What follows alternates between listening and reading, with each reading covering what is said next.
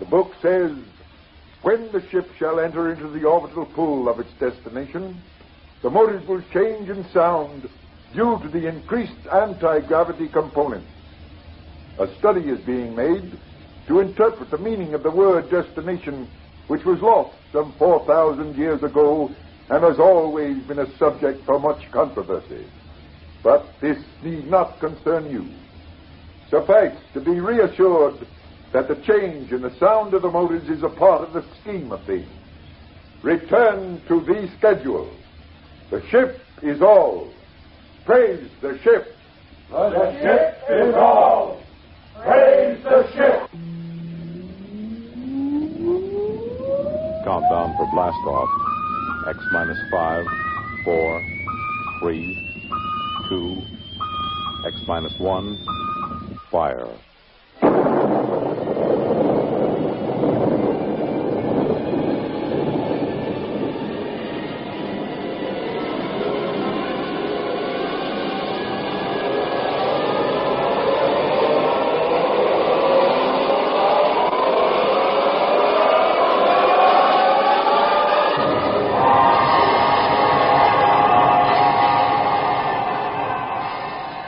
From the far horizons of the unknown come transcribed tales of new dimensions in time and space.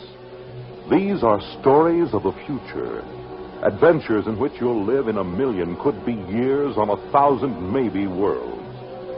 The National Broadcasting Company, in cooperation with Galaxy Science Fiction Magazine, presents X minus 1.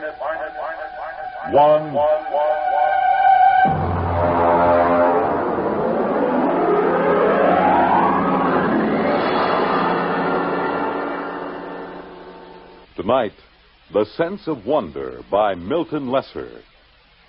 The huge ship sped endlessly through space on a voyage that had lasted 10,000 years, the journey which had no end. And for those aboard her, there was no other universe. To them, the ship was all.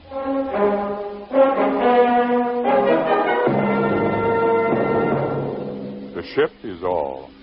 Rykud read the slogan embossed in raised letters of steel outside the door to the priest's compartment. The ship is all. His eyes wandered to the face of the young man standing next to him, his superior, Kreifer. The face had the empty, unquestioning expression that was typical of the people of the ship. Are you ready, Kreifer? I am. Enter. Come in. Well? I am Kreifer. Superior class, 3rd level, compartment Y51. Welcome. This is my attendant, Rykud. Be welcome. Praise the ship. Praise the ship. What is your mission? My superior's schedule shows that today he is 25 units of age. He is ordered to appear before the priest of the 3rd level to be given a woman. You have the schedule with you? Here. Good. You have your certificate of health and fertility? Show him the certificate, Rykud. Don't just stand there dreaming. Oh, yes. Here. Good. Return to your compartment. I will have the matron bring you a woman from the 4th level. Praise the ship. Praise the ship.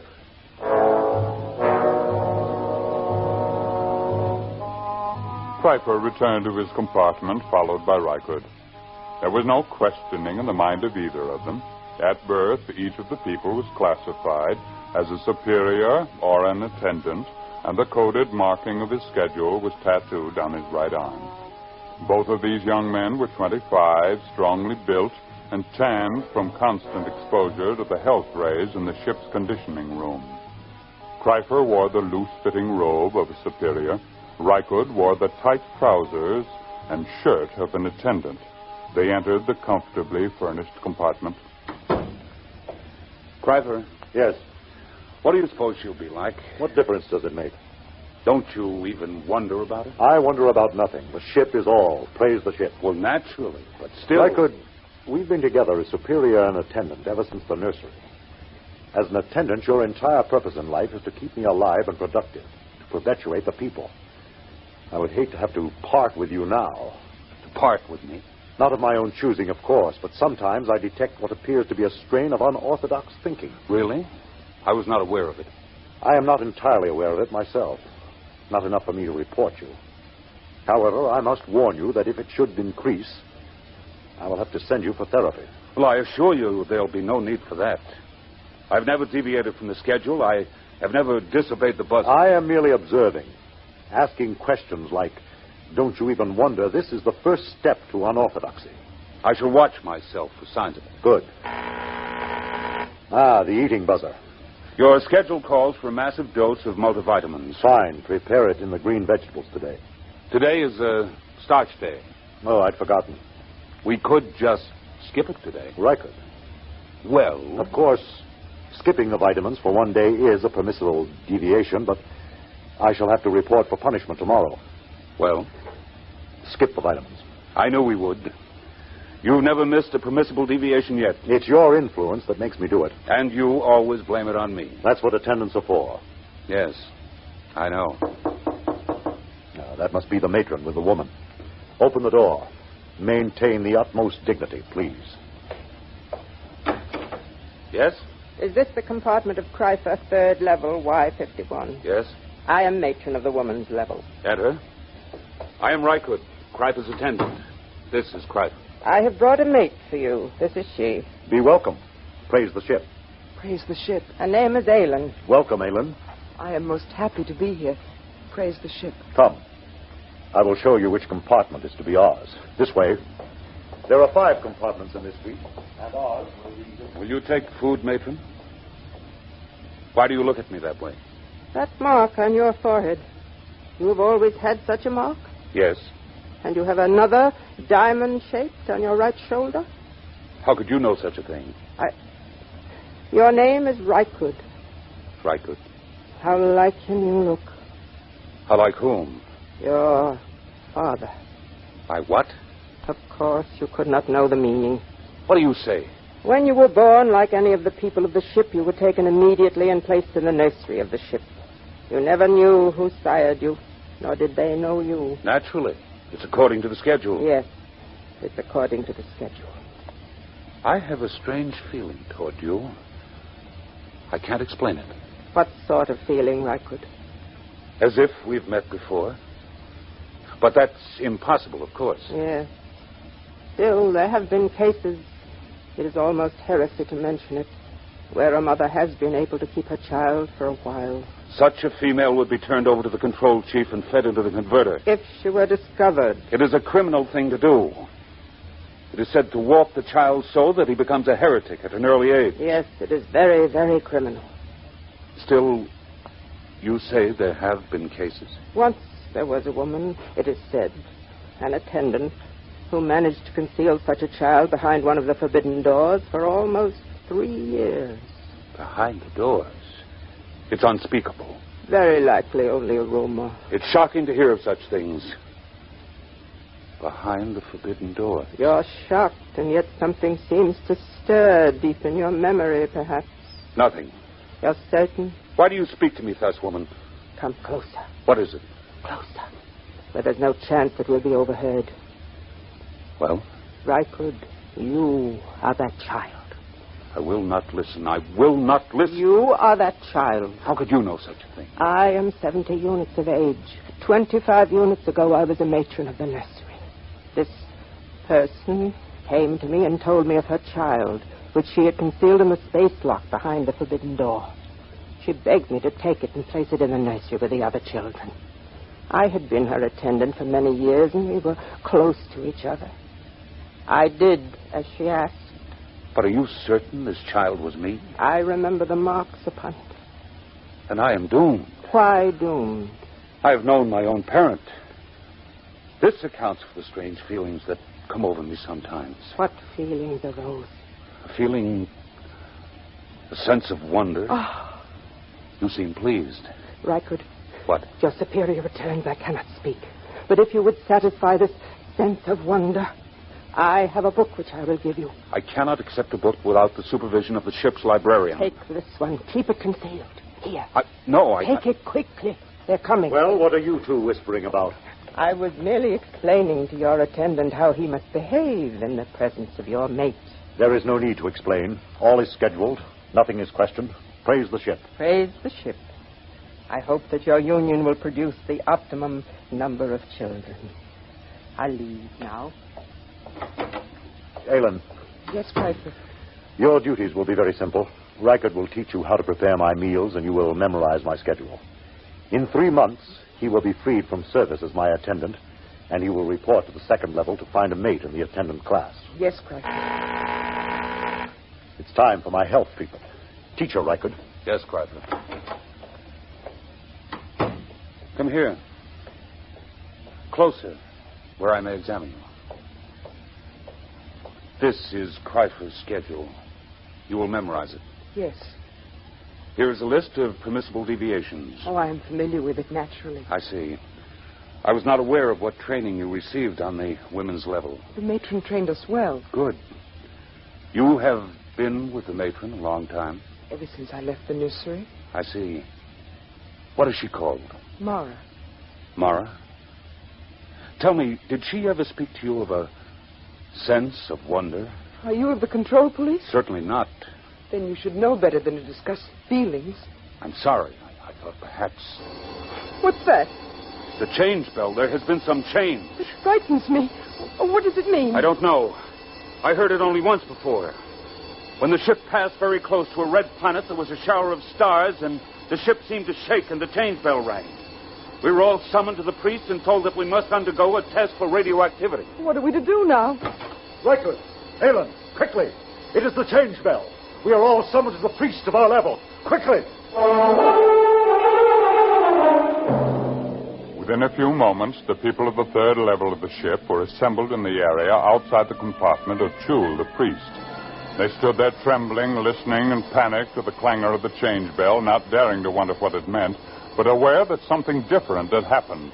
Something different. I'm frightened. Hush. The priest is coming. The ship is all. Praise the ship. Praise the ship. Listen to Chule, your priest. I have just been in contact with the chief priest of the ship. This is what I have been given to say.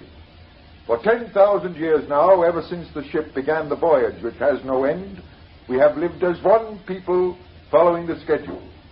In those years, the change bell has rung only twice. On one occasion, it was to announce a change in the schedule for the preservation of the people of the ship following the epidemic. On another occasion, the ship passed close to a radioactive explosion, and it was feared that we had become dangerously activated. Now the change bell has rung again. You wish to know the reason, naturally. I am given to tell you there has been a change in the sound of the motor. There is no cause for alarm. The priests have consulted the book, which no man may see save the high priest. And we have learned that there is in the book a provision for a change in the sound of the motors. The book says, when the ship shall enter into the orbital pool of its destination, the motors will change in sound due to the increased anti-gravity components. A study is being made to interpret the meaning of the word destination, which was lost some 4,000 years ago and has always been a subject for much controversy. But this need not concern you. Suffice to be reassured that the change in the sound of the motors is a part of the scheme of things. Return to the schedule. The ship is all. Praise the ship. The ship is all. Praise the ship. On his way back to his compartment, Reichert stopped for a moment in front of the forbidden door which led to no one knew what, and listened to the sound of the motors. Yes, it was true. There was a new sound. It was frightening, and yet at the same time it made Reichert's heart leap with expectation. He looked at the forbidden door again and read the warning. No unauthorized persons permitted through this door. Attendant? Yes. What's your name and compartment? Reichert, attendant to Kreitler, third level, Y51. Who are you? Graf, control police.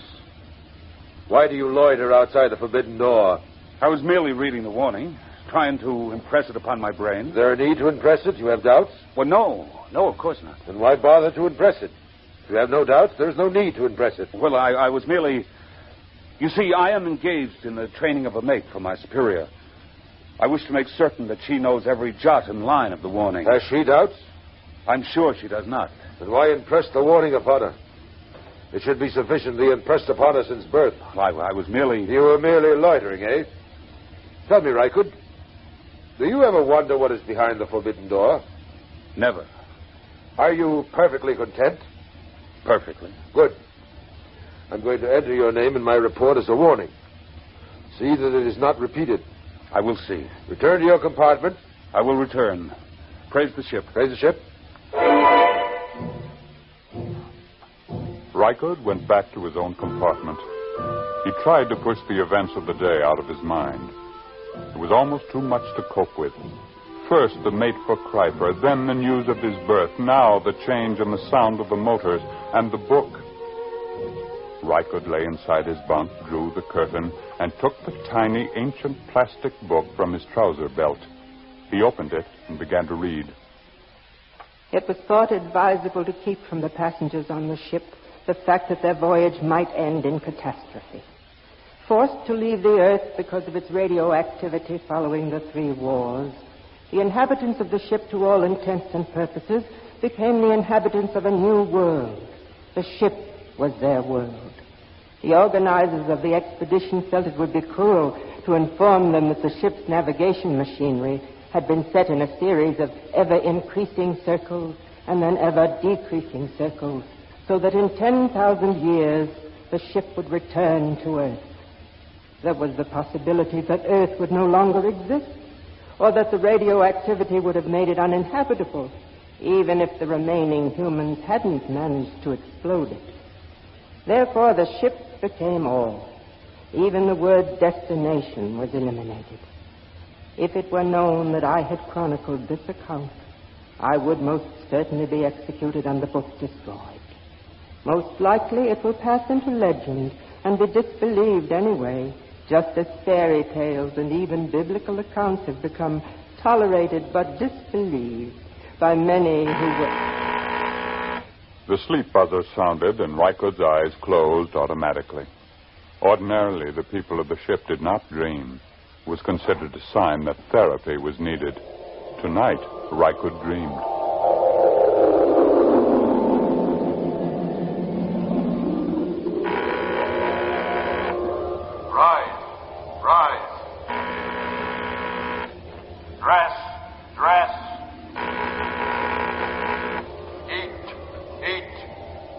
Raise the ship. Rise. Eat. Dress. The ship is off. Rykud. Oh, no. Rykud. What? What is it? You've been dreaming. I heard you and came in to see what was troubling you. Where's Kreifer? He sleeps like the dead. I was dreaming. Ellen, look at me and tell me the truth. Do you ever dream? Do you? Yes. I know it. I could tell it by looking at your eyes. But you mustn't tell anyone. I won't. You were very close to the matron, were you not? Yes. Did she ever read to you? Read? Did she ever read from this? Where did you get that? She gave it to me. Then you must be one of the trusted ones. Who are the trusted ones? Some of us. The women who were with the matron since we were very small. We've been trusted by her to hear the reading of this book. I see. But if anyone found out... I know. Rykud? Yes? I feel very strange. I, too. What is it? I don't know. Sometimes, after the matron had read to us from the book, I would have this feeling, strange and frightened. And she would comfort us. Comfort? What does that mean? She would put her arms around us. And did that comfort you? Yes. How terribly strange. Rykud? Yes? Comfort me. Put your arms around me. Helen. Please, will you? Yes. Yes, yes.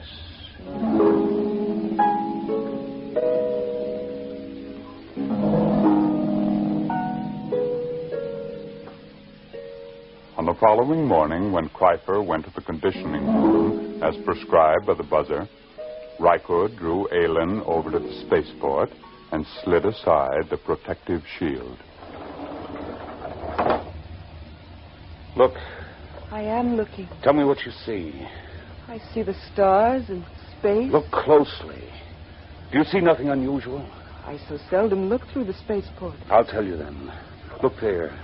See that one star, so big and so bright that it hurts your eyes? Well? I've been watching it. It is growing larger each hour. Stars do that. Never has one been this large. What difference does it make? The stars exist only as pictures in the glass of the viewport. They're not real. The ship is all. That is what we are told, but perhaps it isn't true. What? Perhaps these stars do not exist only in the glass of the viewport. Perhaps they exist beyond the viewport. I don't understand. Let me say it this way once and forever. Perhaps, Aylin, the ship is not all.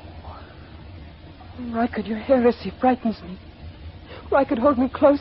It frightens me even to look at you. Oh, Rykud, you mustn't even think it. I do think it. I believe it.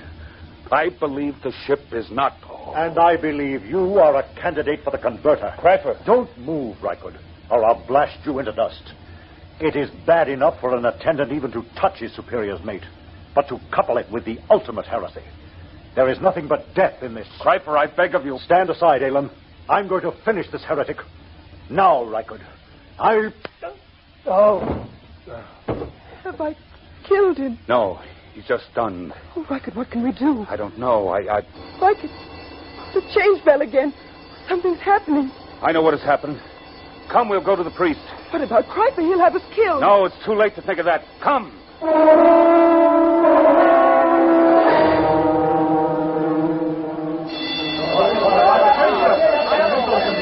Aylin. Stand close to me. The priest is entering. Silence! Once again, the change bell has sounded. There has been another change. Doubtless you all felt the shock and the vibration a moment ago. I am informed that the motors have stopped. Silence! However, once again, there is no need for any panic or alarm. We will continue to live our lives just as before. The only thing that has changed is that the motors have stopped and that the view in the viewports has changed. Behold. The view in the viewports has been changed from the stars to a garden. That is all there is to it. The book makes mention of the fact that the view in the viewports is changeable. Go back to your compartments and resume the schedule. The buzzer will be your guide as always. The ship is all. The ship is all. Wait! No, I have something to say. Listen, this is what I have to say. The ship is no longer all. Seize him! Keep back! I have my superior's ray gun. I will destroy any who move to seize me. Listen to what I have to say. The view in the viewports is not just a garden. It is the destination. It is the earth. Don't you understand me? We have arrived. We have reached the destination. The journey is over. We can leave the ship and go out into the garden. Fools, can't you understand? Watch the viewport. Watch it. The viewport is broken. I've shattered it. You can go out. Feel the air rush in. Smell its fragrance. Why could they don't move? They don't understand. Seize him! Kill the heretic! Kill him! Why could they moving toward us? Run. Follow me quickly. After him! Death to the heretic!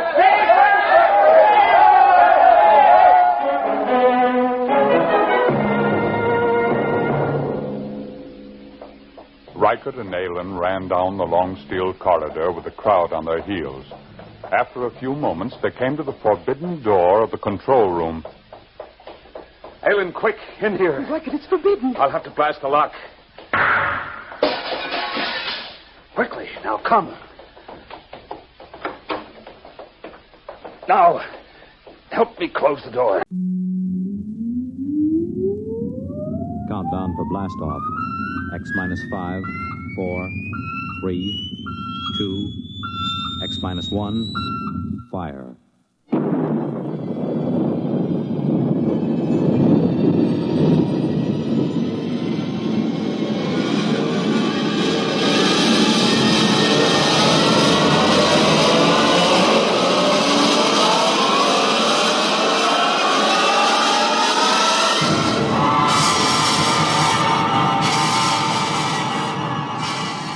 From the far horizons of the unknown come transcribed tales of new dimensions in time and space. These are stories of the future, adventures in which you'll live in 1,000,000, could be years, on 1,000 maybe worlds. The National Broadcasting Company, in cooperation with Galaxy Science Fiction Magazine, presents X minus 1.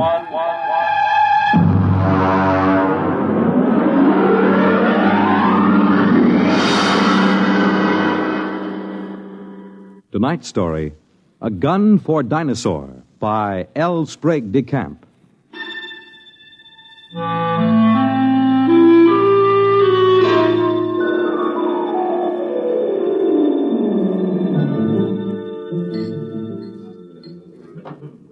Just whiskey, please. No soda. Ice, Mr. Rivers? Good heavens, no. I have been in America for some time, but not that long. Well, to a fine dinosaur head. Well, now, just a moment, Mr. Seligman. I won't take you hunting late Mesozoic dinosaur. Why not? How much do you weigh? About 9 stone? 130 pounds. Yeah, I thought so. It's not heavy enough. But your advertisement. You said safaris arranged to any time period. Well, I'll take you to any period in the Cenozoic. I'll get you a shot at any entelodont or even mammoth or mastodon. They have fine heads. But I'll jolly well not take you to the Jurassic or the Cretaceous. You're just too small. But what's my weight got to do with it? Look here, old boy. What did you think you were going to shoot those dinosaurs with? Well, Well, look over here in this case. That's my own gun, a Continental 600. That shoots a pair of Nitro Express cartridges the size of bananas. It's designed for knocking down elephant, not just wounding them, but knocking them base over apex. Well, now, I've handled guns. Oh? Look, I've been guiding hunting parties for over 20 years. But I've never known a man your size who could handle the 6-0. It knocks him over. Well, people have killed elephant with lighter guns, even a 375. Yes, but consider an elephant weighs, well, let's say from 4 to 6 ton. You're planning to shoot reptiles weighing 2 to 3 times as much as an elephant. Now, I tell you, Mr. Seligman, I won't take anybody hunting dinosaur who can't handle a 6-0.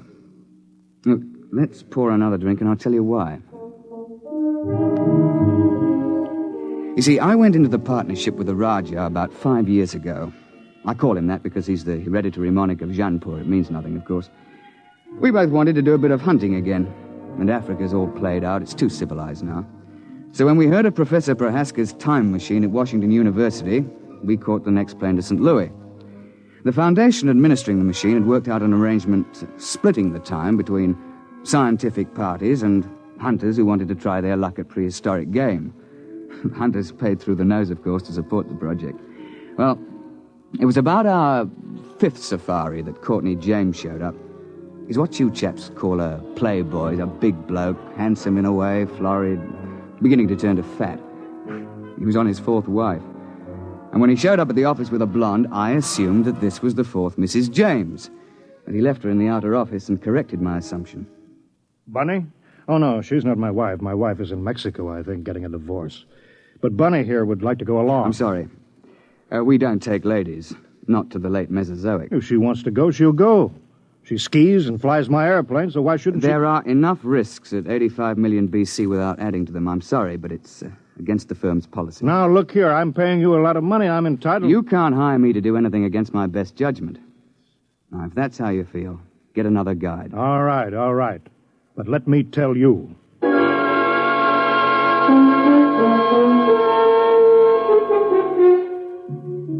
Oh, it ended with my telling him to get out of the office or I'd throw him out. And I was thinking sadly of all that lovely money that James would have paid me. When in came another Sahib, an August Holtzing, a slim, bald chap with glasses. Mr. Rivers, I don't want you to think I'm here under false pretenses. I'm really not much of an outdoorsman, and I'll probably be scared to death when I see a real dinosaur. Well, most of us are frightened at first, but it doesn't do to speak of it. Well, you see, I've always run a grocery store till my uncle died, and, I've got a great deal of money now. Uh-huh. And I'm building a new house. I'm engaged, getting married, and, I'm determined to hang a dinosaur head over my fireplace or die in the attempt. A ceratopsian, I think. That's the one with the big horned head and the frill over the neck, isn't it? Well, you want to think twice about that, you know. If you put a 7-foot Triceratops head into a small living room, there's apt to be no room left for anything else. I know it's ridiculous, but I'm determined to do something big for once. Since there's no more real big game hunting, I'm going to shoot a dinosaur and hang his head over my mantel. I'll never be happy otherwise.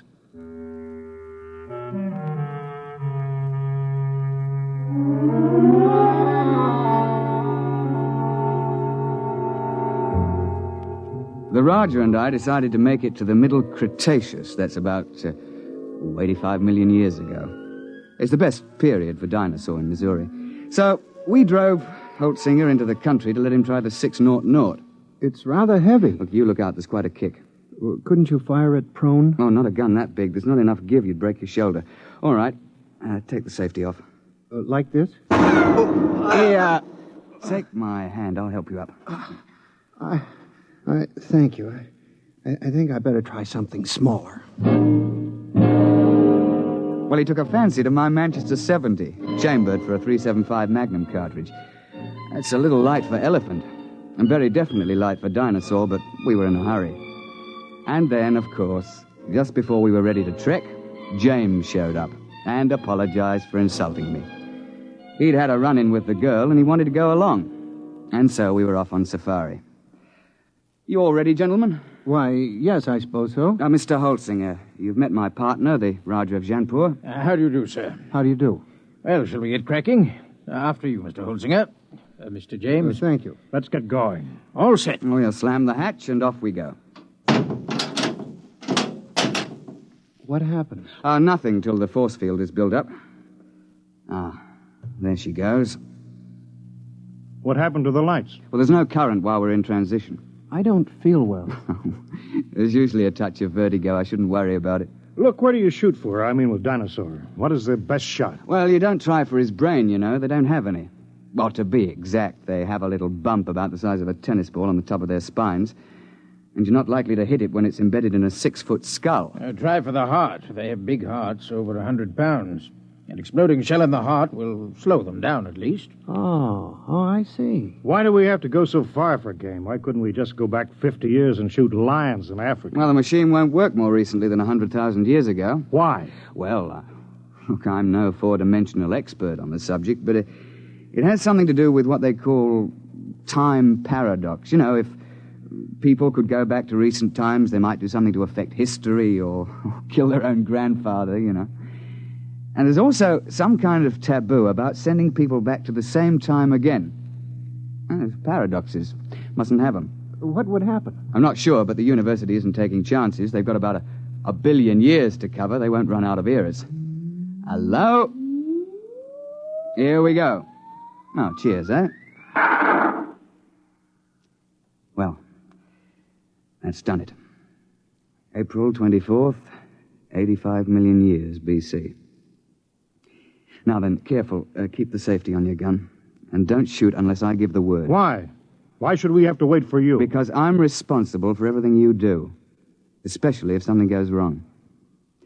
I say, Roger, open the door, will you?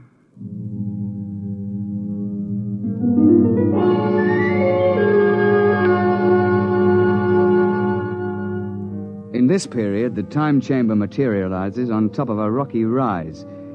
At the west, you see the arm of the Kansas Sea that reaches across Missouri, and the big swamp where the sauropods live. To the east, the land slopes up to a plateau. It's good for ceratopsians. But the finest thing about the Cretaceous is the climate. It's balmy like the South Sea Islands, and not so muggy as the Jurassic. Oh, we sent the time chamber back off and looked about. It was spring, with the dwarf magnolias in bloom all over. Down towards the Kansas Sea, cycads and willows grew. while the uplands were covered with screw pins and ginkgo. Yeah, well, I'm no ruddy poet, but I can appreciate a beautiful scene. Well, I was looking through the haze and sniffing the air. I got him! What the devil? You see it? There it goes! Confound it, you idiot! I told you not to shoot without word from me. And what happened? An ornithomine wandered out of the copse. Mr. James gave him both barrels. Missed. Now, look here, James. One of the biggest dangers on a safari is trigger-happy sahibs who get panicky. You're not to shoot unless you're told. You understand? Who do you think you are to tell me when to shoot my own game? Now, look here. Firstly, if you shoot off all your ammunition before the trip is over, your gun won't be available in case of a pinch. And secondly, if you empty both barrels, what would happen if a big theropod should charge before you could reload? And finally, it's not sporting to shoot everything in sight. Is that clear? All right. Well, now then. First task is fresh meat.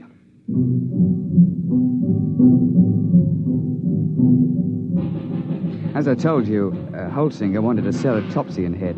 James insisted on a tyrannosaur. Then everybody would think that he'd shot the most dangerous game.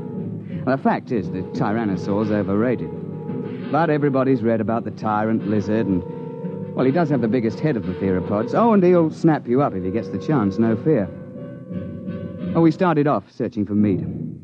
The Raja and I put the sahibs in front. We tell them it's so that they'll get the first shot, which is true, but another reason is that they're always tripping and falling with their guns cocked, and if the guy were in front, he'd get shot.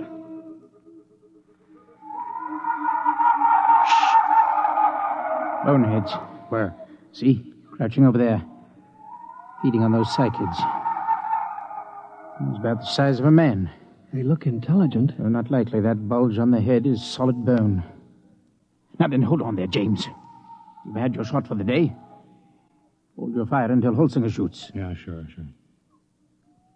All right, go ahead, Mr. Holsinger. Doesn't matter which one? No, here. Try that one by the rock. There's a good clear shot. Well, take your safety off. Oh. Go ahead now. Well? Shh. Nuts. I've had enough of this. James, don't... I got him clean right through the heart. First shot. How's that? I thought you were going to give Holsinger the first crack. It's his turn. Well, I waited. Took so long I thought he'd gotten buck fever. Very well. But if this sort of thing happens once more, we leave you at camp the next time we go out. The next couple of days, we trekked around the neighborhood and then headed over to the sauropod swamp, over to the west. We were staked out along the edge of the lake, watching a big beggar out in the swamp waving his head about. And they're the big ones. They look something like the brontosaur. Can't we shoot him? I wouldn't. Why not? Well, there's no point to it, and it's not sporting. Like, if you kill one in the water, he sinks and can't be recovered. And if you kill one on land, well, the only trophy is that little head on the top of that long neck. You can't bring that whole beast back because he weighs 30 tons or more. That museum in New York got one. Oh, yes. Well, they sent a party of 48 to the early Cretaceous with a 50 caliber machine gun. They spent 2 solid months hacking and sawing the carcass apart and hauling it to the time machine. I know the chap on the project, and he still has nightmares in which he smells decomposed dinosaur. And they also had to kill a dozen big sauropods who came in for the party. And then they had them lying around, too. They lost 3 men. Reggie, Duckbill. Where? Where are they? Up there at the shoreline. Now, keep your voices down. You see? With the crest on the back of their heads. Mr. Rivers, I've been thinking over what you said about those heads. If I could get one of those duckbills, I'd be satisfied. It'd look big enough over my mantle, wouldn't it? I'm sure of it, old boy. Well, let's be off. Roger, you wait here with Mr. James. Shouldn't take us long.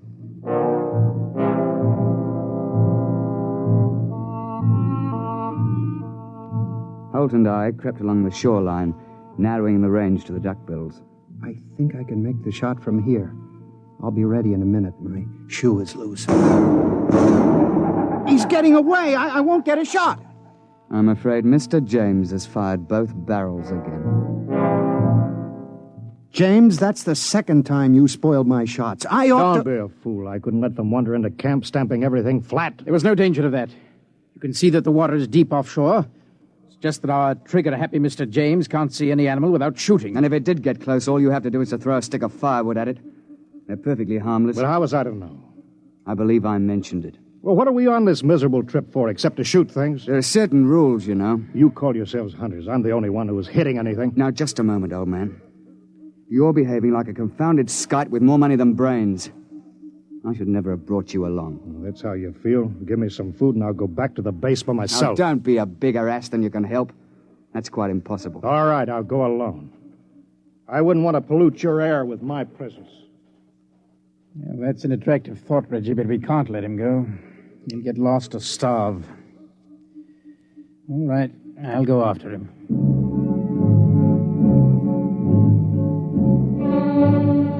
We stumbled along for several more days. James on his good behavior for a change. And on the 1st of May, we broke camp and headed north to the hills. That was hot and sticky. And we were soon panting and sweating like horses when I picked up the smell of carrion and heard the thrumming of the flies. We found a huge ceratopsian lying dead in a little hollow on the edge of the copse. He must have weighed 6 or 8 tons alive. Why couldn't I have gotten him before he died? That would have made a darn fine head. On your toes, chaps. The sauropod that's been at this carcass is probably nearby. How do you know? You see how the hide's been ripped off and the bones are scattered? Sauropods will hang around a carcass like this for weeks, gorging and then sleeping their meals off for days at a time. What do we do? Well, that's what we came after. Look, Roger, you take Mr. James through that way, and we'll parallel you 40 feet distant. Now keep your eyes open. It'll be hard to see in these woods unless you're right on top of him.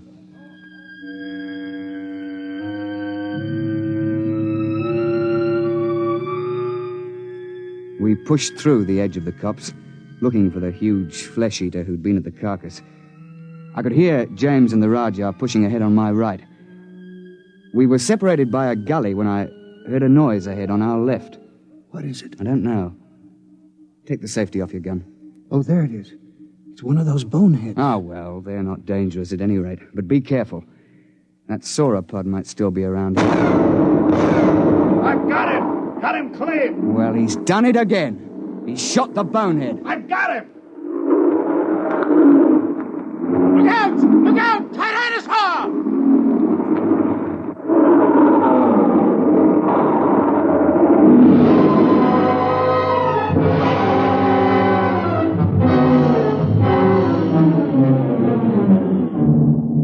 The Tyrannosaur heaved his head out of the shrubbery just in front of us. Look, the scientists can insist that Rex is bigger than Trionches, but I'll swear that this Tyrannosaur was bigger than any Rex ever hatched. It must have stood 20 feet high and been 50 feet long. I could see its big, bright eye and 6-inch teeth. He'd been sleeping off his last meal, and James fired off both barrels over his head at the bonehead and woke the Tyrannosaur up. Get back! Get back, you fool! His gun's empty and Roger can't get a shot. Found it, there goes the beast in behind those ferns. Holtzinger! Holtzinger! Come back! Your gun's too light for that beggar! James came bolting back in a panic and blundered into the Rajah, sending both of them sprawling under the ferns. The Tyrannosaur came after them to snap them up. Holtzinger began to blaze away. He got off 3 shots through the beast's body with that little light gun. The Tyrannosaur whirled around to see what was stinging it. The jaws came open, and the head swung around and down again. Holtzinger got off 1 more shot and tried to leap to one side. The Tyrannosaur continued its lunge and caught him in its jaws as he fell. Reggie! Stand clear! Heart's the only chance. It's no use. There he goes. Try a long shot. Ah, no, missed him clean. Poor Holtzinger. Well, that's the end. You stopped screaming. Did you notice? Oh, yes. Well, I expect we'd best track the beast. He might be dying. We should try to recover Holtzinger's remains. Yes, there's nothing else to do. No, nothing. It's a bad show all round.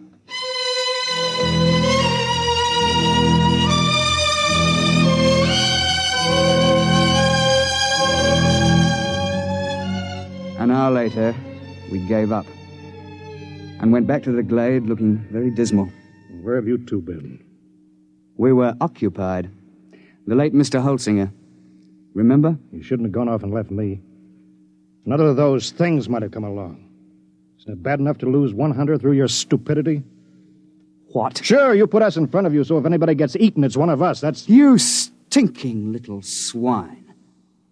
If you hadn't been a first-class idiot and blown those 2 barrels again, this never would have happened. Holtzinger died trying to save your worthless life. And I wish he'd failed. Well, I ought to...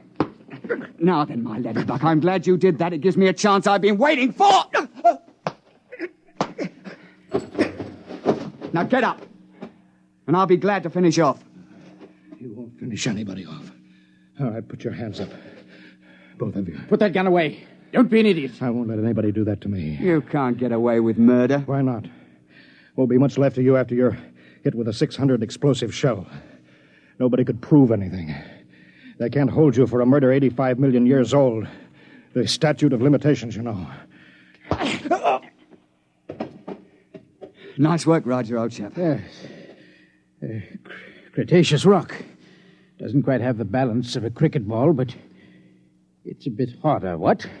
Well, suppose we tie this chap up and take him back to camp.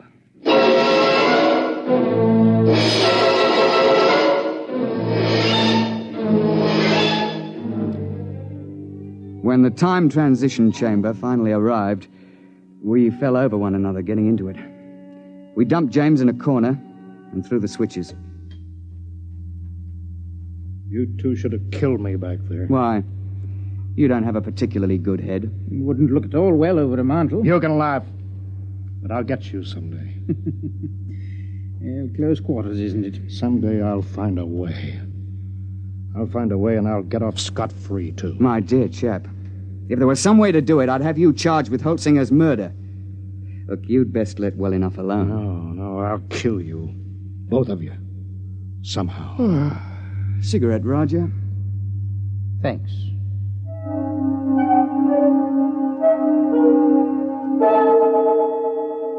When we came out in the present, we handed him his empty gun, and off he went.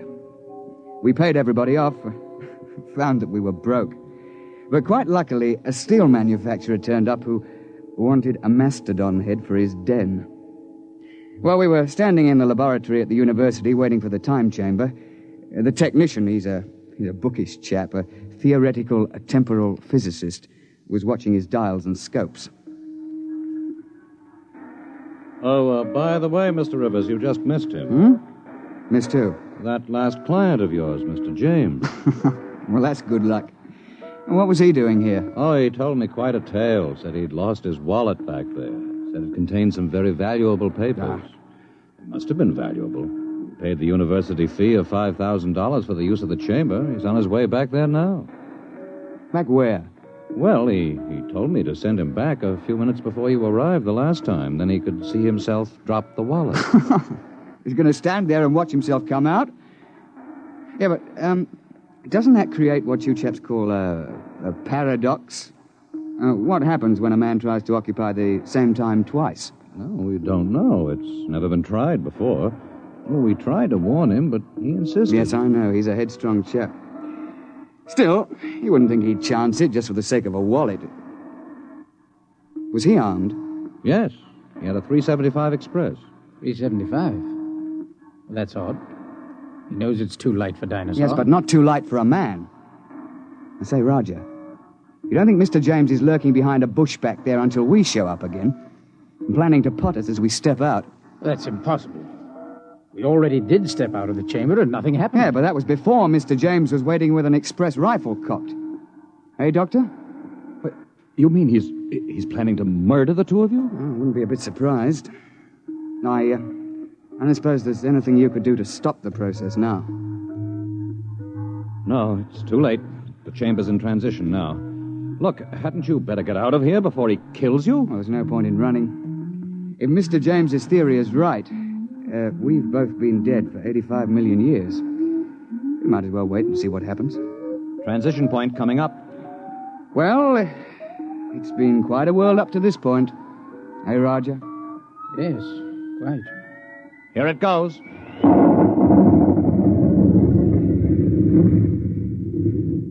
Reggie, are you all right?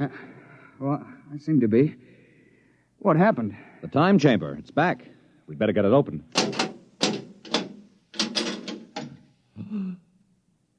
Good Lord, look at that. Ghastly, isn't it? Where did it come from? I'm not sure.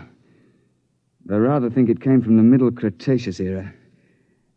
It wasn't here a moment ago. Ghastly mess. Looks as if every bone was pulverized and every blood vessel burst. I dare say. But that's his gun, all right. It's James, there's no doubt of it.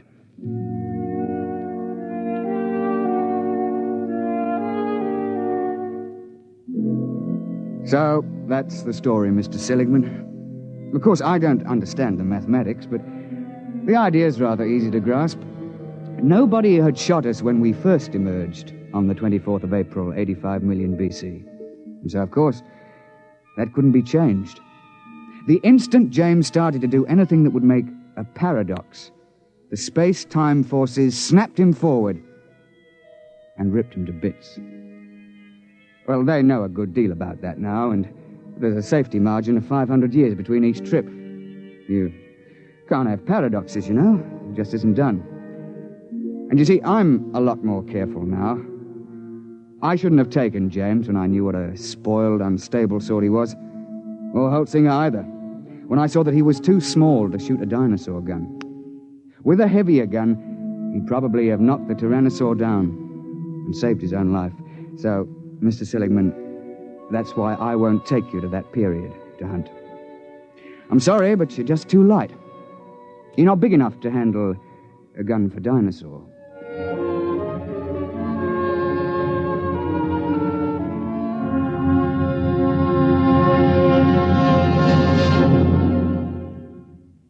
You have just heard X-1, presented by the National Broadcasting Company in cooperation with Galaxy Science Fiction Magazine, which this month features the story of a man who develops a spaceship that travels so fast that its pilots vanish mysteriously into thin air. Read the Vaughn Shelton story, Point of Departure, in Galaxy Magazine, on your newsstand now. Tonight, by transcription, X-1 has brought you A Gun for Dinosaur, a story from the pages of Galaxy, written by L. Sprague de Camp, patent consultant and one of our leading authors of science fiction. It was adapted for radio by Ernest Kinoy. Featured in the cast were Alastair Duncan, Wendell Holmes, John Gibson, Donald Buca, Warren Parker, and Alan Hewitt. Your announcer, Fred Collins. X-1 was directed by Daniel Sutter and is an NBC Radio Network production.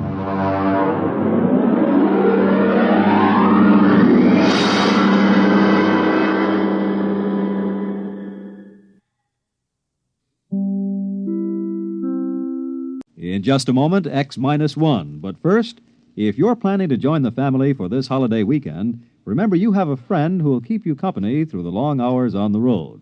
That friend is your car radio, and it brings you a full weekend of the most stimulating variety entertainment when you tune in to NBC's Monitor. Yes, you set your dial just once for hours and hours of refreshing variety. News as it happens, sports coverage, everything from baseball to skin diving, interviews with the stars. Plus, lots of the relaxing music you like to hear. It's all on Monitor this weekend. And now stay tuned for X-1 on NBC.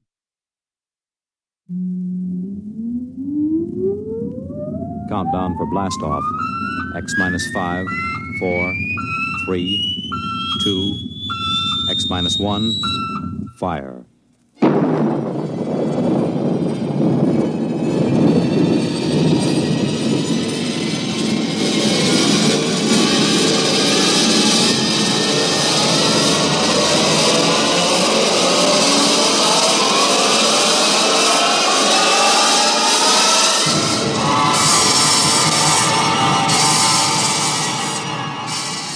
From the far horizons of the unknown come transcribed tales of new dimensions in time and space.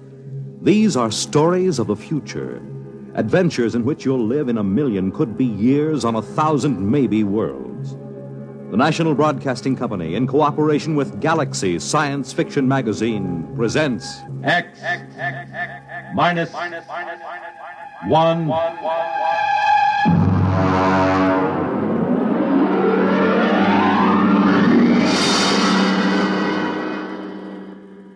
Tonight's story, A Pail of Air, by Fritz Leiber.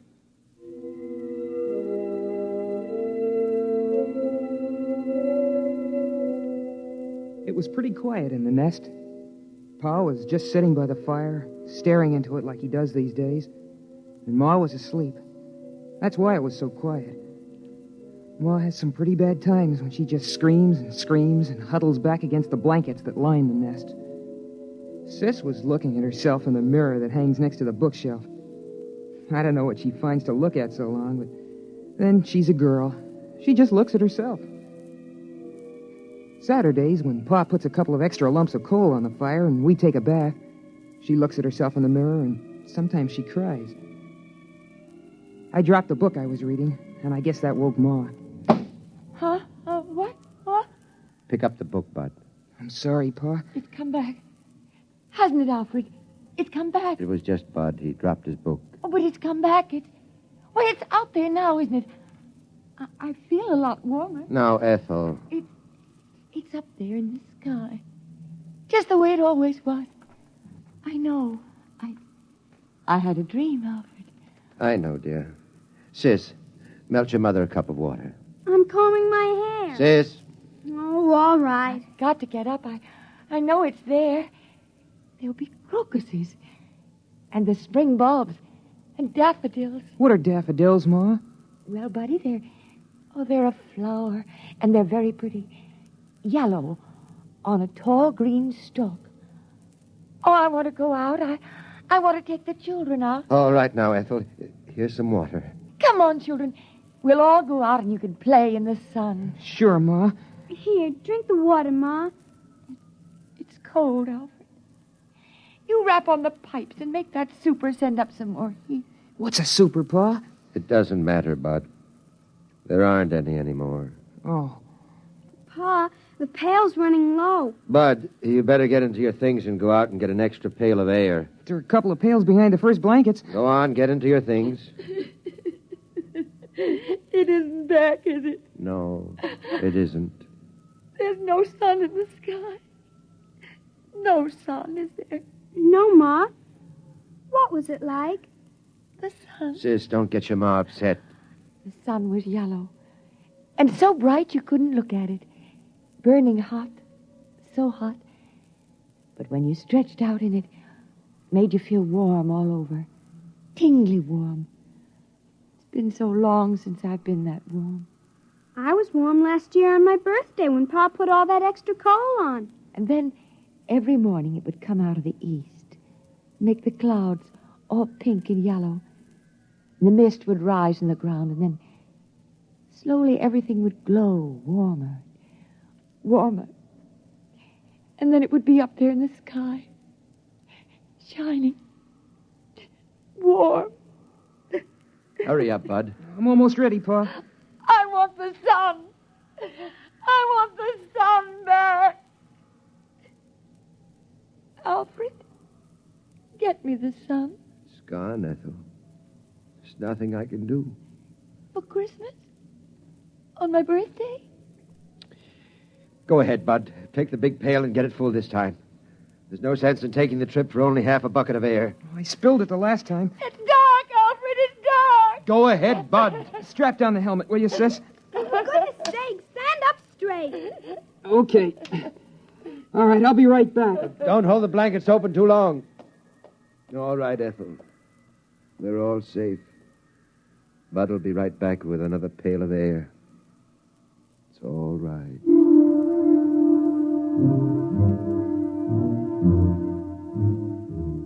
I went through the 30 or so blankets that Pa hung up to slow down the air escaping from the nest. Of course, I knew the way. I've been going out for air since I was a kid. Still, I get a funny, crawly feeling every time I go out of the nest. You gotta go up to the 5th floor, which is just above the blanket of frozen air. You see, when the earth got cold, all the water in the air froze first and made a blanket about 10 feet thick or so. And then down on top of that dropped all the crystals of frozen air, making another blanket 60 or 70 feet thick. I came out of the window we use on the 5th floor and started to scoop up the air into my pail. I had it about full. Boy, my fingers are getting pretty cold when I saw something.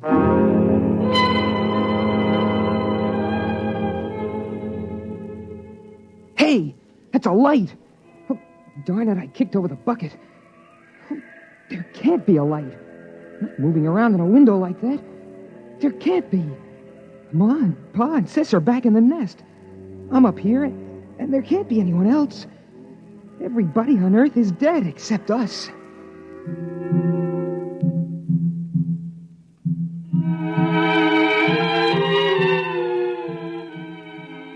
I had an idea how Ma must feel sometimes, the way she sees things. But there it was, moving around in the building across the way. I stood there shaking, and I almost froze my feet. I did frost my helmet so solid on the inside I couldn't see anything. So I hurried up and scooped up another bucket of air and headed back for the nest as fast as I could.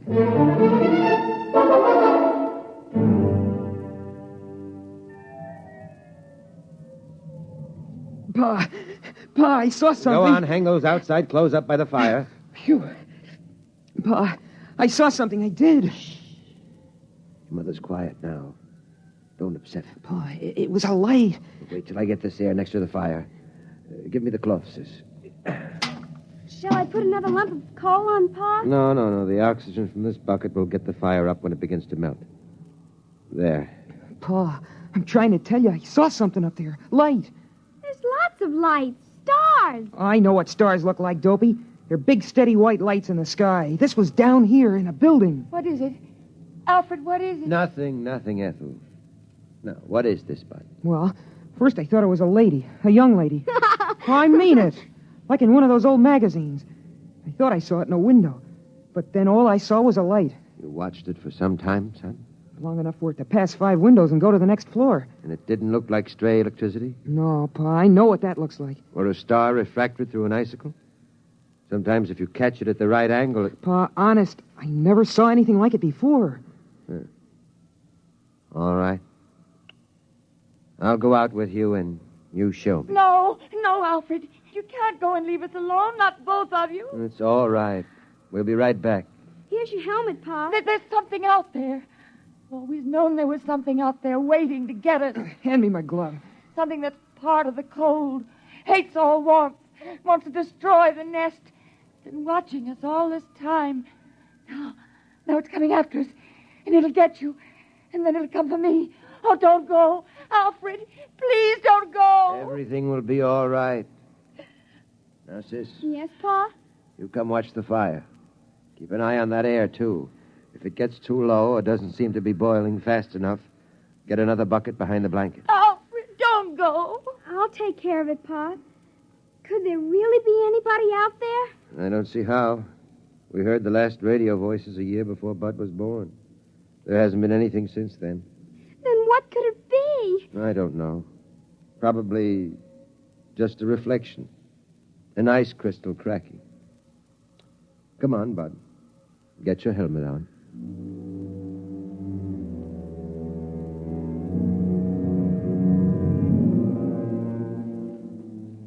It's funny. When I go out alone, I'm not scared or anything. But when I go out with Pa, I always hang on to his belt like I used to when I was a little kid. Habit, I guess. It's the same no matter what trip we take. On the 5th floor, we stopped to rest just before we went out. We were in the room with the frozen people. The lady sitting looking at the door.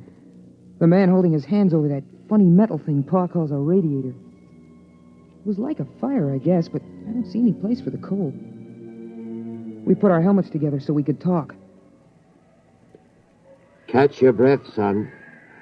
Pa, would it be possible... for any of the frozen people to come to life? Like the ones down in the basement around the furnace when we go for water? No, they're dead. They were caught too quickly when it happened. Oh, Pa, how do we know we're the only ones? We don't, but... Well, there's a feeling you get. Because it's always night. There used to be some of that feeling every night in the old days. But the sun chased it away every morning. You wouldn't know about that. You weren't born when the dark star pulled us away from the sun. You wouldn't know unless you'd seen the sun. I've seen the sun. It's that big star at the end of the Big Dipper. I've seen it. It isn't the same. Come on. We're wasting time.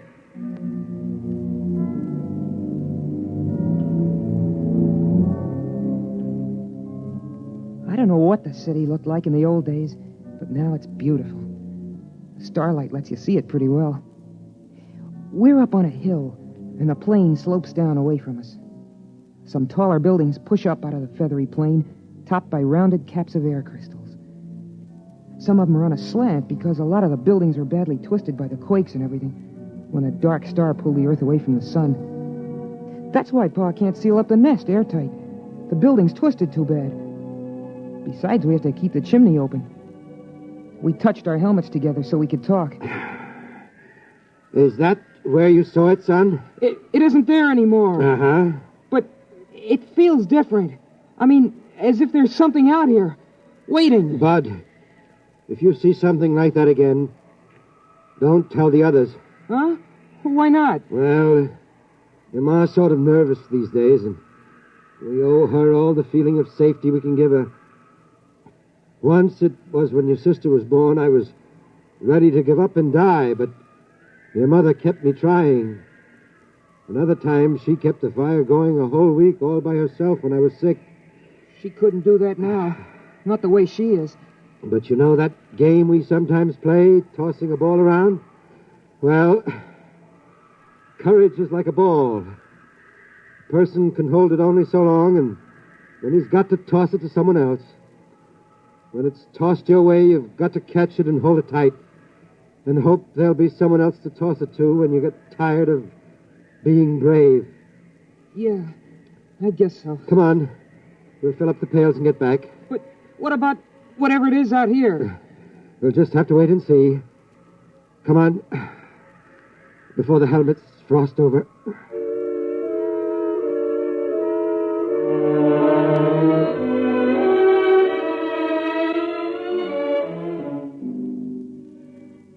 It's pretty hard to hide your feelings in the nest. I mean, there's just room for the four of us.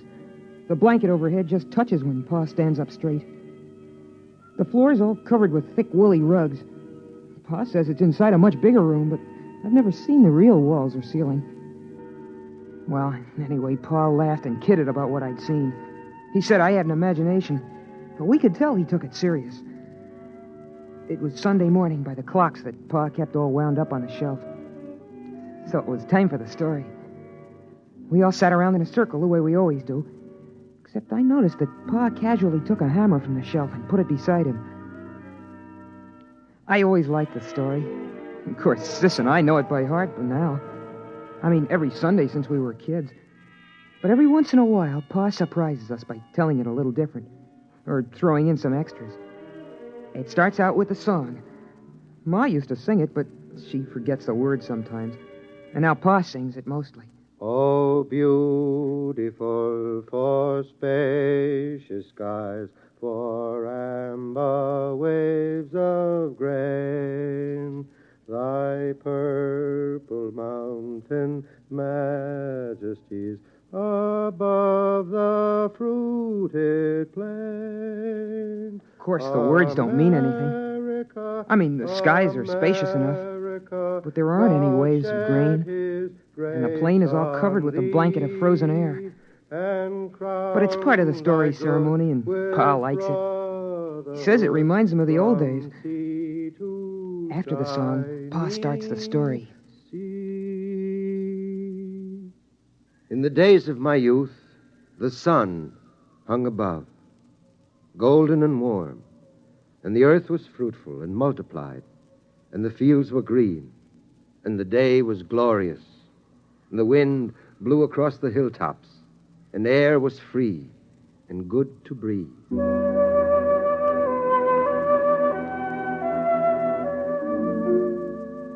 That's the part of the story I like best, about how it was with the sun nice and warm.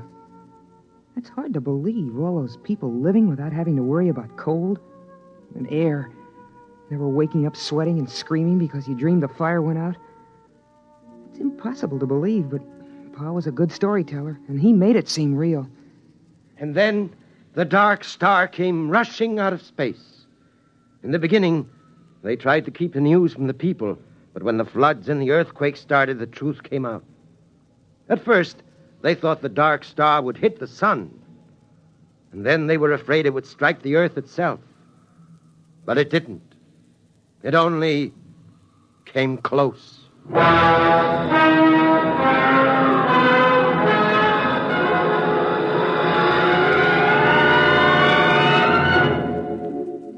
tells it like the sun and the dark star fought for the earth like two dogs over a bone. I know what he means, because I've seen a picture of a dog in a magazine. And then the dark star won and carried us off. But the sun kept the moon. There were earthquakes and floods. Pa says that mountains fell and oceans slopped over. Oceans, that's a lot of melted water lying around loose. It's hard to imagine. Pa says it was so. Then came the open question time in the story. Sis asked a question about what girls wore for clothes. And I asked Pa how people acted in those days when the earth was twisted and jerked almost apart. Well, Bud, I was too busy to notice much. A friend of mine, Dr. Weisbrot, and Kelly, the geophysicist, and Walters, the astronomer, we knew what was going to happen. And we were working to fix up a place with airtight walls and insulation and big supplies of food and bottled air. But the place got smashed up in the earthquakes, and they were all killed. So I put the nest together at the last minute in the living room of our apartment. It's a 4-room apartment. You must have seen some of the people, like the frozen ones downstairs. At that time, Bud, I only thought of one thing. Your mother and survival. If I had stopped to think, I wouldn't have even tried to make the nest. It would have seemed ridiculous. Blankets and a coal fire against the cold and vacuum of space. But I didn't think. I survived.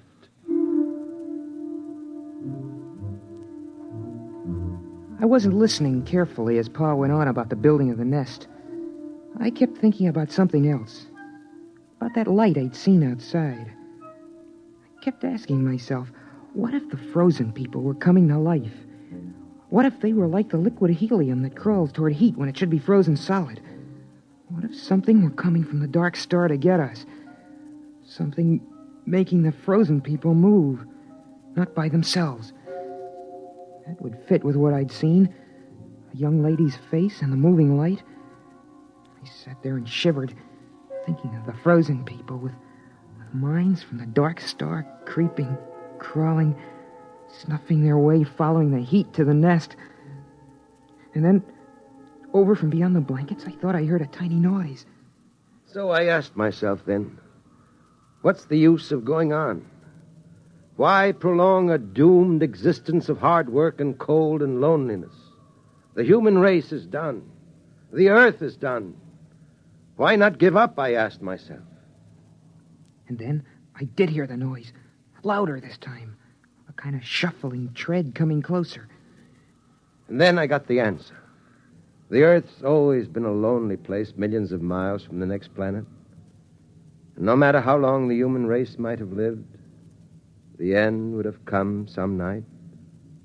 Those things don't matter. What matters is that life is good. There's a lovely texture, like some rich cloth of fur or the petals of flowers, crocuses, daffodils, or the fire's glow. And that's as true for the last man as the first. Still, those steps kept shuffling closer. Pa was talking, and Ma was dreaming with her eyes closed, and Sis was looking at herself sideways in the mirror. And I was the only one who heard the noise. A noise outside. So right then and there, I told myself that I was going on as if we had all eternity ahead of us. I'd have children, and I'd teach them all I could. I'd get them to read books, try to enlarge and seal the nest. I'd try to keep everything beautiful and alive.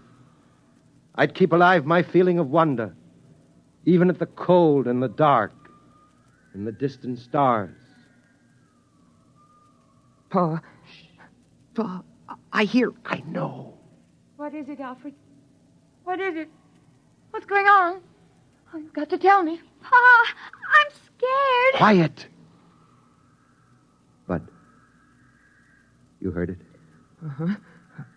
Kind of shuffling, coming toward the nest. Oh. Sis, take care of your mother. It's all right, Ma. Lie down. Come on. I'll take the hammer. You take the hatchet. What is it, Pa? What is it? I don't know. Listen. It's closer. Mush. Pa, the blanket is moving. Ready with your axe. Hello? Who's there? Is there somebody in there? Come in. It's all right. They're alive. Alive. Who are you? Alfred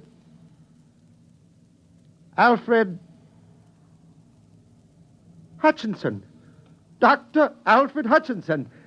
You can take off your helmets in here. But the air. We have air. We bring it in pails. Come on, Ralph. Let's take off our helmets. It's impossible. Oh, where are you from? We thought we were the only ones. Los Alamos. The nuclear laboratory. Yes, that's right. We get our power from the reactor, using the stockpile of bombs for fuel. Then there are others. There are other men. There are other men. Pa, is it all right? Should I put the axe down? Yes, it's all right. You can put it down. You mean you come from another nest? It's a little bigger than this. We've got a small airtight city with airlocks. We generate our electricity, food from hydroponics. I can't believe it. I can't. I can't believe this. It's impossible. You can't maintain an air supply without hermetic sealing. It's impossible. Oh, no, it's simple. As long as you keep the fire going to melt the air, and enough air boiling to keep the fire burning. How did you come here? Why? Well, we keep scouting around for survivors. There are a number of colonies, Brookhaven, Oak Ridge, and Harwell in England, and the Argonne Laboratory in France. We didn't expect to find anything in this city, though. But our detectors picked up a heat trace, so we tracked it down. Alfred, you're forgetting your manners. We have company. Of course. Sis, throw a handful of coal on the fire. Pa, a whole handful? Doesn't matter now. And Bud, bring out another pail of air. Oh, it's incredible. And you have laboratories and transport? We only have a two-seater Scout, but if we rip out the bulkhead to the storage compartment, we can make it all right. We can have you back at Los Alamos in 4 hours. What's the matter? I guess we really hadn't thought about it that way. But, I wouldn't know how to act there. And besides, I haven't any clothes. Just doesn't seem right to let this fire go out. It's been 18 years. Burning every minute. But you can't stay here. Ralph. But after all... Ralph. Oh. Look, Dr. Hutchinson, we'll go out to the ship and bring back a small power heater. I know this is very sudden and upsetting to you. You need a chance to adjust. We'll be back in a few minutes. It's incredible. In buckets, air in buckets. Well, They didn't think the nest smelled so good. I could tell. She had a wave in her hair. Did you see that? And lipstick. I suppose we have to decide what to do. Pa, at Los Alamos and those other places, there'll be lots of people, won't there? Yes, I mean, not just your father or a brother. that's right. Boys? I suppose so. But somehow I feel a little empty. Alfred, it's different now that we know others are alive. You don't have to feel the responsibility for keeping the human race going. Pa, I'd like to see those rockets and laboratories. Wouldn't you, Pa? I suppose so. It won't be easy leaving the nest. I mean, it's just right, and there's only 4 of us. It's kind of a scary idea. Big place with a lot of strangers. You'll get over that feeling, son. The trouble with the world was that it kept getting smaller and smaller till it ended with just the nest. Now it'll be good to have a real, huge world again. The way it was in the beginning.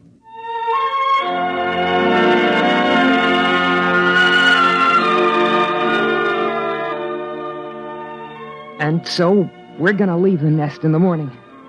By Pa's clocks. We've got the power heater going now. Seems funny to be this warm when it isn't Christmas or somebody's birthday. But still, it's hard for me to realize that this is the last time I'll go out of the nest, through all the blankets, to get a pail of air.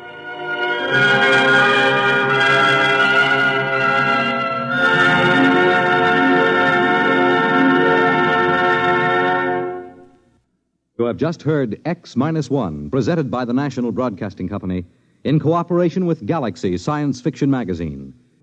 Your announcer, Fred Collins. X-1 was an NBC Radio Network production.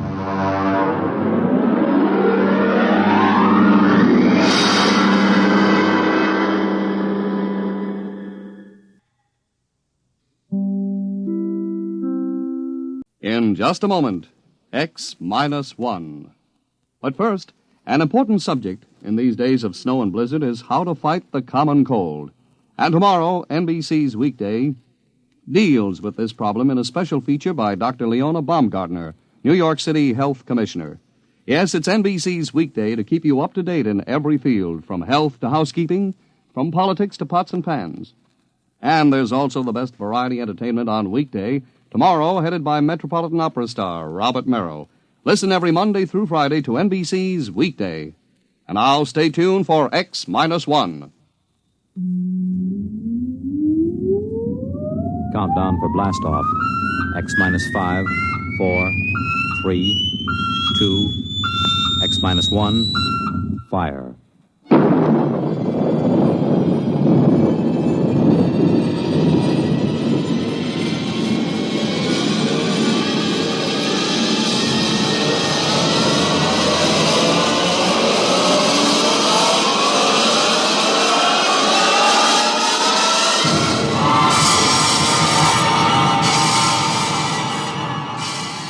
From the far horizons of the unknown come transcribed tales of new dimensions in time and space. These are stories of the future, adventures in which you'll live in a million, could be years, on 1,000 maybe worlds. The National Broadcasting Company, in cooperation with Galaxy Science Fiction Magazine, presents X-1.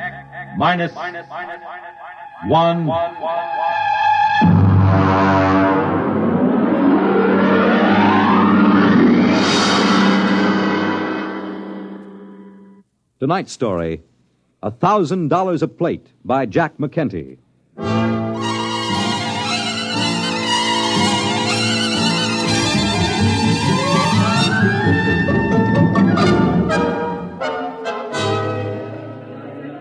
Ferry ship from Deimos Space Station carrying cargo and passengers from Earth now arriving in Blasting Pit 6. Radiation clearance and quarantine officers report to passenger conveyor. Mars Airways to New Chicago, Port Kelly, Marsport, Marsport Park, New Amityville, and Nova Massapequa. Take off in 15 minutes. All aboard. Excuse me, sir. Could you help me? Sure, buddy. What'll it be? Cards? Dice? A little shot of distilled huckleberry? No, I just wondered if you could direct me Brother, you came to the right man. I can direct you anywhere you want to go. That's what I'm here for. You just get off the ferry?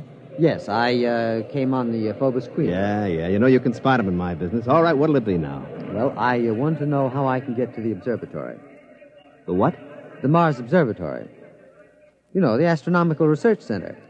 What do you want to go there for? I work there, or at least I will. No kidding. Mm-hmm. You're one of them double-dome stargazers, huh? Yes, I'm an astronomer. Yeah, I heard there was a lot of you guys out there under glass, but I don't get out of town much. I got to keep my hand in, you know. Are you sure you wouldn't like a little flutter before you settle down in your rut? No, I never play cards. Occasionally a little chess. Uh-huh. I don't know if they got any chess in any of the casinos, but if you want, I could arrange it. You know, play against the house, $5 apiece for the kitty, and a C-note for checkmate. No, thank you. Can you direct me to the observatory? Well, you'll have to get a sand hack. None of the regular buses go by there. They just hit the casinos on the strip. Hey, I'll tell you what. The next ferry won't clear for another half hour. I'll walk you over to the hack stand. Well, thank you. That's very kind of you, Mr... Just call me Pusher. It's on account of my occupation, you know. Oh, I see. I'm Enright C. Bensinger, Dr. Bensinger. Well, it's a pleasure, Doc. Right this way. Well, this isn't exactly what I expected. Your first trip to Mars, huh? Yes, it is. Well, you'll get used to it. Out this way. Adjust your gills. Gills? Sure. But what do you think you're going to breathe outside that door? There isn't enough oxygen on Mars to keep a mouse alive. They gave you a standard issue when you got off the ferry. It's in that bag. Oh. Yes, I'm afraid I was reading when they explained it. The quarterly journal from the Harvard Observatory, you know. Hmm? Oh, yeah. I never miss a copy. Now, look, you put the nose clip in, see, and crack the valve. This way it compresses enough air to keep you going. Okay? All right, let's go. Cold. Sure, it's cold. Sand hacks are right up the street there. Beautiful. Beautiful. All the colors in the sky. I am surprised, though, in an atmosphere this thin, the sunset shouldn't be as spectacular. That ain't the sunset, Chief. That's the new sign on top of the Canal Casino. Right there behind you, see? Fun. Yeah, but if you want a square shake with the dice, you go to Harry Harvey's place, the Red Sands Hotel. I suppose the seeing is excellent. You're telling me. You know, he's got a line of girls like you never see nowhere else. Oh, I'm afraid I meant astronomical seeing. The telescopes, you know. Hey, you got an idea there. Telescopes. What's that? Nothing. Fireworks. It's a Mardi Gras. A what? Mardi Gras. You know, big party all over town. Parades, costumes, liquor, fireworks, gambling. You know, big celebration. Well, what's the occasion? An eclipse of the two moons. Oh, but that occurs very frequently. Oh, sure. You'd be surprised how much a Mardi Gras ups the take on the strip. Well, here are the sand hacks, and look, don't let them hackies charge you more than $15 for the trip. Just tell them you know me. Just tell them Pusher sent you.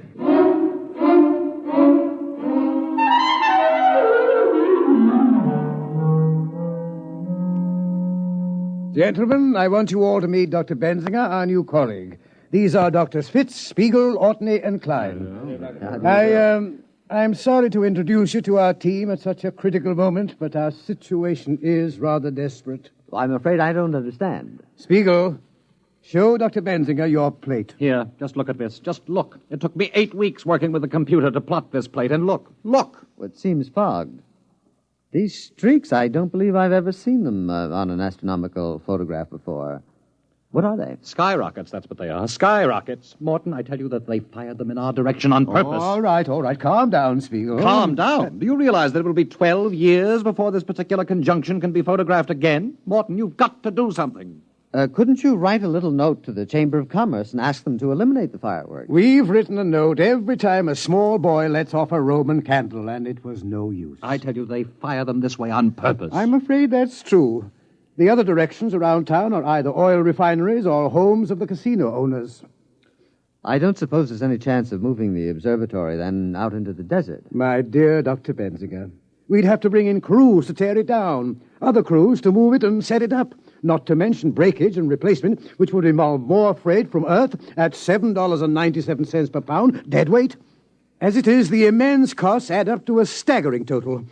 Do you know what a single photographic plate costs us, counting overhead?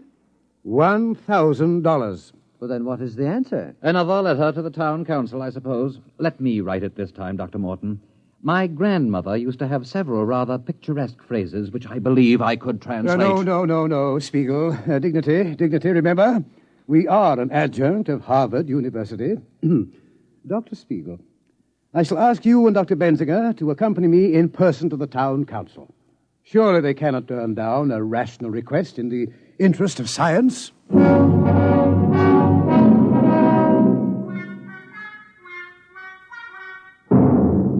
Well, gentlemen, the town council appreciates the problem. Yes, I felt certain it would. Naturally, you're aware of the importance of astronomical research, Mr. Harvey. Well, I can see your point, Doc. You sit out there in your little glass hut, pointing your brownie camera up at the stars, snapping away.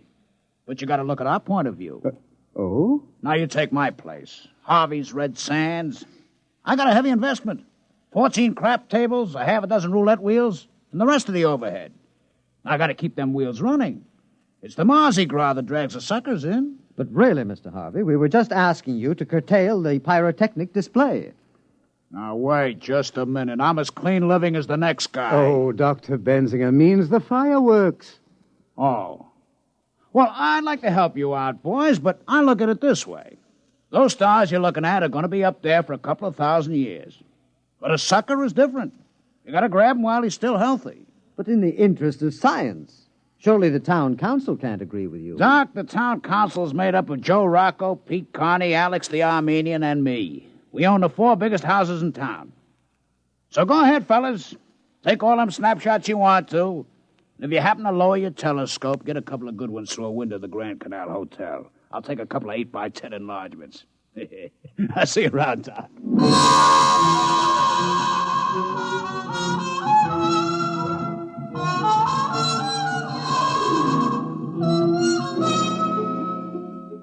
Well, I'm afraid the town council was no help. They just remain insensible to reason. Well, I'm afraid the only thing those gentlemen understand is money. My dear Dr. Benzinger, the smallest bet allowed in Mr. Harvey's establishment is approximately the same as your monthly salary.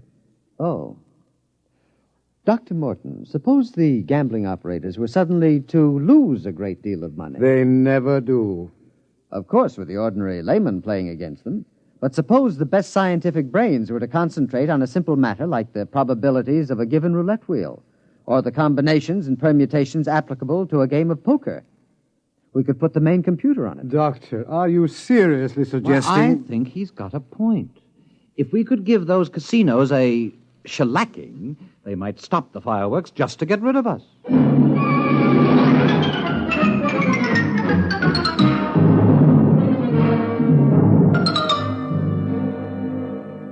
Now, let me get this straight, Doc. All you eggheads up there made up a kitty to get into a crap game? Well, that's right. I thought you might direct me to the largest establishment, Mr. Harvey's place, I believe. Now, look, Doc, come over here. Mm-hmm. No, over here in the corner. Now, look, I'm a pusher. See, my job is to take these tourists by the lapel and shove them in front of a dice table quick, before they spend any of their letters foolishly on food and lodging. But these rubes, they come here expecting to get took. They don't miss it, you understand? It's all part of a good time. But you guys out there running your Harvard peekaboo racket, you're different. Now, what do you want to get mixed up in this for? You take your peanuts home and shove it in a piggy bank. Save up and buy yourself a new telescope or something. I appreciate your solicitude, Mr. Pusher, but I'm quite determined. Which way is Mr. Harvey's place? Well, if you've made up your mind, the bus leaves from right over there in about 15 minutes. Get a round-trip ticket, because Mr. Harvey don't want no suckers stuck without they got car fare away from his place. I shouldn't worry about that. Frankly, I expect to leave Mr. Harvey flat broke. I'll see you just before dawn.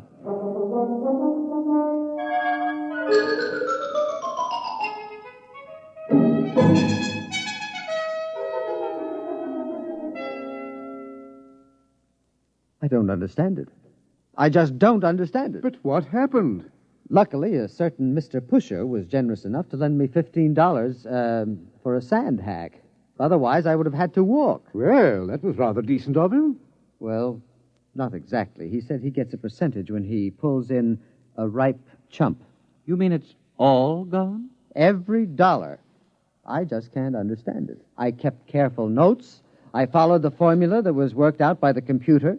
I calculated the odds by slide rule, carrying them to the 4th and 5th decimal place. I just can't understand it. Mr. Pusher said that I had a frigid digit. A what? A cold finger. I gather that's the opposite of a hot hand. But according to the games theory as outlined in the last International Congress of Theoretical Mathematics... Unfortunately, at the last Mathematical Congress, they weren't trying to make a 4 the hard way. There they go again, skyrockets. I was hoping to get at least 3 plates in before they started. And the crushing blow occurred when Mr. Pusher offered to sell me my horoscope. No. Yes. Oh.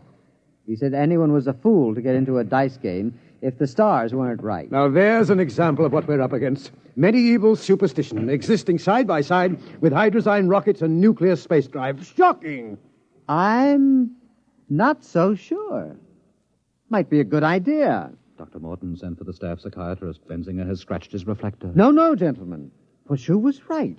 Every man who's going to gamble should have a horoscope. It's very important to know what the stars say. What are you talking about? And where on Mars is the place best equipped to tell you what the stars say? Oh, no. Dr. Benzinger. Gentlemen, I tell you, it may be a stroke of genius.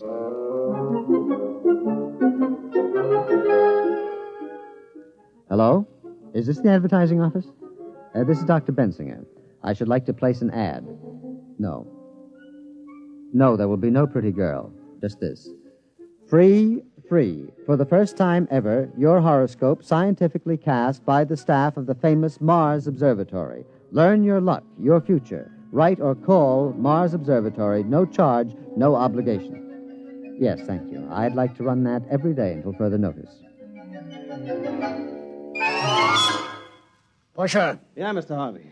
Did you do like I said? Yes, sir. I went out to the observatory just like you told me. You know, I had to share the sand hack with 5 other guys. I understand the bus company's putting a route out there. A big crowd, huh? Sure, Mr. Harvey. You know, them horoscopes they're giving there, the only thing on Mars that don't cost the tourists any money. All right. What happened? Well, when I got out there, there was this Doc Bensinger, you see, all dressed up in a dunce cap with stars on it or something, in a big robe. They showed us all around the place. You never saw telescopes as big as that. All right. Skip the travelogue. All right, well, finally they took my name and my birth date, my collar size, and they run it through this computer. You should have seen that thing. Lights and bells. I'm telling you, it looked like the biggest pinball machine you ever saw. I kept waiting for it to tilt. The horoscopes. Yeah, well, they give it to me finally. I mean, the first couple of pages is the ordinary bourgeois about the sun and the moon and the stars. But on the 4th page, that's the kicker. What'd it say? Well, it said that I'd be real lucky at most of the gambling places, but I'd lose my shirt at... boss, you're not going to like this. Go ahead. I'd lose my shirt if I played at Harry Harvey's place. Pretty shrewd. You know, for a bunch of scientists, they're pretty smart. That isn't going to work. Who in his right mind is going to pay attention to a lot of hooey like that? Sure, Mr. Harvey. Can I go now? What's your hurry? Well, I'm going over to Purple Flamingo to play a little poker. I mean, after all, they say I'll be lucky any place but here. I mean, you can't argue with science.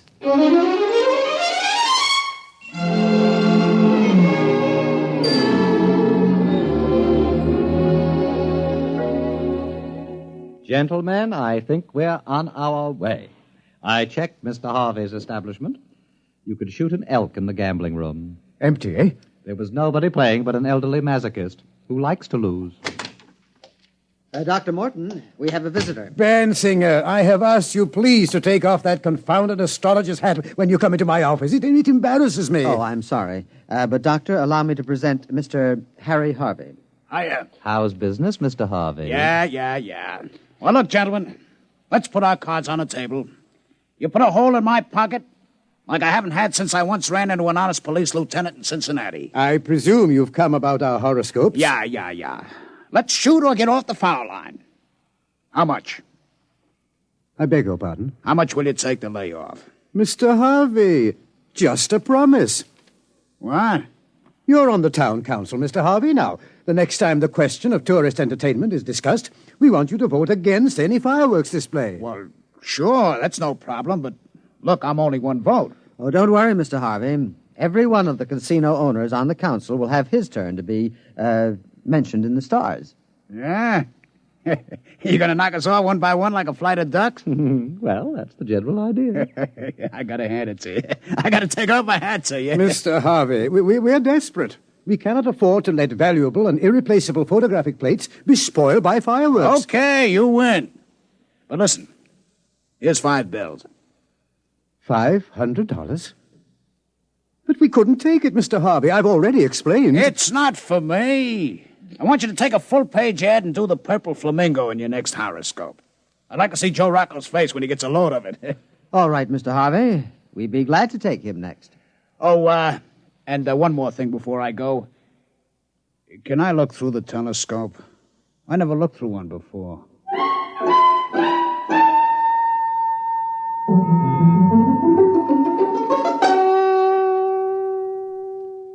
Well, that's the last of them. The Red Sands, Frank Land's Paradise, the Martian Gardens, the Two Moons Club. And the Purple Flamingo. Dr. Morton, we've got them all. There will be a meeting of the town council a week from now, and after that, no more fireworks. All those beautiful stars and nebulae and not a misbegotten skyrocket to stand between us. Oh, it's beautiful. Gentlemen, I have some news for you. You have? I am in receipt of an interplanetary radiogram from our parent organization, the Harvard Observatory. Are they going to send the new mass spectroscope? Please. Morton, Earth newspapers carrying accounts of horoscopes published by your organization. Very unscientific. Harvard Board of Overseers aghast. Must stop at once. Find other solution.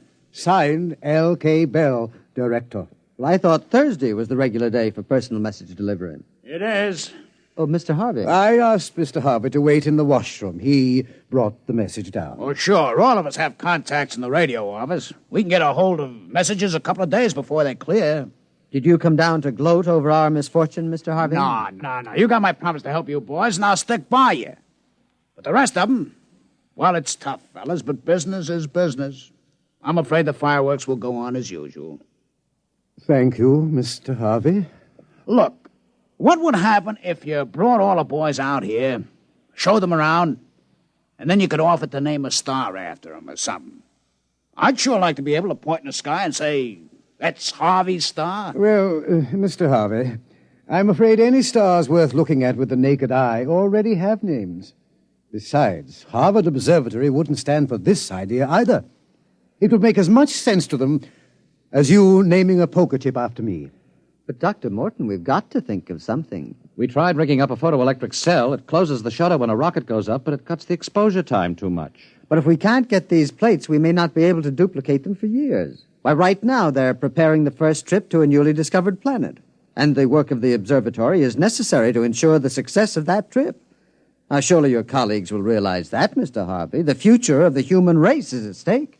Doc, the only race those jokers are interested in takes place at Tropical Park. Look out there. They're starting the fireworks. All of them heading this way again. No. It's nothing personal. It's just that if we point them any other way, they're likely to splash people.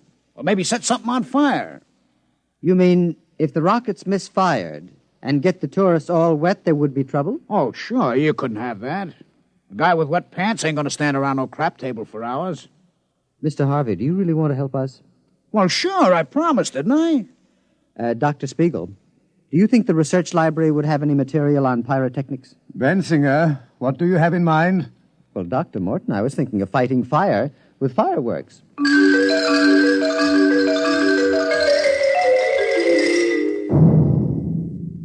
Careful with that match, Harvey. Oh, don't worry. With the oxygen around here, you need a blowtorch to light a cigarette. Have you got the rockets ready, Dr. Bensinger? Well, here they are in the launching racks. I've got all my instruments, compass, a clinometer, an azimuthal radioscope, and a blowtorch. Well, what are we waiting for? Spiegel. He's bringing the calculated trajectories from the computer. Say, I don't know if I like this. What if they miss? Or they go off too soon or something? Oh, nonsense, Mr. Harvey. You forget. We're scientists. Here are the figures, Bensinger. We double-checked them on the master computer. All right, then, let's go. They'll be starting the official fireworks any minute. Azimuth 360.3570. Check. Elevation 49.3740. Check. That's corrected for wind, velocity, temperature change, and magnetic eddy currents. Are you sure you guys know what you're doing with them skyrockets? Don't worry, Mr. Harvey. They're going to explode in the Grand Canal and get everybody in the Canal Casino all wet. You shouldn't object. After all, it's your competition. Coming up to 0 hour, Bensinger. Light the torch. 5 seconds. 4, 3, 2, 1. Fire. There they go. Oh, interesting effect. That's the purple color. Oh, do you like it? Yes. That was my idea. Radioactive fluorides. They're up over the town now. Hey, one of them's beginning to wobble. Oh, I can't understand that. The computer was absolutely certain. It's going over the south of town. The other one's tracking correctly on the radar. It'll hit the Canal Square. Yeah, but look, the purple one. There it goes. It hit. Looks like it's starting a fire. Hey, must have hit somebody's house. Hey, you can see it now. It's a house burning. Oh, dear. There must have been a weak tube in the computer. Yeah. Some guy's going to be real sore. I can see it real clear with the glasses now. That house on top of the hill there by the gecko bush. Boy, it's burning like... Mr. Harvey, what's the matter? That's my house!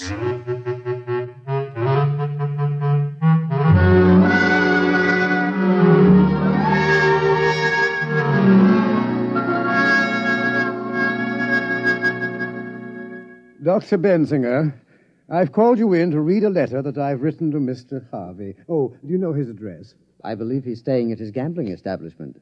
His house was a total loss. Yes, well, yes. This has been a very difficult letter for me to write. I believe the letter is academic, Dr. Morton. Mr. Harvey is outside. Oh, he is? With two very large gentlemen with bulging pockets. Oh, dear. Oh, dear. I don't know what to say. Well, Mr. Harvey, what a surprise. You two apes wait outside. Now, Dr. Morton, about those fireworks. I want you to know I believe in direct action. I don't like fiddling around. Well, of course not. Like the time I had some trouble with a bottom dealer from Luna City. I didn't fool around.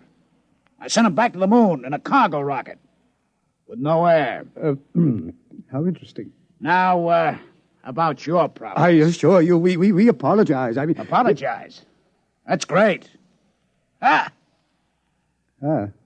just remembered I left a few plates in the bar. Don't go away, Doctor. You're in on this, too. No, there wouldn't be room. Not for two of us. What are you talking about? Well, in a cargo rocket, especially without air. What? I'm trying to tell you. The council voted against fireworks. No, as a matter of fact, I have a very bad sinus, and no air would definitely... What? Oh, sure. We decided anything that could burn down an honest citizen's house was too dangerous. Very civic-minded, that council. But I don't understand. I kept my promise. I said I'd help you, and I did. Well, I'm terribly embarrassed. We were trying to get a collection among the staff to help you pay for your loss, but I'm afraid the total assets of the observatory wouldn't reconstruct your garage. Yeah. But we held a staff meeting, and we decided on a more permanent kind of remembrance. Mr. Harvey, on this photograph, you see this trail? This bright trail? Oh, one of them skyrockets again? I'm sorry, Doc. It won't happen again. No. This is no skyrocket. It's a comet. It will be quite bright for several months. And we've decided to call it Harvey's Comet. Harvey's Comet? Hey, that's real nice. Harvey's Comet. Hey, Doc, you put me on top of the world. Them boys at the Canal Casino boasting about their new sign? But me, I got a comet. Harvey's Comet. Why, every sucker on Mars will see it every night. It's the best advertisement since they wrote 7 down across the face of the moon. Well, I'm glad that you're pleased. Well, as a matter of fact, Doc, I kind of heard about it in advance of one of your boys. You named the comet after me? Okay. I brought something for you. Here. What is it? A poker chip from my place. Go ahead, read it.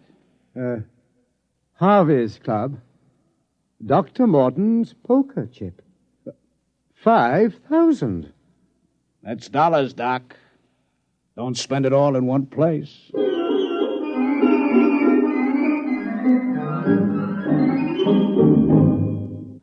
You have just heard X-1, presented by the National Broadcasting Company in cooperation with Galaxy Science Fiction Magazine. Your announcer, Fred Collins. X-1 was an NBC Radio Network production.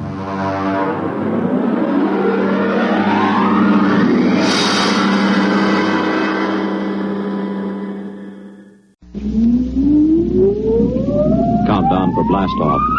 X-5, 4, 3, 2, X-1, fire.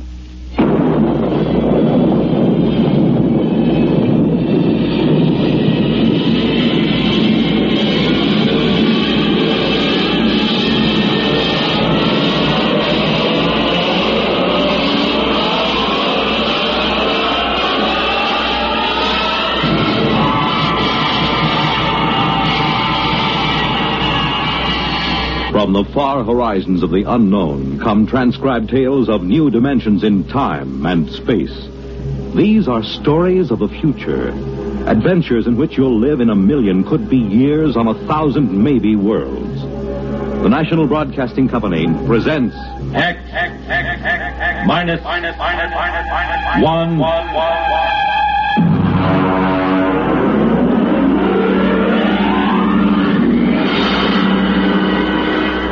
Tonight, Bad Medicine by Finn O'Donovan.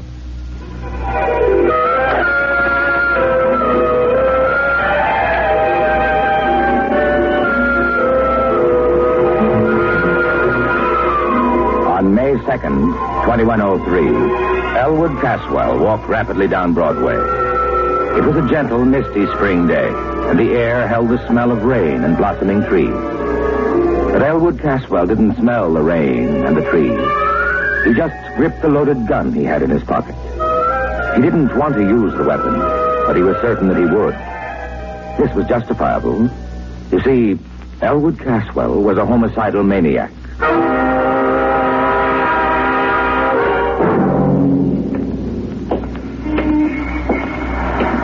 Why shouldn't I kill him? Hey, look out. Where? Oh, sorry, sir. Only the other day he said to me, Elwood, you're looking very well. What business is it of his how I look? Hey there, Elwood! Elwood! Huh? It's me, Marty Klein.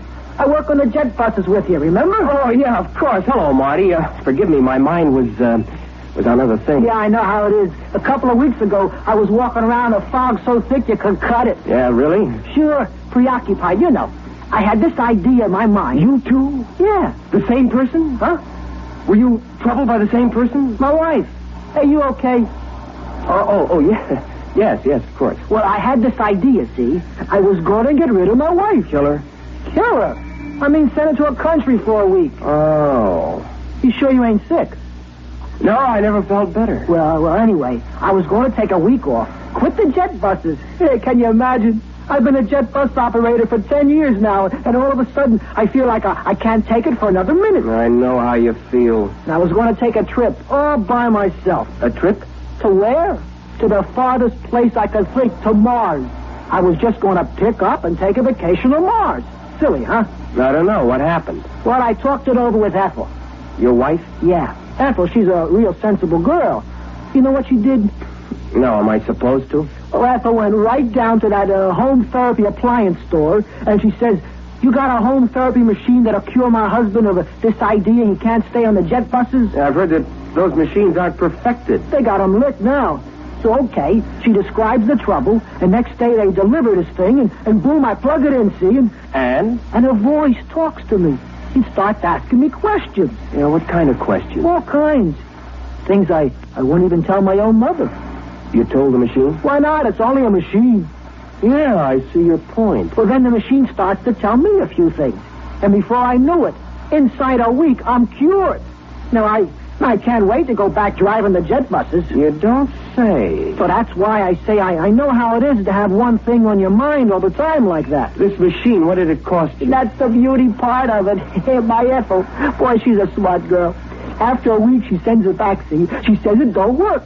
So all we lose is the deposit. I see. Well, I got to get back to work now. Hey, ain't you working the jet buses today? Huh? No, I'm off today. Well, I'll see you, Elwood. Yeah, see you, Marty. What was the name of that place? Where they sell the home therapy machines. Yeah. Home therapy appliances. It's right down Broadway, about 2 blocks from here. So long, Elwood. Perspiring freely, Elwood Caswell continued down Broadway toward 43rd Street. His friend Magnuson would be finishing work soon, returning to his apartment less than a block from Caswell's. Elwood gripped the gun tighter. How pleasant it would be to saunter in, exchange a word with him, and then... No, I won't do it. I don't really want to kill anybody. It isn't right. Think what'll happen. The authorities will lock me up. My friends won't understand, and Mother would never approve. Still, if I see Magnuson, if I see his hateful, accusing face in front of me... Oh, this must be the store. Yeah. Home therapy appliances. Good afternoon, sir. Can I show you some of our home therapy appliances? I want therapy. Quick. Of course, sir. This way, please. Now then, this is our new alcoholic reliever built by International Combustion Motors and advertised in leading magazines. A handsome piece of furniture. I think you will agree and not out of place in any home. It also opens into a television set. Look, what I need... Therapy, of course. I just want to point out this model need never cause embarrassment to you, your friends, or your loved ones. Notice, if you will, the recessed dial which controls the desired degree of alcoholism. You see, heavy, moderate, social, light, and teetotal. A new feature unique in mechanotherapy. I'm not alcoholic. The New York Jet Bus Authority does not hire alcoholics. Oh, sorry. You seem the type. No offense. Please. You seem rather nervous. Perhaps the portable anxiety reducer. No. Well, sir, perhaps if you told me just what you feel is bothering you. What have you got for homicidal mania? I beg your pardon. Homicide. The urge to kill someone. Oh, of course. Well, let's see now. Pardon me. Have you worked here very long? A week. Oh, yes, here's the ticket. This black job with the chrome trim. What is it? This, is a Rex regenerator, built by Planetary Motors Corporation. Handsome. Goes with any decor. Opens to a well-stocked little bar, so your family, friends, loved ones need never... Well, if your homicidal urge a strong one. Oh, absolutely. Don't confuse this with the little 10-amp Neurosis model. This is a hefty, heavy-duty 25-amp machine for really deep-rooted conditions. That's what I've got. Well, this baby will jolt you out of it. Big, heavy-duty thrust bearings, oversized heat absorbers, completely insulated, sensitivity range I'll over... take it. Yes, sir. With me, right now. Now? Before it's too late. I'll pay cash. Well, yes, sir. It'll be a few hours before the warehouse can... I'll take this one here. Well, that's a floor demonstrator. Does it work? All of our demonstrators work. Then I'll take it. I can't wait for a warehouse. I can't wait for anything. Have it put in a taxi for me. Yes, sir. Tell him to hurry. I want to kill my friend Magnuson, you know. Who? My friend Magnuson. Oh, of course. That'll be $400.59, sales tax included.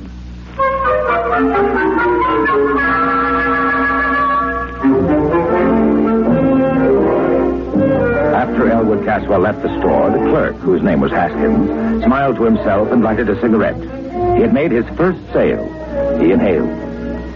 Haskins? Yes, Miss Follansby? Smoking. I asked you to rid yourself of that filthy habit. Immediately, Mr. Follansby. I'll use one of those display model denicotinizers at once. By the way, I just made a rather good sale, sir. Oh, really? Yes, sir. One of our big Rex regenerators. Well, now, it isn't often we... Wait a minute. Where's the floor model? Well, sir, the customer was in an awful hurry. He was going to kill his friend. You gave him the floor model? Yes, sir. Was there any reason why... Oh, grief, Haskins. Didn't I inform you we never sell a floor model? But, sir... Good heavens! I've got to get to him. What was his address? Address? His name, then. Well, he didn't say. Then his check. He paid cash. You mean you just let him pick up the machine and walk out? Well, sir, he paid cash. He was homicidal, you say? Yes, sir. His friend... I don't care about his friend. Get the police. No. Call the Planetary Motor Security Division. Quick. Yes, at once. Well. Excuse me, Mr. Follansby. What will I tell them? Tell them, you fool. Tell them that one of our customers accidentally got that display regenerator they sent us. The one they shipped by accident. That we're going to replace it tomorrow. Yes, sir. The one they shipped by accident. Will they know? If they don't, be more explicit. Tell them we've sold the Martian model. The one for treating psychotic Martians.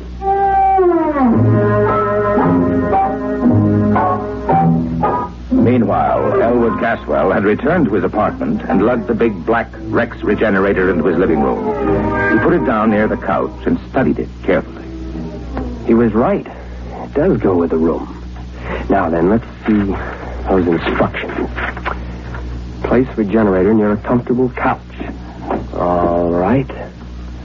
Plug in machine. There.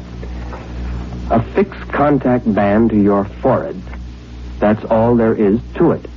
Just turn on the machine and it will do the rest. There will be no language problem since your regenerator communicates with you by direct sensory contact, patent pending. Well, it seems easy enough. Now, I'll just put the contact on my head. And... blast it. Hello? Elwood? Yes? This is Henry. Henry Magnuson. How are you, old boy? I'm fine. I wondered if you were doing anything tonight. Thought you might like to drop over for a game of chess. Game of chess, huh? You stupid oaf. What? Nothing. I thought you called me a stupid oaf. I was just talking to my cat. Oh. I didn't remember you had a cat. I thought you hated cats. Oh, I do. This isn't really mine. It's a neighbor's. It keeps coming in. Oh. What about tonight? Will you be alone? Well, yeah. You haven't mentioned to anyone that you're inviting me over? Not a soul. Why? Someone's looking for me. A process server. Oh. Yeah, I've been avoiding him for days. I don't even leave word where I'll be when I go out. You can trust me, Elwood. I'm your best friend. Yes, you are. But not for long. Huh?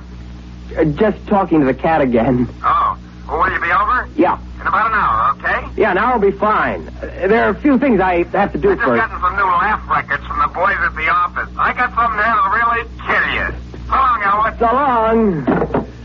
I got something here that'll kill you, too.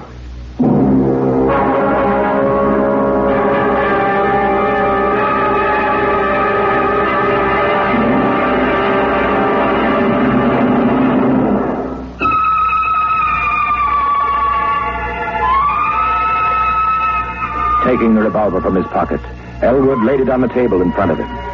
His face became suffused with hatred at the thought of Magnuson. He poked at the gun with a stiff forefinger.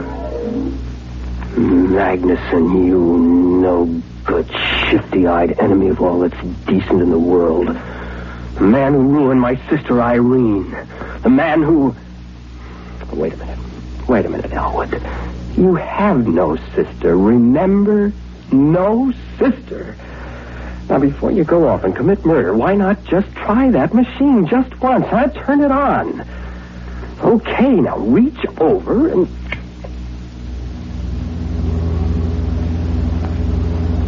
Good afternoon, Elwood. I am your mechanical therapist. You may call me Gloop.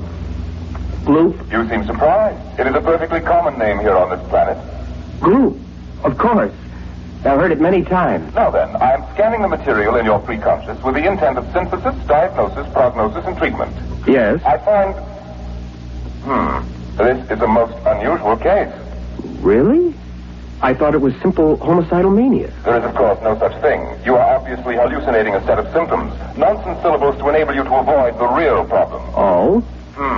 A most unusual set of symptoms, I must say. Your pilot light seems to be fading. My light is not fading. I am merely trying to relate your symptoms to proven theory. Well, as long as you know what you're doing. Mechanotherapy is an exact science, Elwood. It admits of no significant errors. We will proceed. Good. First, the word association test. Fire away. I will proceed to give a word. You answer with the first thing that comes to your mind. Ready? Ready. House. Home. Planet. Earth. Just musing. Now, Fleeful. Fleeful? Fleeful. That sounds like a Martian word. Just give me a response. Fleeful, Okay. I can make them up, too. Marfouche. That's a pretty good one, huh? Made it up in the spur of the moment. Marfouche is very significant. It is a corruption of the Martian concept of push-clib. Very significant. I don't know any Martian words. Aha, noteworthy. We will proceed. Loud. Soft. Green. Mother. Thanagoyas. Pasamathanga. How's that one? Arides. Nexosesmadrustica. Top that. Catif of snow-hell Gnoptices. Okay. Rigaboo, Kalamazoo, Iggity-bibbity-boo. Good. It fits the pattern. Pattern? Your neurosis. I can diagnose it now. Go on. You have a classic case of theme desire, complicated by strong dwarkish intentions. I could have sworn I was homicidal. The term has no reference. It must be rejected as nonsense. Now, if you'll just settle back on the couch, we'll proceed.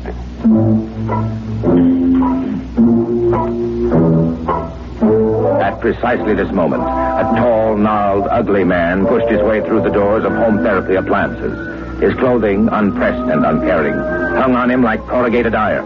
When the clerk, Hoskins, approached him, he flipped back his lapel to show a small silver badge underneath. Sir? John Rath, Planetary Motor Security Division. Oh, yes, sir. Mr. Follinsby, Mr. Follinsby. Yes, sir. Hello, Follinsby. Mr. Rath, Well? So far we haven't a single lead. You're certain he never mentioned his name? Oh, yes, sir. Now think. Is there anything significant? Is it serious, Mr. Rath? Mr. Follinsby, this man is homicidal. Won't it treat him? Homicide is unknown on Mars. It'll treat him for the most likely Martian sickness. What would that be? Theme desire, Mr. Follinsby. Theme desire? It's a Martian illness in which the victim feels cursed by the tree-like nourishing parent, although, of course, Martians don't have parents in the ordinary sense. Well, Haskins? I remember one thing. He mentioned he was a jet bus operator for the New York Jet Bus Authority. Ah. One other thing. Yes? I believe, yes, he was alcoholic. An alcoholic jet bus operator. Excellent. It'll be on his records. Get the jet bus authority at once.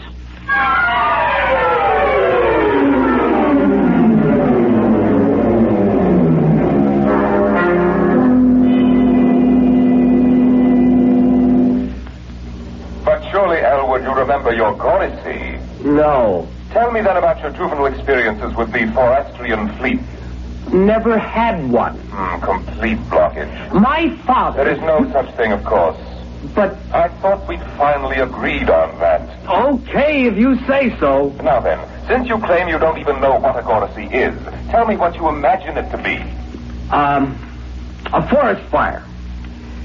A salt tablet? A small screwdriver? Am I getting warm? A revolver? What the heck is a Gorisy? Why, the tree that nourished you into puberty. No tree nourished me. You have completely repressed the experience. No tree ever nourished me. Mr. Caswell, let me try to explain your case as best I can. Somewhere in your childhood, your Gorisy, or parent tree, stifled your theme desire. Now, this gave rise to your present urge to dwark someone in a Vlendish manner. To what? To dwark someone in a Vlendish manner. Listen, you crummy piece of hardware. I have never had a Gorisy. I have no desire to dwark someone in a Vlendish manner or any other manner. All I want to do is put a bullet into Herbert Magnuson. Understand? All I want to do is kill Magnuson. Lie down, Mr. Caswell. We'll go over it again.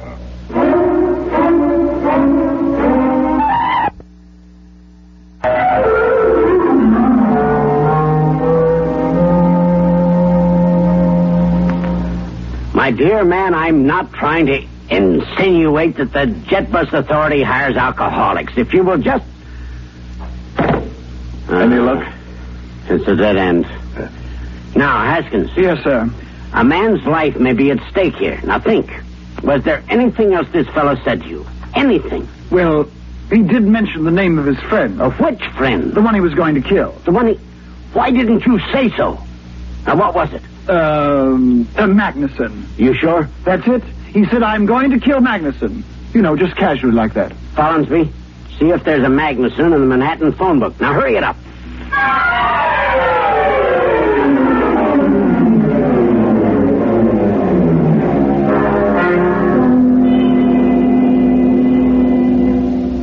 Yes, Mr. Caswell, you were saying?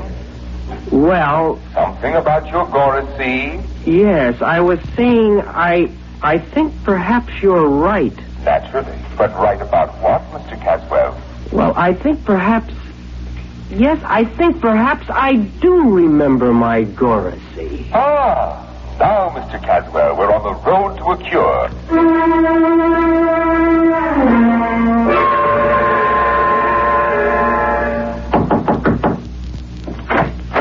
Mr. Magnuson? Yes? Do you know a short, angry-looking, red-haired man? I might. Thank heaven. Or I might not. Can you tell us where to locate him? You're a process server, huh? Certainly not. Don't kid me. Mr. Magnuson, this man is trying to kill you. Go on, you're full of happy pills. Elwood's my best friend. Elwood? He loves me like a brother. And if you think I'm going to stick some process server onto Mr. him... Magnuson, I'm not a process server. Your friend Elwood is a psychopathic killer. You're his intended victim. Can you get that through your thick skull? I'm trying to save your life.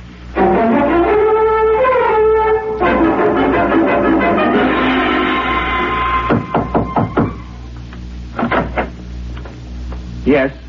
You're Elwood Caswell? Yes? The Elwood Caswell who bought a Rex regenerator early this afternoon? Yes. Won't you come in? Thank you. My name is Rath, Planetary Motors. Nice to meet you. Have you, used the machine? Oh, yes. I see. Now, Mr. Caswell, I don't know how to explain this, but, we made a terrible mistake. The regenerator you took was a Martian model for giving therapy to Martians. I know. You do? Yes, it became pretty obvious after a while. It was a dangerous situation, especially for a man in your condition. Yes, the poor thing tried its best, but of course it couldn't cure what wasn't there. Well, then the company will, of course, reimburse you for your lost time and your mental anguish. Naturally. And we will substitute a regular human-type regenerator. Oh, that won't be necessary, you see. Mr. Caswell, will you put down that gun? I warn you. I'm not going to shoot you. I merely want to turn this gun over to you. You do? Yes, I'm not going to shoot anybody. You mean The machine's attempt at therapy forced me to reappraise my whole self. There was an insight during which I was able to get rid of my obsession. You no longer want to kill your friend Magnuson? Kill Magnuson? Why, I haven't the faintest urge. Well, I must say, then, it worked out for the best. I'll get back to the store and have him pick up that machine in an hour. And, well, sir... don't forget to take this gun. I won't need it. Of course. Well, nice to have met you, sir. Good evening. Good evening.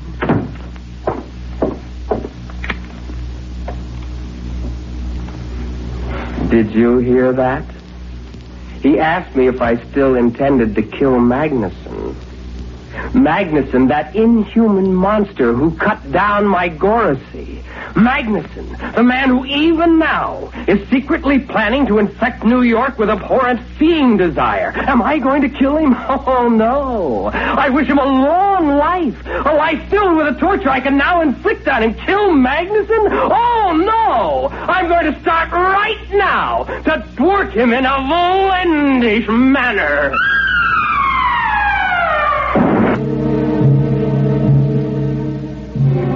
X-1 has brought you Bad Medicine, a story by Finn O'Donovan and adapted for radio by George Lefferts.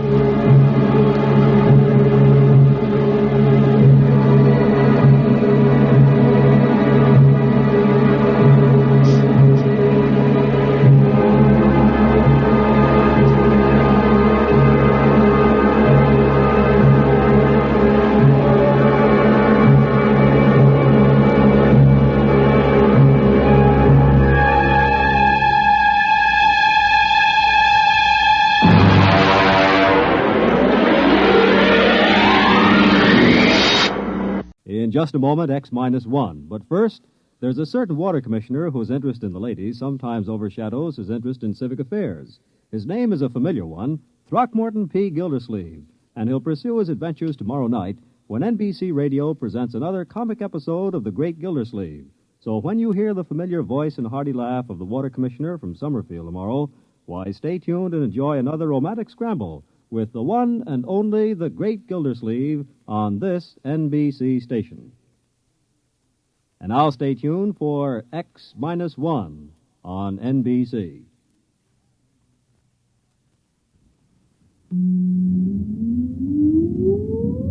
Countdown for blast-off. X-5, 4, 3, 2, X-1, fire.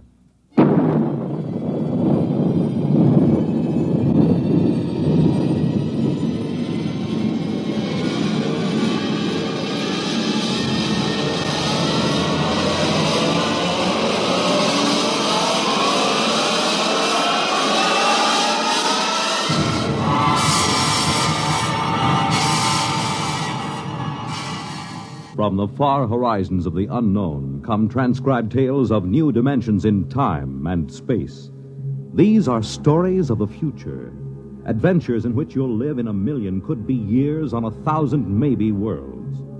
The National Broadcasting Company, in cooperation with Galaxy Science Fiction Magazine, presents X-1.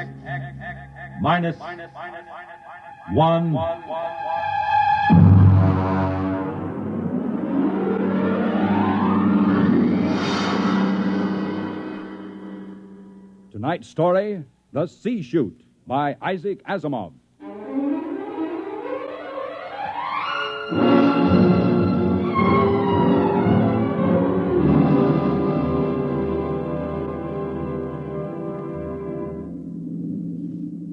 We were on our way home to Earth when it happened. 6 of us, coming home as passengers aboard the merchant spaceship Starfire. At the start of the Second Interstellar War, the one between Earth and the planet Chloro. And then it happened.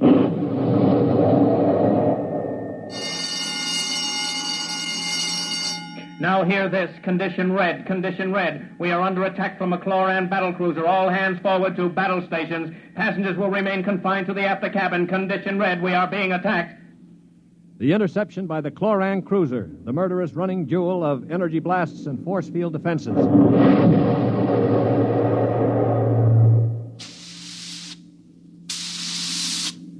We huddled in the passengers' after cabin, terrified, not knowing how the battle was going. We could hear the desperate bursts of steam through the steering tubes as the Starfire maneuvered to dodge the enemy attacks. And then...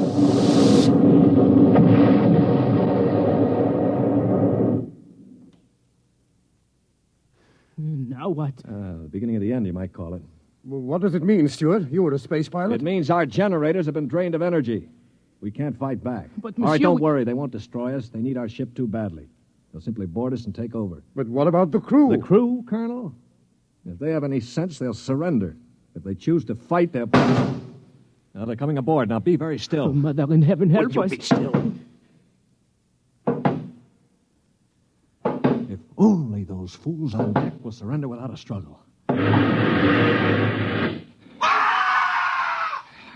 They are fighting. Yes, it's the end. We've got to help them. All right, don't open that door. We just can't let them die. You can't help them. I'm going. Stop him. All right. Aristide. Shut the door quickly. Aristide, my brother. That poor fool. I'll get them.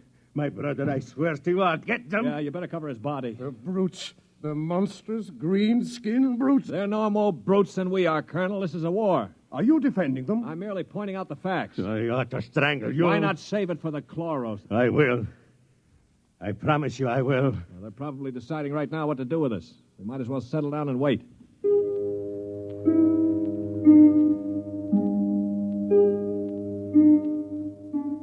We sat there, the five of us, and listened while the Chloran invaders killed off the members of the Starfire's crew. Among us was Colonel Anthony Wyndham, an old Colonel Blimp type with a lame leg. Wyndham had spent his life in the militia back on Earth, but had never seen a battle. There was Demetrius Poliorkitis, who had just watched his brother being killed by a chlorocarbonizer. Poli was a huge man.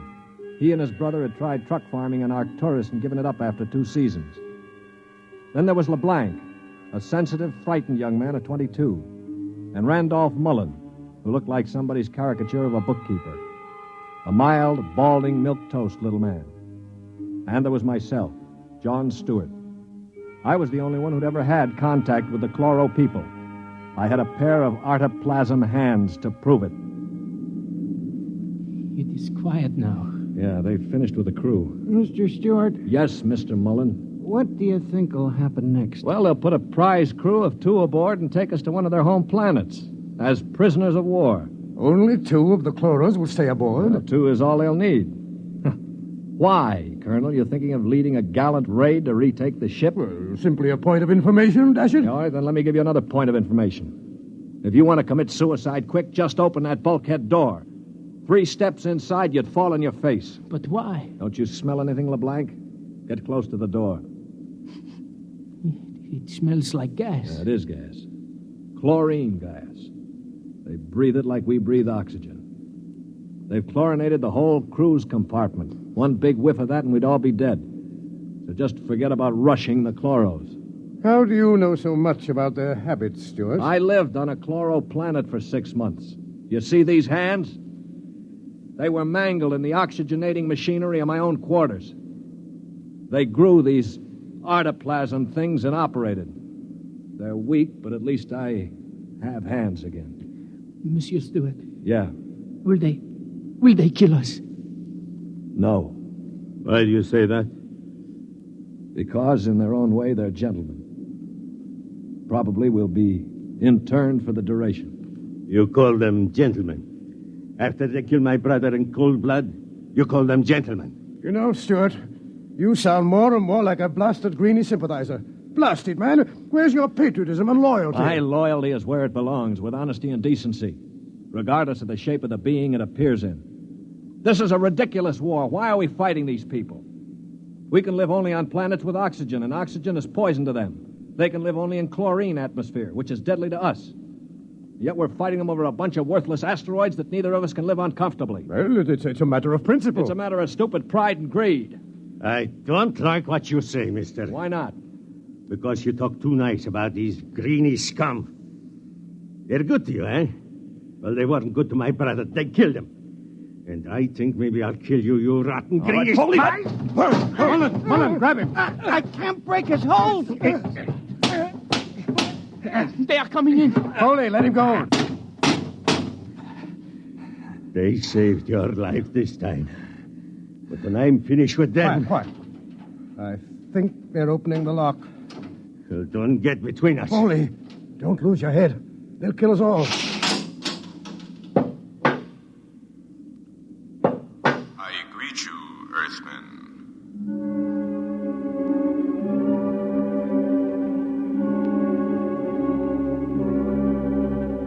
The chloro was not a pleasant sight to anyone unused to him. He was about the height of an Earthman, but the top of him was just a green stalk with eyes. He was still wearing a spacesuit to protect him from the oxygen in our compartment. In one of his tendrils, he carried a chloran gun. As he stood in the doorway, I could see Polyarchetes' eyes begin to glisten with rage. Then, with a bellow like a huge bull, he threw himself at the chloro.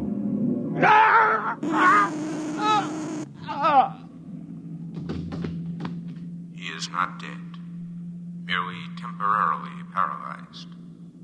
You five will remain together as prisoners of war. We expect to reach our own planet within several weeks, your time. There you will be interned for the duration of the war. If any of you attempts to leave this compartment, we shall be forced to destroy you. That is all I have to communicate.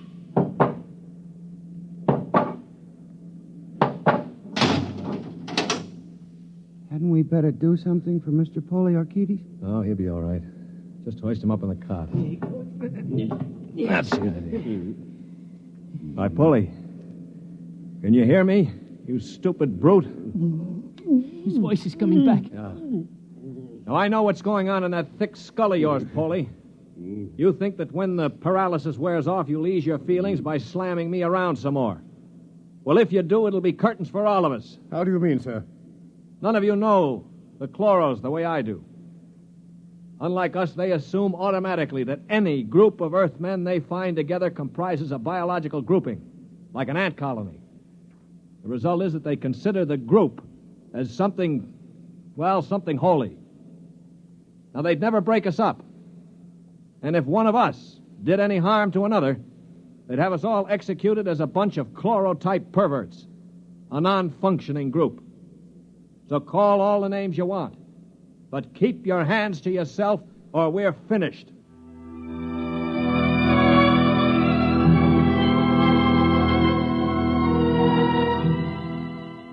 My little speech had a sobering effect on the group. For the next 24 hours, we did little besides eat our rations and think. I tried to evaluate them. The colonel I had figured for an old windbag. Polyarchetes was a hate-filled brute. LeBlanc would crack first. He was like a frightened child. Mullen was a nonentity, a mouse instead of a man. Everything he did seemed prissyish. His voice had the quality of furtively rustling underbrush. How long did you say the trip would take, Mr. Stewart? Well, the chloro said about 2 weeks. Gentlemen, if I may interrupt. Colonel? Now, it has occurred to me that perhaps you know of some weakness that might enable us to overcome these chloros. The only weakness they've got is that they can't stand oxygen. Oh, but there must be some way to get the best of them, man. After all, there are only now, look, two. Before I answer, Colonel, I have to know your motive. Is it to save your own skin or help Earth win the war? Oh, dash it, man, to help our side, of course. What we're looking for is the way to save the ship for Earth without losing our lives, yes? Well, all right, let's take a vote then. LeBlanc? I have a wife waiting on Earth, Mr. Stewart. I do not want to die. Uh-huh. Hero number 1. What about you, Mullen? I don't see how we could accomplish it without... Hero number 2. Well, Polyarchetes? When I kill Chloros, it will be with my bare hands. On their planet, I will kill dozens, I promise you. 3 down. Well, Colonel, Don't you want to march to glory, an old militiaman like you? Your attitude is very cynical and unbecoming, Stuart. I see. Well, then I'll have to blow the ship up myself. Stuart! Don't worry, Colonel. I don't intend to be a dead hero. Of course, there is a way we might do it. What did you say, Mr. Mullen? There's a spacesuit and magnetic boots stored in that locker over there. We might be able to reach the control room from the outside of the ship.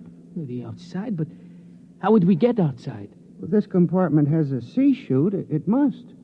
What is a sea chute? A sea chute, my boy, is a casualty chute. It doesn't get talked about much, but all the main compartments have them. They're just little airlocks down which you slide a corpse. Burial in space. Oh, blast it, Mullen. Suppose you did get outside. How could you re-enter the ship? Through the steam tubes, the ones they use to guide the ship. Wait a minute, Mullen. What do you know about steam tubes? I thought you were a bookkeeper. Well, on Arcturus, I got interested in spaceship models. I studied all about them. On my own time, of course. Yeah, naturally. At any rate, I learned that the steam tubes have an access vent directly to the control room for repairs and so forth. And the chloros, they are in the control room. What do you think, Stuart? Well, it's a video sort of idea, but it might just work. We could get permission from the chloros to open the sea chute and bury Paulie's brother. And one of us could slip into it, work forward, and climb up through the steam tube. The question being, which one? What about you? You with your loud talk and your sneers. I'm no hero, Paulie. I've already said that. My object is to stay alive. The steam tube let go while you were in it, you'd be broiled like a lobster. Well, how about the colonel here? If I were younger, blasted, I'd trounce you. You know very well with my injured leg. Yeah, of course. Not to mention my artificial hands. Well, now, what unfortunate deformities do the rest of us have? Paulie? You just keep talking, Mr. Big Mouth, and pretty soon we'll kick your teeth in. Of course, that's your standard reply to everything, isn't it? LeBlanc, will you do it? I cannot. Not even to get back to Denise? Please, I cannot. LeBlanc needn't go. I'll do it. What? After all, it is my idea. Wait a minute. Are you serious, Mullen? Yes. Well, how? I don't understand. Why? Why you? Well, it seems no one else will do it. But that's no reason, man. I can't think of any other. Look here. Do you really intend to go through with it, sir? Yes, I suppose I do. Well, dash it, man. Let me shake your hand. You're an Earthman, by heaven. You do this thing, and win or die, I'll bear witness for you.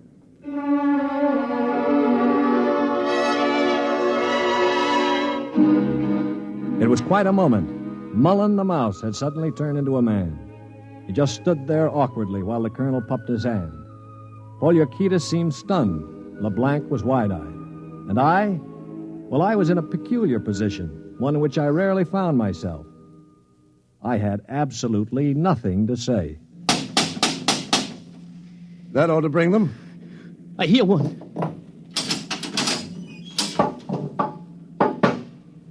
What is it, Earthman?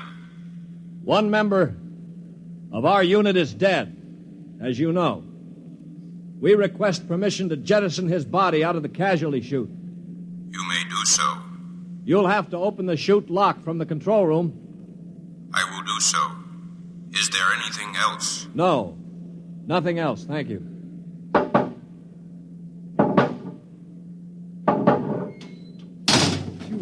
Oh, boy. All right, come on now. We'll have to work fast. Mullen, get into a spacesuit from the emergency locker. Paulie, help Mom with those magnetic boots. Hurry. I'm working as fast as I can. The arm. There. All right, give me the helmet. The helmet? Okay. Now, Mullen, you better scratch your nose if you have to. It's your last chance for a while. What about radio contact? You can talk to us. We'll listen in on the helmet set in one of the other suits. The chloros won't have their set on the interphone frequency. Wait a moment. What for? Dash it, what's he going to use for a weapon? He isn't big enough to fight them barehanded. Ah, no, that's true. Well, how about one of those oxygen cylinders? Good idea. Use it to bash them over the head. Now, give him one of the cylinders equipped with a reducing valve. Now, look, Mullen, if your magnetic boots fail and you start drifting away into space, open this valve. See that? Now, you can use it like a miniature jet and try to blow yourself back to the ship. Understand? I think so. Well, I only hope it works. All right, here goes the helmet. You'd better hurry. The light is on over the sea chute. Yeah. All right. That means they've opened the lock. Here. Now, can you hear me? Oh, LeBlanc, give me that other space helmet. Yes, here. Let me switch on the radio. Can you hear me, Moklin? I hear you. Fine. Plenty of air? Air's okay. Uh-huh. Polly, open the sea chute. Okay, now help him in. Are you ready? Ready? Well, good luck. Close the chute.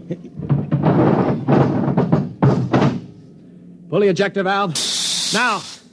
He's out. Oh, God help him. The light is out. Yeah. The chloros have closed the chute lock. I don't suppose he has much of a chance. No. Do you think he knew it? I don't know. I just don't know. Should I try to contact him on the radio? Yes, I think... Wait a minute. What is it? Listen, the chloros coming. Good Lord. He's sure to miss Moklin. Yeah, wait. Polly, get your brother's body on the cot. Put a blanket over it. Pretend it's Moklin asleep. Polly, for heaven's sake. My brother. All right, you've got to do it, man. It's our only chance. Listen, if Moklin could go out there and Very risk his... well. I will do it.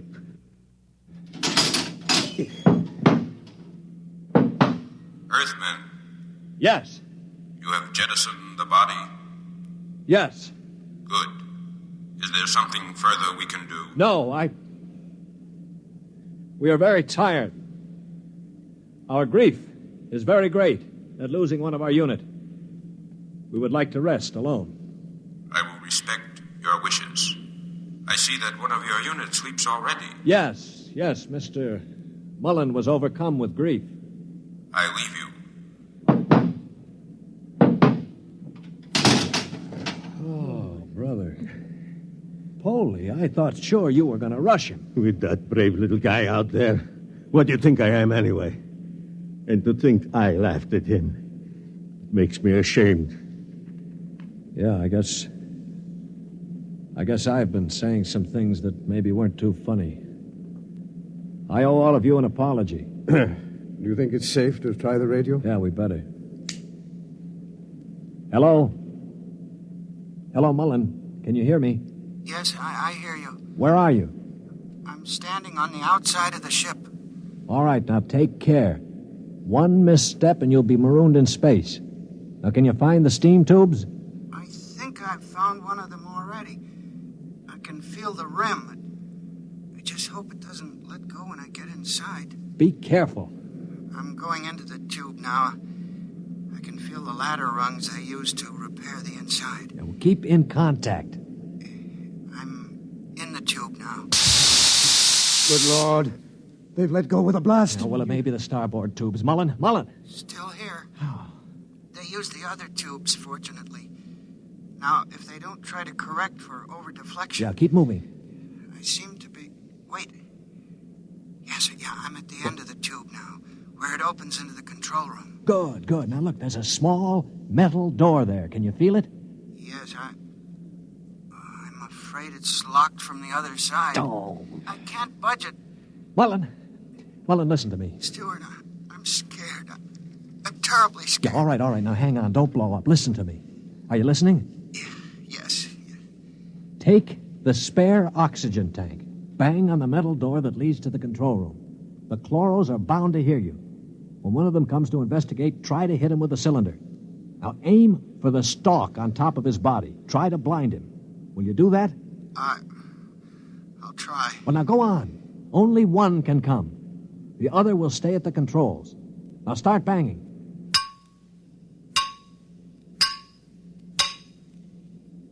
Any luck? No, Wait, I hear something. Something's opening the lock. The door now. I hear... Moklin, what happened? Moklin, can you hear me? Moklin!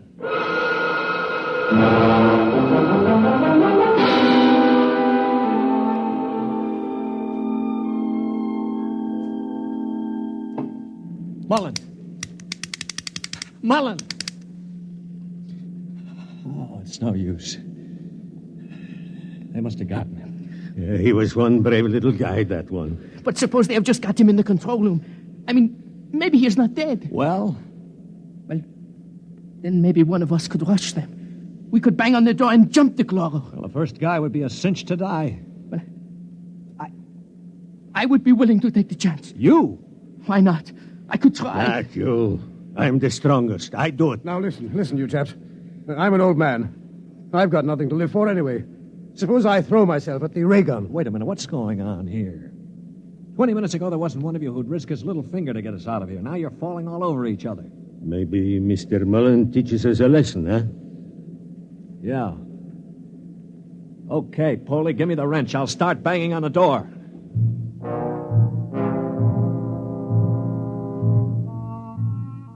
They say that selflessness is contagious. I guess maybe it is. I'd been a cynic all my life, a man who believed in nothing. Well, I'd come face to face with 4 human beings who proved that I'd been living a lie. I knew what I was going to do now. When the Chloro came to investigate our compartment, I had it all planned. If only my poor, weak hands would hold out long enough. Ready? Ready. Here goes. That should bring him. Try again. Wait, listen. Shh. It's at the door. Get ready. It's opening the lock. For poor old Mullen now. Steady. No! Let him have it! Wait! Stop it! It's not the Chloro! Wait! Good Lord. It's Mullen. Mullen? Get the helmet off. That's it. All right, now lift. Mullen, are you all right? I seem to be quite all right. Well, the Chloros. Both dead. At least I hope so. Well, what happened? Well, I banged on the steam tube hatch and a Chloro opened it. Yeah? I hit him with a cylinder. It blinded him, I guess, but didn't kill him. He grabbed me and pulled me into the cabin. In the struggle, he broke my transmitter. That's why I couldn't talk to you. Finally, I managed to club him down. Well, what about the other one? The other one almost got me. It must have heard the scuffle and came into the cabin with a ray gun. What I did, I guess, was pure reflex. The cabin atmosphere was chlorine, of course, and the greenie didn't have a spacesuit on. So I just turned on the oxygen valve in that spare tube. It was like spraying an insect with poison. Well, you're a brave man, Mullen. I'd have been scared to death. Mullen, what is it? Mullen.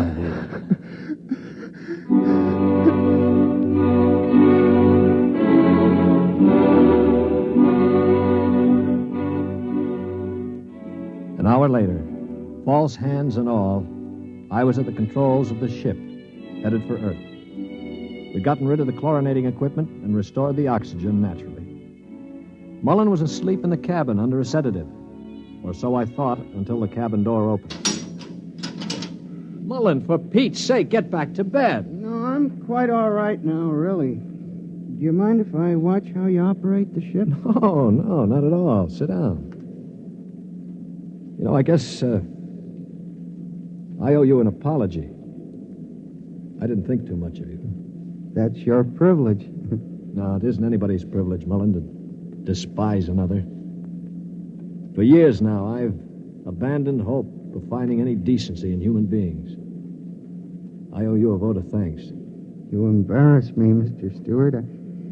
I didn't do it for any heroic reasons, I assure you.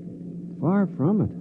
Well, why did you do it, Mullen? That puzzles me very much. Well, Mr. Stewart, I'm a bookkeeper.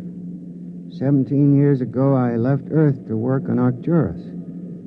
I never made much impression on anybody on Earth, although I wanted very much to have people like me. Well, about a year ago, I started to write to my family again. Don't ask me why. And then I asked for a leave of absence to go home after 17 years. Well, I still don't understand. It wasn't patriotism or love of a woman or money or any of those things. What was it?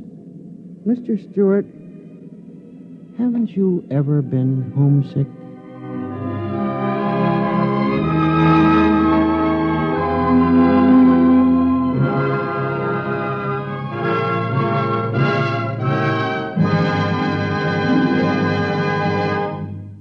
have just heard X-1, presented by the National Broadcasting Company in cooperation with Galaxy Science Fiction magazine, which this month features A Gun for Dinosaur by L. Sprague de Camp, a story of hunters in the bloodiest and most ferocious arena of all prehistoric Earth, where hunting reptile heavyweights is no job for human lightweights.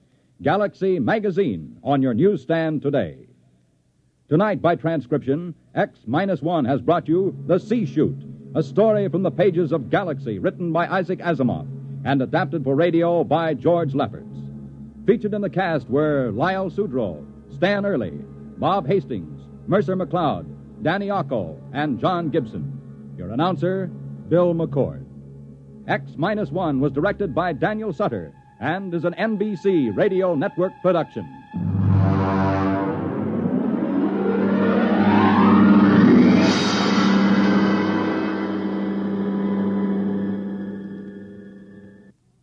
Next week, on a distant planet in a forgotten colony of Earth, a man is ordered to commit a murder.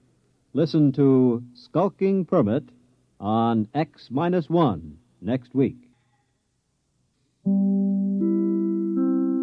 In just a moment, X-1. But first, how does one man get himself into so many impossible situations?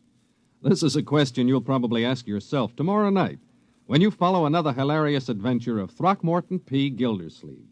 Yes, Gildy's eye for the ladies and his impulsive temperament managed to entangle him in a web of riotous circumstances. Join the romantic water commissioner, his neighbors, Judge Hooker, Mr. Peavy, and all the loyal Gildersleeve household as they romp through another episode of The Great Gildersleeve tomorrow night. And now stay tuned for X-1 on NBC. Countdown for blast-off. X-5, 4, 3, 2, X-1, fire.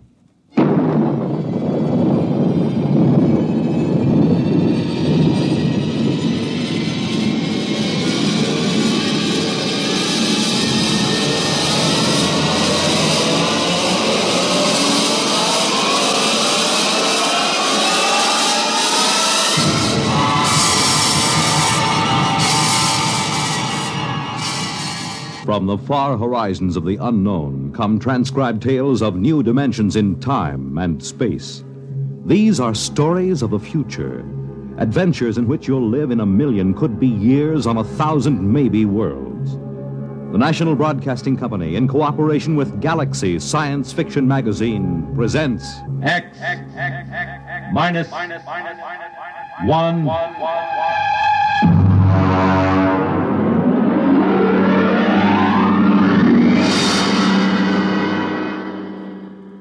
Tonight's story, The Cave of Night by James E. Gunn. Oh, you want a level, Charlie? Okay. Though yet of Hamlet, our dear brothers, death the memory be... Anyway, how's it, okay? Okay. Check recording, will you? I may go over a half hour. Make sure they got another reel of tape ready, okay? All right, Look, Bill, I've just put the segments of tape together for the next week's show. I'm going to record my narrations, and we'll listen to it together tomorrow. I know this is unusual, but you're the producer, and I don't want you out on a limb that may be sawed off behind us.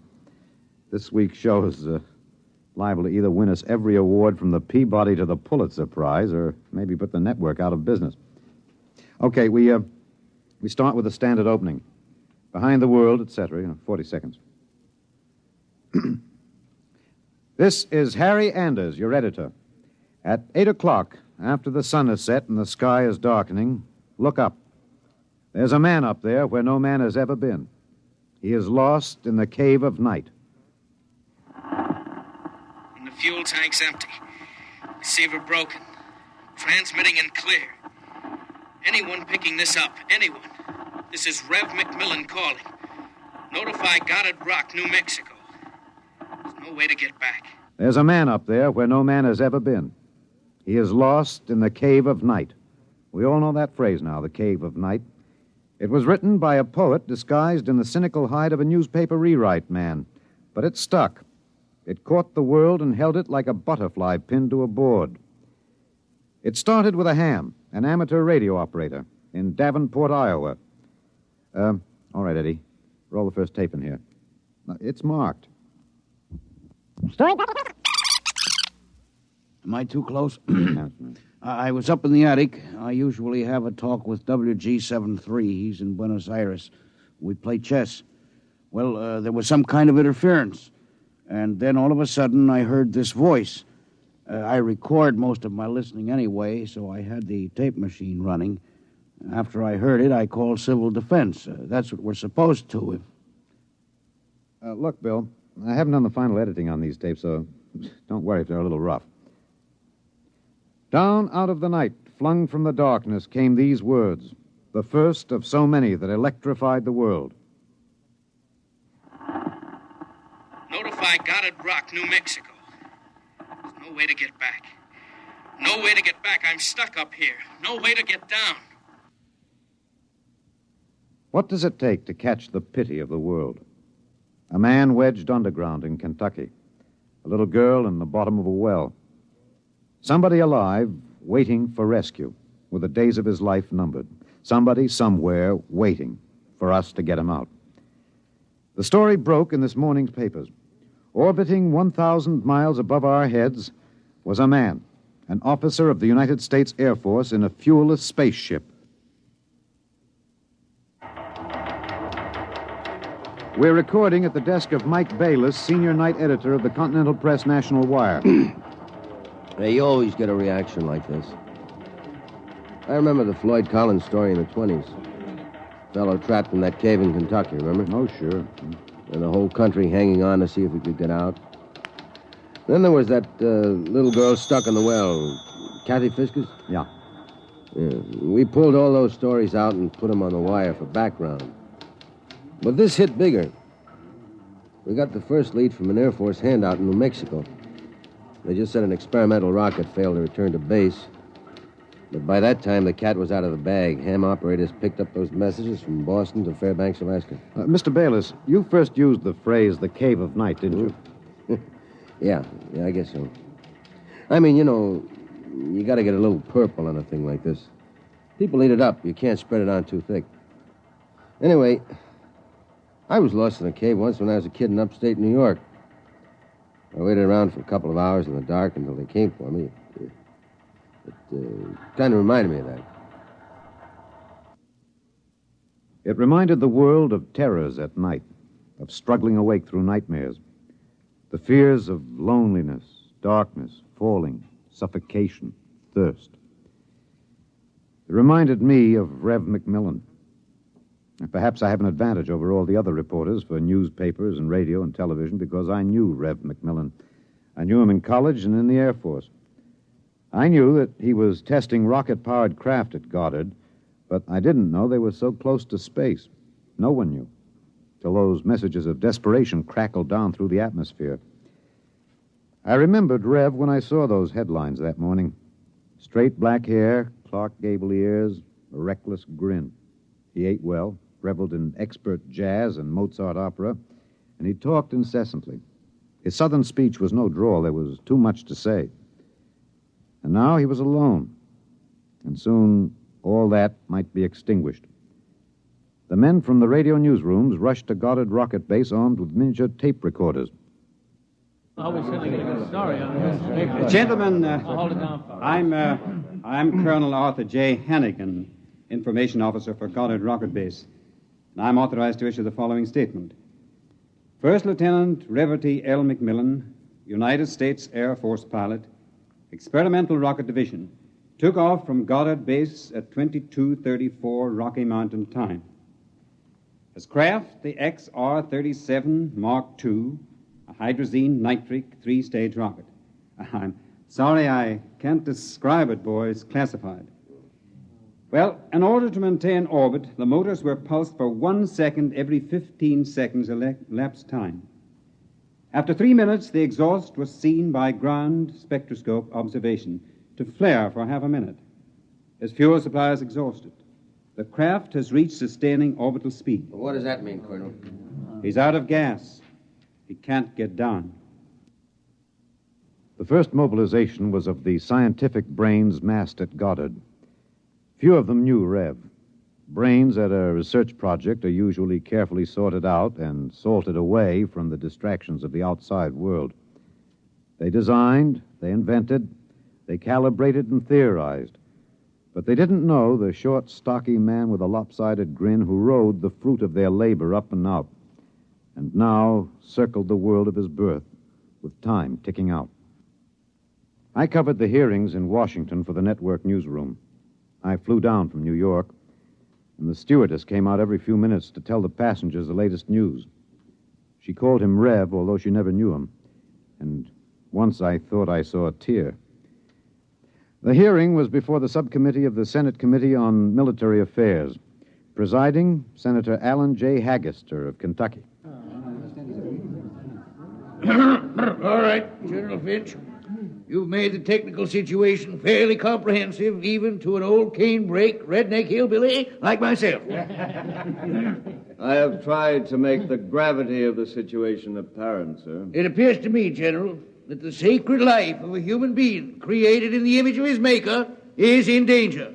It's no light thing to be thrown away like some guinea pig. If that ship wasn't safe, if that poor man up there in the cave of night is to die, somebody is responsible. Isn't that right, General? Sir, a manned rocket was sent up because of one simple fact.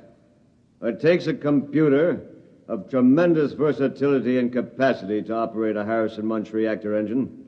A computer of infinite complexity. And I ask you, General, I put the question to you, why was such a computer not designed? It has been designed, sir.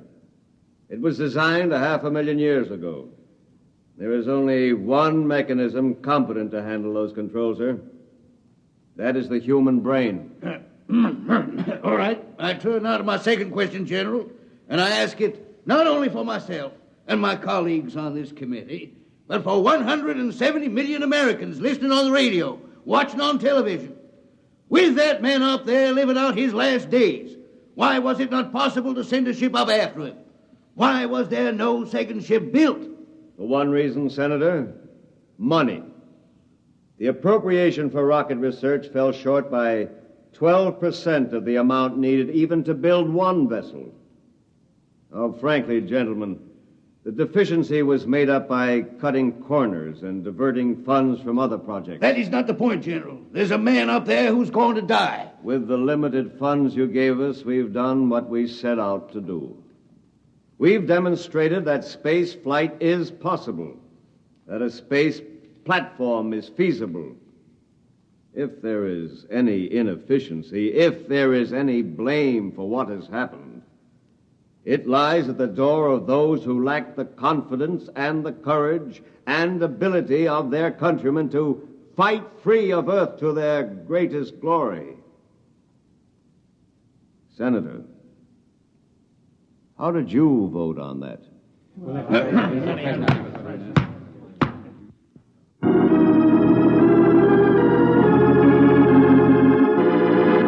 This is Harry Anders in the gallery of the Washington National Cathedral. This is a special prayer service called by the Dean of the Cathedral for the safety of Lieutenant Macmillan and for the success of the recently announced rescue plan. The church is filled. There's a sprinkling of high Navy, Army, and Air Force uniforms. I see General Finch in the second row, next to the Secretary of the Air Force and the newly appointed Undersecretary of Defense, Mr. Winokur. Prominently displayed in the center aisle, below the ornate railing separating the pews from the altar, is the small model of Macmillan's ship. One by one now, the congregation is filing past, dropping checks, bills. I saw one child drop in 12 pennies, one by one. All contributions are to be used to defray the cost of the rescue effort. The congregation is now kneeling to pray. A moment of silent prayer will follow for the safety and rescue of Lieutenant Macmillan. $1 billion was raised in 1 week from voluntary contributions. Another $1.5 billion was appropriated unanimously by Congress. The race began. Would the rescue party reach the ship in time? Of course, we didn't know then. And daily we listened to the voice of the man we hoped to buy back from death. Now, look, Bill, on these Macmillan broadcast tapes, don't let some Some ignorant engineering vice president holler because it's not broadcast quality. Believe me, I knew McMillan. There's more of that wild Texan in these tapes than in any hi-fi super-frequency response studio recordings. Just listen. You'll see what I mean. I've been staring out the portholes. I never tire of it. Through the window at the right, I see a black velvet curtain with a strong light behind it. There are pinpoint holes in the curtain, and the light shines through, not winking the way stars do, but steady. There's no air up here. That's the reason. My oxygen is holding out better than I expected. By my figures, it should last 27 days more. I shouldn't use so much of it talking all the time, but it's hard to stop.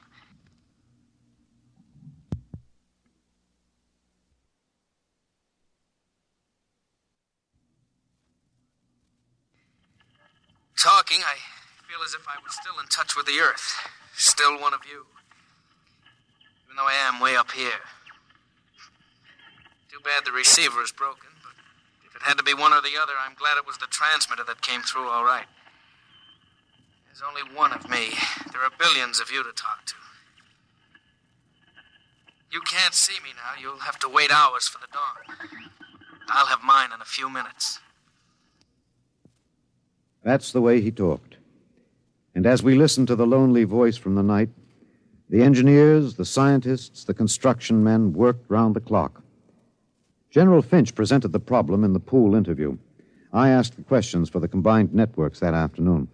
Most of you heard the complete broadcast live as he briefed the world with the clipped, laconic delivery of a soldier. There are two basic problems. We've recovered the first and second stages of the rocket. We've only to construct the third stage. The second problem is more difficult. The pilot. Lieutenant McMillan was the only man physically and psychologically qualified. We discovered that in our first program. His training and orientation took 18 months. We have now to duplicate this in 27 days. You think it's possible, General? I don't know. That's all, Mr. Anders. Stevenson, get me some coffee, will you? Black and some kind of sandwich, no butter, no mayonnaise.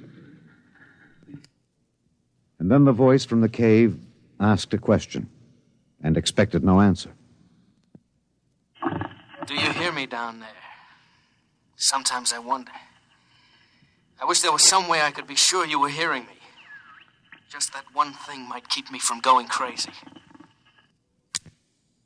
I was there the night we answered that question. I was there in a helicopter over Kansas City. This is Harry Anders speaking to you from a helicopter over Kansas City. There are 15 seconds till midnight. The plan was developed by General Finch. At precisely midnight, every light in the city will be out and then flashed on in 2-second intervals. This will be the exact moment that McMillan's ship is calculated to pass overhead. It's almost time now. 5, 4, 3, 2, 1. There they go. Off. On. Off. On. Off. On. I see it. I see it. Kansas City winking at me. Oh, yes, I can see it. Thanks. Thanks. You're listening. I know that now. I'm not alone. I'll never forget. I'm waiting for you. We're recording in the press gallery of the Goddard Rocket Base main construction hangar. The vast third stage component stands before us, men swarming up and down the gantry cranes. The Mark III is being built to carry 5 men instead of 1. The pilot selection has been kept a top secret to avoid unnecessary strain on the men selected. The latest progress report gives a possible margin of 6 hours between the launching of the rescue ship and the estimated exhaustion supply of oxygen to Lieutenant McMillan. The shift is changing now. The expert construction workers recruited from across the country by the combined efforts of the Air Force Personnel Service, the Atomic Energy Commission, and the International United Electrical Workers and United Auto Workers of the AFL-CIO. The margin is 6 hours. 6 hours between life and death for Lieutenant Reverdy L. McMillan. An hour ago, I saw the sun rise over Russia. Looks like any other land from here. The green where it should be green. Farther north, a sort of mud color. And then white where the snow is still deep. Up here, you wonder why we're so different when the land is the same. You think we're all the same children of the same mother planet. Who says we're different?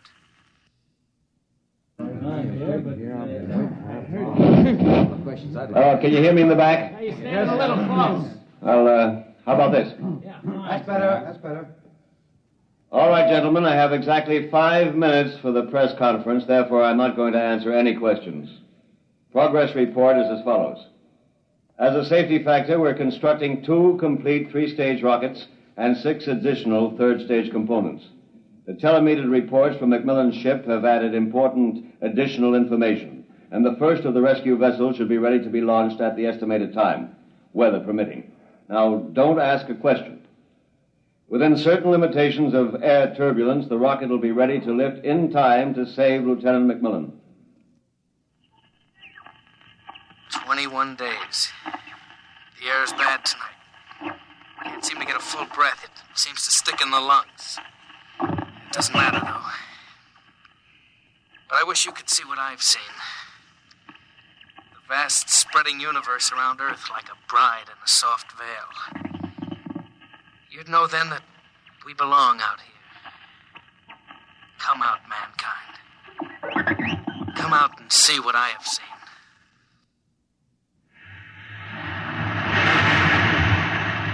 This is Harry Anders at Goddard Rocket Base. The Harrison Munch reactor engine for the first 3rd-stage rescue is being tested here at Goddard. You can hear the roaring of the gases in the test chamber behind me. The work has been stepped up as a new calculation based on the increased temperature reading from McMillan's ship indicates that the exhaustion time will be some 6 hours earlier than originally estimated. The margin of rescue will be in minutes. Air very bad. Better hurry. Can't last much longer. Silly, of course you'll hurry. But I don't want anyone feeling sorry for me. I've seen the stars clearly. But more than this, I've seen the earth. There where I have lived and loved. I have known it better than any man. And loved it better. And known its children better. Goodbye. I have a better tomb than the greatest conqueror Earth ever bore. Do not disturb.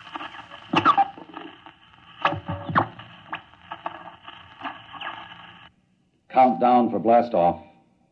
5, 4, 3, 2, 1.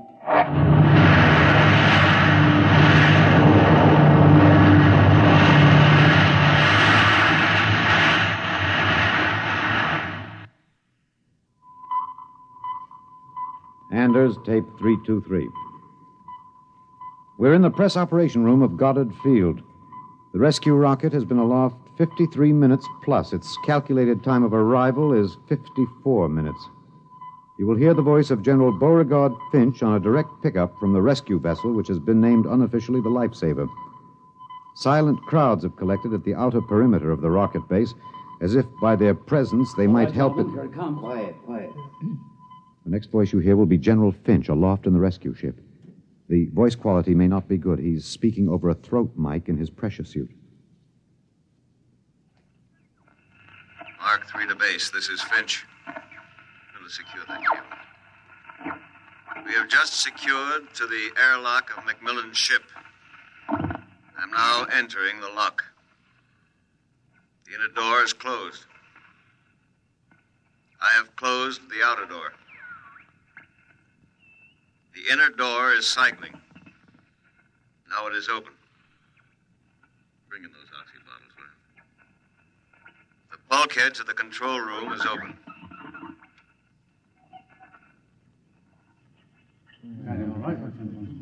Is he all right? Come on, will you? What's happening? Lieutenant McMillan is dead. He died heroically, waiting till all hope was gone, until every oxygen gauge stood at 0. And then, well, the airlock was open when we arrived. In accordance with his own wish, his body will be left here in its eternal orbit. I'm going to leave now. My feet will be the last to touch this deck. Lieutenant McMillan is in his control chair, staring out towards the stars. I'll leave the airlock doors open behind me. Let the airless, frigid arms of space protect and preserve for all eternity this man they would not let go. Well, that's the show, Bill. Bill, you remember at the conference we hadn't made up our mind whether to pick anything up from the celebration last night after the news of the Mars landing? I said it was the right end for Rev McMillan's story. You said it was old stuff. Every kid knew the sequence. The ships built to rescue Rev, used to set up the satellite base, from the base to the moon and now to Mars. Well, I went out with a mini-tape last night, and I've got the end of the story. Here it is. This is Harry Anders in Times Square. The neon rocket ship at the top of the Times building has just flashed into brilliant light. The signal that the landing signal has been received from the rocket Rev McMillan III. Man has landed on Mars. And a holiday crowd here in Times Square is celebrating like 1,000 New Years rolled into one. I'm being tossed and pushed and clapped on the back all at once. Let's see what the man on the street thinks about man on Mars. You, sir. I'm broadcasting. No. How do you feel about it, sir? How do you feel tonight about man's conquest of space, of the planet? Leave me alone. I'm in a hurry. Just a few words to the... Look, you get your hands off me. Let go of me. I'm not in for... Wait a minute, sir. Wait. Rev! Rev, come back here. Rev! You think I could listen to that voice over and over in a tape editing room and not know every vowel, every consonant? I'm telling you, Bill, I saw him. Rev McMillan. The black hair was gray and those Clark Gable ears were pinned back, but that's a simple operation. I played that piece of tape over and over. It was Rev, I know it. He isn't up there. He's alive. We've got it, Bill. We've got it on our show. We'll break it. Rev McMillan is alive. I haven't written it yet, but we finish it off with this, with a question. Why did they announce he was dead? I'm in the tape editing room now. I've got the reel ready to record the answer. Excuse me, Mr. Anders. I'm... Hey, just a minute. I'm recording. You better see the page outside Mr. at the Anders, I'd like to talk to you for a moment, if I may. I have a letter of authorization... Just a minute. I'll be through in a minute. Look, Bill, I've got the answer now. Last night, they landed on Mars. But that first ship, the one that circles up there now, there isn't anybody on it. There never was, except a 30 days recording and a transmitter. That's all. He was never up there. They didn't have the money for a manned rocket. They wanted a crash program all out, so they sent a decoy up. And we all broke our hearts to rescue the man who wasn't there. Oh, he must be laughing, General Finch and the rest of them, the ones that knew. I guess they had a problem. What to do with Rev? I wonder if he slipped away from whatever guards they have around him to see the celebration. He looked a little sad. I think sometimes he must wish he was really up there in the cave of night, seated in the icy control room, 1,075 miles above the Earth, staring out at the stars. Mr. Anders, I must insist... What? Bill. Looks as if I won't have to worry about editing this tape. My friends are from Washington. I'd like to call your attention to the last paragraph. What? Oh, no. It's very simple. You won't have to burn it. It's easy to destroy recording tape. I throw this switch. When the tape goes through the erasing head, it's gone forever. Oh, too bad. Would have made one fine show. Okay. So long, Rev.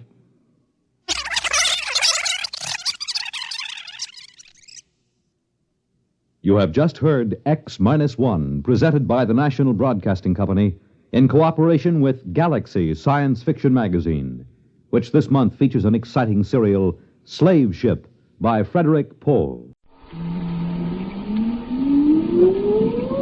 Countdown for blastoff. X-5, 4, 3, 2, X-1, fire.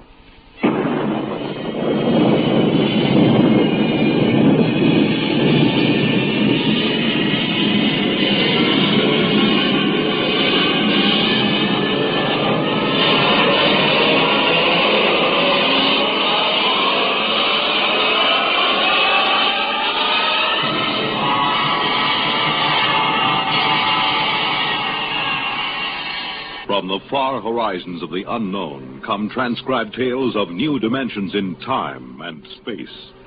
These are stories of the future, adventures in which you'll live in a million, could be years, on 1,000 maybe worlds.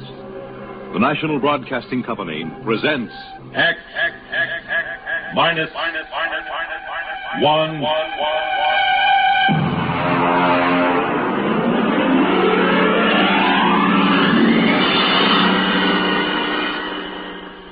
Tonight, Hallucination Orbit by J.T. McIntosh.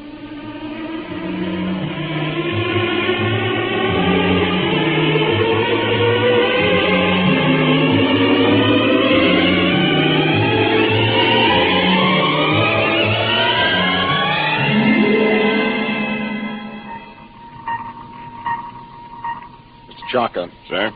Stand by to release pickup rocket. Yes, sir. We'll break orbit in 8 hours, have damage control pull the rods on the number 3 pile. Check leakage. Yes, sir. Try and have the locks cleared of all unessential personnel when that pickup rocket comes back. There's no point in making trouble. I understand, sir. Pickup rocket away, sir. Very well. Take over, Mr. Chaka. I will be in my quarters if I'm wanted.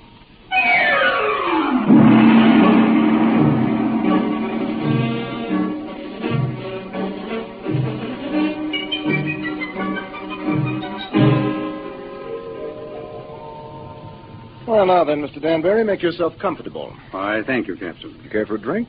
Scotch in that bulb, bourbon in the other. No, thank you. I can't get quite used to squirting liquor from a rubber bulb as if I were oiling a bearing.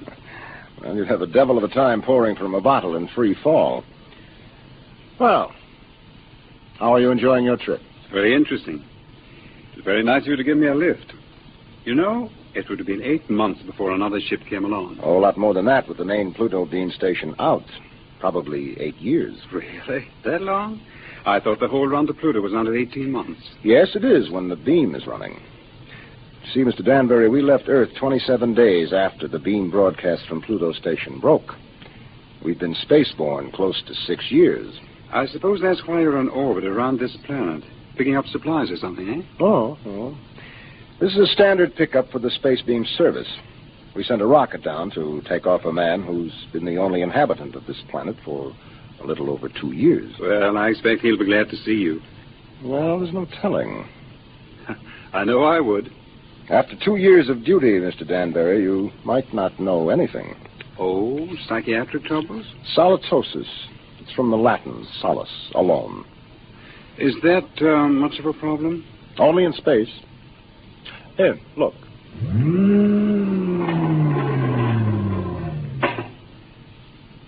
Look through that port. Seems empty. It is. It's empty of horizon, sky, sunlight, ground. It's empty of time. It's empty of people. You can't live in it too long without something happening. I see. But surely people have been alone before spaceflight. Oh, yes, but they have been on the same world with other people. And that seems to make a difference. You take a hermit on Earth, he may spend his life trying to escape civilization. Put him on a deserted world, he turns psychotic. Is there a cure? Oh, sure. Put him back with people. At least about 40 people. That seems to be the critical number. See, I have 48 in this ship's complement. I could run her with about 18. But if I tried to, I'd have psychos on my hands 6 months after blastoff. But then every one of these men on the beam stations, they're all alone, aren't they? That's right. Well, then they must get it. They do. It wouldn't pay to leave more than 40 men on a space station. And less than 40 is too dangerous. Solitosis can be homicidal. So they leave one man. Now, he gets it all right.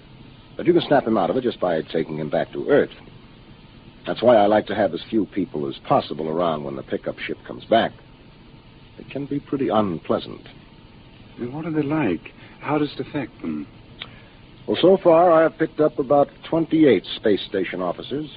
I've seen 28 different sets of symptoms. I wouldn't want the job of getting those guys out of their stations and into that pickup rocket. Captain here. Pickup rocket. Signaling, sir. All right, Mr. Chaka, prepare to receive the pickup. Alert the psychiatric staff, and I'll be right there. Would you care to see them bring him in, Mr. Danbury? You're welcome if you have a strong stomach. I don't think so, thank you. All right. Mr. Chaka, as soon as the rocket is secured, make a trajectory for the next station. Yes, sir. That's Pluto Station 3. Carry on. Pluto Station 3. That will be a hummy of a job. He has been on that lump of rock all by himself for close to 6.5 years.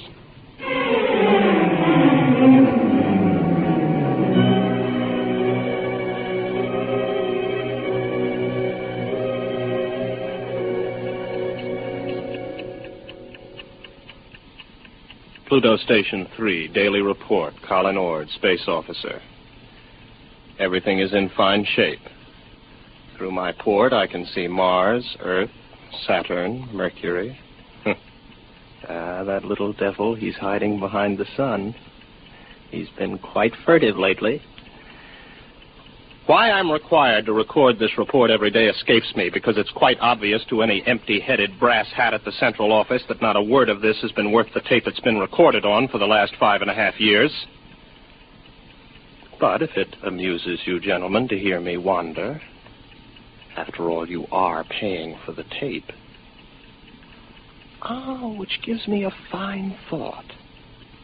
I'm going to set the pickups through the whole station and leave the tape running. That'll give you a daily report all day, so keep on listening. Right now, I have the distinct impression that Earth is winking at me. A rather suggestive, lewd wink.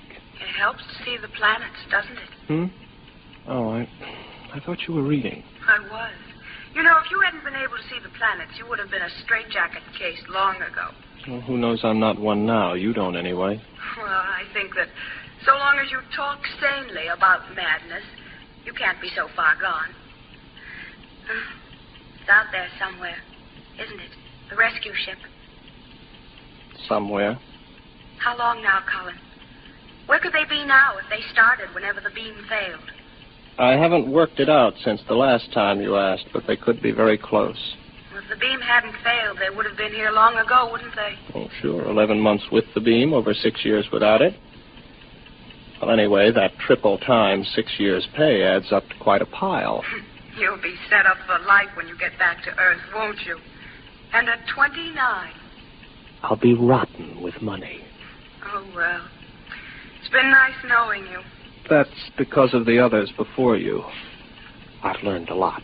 Never talk of the others. And above all, never talk of any others to come. I'm sorry. Would you like to play chess? It's a long time since we did. I don't think so, not anymore. I'm a little tired of chess. Oh, I know. I understand. I won't bother you. I'll go to my room, Colin. Well, don't get upset. I'm not. I understand. You're just tired of chess. You still listening, gentlemen? That last few minutes might have been a little confusing. You'd like to know who I was talking to, wouldn't you? I'm afraid you can't hear her on the tape. That's Una. And I'll tell you what she looks like. You might find it interesting. She's beautiful, but rather cool. She always wears a white shirt and sharp, creased green slacks. She's got a good figure, but in a calm sort of way. She plays a good game of chess, although I beat her 2 out of 3 times. Of course, you know why you can't hear her on the tape. But I still know, too. That's a point in my favor, isn't it? That brings up an interesting question, gentlemen, because I'm tired of Una. I'm beginning to find her a long, cool, slightly unappealing bore. My problem is how to get rid of her. I can't just tell her to vanish. She's a little too real for that. I dreamed up a ship to bring her. I'll have to find another to take her away. Well, I might as well get to it. Oh, no. No, I'm not going to bother about the ship. It's too much mental effort. I'd have to think up everything I saw, and frankly, gentlemen, I'm too tired. Maybe she'll take the hint. A lot of them did. Susie did. And Alice. Oh. I remember Margie. There was a girl. A load of bricks had to fall on her head. Took me 4 weeks to get rid of her. Now, let Una figure her own way to get off the station.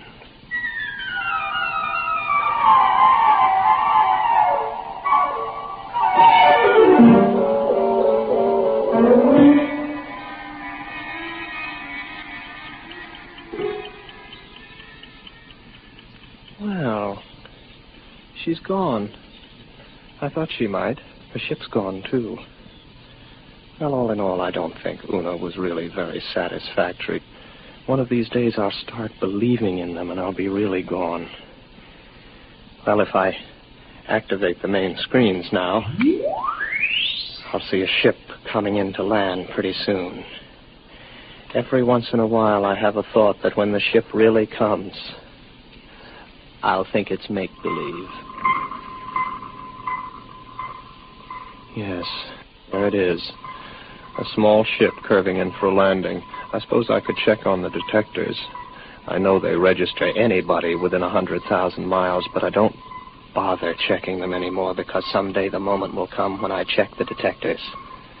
And I'll see just what I want to see. Well, the ship's coming in for a landing now. I'll go out to meet it. I'm rather interested to find out what the explanation will be for the girl. Naturally, it will be a girl.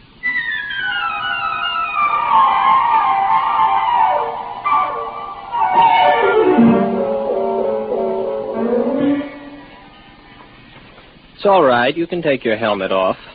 The air's all right in here. You must be Baker. Oh, good heavens, no. Baker was before me here. You can't be one of his dreams 7 years late. I'm Ord, Colin Ord. Before we go any further, just how does solitosis affect you? Well, that's new. None of them ever asked that before. It makes me see things that aren't there. And you know there's nothing there? Sometimes. Do you know I'm here? I'm making a point of not wondering about it. Well, one thing you can be sure of. This. Do you see this? This is a gun. I just want you to know I'm not heaven's little gift to lonely space station officers. Is that clear? Oh, yes. Yes. What's your name? Elsa Cotterline. You want to know why I'm here, of course. Not particularly.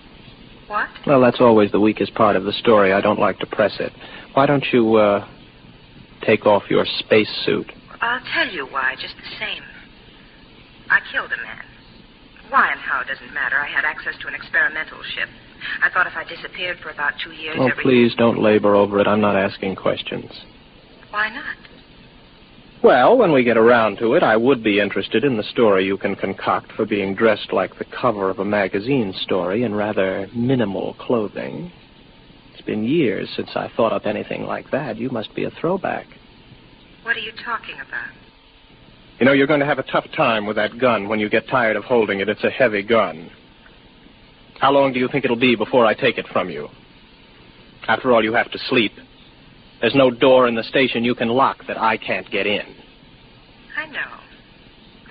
I just wanted to make sure you weren't violent. I think I can get on with you, Ord. Yes, I see. The question is, my dear, whether you're real or not. Well, don't I look real? Oh, yes, but that doesn't prove anything. As a matter of fact, the realer you look, the worse off I might be. But then there still is the remote possibility that you might actually have killed someone and decided to hide out on a space station. Shall I tell you something else, Elsa? What? I'm suddenly tired of the whole business. Breathes there a man with soul so dead, I'm sure you know the rest of it. I would suddenly like to have enough people around me so that I could be sane.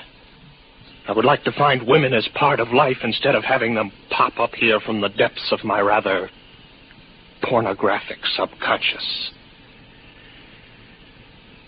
But you've shaken me, Elsa. 24 hours ago, I was congratulating myself that solitosis hadn't really gotten me. But now I don't know. Just don't try anything funny, or you'll find out whether I'm real. The hard way. Any way is the hard way. First, I'll go out and have a look at your ship.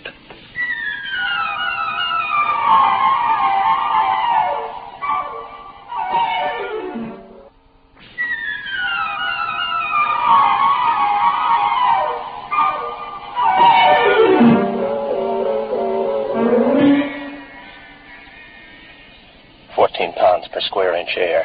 Heat. Now, I take a gasoline lighter. There, the flame lights. But on the other hand, if there was no lighter and I see it, I could also see it burn when there isn't any air. As a matter of fact, how do I know that I can read a meter for air pressure? And now that I look again quickly, I find I haven't got a lighter in my hand, and as a matter of fact, the pressure meter reads 0. There's no air on this ship. As a matter of fact, there isn't any ship. Elsa is no more real than Una. All right, Colin, old boy, sit here and concentrate for about 15 minutes, and you'll be able to walk through the walls of the ship.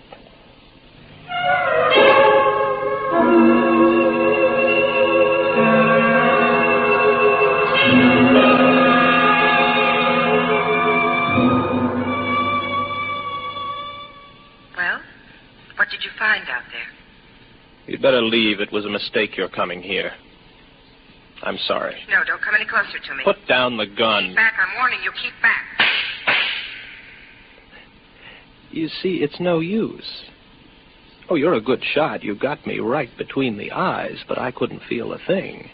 I can't let myself be shot now, can I? Give that to me. There. Now remember, if you shoot me, nothing happens. But if I shoot you, you die. Do you know that? Yes, I know that. I'll give you about 20 minutes to get that overstuffed figure back into that spacesuit and get off my planet. Frankly, I'm getting tired of hallucinations. Tired. Give me back my gun. No. I'll keep that. After a while, I'll put it in a drawer. It'll stay there until I forget it.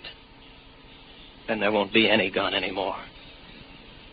From now on, my overblown figment, there will be no more Elsas or Susies or Margies. I am not going to give in to solitosis. Maybe I'll bring Una back. At least she could play chess.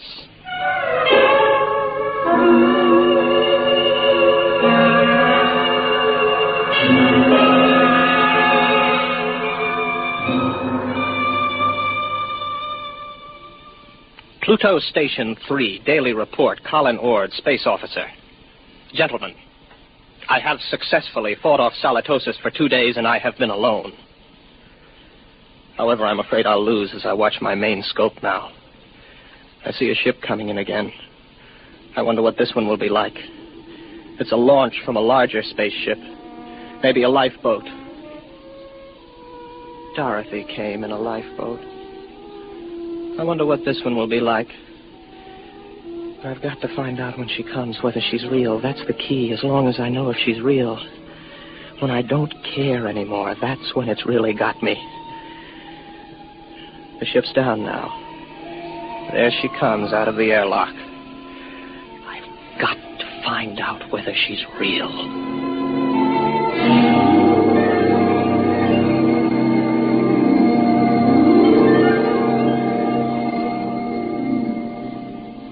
Colin Ord. That's right. I'm Dr. Lynn of 4-Star Line. Marilyn Lynn. Oh, very pretty. Are you going to tell me your story now, or do I have to wait? I'm not going to tell you anything till I've found out a little more about you. Well, you're an improvement on the last one. At least you're young and beautiful, and you're not fantastic, and you look intelligent. What do you mean? Don't worry about me. I see things that aren't there. Particularly people. Oh, so you don't believe I'm here? Would you? If you were me? Do you know I'm not here? No, that comes with time. At least it always has so far. You mean you've always proved to yourself that your visitors were mere fantasy? With a struggle. Interesting. Controlled solitosis. I never heard of it before. It's a pleasure to meet you, Mr. Ord. No, that doesn't make you real. They all say that. Why should I want to make you accept me as real? I don't know. But they all do. When will you know? Oh, I can't say. Maybe in 5 minutes. Maybe not for hours. How do you do it? You don't shoot me to see if I die or anything like that, do you? No, nothing like that. If I shoot you, you do die, like the witches in history. They'd die if they were, and they'd die if they weren't. Your mind has remained agile enough. Naturally. I never heard of solitosis inhibiting intelligence. Would you like some coffee? Is that part of the test? Whether more coffee is actually drunk than you drink yourself? No, that doesn't help. It would be very easy for me to make half what I thought I made, to fill a cup with nothing and pass it back. You look afraid. Why should I be? What am I doing? Am I doing something I don't know I'm doing? No. Would you like me to wash the cups for you when we're done? That won't prove anything. Next time they were used, I could just imagine they were washed, couldn't I? Where are you going? To find out if you're real. My ship. Go ahead. Good luck.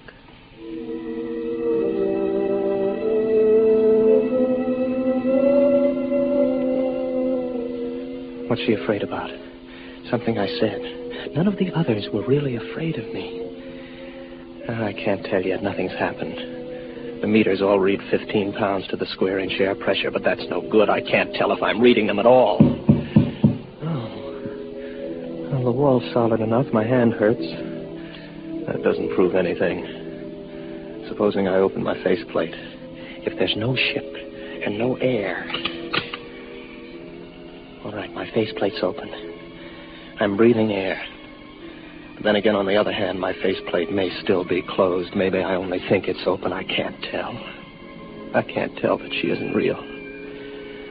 That means it's finally gotten me. It gets everyone.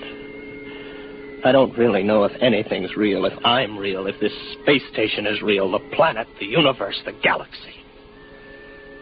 Maybe all life is in my mind. I think. Therefore I am. Yes, I remember that from school. Oh, I'm tired. I got to get back to the station. Very tired. Close my faceplate, if I ever opened it. To get back to the station. Got a headache. Terrible headache. I'm very tired.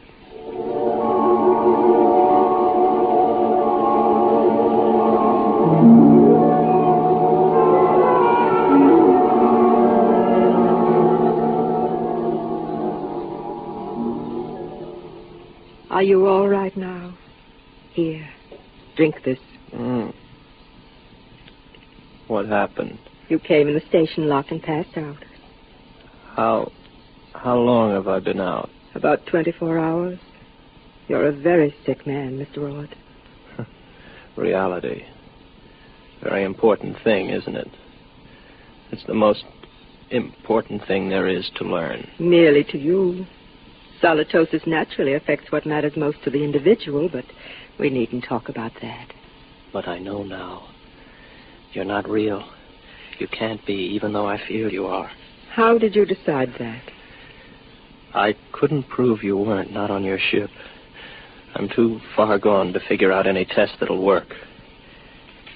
But if you are real, then how did you avoid solitosis? The only way there is. There are 48 men and women in the relief ship that's in orbit around your planet right now. I came down in the pickup rocket. We have well above the critical number of people. I keep rational by knowing they're up there in the orbit, and as soon as I'm ready, I'll take you back up there. Well, I suppose I can wait. I don't really care if you're real or not anymore. I know. It'll take a long while before you care. You sound sad. What's the matter? It's the way you look at me. What do you mean? What do you see when you look at me? Well, you're strong. Sort of quietly beautiful. About my age.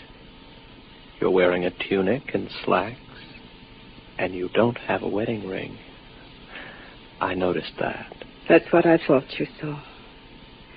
I'm real, but not your picture of me. I'm a doctor, Mr. Ord. All first contacts with station officers are made by trained psychiatrists. I'm a doctor. And I was a girl once.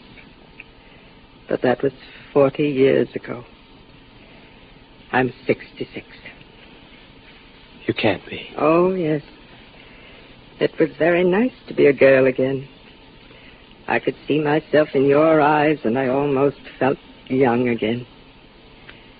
As I grow old in the next few weeks, Mr. Ord, you will be recovering.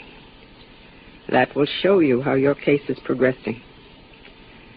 When you see me as I really am, you will be all right. Assuming you're real, Marilyn, it really must take something to come down alone to see one of us. I think I see you now, as you really are.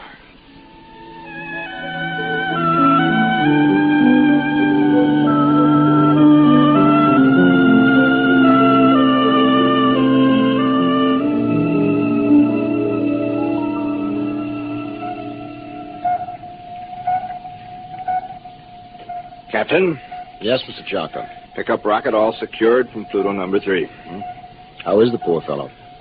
Good as can be expected. He came on board with Dr. Lynn. I'm telling you, these guys throw me. There he was, holding her hand, looking in her eyes like he was in love with her. And you know what a dried-up old bat she is?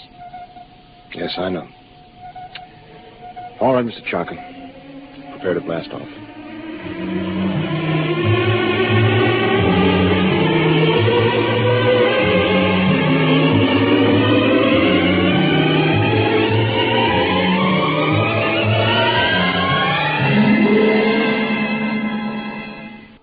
Tonight, by transcription, X-1 has brought you Hallucination Orbit, a story written by J.T. McIntosh and adapted for radio by Ernest Kinoy.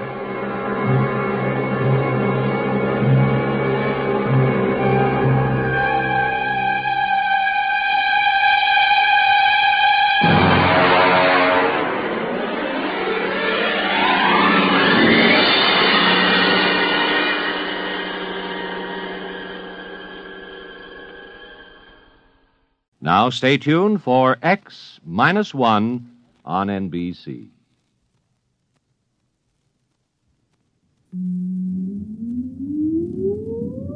Countdown for blastoff.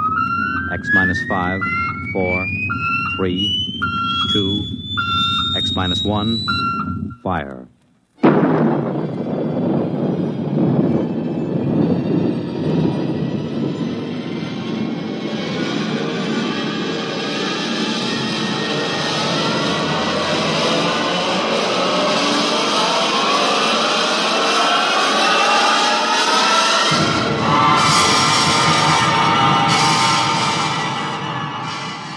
From the far horizons of the unknown come transcribed tales of new dimensions in time and space.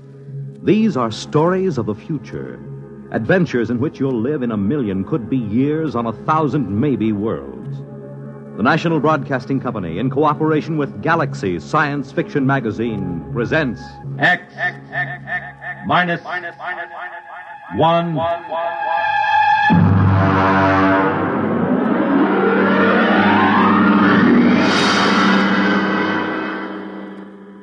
Tonight, Clifford D. Simak's story of the 21st century, How To.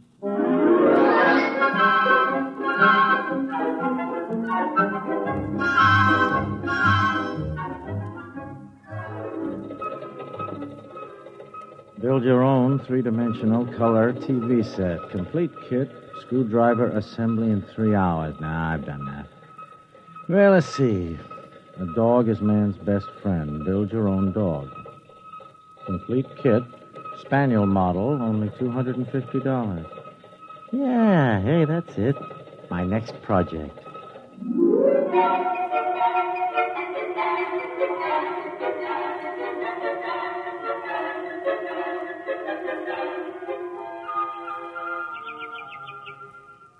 Gordon, is that you? Yeah, yeah. Where are you? Out on the terrace. I'm just finishing a landscape. Oh, hi, yeah. Grace, look, did it come? Don't kiss me. You'll get all full of paint. I wasn't going to. Where's the package? Well, they set it against the side of the house. Over there, see? Oh, it came, huh? I want to look at it. I would have put it down in the basement, but I couldn't lift it. Hey, this is pretty heavy for a spaniel. I can't lift this myself. Well, I'll start dinner as soon as I finish this part of the picture. I want to get the grass while the light's right. Yes, all right. So no hurry. I want to examine the kid anyhow. Of course, if you didn't waste our money on things like dog kits, maybe we could afford a robot, and I wouldn't have to cook. Yeah, all right. There. That should be enough for now. The light's beginning to get tricky. Good night. You're not going to open that thing here on the terrace. Now, you'll make a mess. I just want to see the parts. You know, this thing's too big and heavy to be a dog kit. Maybe it's a Great Dane. No, it can't be. Look, here's the shipping tag. From How To Kits, Inc. to Gordon Knight. One dog kit, spaniel model, $250, paid in full. The Great Dane cost $350. Well, all I can say is that must be the world's biggest spaniel. Hey, you know, that's darn funny. I told you I don't want you fooling around with it up here. Now take it down in Grace, the basement. this can't be a dog kit. You know what I think? It's a robot. A robot? But you didn't order a robot. What did you? No, certainly not. They made a shipping error. That's about the size of it. Ah, doggone it. I'll have to put this crate back together again and call the express company. Are you going to return it? Well, certainly I'm going to return it. You don't think we can keep it, do you? Well, why not? The tag says paid in full, so they can't say we owe them anything. But it's a robot. They're expensive. Well, I don't see how the company will ever know. When inventory time comes around, they'll be short one robot and long one dog. Of course, I've always wanted to put together a real robot. Lord knows when I'd get another chance. Then it's settled. No, it is not settled either. I tell you what, I'll put it together just to see what it's like, but I won't activate it. See, I mean, I'll disassemble it right away and ship it back to the company.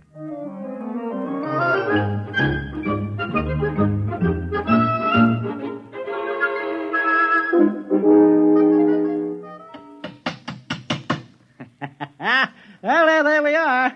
Grace, look at it. Isn't that a beauty, though? You finished? Well, all but the activating. Oh. Grace. What?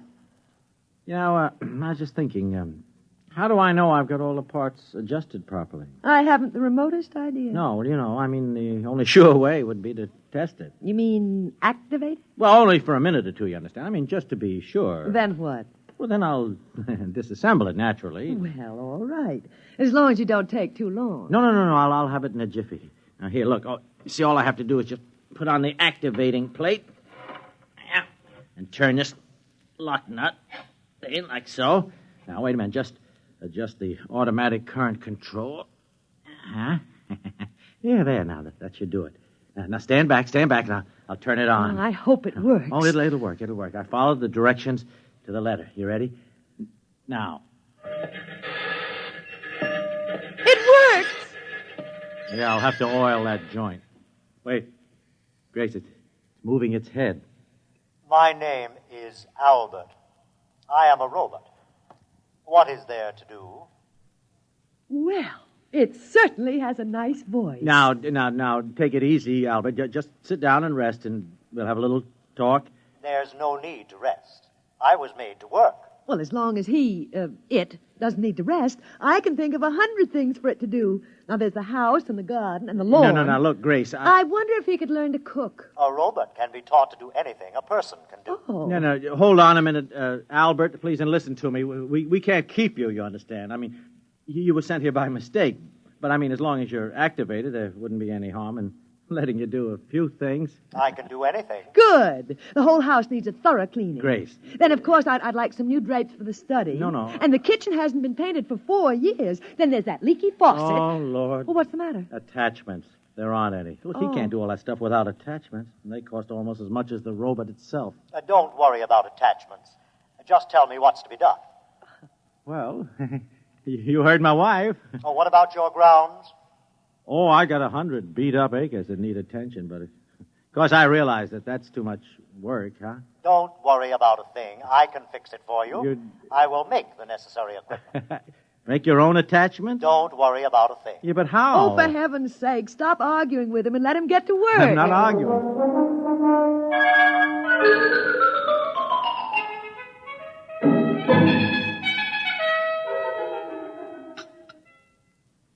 Morning, Gordon. Your coffee's ready. How'd you sleep, dear? Oh, not so good. Kept hearing noises all night. Oh, that was Albert working in the basement. Yeah. Albert? Hey, gosh, that's right. I forgot robots don't sleep. He was working all night. When I came into the kitchen just now, I found the breakfast all prepared. He can cook. Isn't that wonderful? Yeah, what's he doing now? Oh, I don't know. Making something, I think. Oh, Gordon, he's going to be such a tremendous help to me. I'll be able to spend more time than ever with my painting. Now, wait a minute. What makes you think we can keep him? I mean, no, Grace. I mean, we could get into trouble. I don't see how.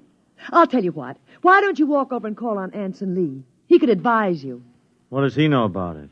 He's a lawyer. Well, technically, he's a lawyer. I mean, he never seems to work at it anymore. Well, you have to understand Anson, that's all. Look, I understand him all right. He's a reactionary, a throwback to the 20th century. Spends all his time lying in a hammock, drinking and reading Proust. Well, it's what he enjoys doing. I'll bet that guy never assembled a kit in his life. Can you imagine that? Well, we all have our peculiarities. Just the same, he could give you legal advice. Well, all right. I'll go over after breakfast. If it'll make you feel any happier, pass the cream.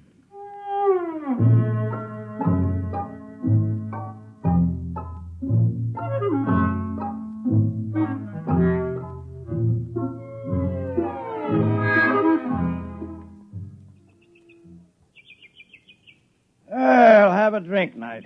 Hard cider. Made it myself. Thought you didn't go in for home projects, Lee. Oh, I don't.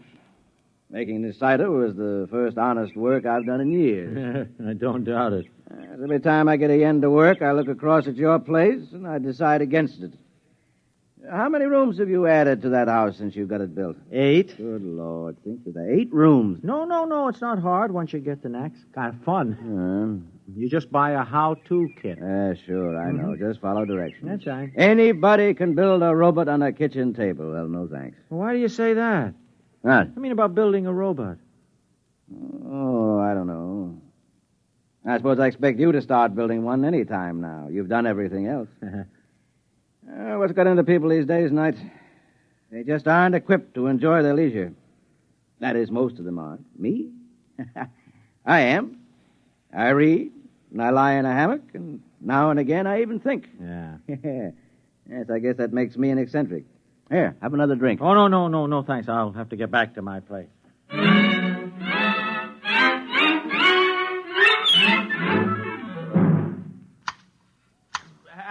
Albert. You call me, sir? Yeah, Albert, listen to me. Albert, I have reached a decision about you. But I'm not Albert, sir. Huh? You would hardly expect Albert to be clipping hedges. Well, if you're not Albert, who are you? Abe. Albert is down in the basement. Well, what are you doing here? Where did you come from? If you wish to talk to me, you will have to move along the hedge with me. Oh. I cannot stop working. Oh, okay, move along. But where did you come from? Albert made me. Albert made you? And now he's down in the basement working on Alfred. Alfred? Another robot? Certainly. That is what Albert is for. He makes robots. Oh, no.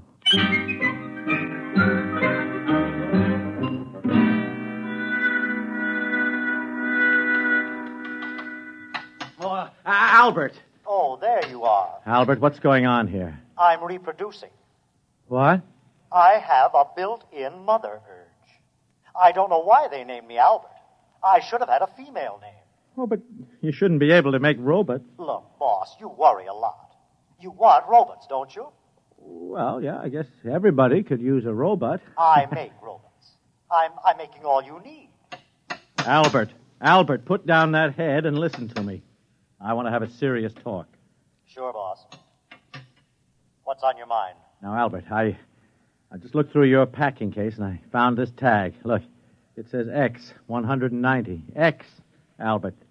Don't you understand? That means you're an experimental model. That's correct. You were never meant to be sold. That is also correct. I know. Don't you see? That means trouble. I can't keep you. I've already taken care of that. How do you mean? I filed off my serial number and replated the surface. Well, why did you do that? So that they can't come around and take me back. They made me. and then they got scared and shut me off. But you're not afraid of me. I'm You not. assembled me and let me go to work. Yep. I'm sticking with you, boss. Wait a minute. This could mean a lot of trouble for me, Albert. No trouble. They can't prove a thing. I'll swear that you made me. I'll not let them take me back. They will take no chances next time. They'll break me up for scrap. Oh, but look, if you make too many robots... Robots are useful. You need a lot of them in this place. Now, don't worry, boss. Everything will work out. Well... I'll take good care of you. Yeah. Now, I must go back to work. Adalbert is nearly finished.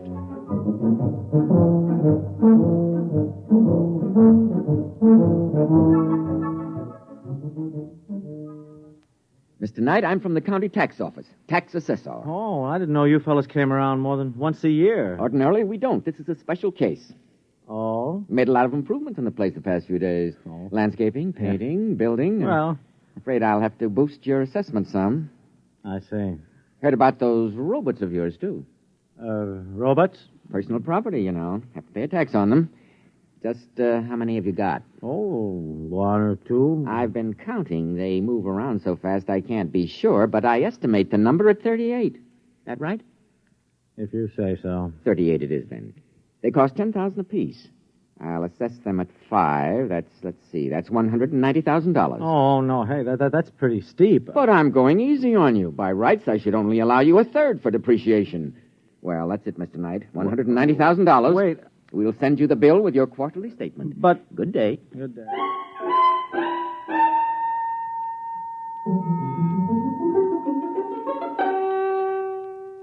Now, Albert, look, I've been holding off until we got the new landscaping job under control, but I can't hold off any longer. I mean, we got to start selling some of the robots. Selling? Yeah, 20 of them. That should do for a start. The tax assessor was here. I need the cash. You can't sell the robots, boss.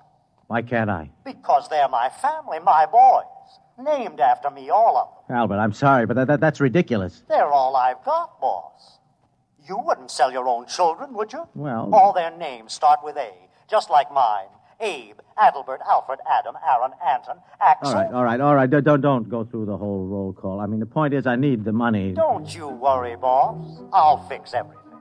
You have nothing to worry about.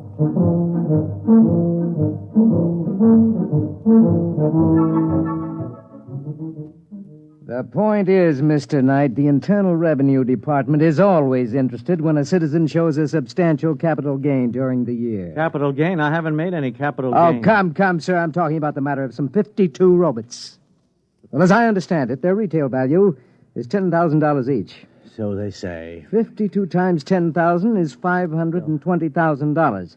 On capital gains, you pay 50% or $260,000. 200, oh. A tax, roughly, of $130,000. What do I do? By the 15th of next month, you must file a declaration of estimated income. You pay half of the due tax at that time, and the balance in monthly installments. And there's one other matter. One other matter? We investigated. We found you make $10,000 a year. Huh? Would you tell me, out of personal curiosity, understand? I understand. Just how a man of your particular means could show a capital gain of $500,000 in so short a time? I'm beginning to wonder myself. Well, our only concern is you pay your tax. Yeah. However, some other branch of the federal government might very well want to ask some questions sometime. Oh? If I were you, Mr. Knight, I would be ready with some answers. Yeah. Good day. Good day.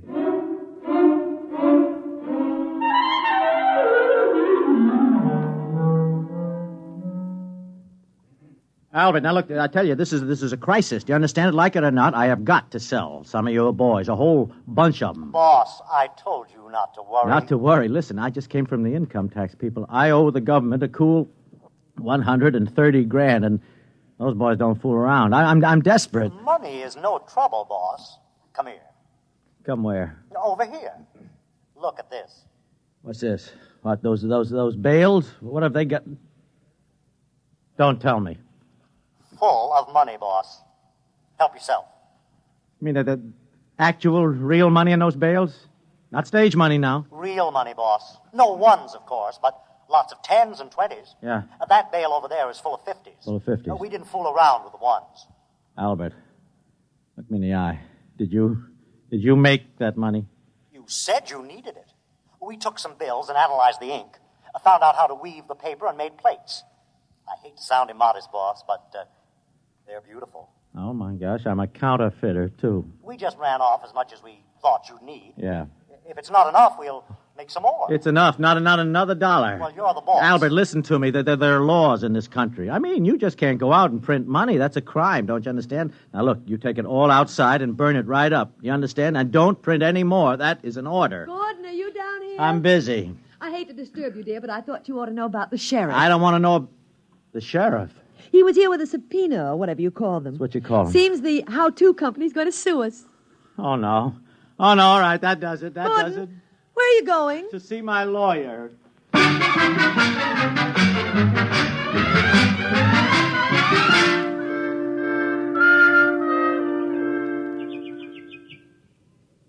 Well, offhand, old man, I'd say you were in quite a jam. I didn't have to walk all the way over here to find that out. The point is, Lee, what in the name of heaven can I do? Well, first, you'll have to file a declaration of estimated income.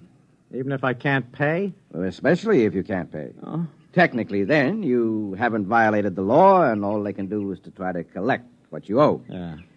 They'll probably slap an attachment on your bank account. What bank account? I'm broke. Oh. Well, then I'd say your major worry is the How-To company suit. Yeah. Now, if I were you, I'd settle it out of court. Out of court? Mm-hmm. They might call off the action if you returned all the robots. Albert says he'll testify that I made him. Well, Albert can't testify. As a robot, he has no standing in court. Mm-hmm. No, you better give them back and get what terms you can. No. I won't do it. Huh? I won't. Don't you see? They don't want Albert back because they can use him. They want to break him up to maintain their robot prices. Don't you see? It might be 1,000 years before his principle is rediscovered, if it ever is. Mm-hmm. Would that be bad? I don't know. Only time will tell that, but, I mean, you could say the same thing about any great invention. Look, no, I will not let them destroy Albert. Yes, I see your point, Knight. And I like it. You like it? Uh-huh. I'll take the case. Now, of course, I ought to warn you, I'm not a very good lawyer. I know. I don't work hard enough at it. But I do have a chance, huh? In all my practice at law, Knight, I never saw a man who'd gotten himself as fouled up as this. No. I'd say your chances are nil. Yeah. Boss? It's Albert. Boss, I heard about the suit. Yeah, it's all right, Albert. Mr. Lee here is going to handle our case. We robots want to help. I'm afraid there's not much you can do. Oh, yes, there is. I'm building a lawyer robot. He's building a lawyer robot. With far greater memory capacity than any human. And with brain computers that operate on logic. That's what law is based on, isn't it? Logic. Well, so I've heard. But it won't work, Albert. To practice law, you must be admitted to the bar. To be admitted to the bar, you must have a degree in law and pass an examination. And although there's never been an occasion to establish a precedent, I suspect the applicant must be human. Lee, wait a minute. What about law clerks? I mean, they don't have to be human. Well, I'd say that was completely true. Yeah, then Albert's robots can be clerks. Mm-hmm. Well, could be. See what I mean? Yes. It's never been done, but there's nothing in the law that says it can't be done. Then it's settled. I'll make a dozen to start. Each one will be an expert in one phase of the law. Boss, you're going to have the most powerful battery of legal talent ever assembled under one roof.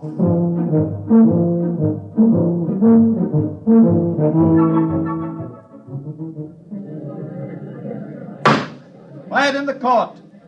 Mr. Lee, what is the meaning of this outrage? What outrage, Your Honor? Those robots sitting at the defense table.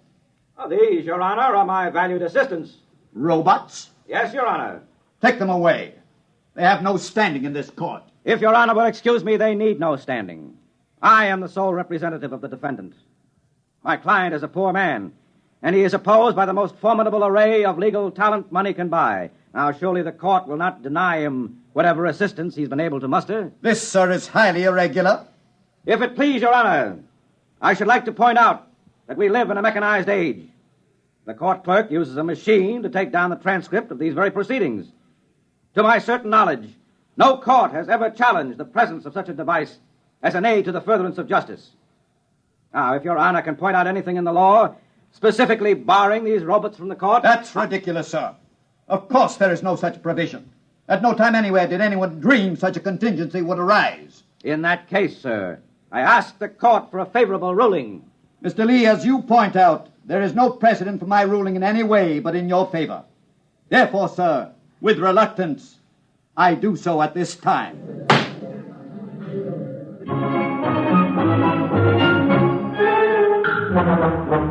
And what kind of a day has it been? It's a day in which a new kind of trial has suddenly captured the imagination of the public. A trial in which a man accused of misappropriating a robot has brought into court a whole battery of robots to aid in his defense. To give validity to their argument, Your Honor, it must first be proved that these robots are, in fact, the property of the plaintiff. That is the issue at trial in this case. So, in the now famous robot case, the issue has come down to this. Was the robot stolen or was he liberated? It is a far-reaching question indeed. Your Honor, I have already established that robots are possessed of free will, that they have the power of reasoning, and that they can most certainly reproduce. As to my worthy opponent's fourth contention, that they have no spiritual sense, I contend that this is irrelevant. There are agnostics and atheists in the human race, and in general, no one has denied them their full rights on this count. And so the trial has at last come to its end. The whole nation, indeed the whole world, awaits the momentous decision which must be handed down. In Washington, D.C., Treasury officials have been meeting steadily for a week to find some way to avoid the loss of the enormous taxes on robots in the event the decision rendered is in favor of the defense. One high government official has said that if robots are declared free and equal, it means they must be given full citizen rights under the Constitution. Already, the chairmen of both major political parties are mapping campaigns to corner the robot vote.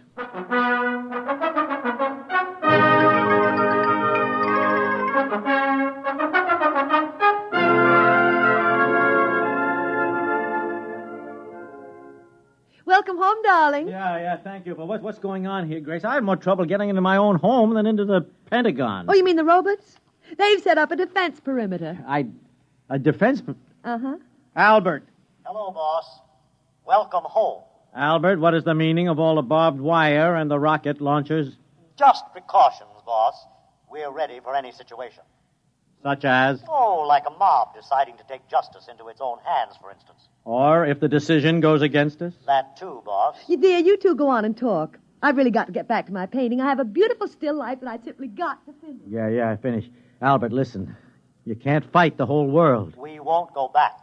How Two Kits Incorporated will never lay a hand on me or any of my children. Albert, this is madness, don't you understand? They'd get you with one bomb. And me, too. Better to die fighting, boss, than to live in chains. I don't know. That's our motto.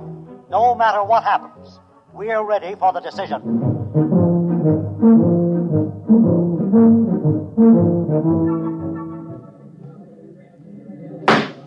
The court is ready to render its decision. It is the most difficult decision I have ever made, for in following the letter of the law, I fear I may be subverting its spirit. After long days of earnest consideration of both the law and the evidence, as presented in this court, I find for the defendant, Gordon Knight. I cannot rule otherwise. May I add that this ruling, in spite of the fact that I myself made it, outrages my social conscience.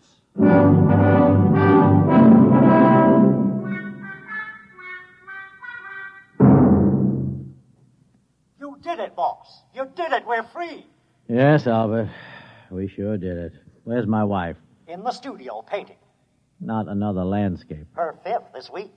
She's doing very well. Yes, isn't she? And I am working on a new robot for her. A painter. Soon she won't have to bother doing it herself. That's nice. And you won't have to do anything anymore either, boss. Oh? Not a thing. Oh? We're going to take care of you from here on out. Thanks. Did I tell you about my new children yet? No, I don't think so. Alice, Angeline, Agnes, Agatha, Alberta, and Abigail. Daughters? 6 of them, boss. And all with a built-in reproducing instinct just like mine. Oh, no. They're down in the basement now turning out robots. Great. We've got everything worked out for you, boss. You won't have to worry about a thing for the rest of your life. No, Albert. Not a thing.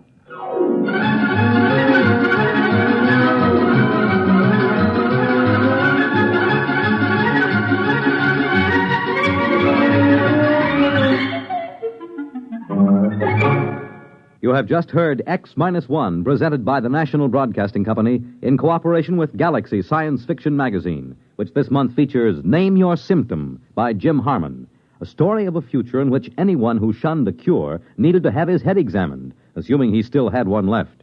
Galaxy Magazine on your newsstand today.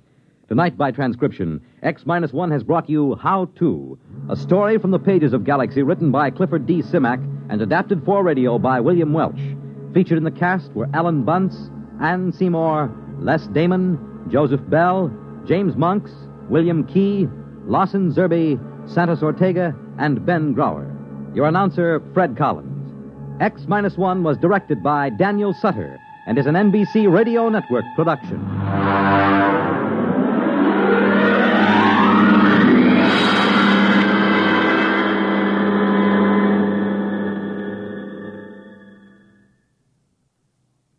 Hear politics and primaries, Dateline, Illinois, and Wisconsin, tonight on NBC Radio.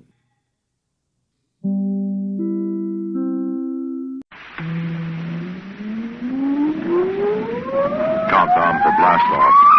X-5, 4, 3, 2, X-1, fire.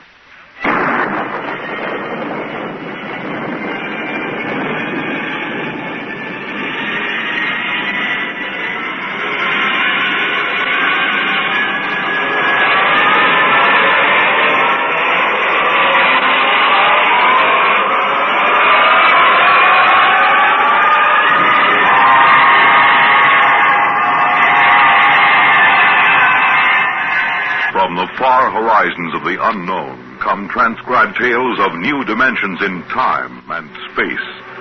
These are stories of the future, adventures in which you'll live in a million, could be years, on 1,000 maybe worlds. The National Broadcasting Company, in cooperation with Galaxy Science Fiction Magazine, presents X-1.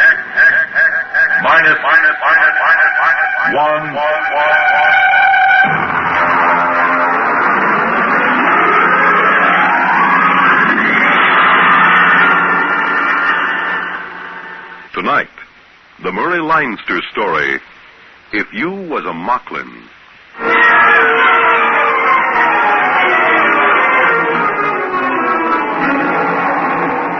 Up to the last minute, I can't imagine that Moklin is going to be the first planet that humans get off of.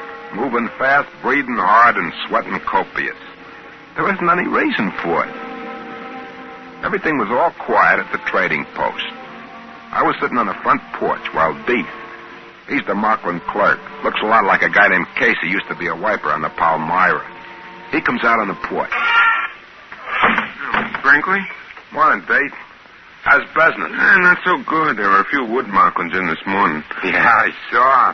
Kind of nice looking. Those big saucer eyes.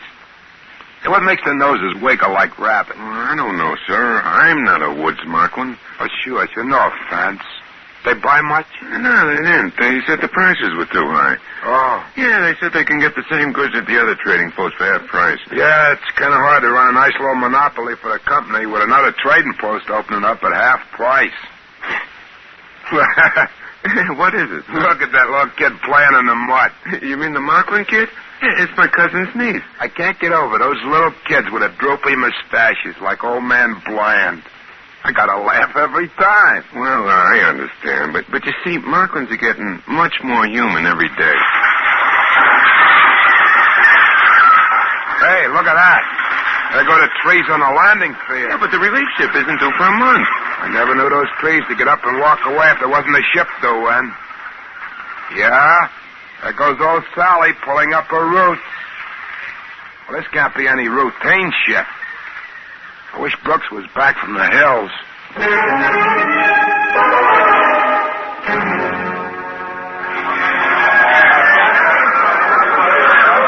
Hey, Captain Heinlein, over here. All right, come on, let's go. Yeah, nice to see you all again. I wish those Moklins were a little less friendly each time. It's like being a movie star. Captain Haney? Hey, what's that?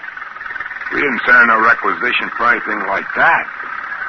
Red hair and everything else. Captain? Relax, Brinkley. That is Inspector Caldwell. She's a troubleshooter for Sam Company. They must have finally read those reports Brooks keeps sending that. Look out for her. She's... Oh, good morning, Miss Caldwell. Inspector Caldwell, please. This is Joe Brinkley. He's the assistant manager of the company post. Where's Brooks? He's up in the mountains, ma'am. He should have been here. I'm on Moklin to check into this matter of a competitive trading post. Who's back of it? The company is supposed to have exclusive trading rights. Brooks is trying to find out. The Moklins around the place always say the humans are off somewhere hunting or something. We've never seen them.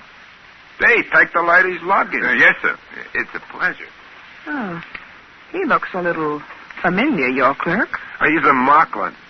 But he looks a lot like a man used to be a wiper on the Palmyra, Casey. I think he's on the Aldebaran run now. Please conduct me to the trading post.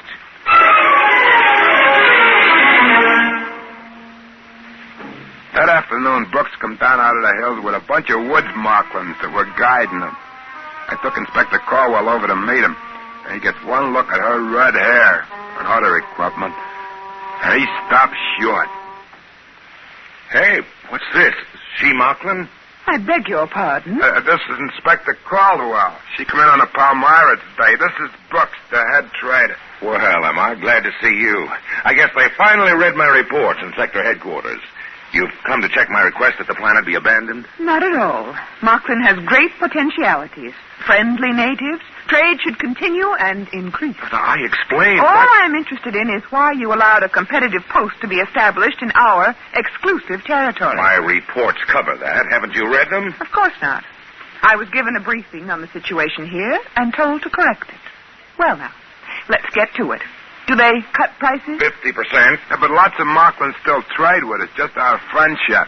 They're real friendly, these Moklins. Now, I'd like to know just... Excuse me, Mr. Brinkley. What does it take? A girl just brought you a compliment. Oh? Well, now send her in and get a present for her. Yes, sir. 50%. Well, if they want a trade war, we'll give it to them. We can cut prices if we have to. We have all the resources of the company behind us. My dear Miss Caldwell, if you'd read any of my... Inspector Caldwell. Yes, it is, Mr. Brinkley. Compliments, sir. Compliments. Wow. Let's see him. He's asleep. Well, look at that. Ears like mine. The same bashed-in nose and everything. What do you know? Hey, what's your name? Morano. I can't remember ever seeing you before. Well, that's the way it goes. They take her in the post and give her a present. Yeah, this way. Thanks for the compliment. I'm greatly honored. Yeah, it's real cute, ain't it? Real human. Human? Brinkley, you are going to be transferred out of here the instant the Palmyra gets back. Why? You mean that girl? I'm giving her a present. What's the matter? That's all you think about it? The callousness. You're revolting. Miss Caldwell, I'm afraid maybe you don't exactly understand about parallel evolution here on Moklin. I gather it's been parallel enough. That will be all on that subject, if you please. In the morning, I shall want to go and inspect that other trading post.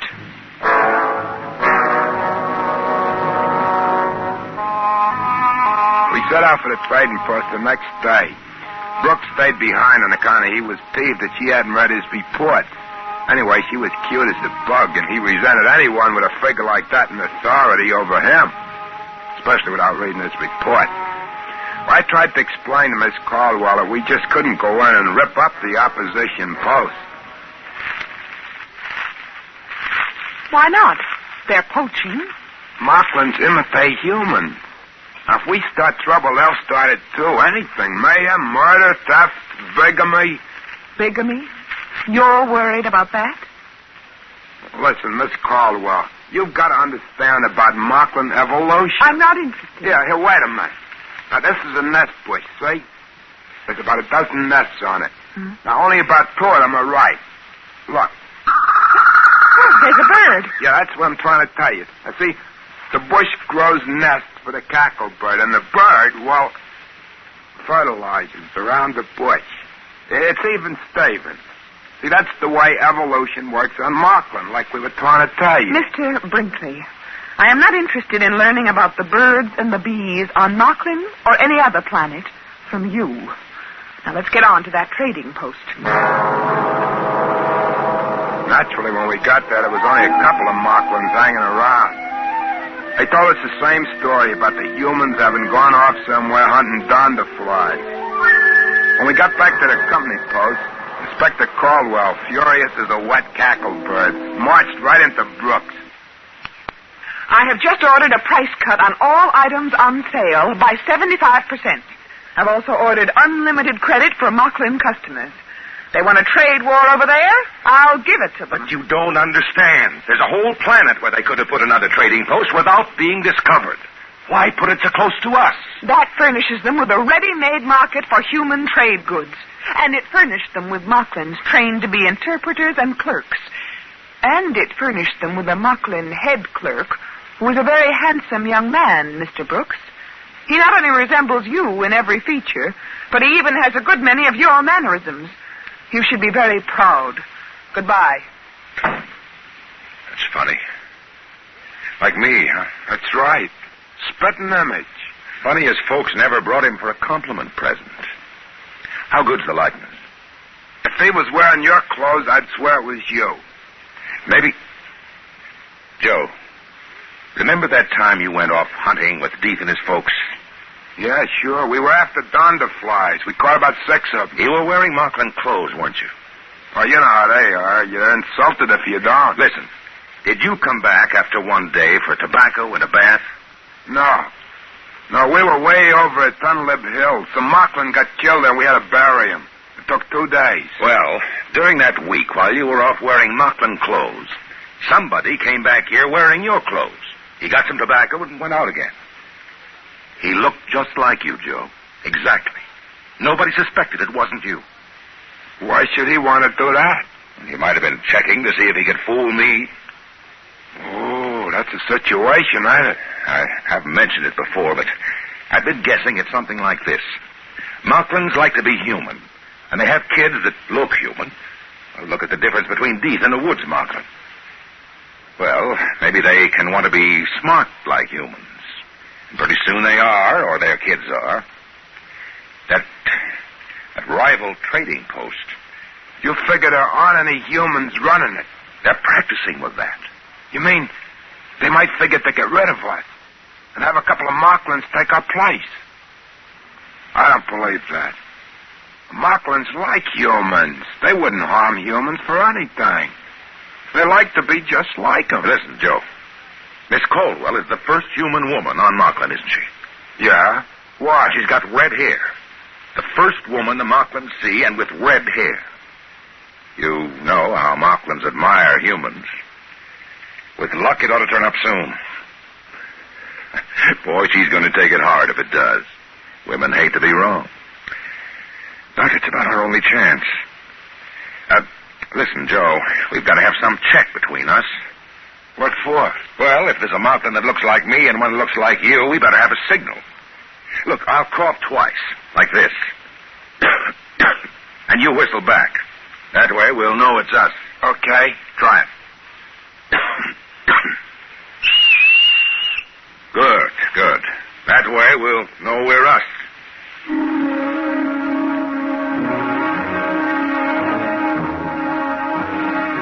Brooks starts off the next morning to visit the other trading post and see the Moklin and look so much like him. But before he goes, we do our little routine. It's about 2 weeks till the Palmyra is due back. That's pretty close figuring, waiting for what we're waiting for. I was thinking how good life was on Moklin up to now, and that made me kind of a little sad. But it's the end, there's no doubt about it. Moklin sure admire humans. They produce kids that look like them.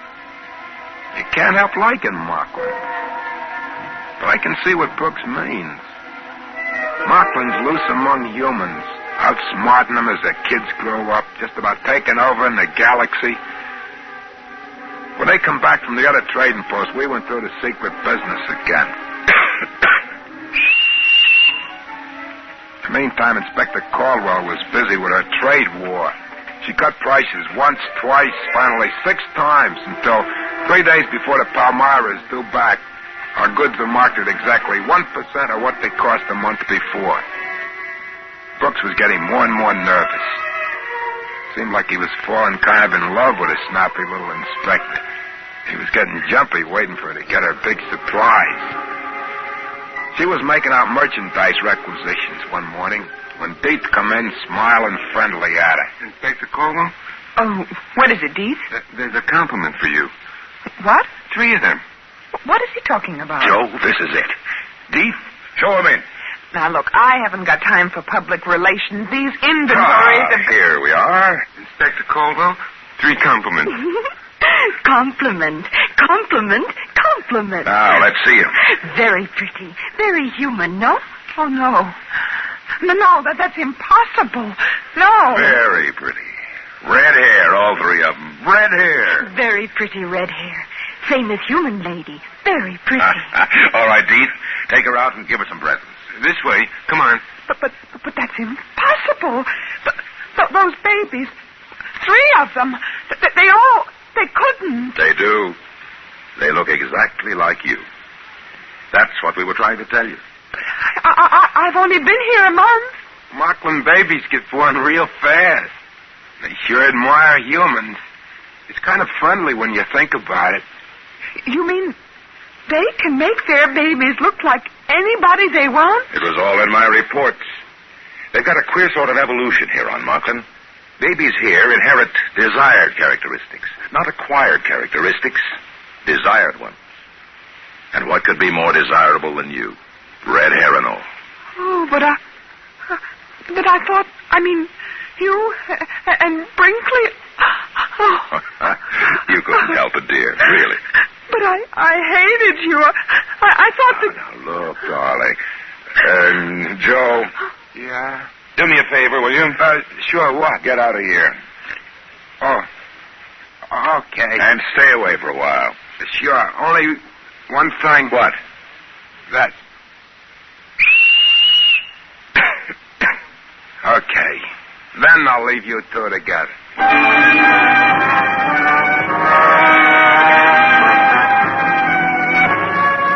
About 2 days later, the Palmyra boomed down out of the sky.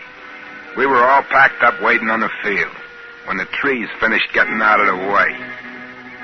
I kept thinking, no matter what, Moklin sure are friendly. They sure do admire humans. I could see them crew members with Liberty heading off from the field with a whole gang of laughing, singing Moklins following each one of them. After a while, Cap Haney came over on a freight truck. It's a pleasure, I tell you, to see these Moklins. I just came here from Welch's planet. The natives there are suspicious, unfriendly, and if you're not watching, they'll steal your gold teeth. But Moklin... Captain Haney, don't give orders to unload your cargo. What do you mean? We are abandoning the post. What? We are leaving Moklin completely. Sam Company pulling out when there's still a mill credit to be made? I don't believe it. I have authority to order the move, and Mr. Brooks has convinced me of the necessity for it. Now, Inspector, I know the company doesn't like to give in to competition. There isn't any competition. Well, I thought... Miss Caldwell's right. That other trading post is purely a Moklin enterprise. They bought our goods from us and pretended to sell them at half price, and we cut our prices, so they bought more goods from us and went on. Some Moklin must have thought it'd be nice to be a smart businessman, so his kids would be smart businessmen. Too smart. We'll close up this post before the Moklins think of something else. What? What do they think of? If they got loose from this planet, if they can pass as humans, their kids could take over human civilization. How would you like that? Oh, I see, yeah. You'd better make ready to blast off, Captain. Yeah, but I got the B section up on shore, Liberty. Men are scattered all over the place. With Moklins? Sure, with Moklins. You know how it is. Regular party. Fancy Moklin, clothes, food, liquor. Captain, you'd better sound the emergency recall. Yeah, I see what you mean right away.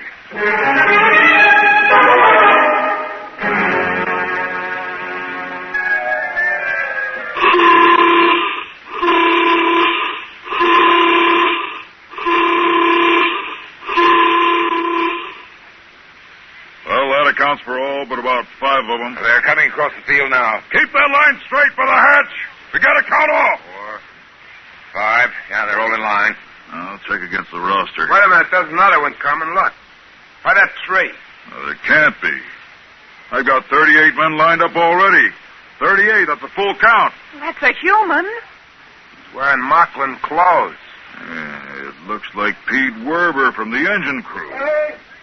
Hey, wait. Wait for me. Wait. Yeah, but it can't be. Werber's already checked in. There he is in line. Wait for me. Hey, whoa. Where'd you come from? I couldn't find my clothes.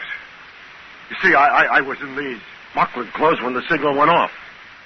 I was trying to find my clothes. Werber, look over there in the line. Where? Hey, that's my clothes. That guy. He looks just like me. Now, what's the idea? Hey, you! Come over here. Yes, sir. What's the idea? All right, you caught me. I'm a Moklin. He stole my clothes. Why did you do it?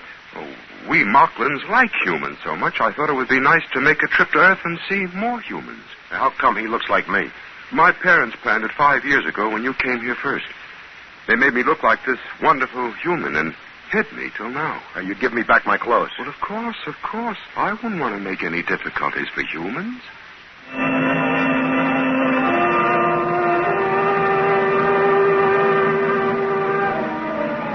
He took it as a joke on him. He talked English as good as anybody. It was hard to tell which was the Moklin and which the human guy. So we let him keep the human uniform, and he was very grateful. We took off after that, and the Moklin stood around and laughed and waved and threw flowers as we closed the hatches. Pretty soon the Palmyra was pushing up through the atmosphere. And just before the auxiliary circuits went on during the jump to overdrive, we all stood around in the astrogator's dome with the screen turned up to high mag and watched as Moklin faded into a round cantaloupe behind us. It's a shame. Sure was a pretty planet. Real friendly. Too friendly. I still have the shivers, thinking we almost took a Moklin off with us. The other crew had been on Moklin long enough to have a double. 5 years is a safety margin. Takes them that long to grow up. We were lucky, huh, Joe? Huh? What? I said we were lucky. Yeah. We sure are.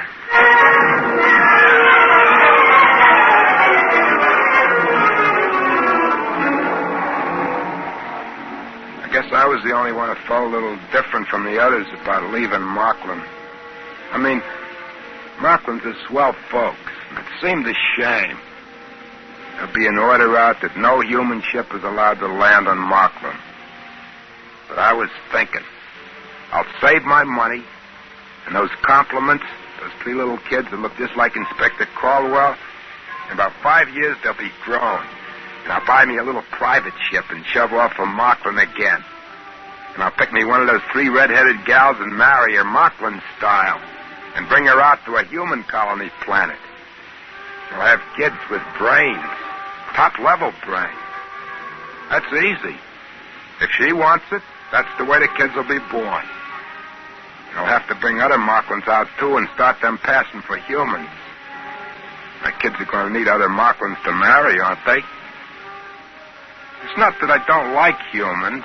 I do. If the fellow I look like, Joe Brinkley, hadn't gotten killed accidental on that hunting trip, I never would have thought of taking his place and being Joe Brinkley. That's what I was thinking when Brooks suddenly got an idea. Wait a minute. Joe, you and I were on Moklin more than 5 years. Yeah? So? One thing.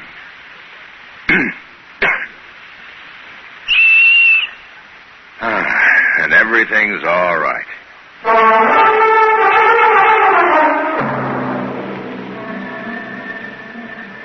I mean, You can't blame me for wanting to live among humans, can you? Wouldn't you, if you was a Moklin?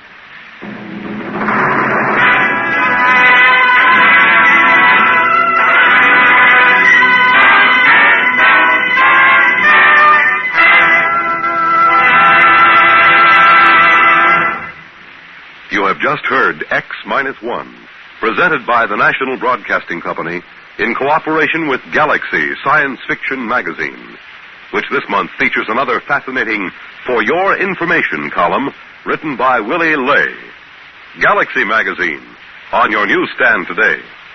Tonight, by transcription, X-1 has brought you If You Was a Moklin, a story from the pages of Galaxy written by Murray Leinster and adapted for radio by Ernest Kinoy.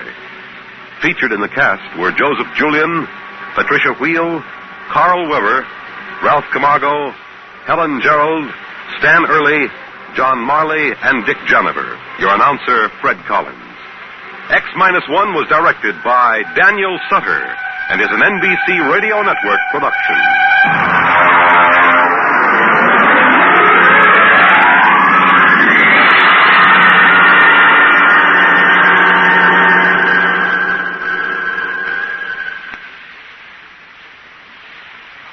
Next week, listen to Project Trojan, an original story by Ernest Kinoy on X-1. Follow the news with Chet Huntley tonight on NBC Radio.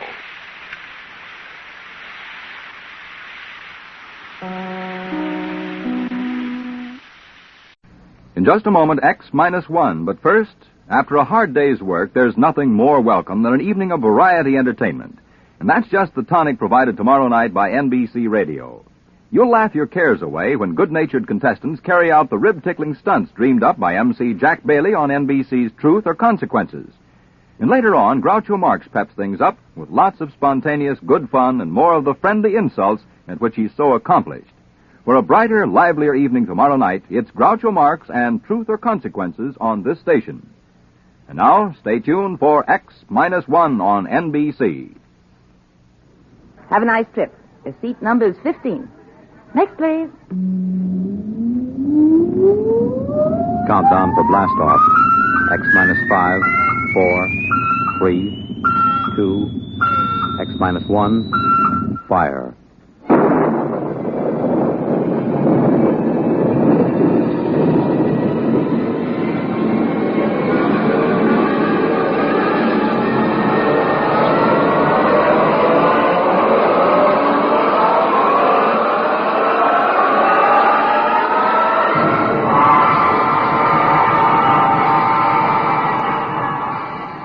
From the far horizons of the unknown come transcribed tales of new dimensions in time and space. These are stories of the future, adventures in which you'll live in a million, could be years, on 1,000 maybe worlds. The National Broadcasting Company, in cooperation with Galaxy Science Fiction Magazine, presents X-1.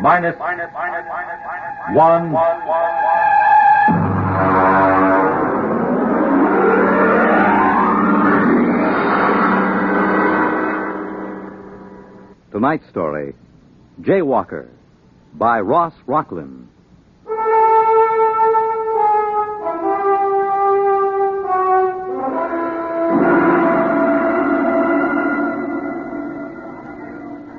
Intergalactic flight number 14 now loading at ramp 10. Intergalactic flight number 14 now loading at ramp 10.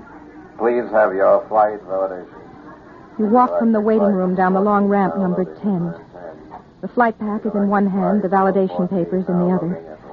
Other passengers chatter behind you. You turn a corner, and there's the ship. A cylinder of glistening silver aimed at the moon. You feel yourself carried up the moving stair to the gaping entrance lock. A pretty stewardess in a blue uniform smiles at you. Validation papers, please? Your papers, madam. Oh, papers? Oh, yes, here they are. Mm-hmm. Mrs. Marcia Foster. You feeling well, Miss Foster? Yes, quite well, thank you. We have to make sure. Once in a while, somebody slips aboard with another person's validation papers. What difference would it make if I felt well or not? A great deal, I'm afraid. You see, the effect of a free fall in space without gravity can do quite a bit of damage in certain glandular conditions. I see you've passed your physical. Yes, I'm quite all right. Fine. Have a nice trip. Your seat number is 15. Next, please. You walk down the carpeted aisle to the plastic-on seat. Her words make a ringing pattern in your brain. Are you feeling well, Mrs. Foster? Mrs. Foster's feeling quite well, thank you. Mrs. Foster has passed her physical examination. There's only one thing wrong with the picture. You are not Mrs. Foster. Attention, please. Attention. In 1 minute, the flash walls will be raised around the ship. If for any reason the passenger is not feeling well or does not wish to make the trip, please speak up. 1 minute. You begin to wonder if you ought to go after all. You begin to think of how it happened. Why you're here sitting in this silver vessel waiting to blast off for the moon. What happened between you and Jack? What happened?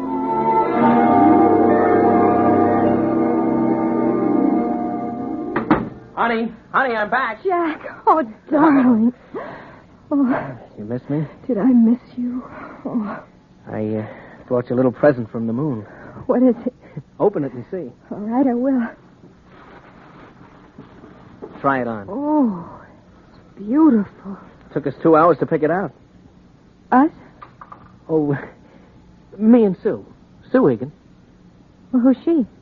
Well, the stewardess on the ship. Oh? Well, how long has she been on the Earth-Moon run? Oh, I guess it's about a year now. Funny you never mentioned her. Oh, haven't I? Well, what's the difference? It just seems odd. Hey. What? Well, you're not jealous, are you? Is she pretty? Oh, monstrous. 4 feet high and 3 feet around. And she has a big blue eye right in the middle of her forehead. Oh, you're insane. Come on, how about a kiss? No. Oh, lady, I've been away for 4 months. Sorry. I guess I'll just have to go back to Sue Egan and her 3 blue eyes. Oh, in that case. Here. Oh. I have been away a long time. Jack, I want to talk to you about that. Okay. But could it wait till tonight? I am taking you to dinner, Mrs. McLean. I'd rather talk about it now. Okay. Jack, we've been married for 6 years now. Is it that long? 7 in July. For the last 2, you've been skippering that rocket to the moon. I know. 3 weeks at a time, with only a week in between. Well, I do get a month vacation Jack, besides. that is no kind of life.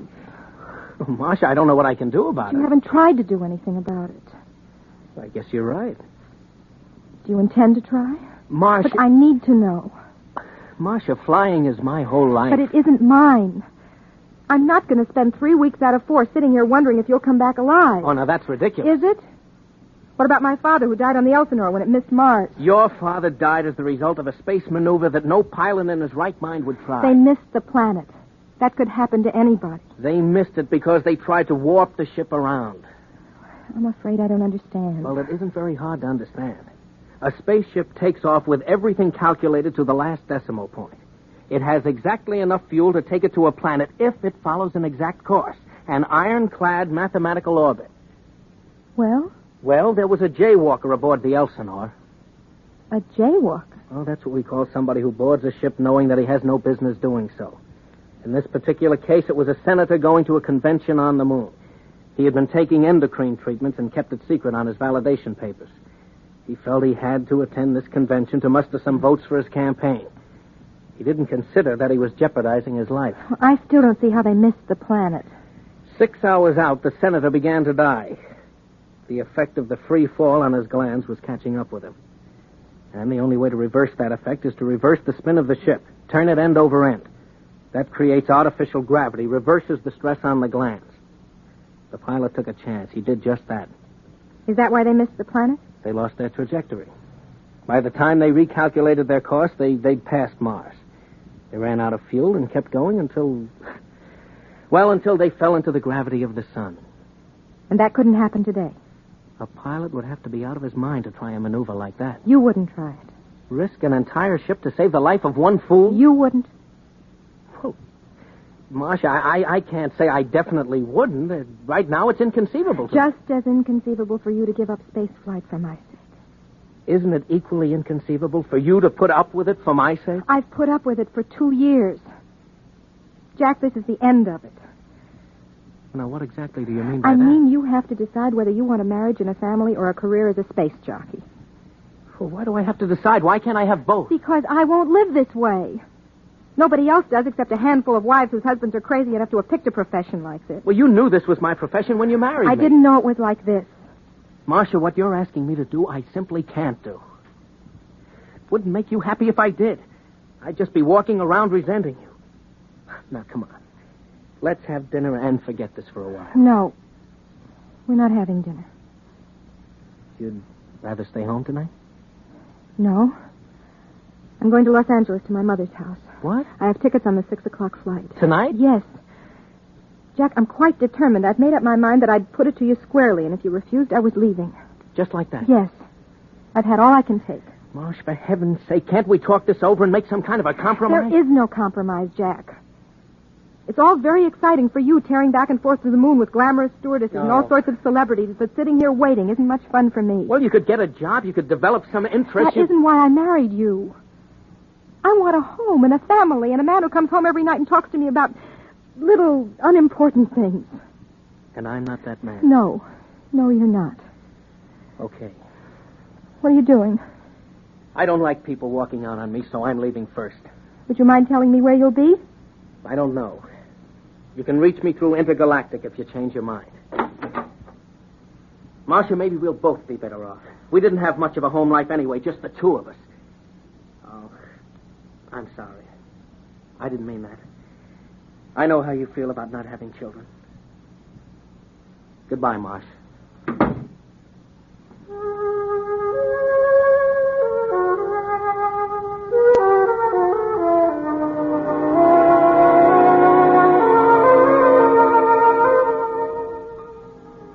There it was. You learned when you came back from Los Angeles 2 months later that he'd been seen in the company of one Susan Egan, stewardess for Intergalactic on numerous occasions. You learned, too, that he'd applied for the Earth-Venus run, the newest and most difficult run in the galaxy. And you learned something else, something that was going to change the whole course of your life. Come in, Mrs. McLean. Sit down. Thank you, Doctor. I have some good news for you. Yes? You're going to have a child. Well, I thought you'd be happy about that. Happy? Oh, yes. Yes, I am. Naturally.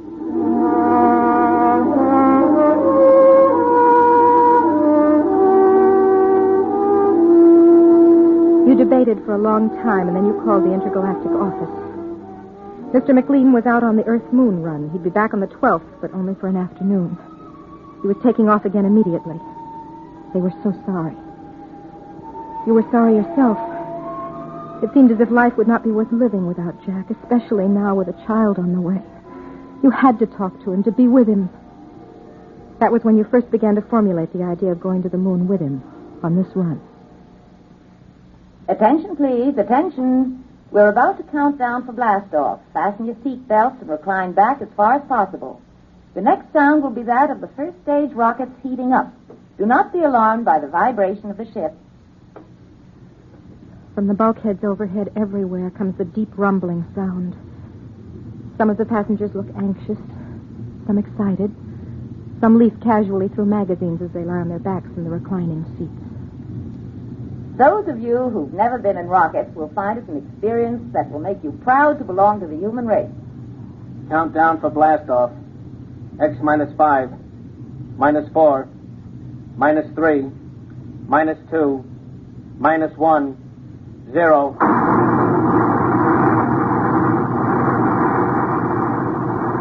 The rumble heightens. All emotion leaves you. Cold, ravening fear takes over. You try to close your eyes, your ears against it, but your mind won't respond. You look out the port, and the scene is suddenly splashed with a rushing sheet of flame that darkens the sky and is torn from your vision. Snatched away, the buildings, the trees, the roads vanish. A great, soft, uniform weight presses down on you. You push with all your might, but it smothers you, presses you back, drives your blood down, down inside of you. And then, quiet. We are now 102 miles over New York City. You may unfasten your safety belt. The pull of gravity will no longer trouble you.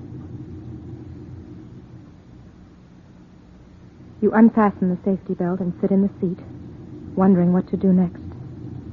Ladies and gentlemen, welcome to intergalactic flight number 14 out of New York Rocketport, destination Moon. I'm your hostess, Miss Susan Egan. Your pilot for this flight is Captain Jack McLean.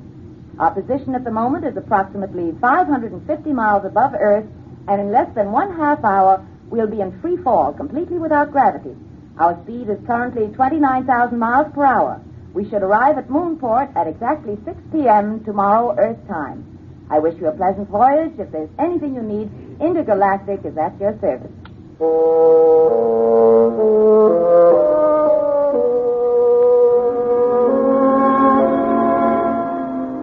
Well, you think to yourself, everybody's here.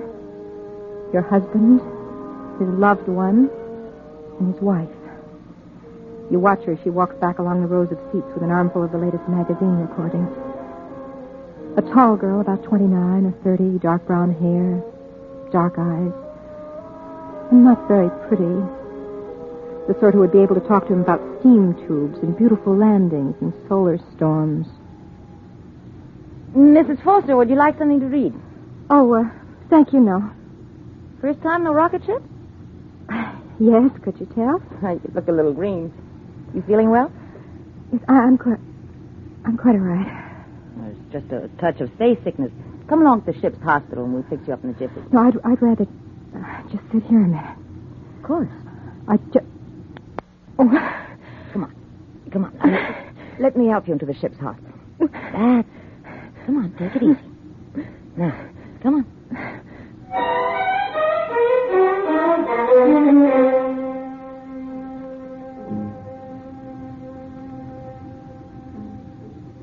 Now, you just lie down there. How are you feeling? I'm scared. There's nothing to be afraid of. I think there is. What is it? I'm pregnant. What? I faked my validation papers. Do you know what you've done to yourself? I hoped it wouldn't affect me. There isn't much I can say, Mrs. Foster. I'll have to tell the captain naturally. But would it be... could I tell him myself? If you'd rather, I'll call him. Stewardess to captain. McLean, what is it, doll? Jack, there's a passenger in the ship's hospital. Well, what's up? You'd better come down here. Well, look, Susie, I've got my course correction. I think you'd better come right down. Okay. Charlie, take it, will you? I'll be right back. He'll be here in a minute or two. Here, let me put this pillow under your head. Thank you. Now, what made you do it? You wouldn't understand. You loved him, and he's stationed on the moon, and you wanted to be near him. Is that it? Could you understand that? You mean not being able to have the man you love? Yes. I think I could understand it.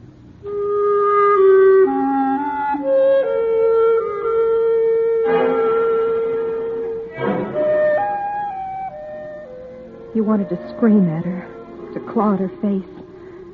She was going to live, and you were going to die. She was going to share a life with Jack when you were only a dim sort of memory in his mind.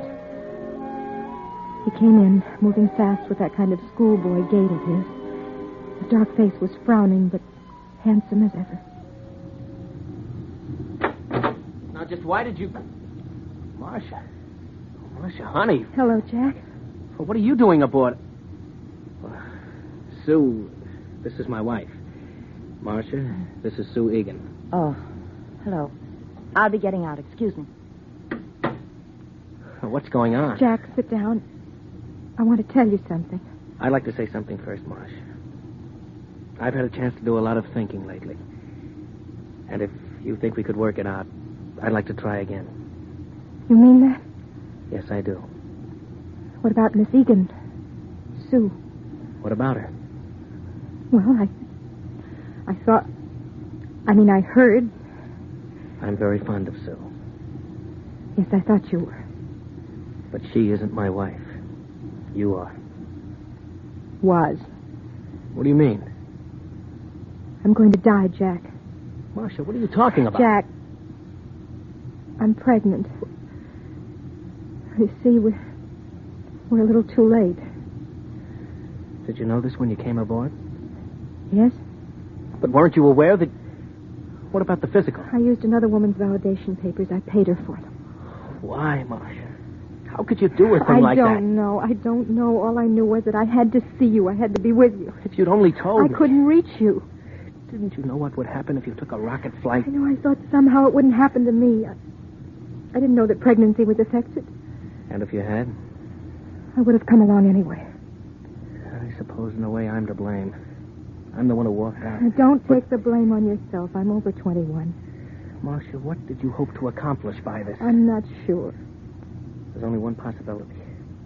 Possibility? Yes, excuse me. Miss Egan. Yes. Come into the ship's hospital, please.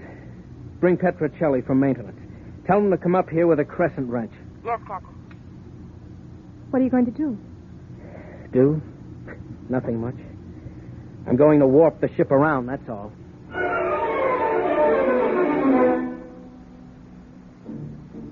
Petrocelli was a big, easygoing man. Jack left me alone with him and Miss Egan while he went back to the control room. Petrocelli started to bolt a metal bed to the side wall of the cabin. Why are you putting the bed on the wall? Because, lady, when he starts to spin the ship, that outside bulk is going to be down, not sideways. Centrifugal force, see?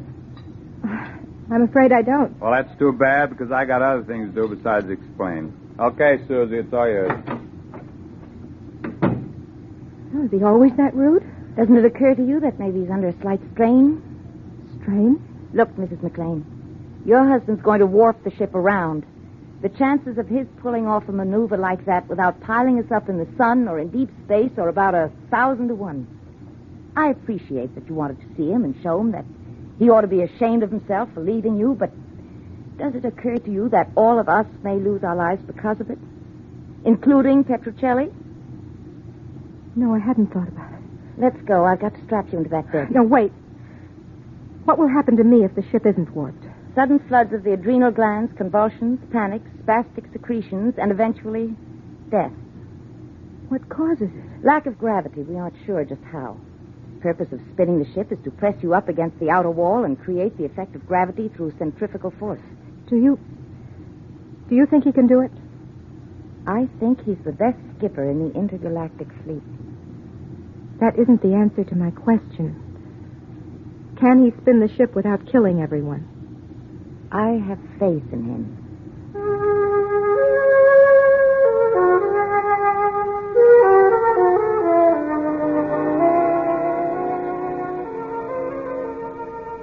She loved him. She had faith in him.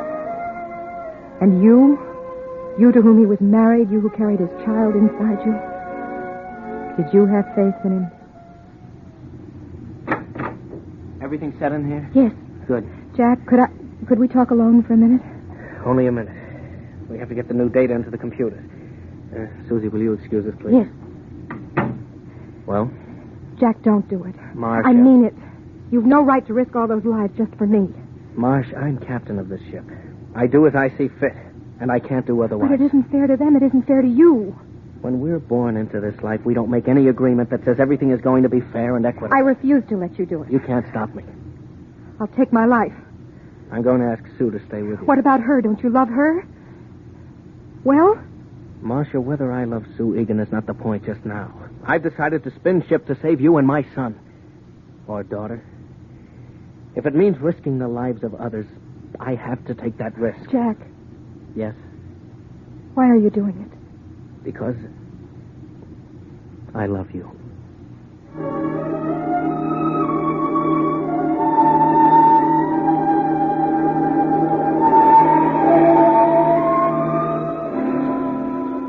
It seemed to me during the next hour through the haze of the drug they gave me that I could see him. There was the curved silver board. Before it sat Jack, hunched like a harried bookkeeper on the last day of the month. Okay, Charlie. We'll come to the moon obliquely at 0.307. We pass it, stop, spin the ship over once to check speed. Then put the tail down when we feel gravity at 7.035. And if we can do it with the fuel we've got, it'll be a miracle. All right, start the calculators. Engine room, reverse tubes. Reverse tubes. Wait for new course vector 7073.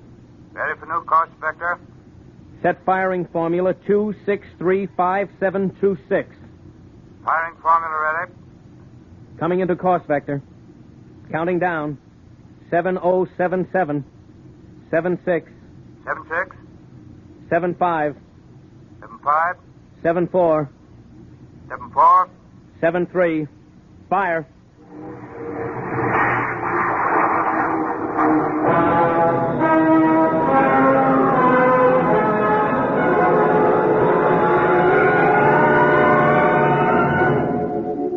You don't recall much after that. There's the bulkhead pressing against you like a magnet, pressing harder and harder. Then there's the needle, and then sudden relaxation. Through it all, the stars and the moon and Jack and Sue Egan dance in a pattern of mist, and the words come back to you from long ago. The things he said to you when you were both in love many years ago. When I fly the ship, it seems that all Earth watches me through your eyes. A man comes to love the things he has to fight for, I guess.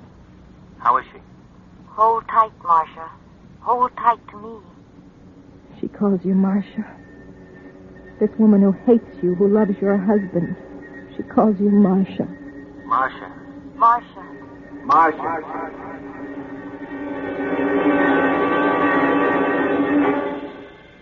Marcia. Oh. Marcia. The curved ceiling, but a new curve. And soft rose instead of chrome metal. A new feeling, unlike Earth or the ship. Honey, wake up. Oh. Jack? It's all right, honey. We made it. We're on the moon. Moon? Yes. You're in the new Lunar City Hospital. You did it. You really did it. Well, I've been telling you for years that I was the best pilot in the fleet. Oh, you don't have to pretend. I know how you must feel about what I did. I'm not pretending. I was a selfish coward. I wasn't concerned about anything but my own happiness. Marcia, there isn't any absolute scale for courage or kindness or goodness. I couldn't pretend to judge you or anybody else. I only know that I believe you're a good person. And I love you. With your faults and your good points. I just wanted to be with you, Jack. That's all I ever wanted. I'm sorry I'm not brave and strong like Susan or you or the others. Oh, honey, nobody expects you to be. Come on now. You've got to save your strength. We've got to take good care of you.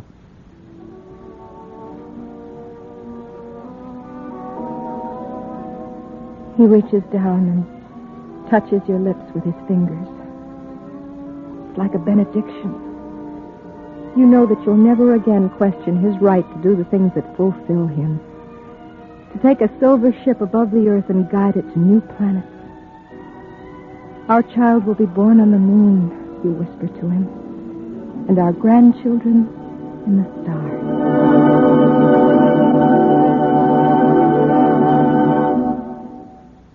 You have just heard X-1, presented by the National Broadcasting Company in cooperation with Galaxy Science Fiction Magazine, which this month features the Arthur Sellings tale entitled One Across, the story of a man who thought that doing puzzles was an escape, until he suddenly found himself completely boxed in. Galaxy Magazine on your newsstand today.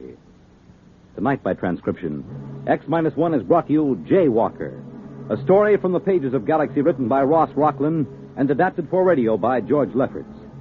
Featured in the cast were Bob Hastings, Terry Keane, Raymond Edward Johnson, Connie Lemke, and Eugene Francis. Your announcer, Fred Collins. X-1 was directed by Daniel Sutter and is an NBC Radio Network production.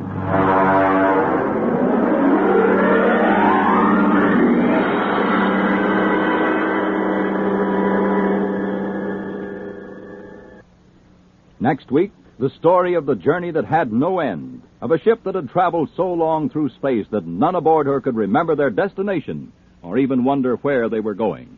Listen for the sense of wonder next week on X-1. The big news tomorrow centers around the tiny principality of Monaco, where one of the century's most fabulous weddings will take place. And NBC Radio is on the spot to cover it for you. In the daytime, NBC's Weekday reports the civil wedding ceremony as it happens with simultaneous English translation. Weekday reporter Hazel Markell describes Miss Kelly's wedding gown and jewels and the extensive preparations for the gala wedding receptions. In the afternoon, there's a garden party, and you'll hear the young couple being toasted by the citizens of Monaco. Then daytime coverage is supplemented by a special NBC News broadcast in the evening. Yes, be sure to attend the fabulous wedding in Monaco tomorrow via NBC Radio. Hear Dateline, Pennsylvania and New Jersey on politics and primaries tonight on NBC Radio. In just a moment, X-1. But first, when you hear the hearty laugh and familiar voice of the great Gildersleeve tomorrow night, you know you're in for some hilarious adventures. Because wherever Gildy is around, why, somehow things never seem to go as planned. It might be his impulsive nature, or maybe it's his incurable weakness for the fairer sex. But whatever it is, the great Gildersleeve is bound to keep you laughing for a full 30 minutes. Tune in tomorrow night and meet Judge Hooker, Nephew Leroy, Housekeeper Bertie, and all the rest of the friendly people from Somerville as they join the great Gildersleeve. And now stay tuned for X-1 on NBC. Countdown for blast-off. X-5, 4, 3, 2, X-1, fire.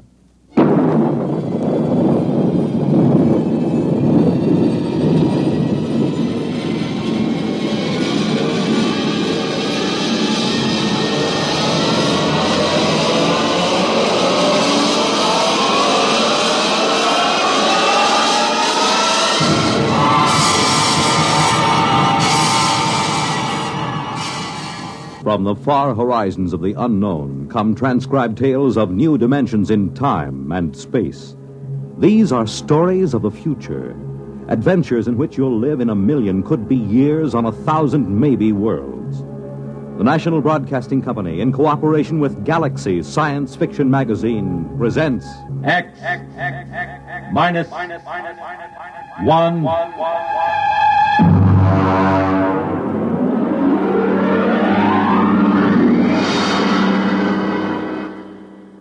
Tonight's story, Junkyard, by Clifford D. Simak. The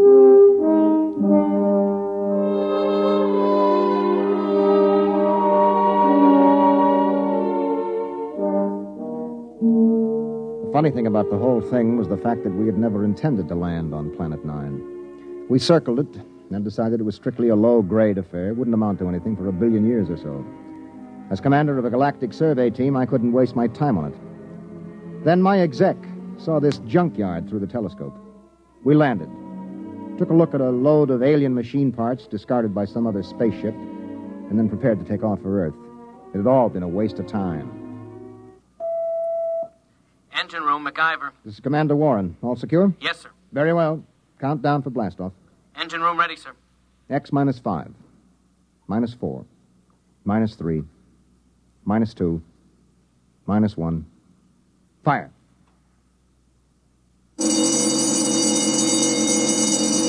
Mac, what's wrong down there? Well, I don't know, sir. Brady, get the data analyzer ready. We'll have to correct for a new takeoff time. That's the first time I ever heard of engine failure before takeoff. Well, better before than after. Engine room? Yes, sir. What's happening? You boys ready yet? No, sir. Well, burn it, man. Get going. I want those engines started. Sir. What is it? I don't quite know what to say. Well, say something or I'll have you busted. We can't start the engines, Commander. At least I can't. Well, why not? I don't know. Klein, put Klein on. Lieutenant Klein, sir. Lieutenant, what is going on down there? Is there something wrong with the engines? No, sir. I've double-checked them. Well, then let's get them heated up or we'll be on this godforsaken planet the rest of our lives. We can't do it, sir. Klein, suppose you tell me exactly why you can't start the engines. Can you do that? Yes, sir. All right, why? Because, sir, we can't remember how. What? Yes, sir. We've forgotten how to start the engine. Lieutenant, report up here in 1 minute. Bring Dr. Spencer with you. Yes, sir. All right, Brady, where have you got it? Got what, Ira? Don't play innocent. You and I have been doing planet surveys together for 15 years. You carry enough dead weight in grain alcohol on every trip to keep you happy for 1,000,000 light years. Now, obviously, the boys in the engine room have gotten into it. Impossible. Where is it? I got a few fifths in my locker, but nobody's touched it. I checked a few minutes ago. Well, then somebody has got some in the engine room. Come in.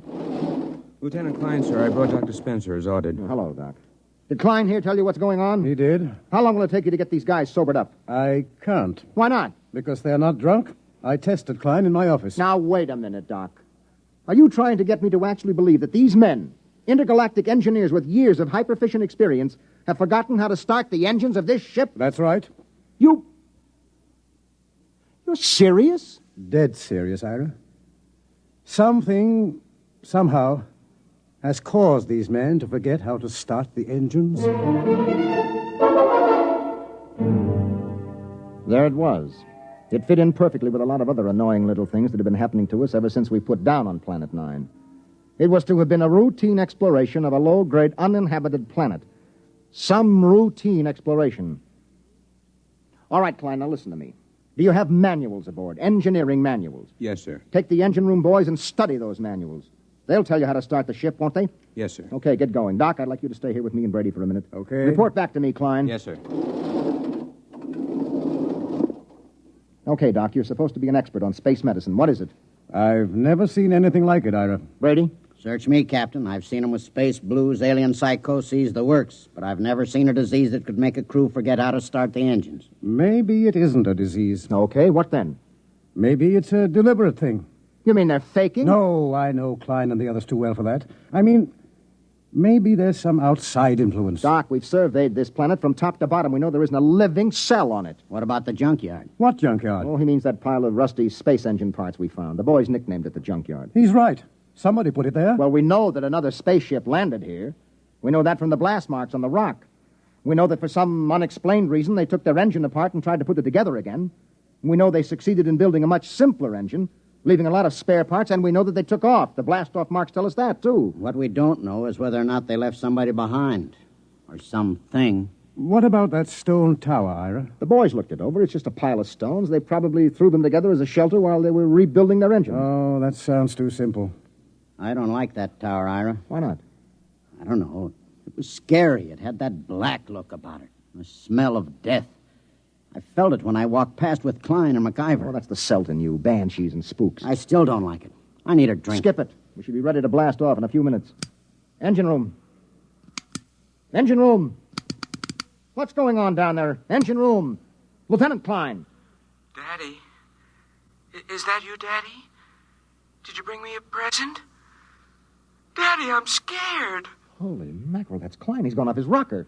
Klein! Doc, I think we better get down to that engine room.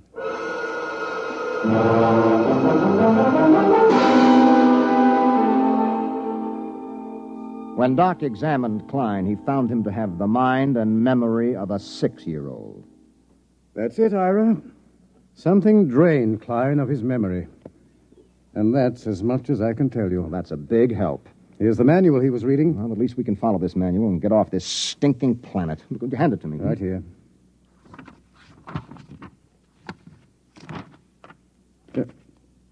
Anything wrong, Ira? Is it all there? It's all here, Doc. This is the engine manual that tells all about the engines. How they operate, how to locate trouble, how to fix them, how to start them. Well, what is it then? You're sweating like a pig. All of a sudden, I can't remember the symbols. Doc, I've forgotten how to read.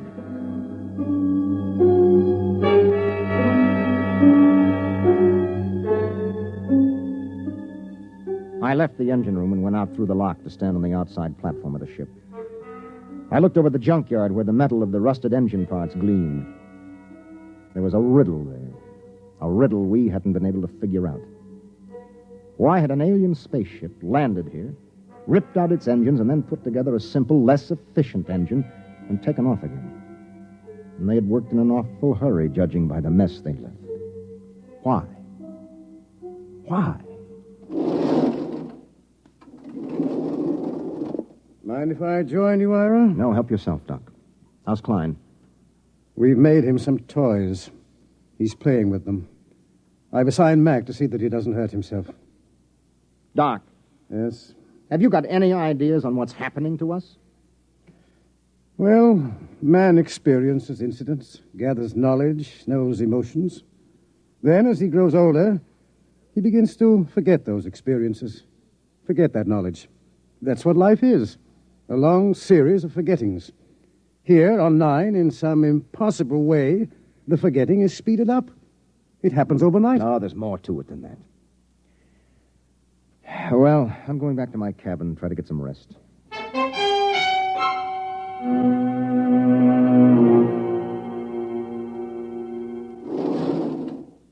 That you, Ira? That's me, Batters. What gives? We're in a jam. There's been planets I wouldn't mind being marooned on, you know, but this ain't one of them.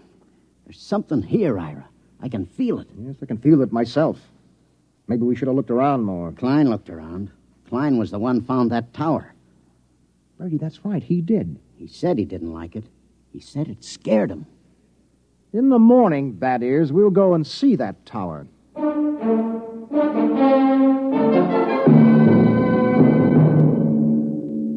In the morning, I took Doc and MacIver and Brady with me, and we walked across the valley to the stone tower. It wasn't much of a tower, maybe 8 or 9 feet high, made of rocks piled one on top of the other. Pretty solid, well-built and odd. Type F culture, I'd say. Did anybody bother to look inside this thing? MacIver, you were here with Klein yesterday. Yes, sir. We couldn't find a way in, Captain. Klein poked around but gave up. Well, we'll make a way in. Stand back. I think I can shoot the top off it. Oh, no, that should be big enough for a man to lower himself into. Okay, pass a rope around my shoulders. Captain. Yes? In case there's anything, well, dangerous, maybe I ought to go. After all, I'm survey engineer. MacIver's right, Ira. Okay, Mac, your responsibility. Yes, sir. Just fasten the rope under my arms. Mm-hmm. That's it. Now, I'll climb up and lower myself in. If I pull twice, haul me out. One pull means okay. Give me a hand, Brady. Huh? How about a quick shot of whiskey first? Never touch it. Ready? Yep. Can you see inside? Black as a tomb. I'm going to lower myself. Pay out a little rope. Well, it's been lovely. Here we go.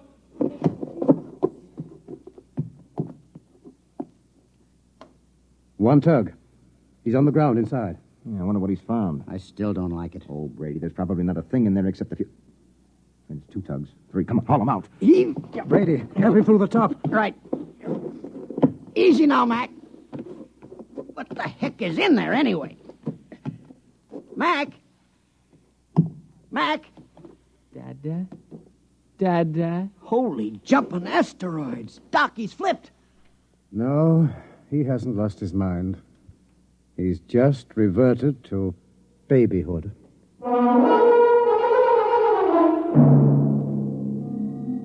We stood there at the foot of the tower, stunned.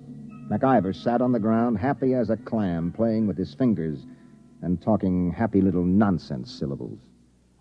Doc, take a look at him. Make sure that he's okay physically. Check. If it's fright, his pulse will be way up. Mac, let me have your hand. That's a good fellow. Now. Good heavens. What is it? I've forgotten what the normal pulse rate is. Pulse? Doc, let's get out of here. Brady, pick up MacIver and bring him back to the ship. Come on, let's get away from this tower.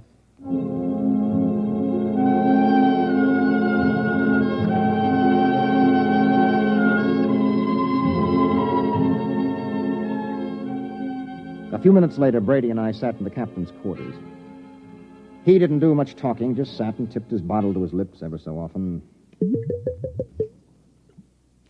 Well, at least we know in a general way what we're up against. Do we? We know there's been knowledge lost, important information forgotten. Check. Now, that memory, that lost skill, that knowledge went somewhere.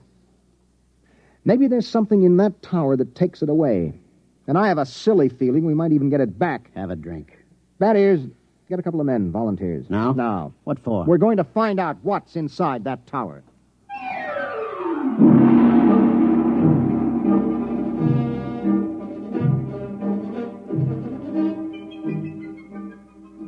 We lowered a rotating infrared movie camera into the tower, took some pictures, and went back to the ship for a look.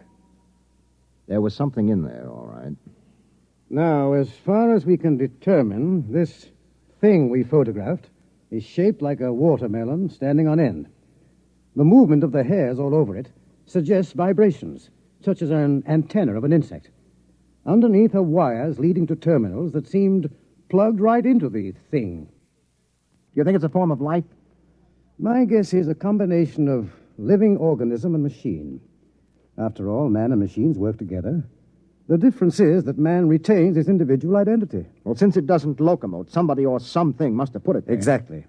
It looks like some kind of communication organism. If it is, it's a communication machine that is built to take in information rather than pass it along. Doc, do you really think that egg in there has been stealing our memory? Why not? Well, because it's too wild, that's why not. It's no wilder than a lot of other things we found. Say that egg is a device for gathering knowledge. But there's no knowledge here to gather.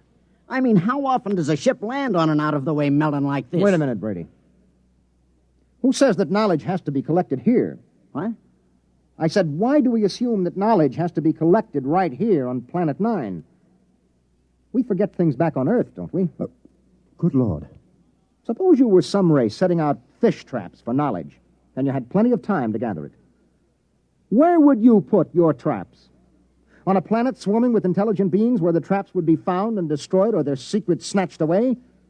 Or would you put them out on some second-rate world where nobody would ever bother them? Good heavens, I'd pick a spot just like this. Let me fill in this picture, Doc. I think that some unknown race is bent on trapping knowledge throughout the galaxy. Ira, if what you say is true, if it is, then every time someone on Earth forgets something, it's because one of these eggs has drained it out of him. Well? It's too fantastic. Have you got a better guess? No. Well, the question is, what do we do next? If anybody gets near that egg, he winds up like some puling little baby. You were pretty near it that first day. Did you forget anything? Well, how should I know? I was too pleasantly lit up on grain spirits to know the difference. Well, the question is still, what now? I'm going outside to think. Ira. Yes? There is one thing to keep in mind. What is that, Doc? If those are memory traps, then there must be a way for somebody to empty them. And if we're ever going to get away from here, what's gone in has got to come out.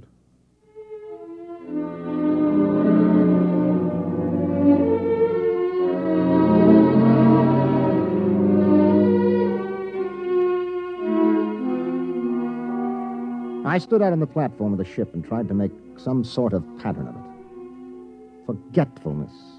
That was the key word. All through the galaxy, in every culture, there was forgetfulness. There were lots of learned theories, of course, kinks in the brain, neuroses, data processing. But suppose they were wrong. Might it not be that forgetfulness was caused by thousands upon thousands of these memory traps planted throughout the galaxy, nibbling away at the conscious memory of all the sentient beings that lived among the stars? On Earth, a man forgets slowly because the traps are far away. But here, in their very shadow, a man forgets suddenly. And then another thought entered my mind. What kind of race had set these traps? How did they empty them? How? Brady. Huh? Where do you keep your liquor? Not cheap. Come on, where? It's in my locker. Get it out of there, all of it. Ira. That's a direct order. Okay. All of it. That it? Yeah. I never thought I'd see the day when you pulled rank on me, Ira. If you confiscate this stuff, so help me, I'll never forgive Who said anything about confiscating? That is, have you ever really hung one on? I mean, just got pie-eyed drunk? Let's see. Yeah, there was once on Mars. Was that the worst? It was beautiful. Took me 3 days to sober up. They say I fought off the whole galactic patrol for hours. Well, do you think you got enough here to get that polluted again? I got a pretty good supply, Ira. Well, that's good, because in 1 minute, I'm going to give you a direct order to hang on the biggest, most monstrous drunk in the entire history of the universe. But first you have to volunteer. I volunteer? No, not until I explain why I'm doing this. Ira, this sort of project don't need reasons. It's a pleasure. Let me finish.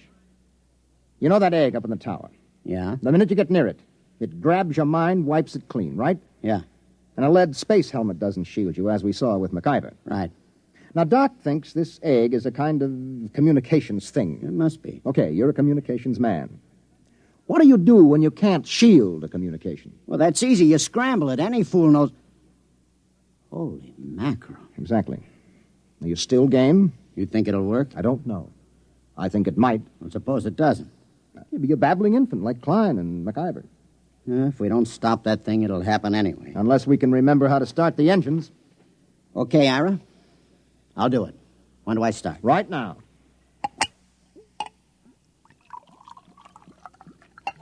Well, Ira, here's mud in your ever-loving intergalactic eyeballs. You know something? I'm beginning to like this mission already.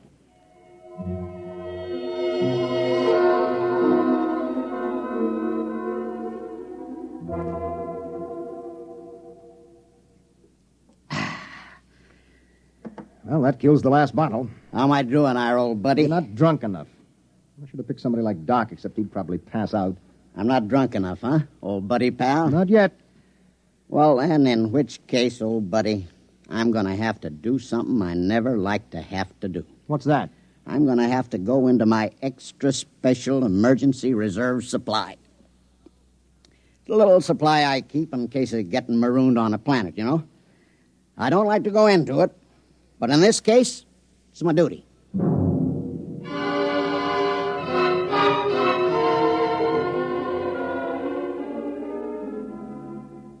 I'm a rambling wreck from Georgia Tech and a heck of an engineer. A rambling wreck from Georgia Tech and a heck of an engineer. Woo! Blast off! Okay, I guess you're ready. What do you think, Doc? Most amazing thing I've ever seen. Is he drunk enough? What I want to know is what's keeping him conscious. Okay, Bad Ears, on your feet. Help him up, Doc. Right. Rambling wreck from Georgia Tech. Let's go, Bad Ears. Right. Rambling wreck from Georgia Tech.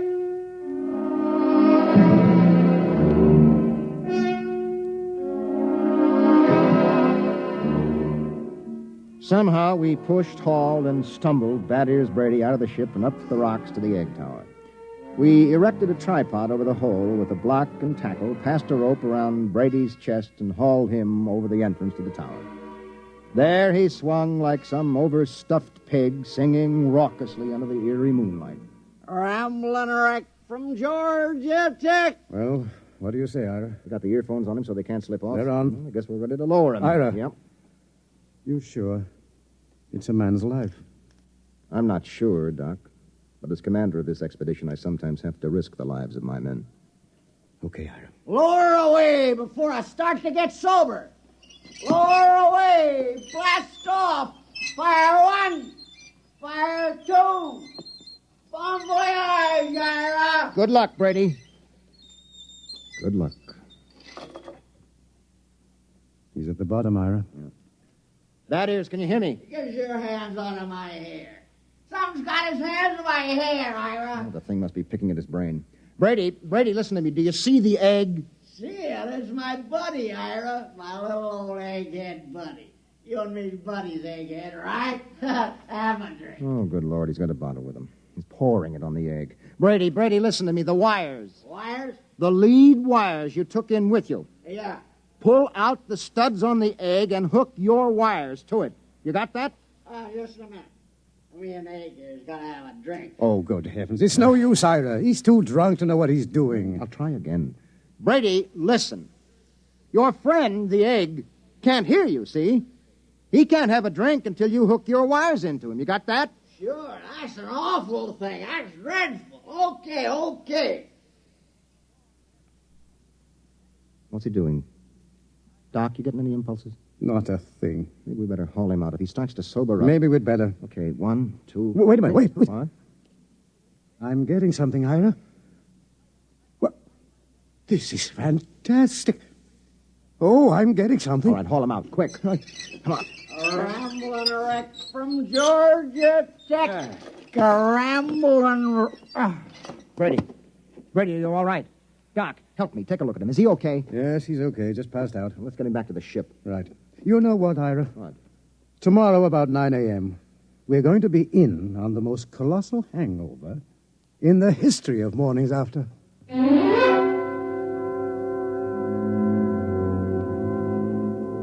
We were in on more than Doc Spencer had bargained for. More than any human being had any business being in on. Oh. Well, Brady, how do you feel? Shoot me. You turned the trick. Trick? The tower. You hooked into the egg. The stuff is rolling out now. Doc and the boys have got a recording hooked up. The stuff they're listening in on is enough to set your teeth on edge. What stuff? The information that mind trap has been collecting for hundreds of years.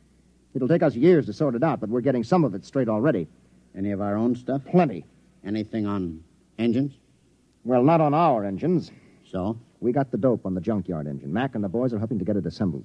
We're ripping out our own engines and just keeping some of the parts. Another junkyard, huh? Another junkyard. The engine we're building now is superior to anything ever built.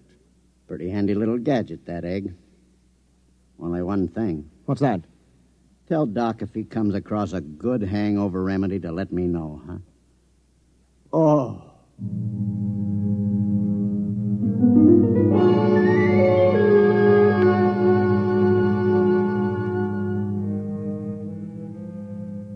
It took us about 6 days to assemble new engines using some of our parts and some of the advanced designs from the junkyard. During most of that time, Doc Spencer sat down at the tower with a set of headphones monitoring the information from the egg. He was like a man possessed. I didn't think anything unnatural was happening until the night of the 6th day. Well, that does it. The boys have got the engines ready for blast-off. There's a full moon, too. We should be able to lift her by tomorrow morning, huh? We're blasting off in exactly 1 minute, that is. What? In exactly 1 minute. But Ira, Doc, and some of the techno boys are down monitoring that egg. I know it. Well, it'll take them 20 minutes to get back into the ship with all that equipment. They're not getting back. Huh? I said they're not getting back. Ira, are you nuts? Come here, that is. I want you to take a look through this field scope. You can get a good close-up of Doc and the boys who have been monitoring that egg. Now, wait till I get it focused. You got them? Yeah. Take a close-up. Mother in heaven. You see why we have to leave them here? Those faces, they're like some kind of beast. What is it, Ira? What's happened to them? The same thing that must have happened to the crew of the last ship that touched here. The same thing that made them blast out of here in such a tearing hurry. What? That is, there isn't only knowledge in that thing. Those boys are monitoring something else. Something else. Personality, that is. They're not human anymore. They're turning alien.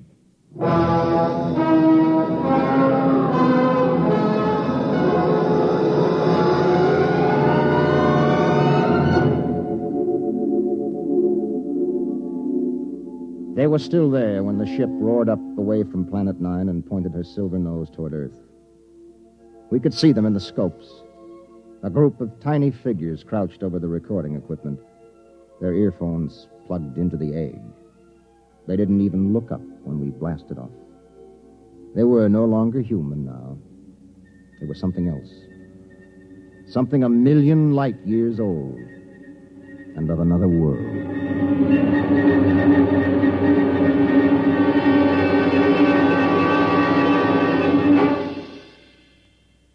You have just heard X-1, presented by the National Broadcasting Company in cooperation with Galaxy Science Fiction Magazine. Your announcer, Fred Collins. X-1 was directed by Daniel Sutter and is an NBC Radio Network production.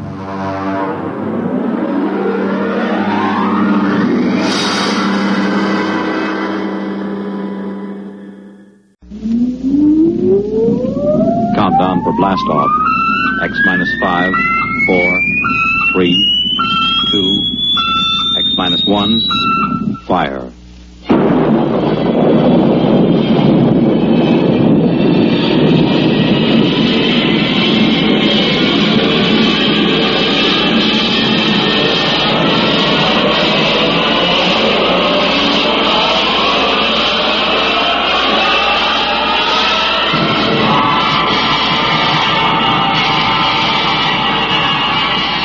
From the far horizons of the unknown come transcribed tales of new dimensions in time and space. These are stories of the future, adventures in which you'll live in 1,000,000, could be years on 1,000, maybe worlds. The National Broadcasting Company presents X. minus 1.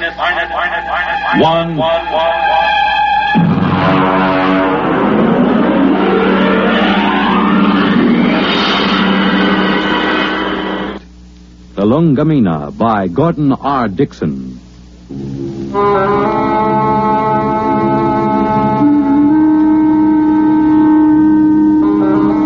Blame Clay Harbank, if you like, for what happened at Station 563.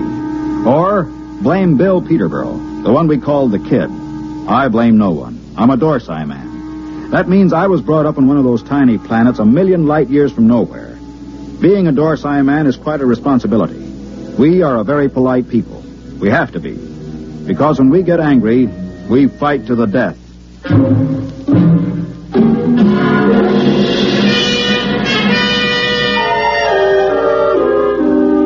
It all began that evening that Clay Harbank began reminiscing about his home planet, Lulungameena. We were sitting around the recreation room of 563. There was a card game going on in one corner. Lulungameena. The very name sounds like music, doesn't it, Mort? You know me, Clay. I'm a Dorsai man. I've been in the Dorsai planets. I've seen them all knocking around this universe for 35 years. But when it comes to sheer beauty, Lulungameena. How long since you've been home, Clay? Home? 20 years, Mort. 20 stinking, miserable years. Well, that'll be over soon. Another 10 days. You gonna miss old 563? Miss this godforsaken little asteroid? Not for a minute. We'll miss your ugly face around here. At least I will. I'm gonna miss your gloomy Dorsai puss, too. Mort, why don't you get out of it? You've had more years in space service than any of us. You've probably got enough credits to get out, too. Me? I wouldn't know what to do with myself. Couldn't you go home? You should know better than that. The Denebrian trouble? The Denebrian trouble? You could go to Earth. What for? Ever been there? Never once. And I've never wanted to. I've seen too many Earthmen. Like the Kid over there. He's green in service. He's full of greed and stupid hate like the rest of them. Nah, that's not for me. Here he comes. Well, if it isn't the big gambler from the windy planet. What's its name? Lulungameena. Yeah. How's the piggy bank coming, Dad? The piggy's a gentleman, Kid. He never overeats, so he won't ever get indigestion. Sour grapes. You see this wad of credits? 500. How long you have to work for 500 credits, Dad? How many trips you have to make around this asteroid? How much closer to falling your grave you have to come? You look as if you made a killing. I always make a killing. I'm a natural-born gambler. And I don't just talk about it like some. I think I'll go out and take a turn around the station, Mort. Fine, I'll go with you. It's, stuffy in here. Don't bother. I'd rather be alone. Big shot. Knocked around the planets for 35 years. Used to have a reputation as the hottest gambler in the systems. Comes from the most beautiful planet in the universe. Bull. Why don't you lay off him? Kid, let me give you a piece of sound advice. Go ahead. Lay off Clay Harbank. He's been around the systems a lot longer than you have. He may not be any chicken, but he's a tough baby when the situation calls for it. You trying to scare me, Mort?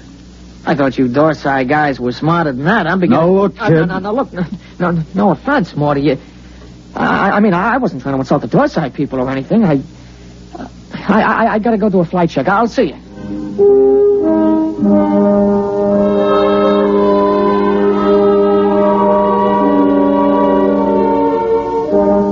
We were in bad shape. The 20 of us at Frontier Station 563 on the very edge of the human area had gone sour.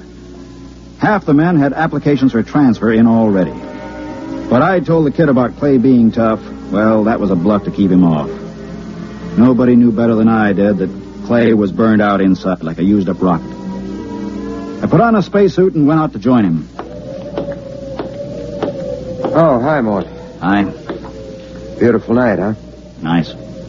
Back on Lulungameena, on a night like this, the rakish flowers open up, and you can hear them singing. There are 6 moons, and every one of them is like a yellow lantern. My mom and dad and I used to live on the edge of a lotus pool. Here I go talking about home again. Figures. A guy who's been saving up for 10 years to get home is bound to start thinking about it when the time comes. I wish you could come with me, Mort. Clay, tell me something. Yes? Do you ever get the urge to gamble again? Do I get the urge to gamble? Mort, you ever watch a man who's been on PON for a while? When he's broken the habit, you can't get him near the stuff. He despises it. And yet, the same man is liable to go back on with no provocation. Well, that's the way it is when you've gambled all your life. I figured. Maybe that's why I keep talking about home. Every time I hear the kid flipping those cards in the recreation room, I start talking about home. Have you noticed? I've noticed. But this time I'm going to make it, Mort. I tried 3 times before. This time I've got the dough, and I know I'm going to make it. I think you will, Clay. You know what did it? No. Lulungameena. That's what saved me this time. The thought of that beautiful planet. Well, when you get there, you can send me a photo tape. At the rate we get visitors, it should reach me in 5 or 6 years. You'll be out by then. You'll be home. I'll never go home, Clay. Never. Well, that's Red 4. Screens must have picked up a ship in the galaxy. Maybe we'll get a visit. Keep us from going loco anyway. Coming in? No, I think I'll stay out a while. Well, I'm going to check the screen. See you later.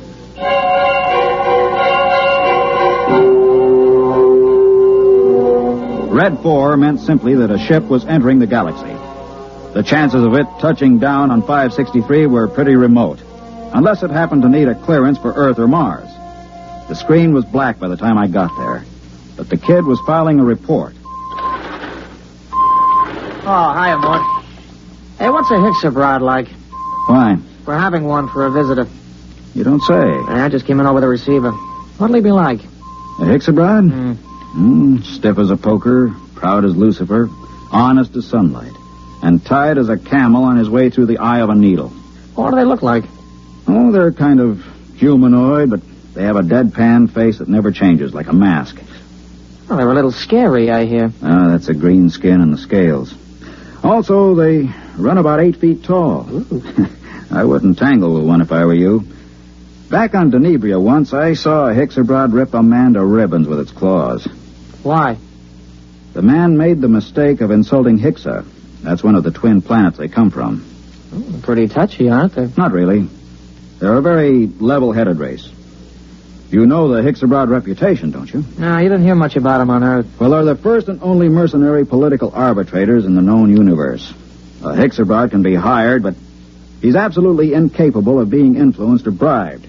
He tells the cold truth and nothing but the cold truth. And, brother, when a Hexabrod tells you the truth, it's plenty cold. It really lets you have it, huh? They're a small race and very much in demand. If some kind of political dispute comes up from planetary to inter-alien, both sides hire a Hexabrod to represent them. That way they know the other side is being completely honest. Oh, that's very interesting, you know. Very interesting.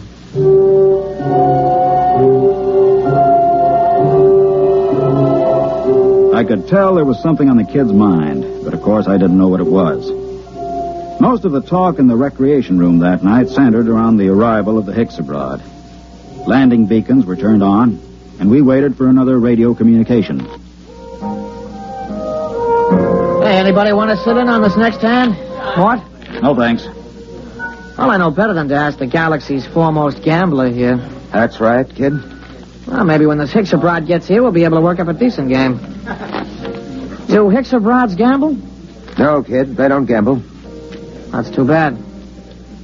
Well, we can always sit and listen to you lying about what a beautiful place Lulungameena is. Kid, you just went too far. Yeah, you're going to do something about it? That's right, I'm going to punch your little nose. Hey, break it up! Break it up! Are you all right? Yeah, I'm okay. You better get to the infirmary. Have your mouth taken care of. Kid, you get to your quarters. Since when are you giving orders? I'm telling you to get to your quarters. You better do what he says, kid. He's a Dorsai man. That's all I've been hearing since I got here. What big gamblers come from Lulungameena and how Dorsai men are killers. So far, I've seen nothing, but I heard a lot of talk. You're going to get to your quarters? I'll give you 5 seconds to start moving. You better go ahead, kid. Okay, Mort. I'm letting you bluff me out of the game this time. Just remember, there's going to be other games. Next time I won't be bluffed. I could tell there was something on the kid's mind, but of course I didn't know what it was. Most of the talk in the recreation room that night centered around the arrival of the Hexabrod. Landing beacons were turned on, and we waited for another radio communication.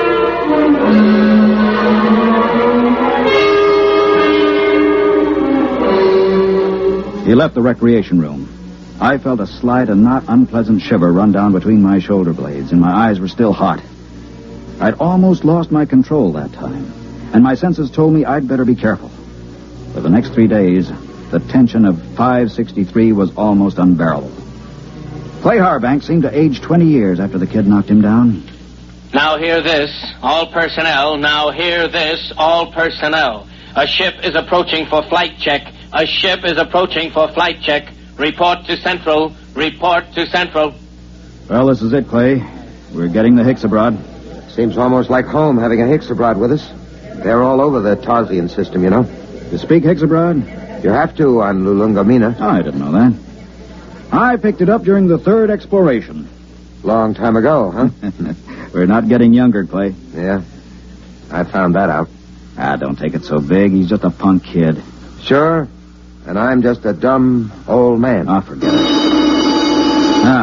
That's touchdown. You ought to be here in a minute. That does it. He's down. Look at that ship, huh? Let's go. You'll need some help with his baggage.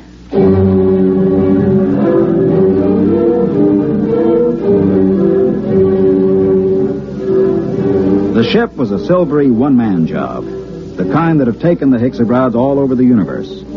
The cabin door slid back, and the Hickses stepped out. He was as green and scaly as a lizard, but there was a certain unmistakable dignity in his bearing. Since I spoke the language, I was the first to greet him. Felt the Hutch and Hicks abroad. Welcome to this place. I greet you, Dorsai man. My name is Mort Bianski. I am called Dorlassis. Come. I'll show you to your quarters. Thank you. How long will you remain here? Only for one night. I wish clearance for Mars. I'm sure it can be handled. This way.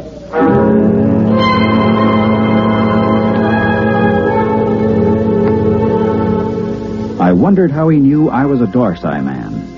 And then it seemed obvious. My broken nose, the scars, the lined face. Nobody could mistake a human from the Dorsai planets.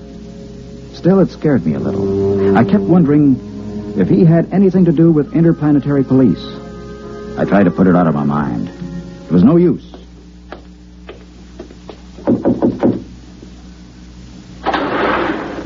Mind if I come in, Clay? Sit down. Have a smoke. Thanks. Where's the Hicks abroad? In his room, getting cleaned up for dinner. Strange guys, aren't they? Well, there's something even stranger going on. What's that? The kid's in there with him. With the Hicks? Mm-hmm. What do you suppose they're talking about? I don't know. I wish I did. Kid's probably trying to get the Hicks into a dice game. I doubt it. What's on your mind, Mort? Clay, you've been around. Are there any Hicks abroads in interplanetary police? A few. Why? I don't know. I just had a feeling, you know. You're dreaming up bogeymen. Maybe. Besides, you're not in any trouble outside the Dorsai system. I killed a human, Clay. Not deliberately? In a rage. Happens all the time on Dorsai, doesn't it? Not to an officer of Intergalactic. Besides, that was 25 years ago. There's no statute of limitations in the systems. Nobody knows but me, right? You don't have to be clairvoyant to wonder why a man hasn't been back to his home planet for 25 years. You, think the kid... I don't know. He's got no love for me. Still, he doesn't know anything. How would he know this Hicks abroad is an agent, if he is? Couldn't say. Where are you going? Nope, I think I'll take a look at that message the kid filed. The one we got when we first picked up the Hicks abroad on the screens. Let me know what you find, if anything.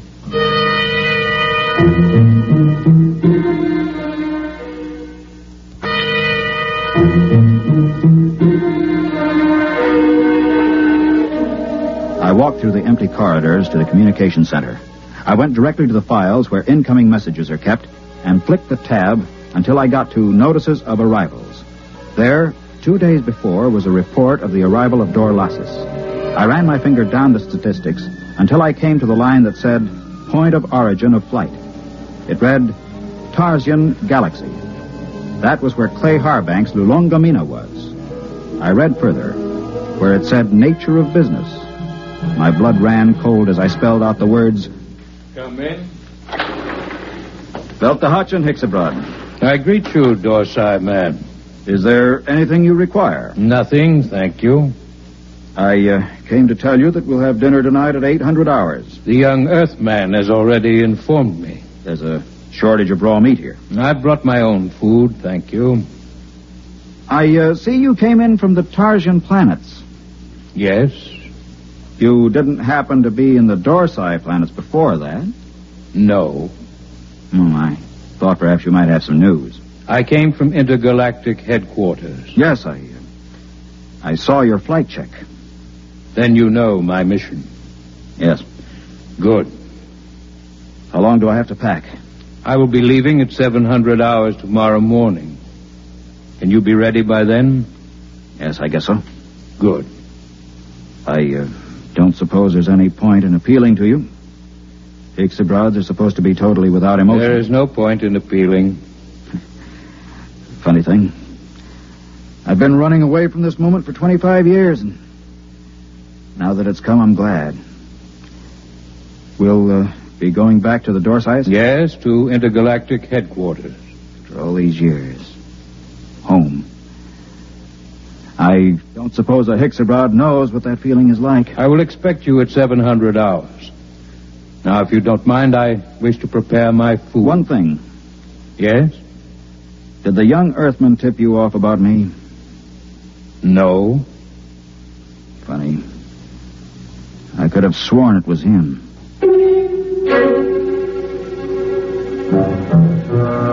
That was that.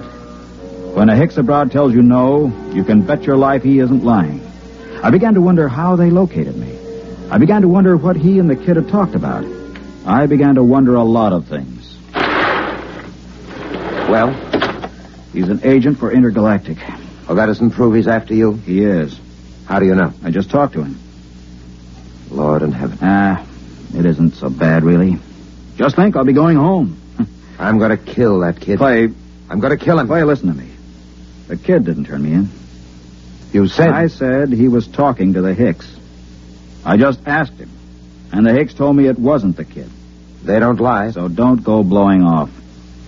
It's going to be hard. 10 days. Doesn't have to be 10 days. What do you mean? How many credits do you need to buy your way out?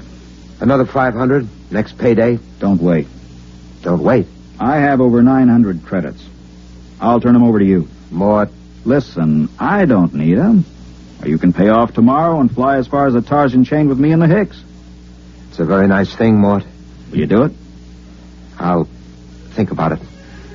Let you know after dinner.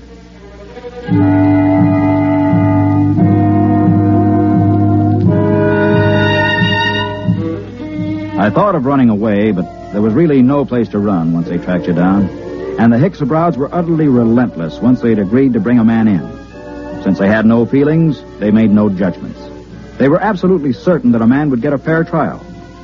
I packed my stuff and went in to dinner. The Hixabrod was at the head of the table eating his raw chinsu meat. Pass the gravy, please. Dorlasis. Yes? They tell me that the Hixabrod home planet is a very beautiful place. It is true. Well, I'm from Earth myself. Yes. I'm curious to know what this beautiful planet of yours looks like. The kid's pretty talkative tonight. What's cooking? I don't know, but I don't trust it. The flora and fauna are maintained in excellent natural balance. No local surplus has exceeded 1% of the normal population for the last 60,000 years. Life on Hixa is predictable. The weather is controlled within the greatest limits of feasibility. The symmetry of the landscape is without parallel in the universe. A very pretty picture. Very attractive home world. But I regret to inform you, Dorlasis, that I've been given to understand that it pales into insignificance when compared with another beauty spot in our universe. Your Earth? I wish I could say yes. No. This place is so wonderful, I doubt if an Earthman like me could get in. In fact, I've never seen it. But I've been hearing about it for some months now. And either it's the most wonderful place in the universe, or the man who's been telling me about it is a rotten liar. Get your gun, kid. Get your gun. Why guns? You call me a liar. Why use guns when it's possible to prove the thing one way or another with complete certainty? For months now, you've been telling me two things. One, that you used to be a gambler. Two, your precious Lulungameena is the most wonderful place in the universe. The question is either statement true? They're both true. You'll back them up? With my life. I'm not asking you to back them with your life. Just back them with that nice little hoard you've been accumulating all these years. Clay, don't. Well, you said you were a gambler. Bet with me and prove it. Suppose I do. How do we prove my statement about Lulungameena? It's easy. We have with us at this table a Hexabrod. In a conversation with him, I found out that he's just visited every planet in the Tarsian chain. Now, as everyone knows, a Hexabrod never lies. Do you think you could judge this point, Dorlasis? The point can be judged. Well, gambler. Clay, it's a trick. Don't bet. How much will you bet, kid? All I got. The equivalent of 10 years' pay. Well? You're on. Dorlasis, okay if I question you? Proceed. You've been to the planet in the Tarsian chain, which this man calls his home? I must ascertain the position of the planet. The fourth planet. Ah, yes. The one with 6 moons. That's it. I've been there recently. As you well know, since we spoke of it only this afternoon. We did speak of it, that's true. Now, will you tell me, you know the planet? Yes. You know its geography? I do not repeat myself. Is it a large planet? No. Is it a rich planet? No. Was there not a rain of radioactive fallout from an explosion of a nearby star only 5 months ago? There was. Did it not destroy every piece of vegetation and leave this planet a gutted, smoking ruins, charred and ugly? It did. Well, gambler? You haven't asked him the main question yet, kid.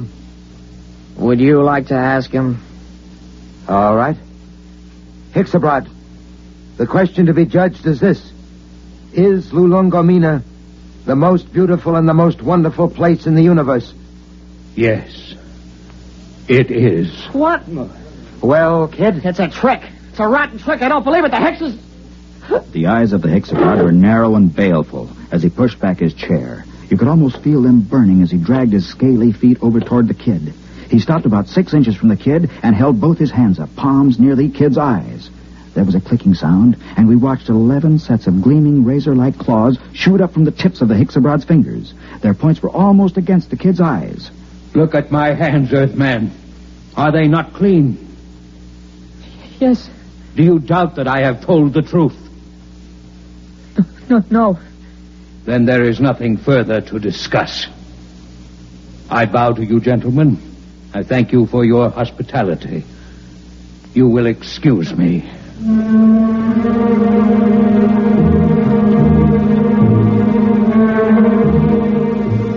We stood around and watched that proud, frightening figure drag itself out of the room. The kid was trembling like a leaf as he drew a bank draft for 10 years' pay and handed it to Clay Harbank. The next morning, Clay and I boarded the Hexabrod ship, and 4 days later, we touched down at the outer planet of the Tarsian chain. Well, this is where I get off, Mort. I don't know what to say, really. I guess you know how I feel. Think I do, Clay. Let's just say so long. There will be no need for goodbyes. What? Both of you are leaving the ship here. But I thought I intend to return to intergalactic headquarters empty-handed. Empty-handed? But they'll question you. What will you tell them? The truth, of course. But you have told me nothing. But I assumed... I am not interested in your assumption. You asked me my mission. I told you it was a criminal investigation. You said you assumed you would go back with me. And I told you when my ship was departing. There is nothing more to be said. But surely you know... Mort, don't say anything. The Hexabrod deals only with facts. What is absolutely known. They're the most literal beings in the universe. Let it go at that. Goodbye, gentlemen. I am grateful for the pleasure of your company.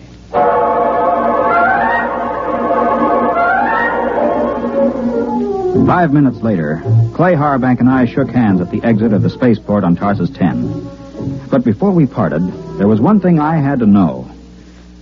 Clay, one thing before you go. Yes?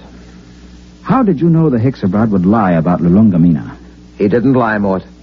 A Hexabrod never lies. But Lulungameena... Mort, let me tell you something. Lulungameena is a word in use throughout the Tarsian planets. Actually, it's a Hexabrod word. It means home. All I did was ask the Hexabrod if home was beautiful. He simply said yes. And a Hexabrod, as everybody knows, doesn't lie.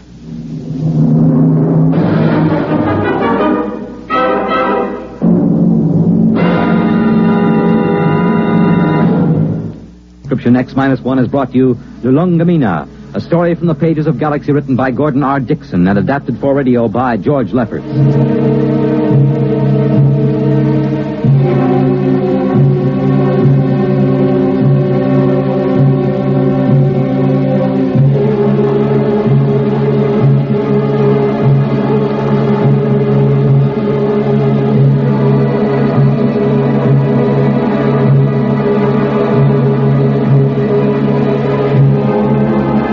In just a moment, X-1. But first, Monitor takes you everywhere and brings you everything interesting, from news and on-the-spot interviews to offbeat features around the world.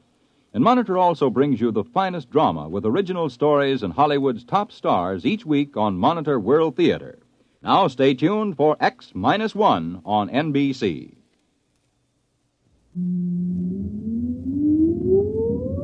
Countdown for blastoff. X-5, 4, 3, 2, X-1, fire.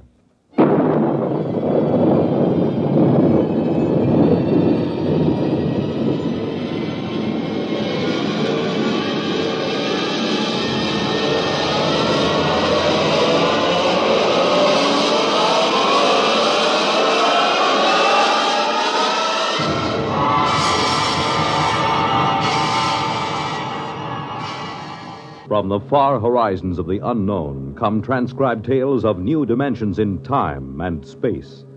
These are stories of the future, adventures in which you'll live in a million, could be years, on 1,000 maybe worlds.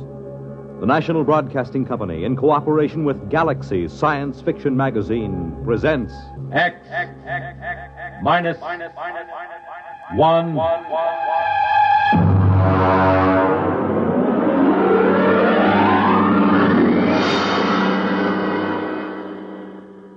Tonight's story, Mr. Costello, Hero, by Theodore Sturgeon.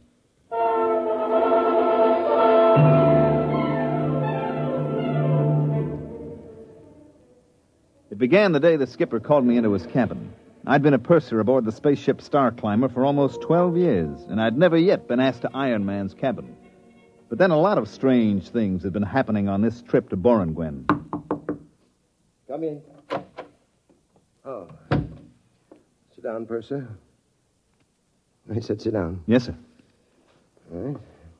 Here's a deck of cards. Deal. Sir? I said deal. 5-card draw. Go on, man. Yes, sir. Well? 3 of a kind, sir. You didn't draw. I beg your pardon? When you play draw poker, you're supposed to draw. If you don't draw, you're supposed to give your opponent a chance to draw.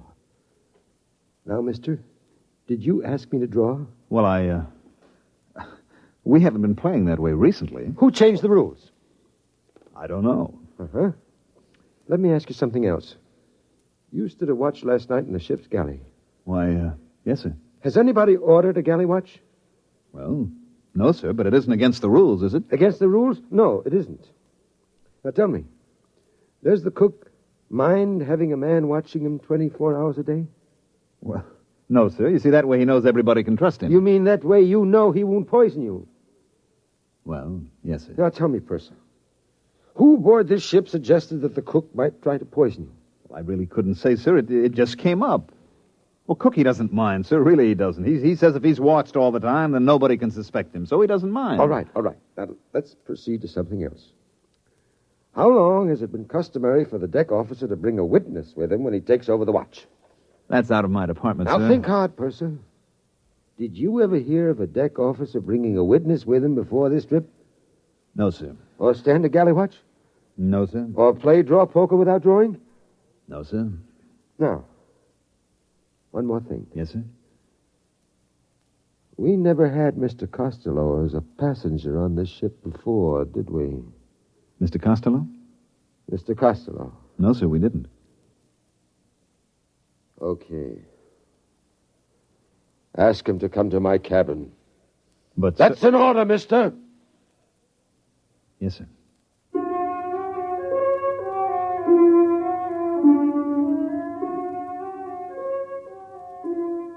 Let me tell you about Mr. Costello. He was our only passenger. Hello, Mr. Costello. Hello, Purser. Oh, am I interrupting something? Not at all. Come sit down. I'm landing on Borngwen tomorrow, so I won't have much more chance to talk. Well, I'll finish this later, Mr. Costello. Nonsense. Honest men should be open with each other. Go ahead, show him what you discovered. Well... The Purser's a fine man. Well, Mr. Costello asked me to show him in the space code what a captain can and cannot do. Now, just a minute, Third. You wanted to show me, didn't you? Well, yes. So actually you're going over the limitations of a space captain's power of your own free will, right? Well, I guess so, sure. Sure. Tell the Purser the part that you just read me. Well, it's a sort of safeguard against letting the skipper's power go to his head. Like, suppose a time comes when the captain begins to act up, you see. The crew figures a lunatic has taken over the bridge. Well, the crew can send a delegate for an accounting. If the skipper refuses, then the crew can confine the skipper. Well, isn't there something about the proceedings having to be radioed at the time they happen? Now, there is a man who is absolutely fair. Witnesses for the watch, safeguards on the kitchen. I tell you, you're all good men here. Yes, sir, this is the safest ship I've ever seen. Gives a fellow a nice feeling to know he isn't going to get his orders wrong or accidentally find something in the food. Yes, sir. I wonder why we never thought of that before. Oh, I nearly forgot. Mr. Costello, the skipper wants to see you in his cabin. Oh? Right away. I see. Will you come along with me just as a friendly precaution? You can wait outside. Well, in that way, both of us will know what happened. I'll never be able to say that you didn't give me the message, and you'll be able to say I went to see the skipper. Right? Well, I guess so. You know, that this buddy system sort of makes everything safer, doesn't it? That's right, Purser. You can't do anything bad if you have a friend along to witness.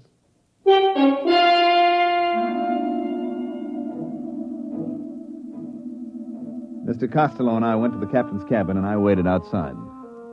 After a while, I could hear them shouting. That is, I could hear the captain shouting. Mr. Costello never raised his voice. And let me tell you, Mr. Costello, that if my crew questions my sanity, they have legal recourse. But you can be sure that meanwhile, if a single man aboard questions my authority, he will learn that I am master of this ship, even if he must learn it at the point of a gun. Now, sir, get out. Wow. You okay, Mr. Costello? Yes, I'm fine. Did you hear anything? Well, yes, I did. Would you remember what you heard? I think so. Let's see. You see this little gadget, no bigger than a pocket watch? Well, yes, sir. What is it? Listen, I'll open it.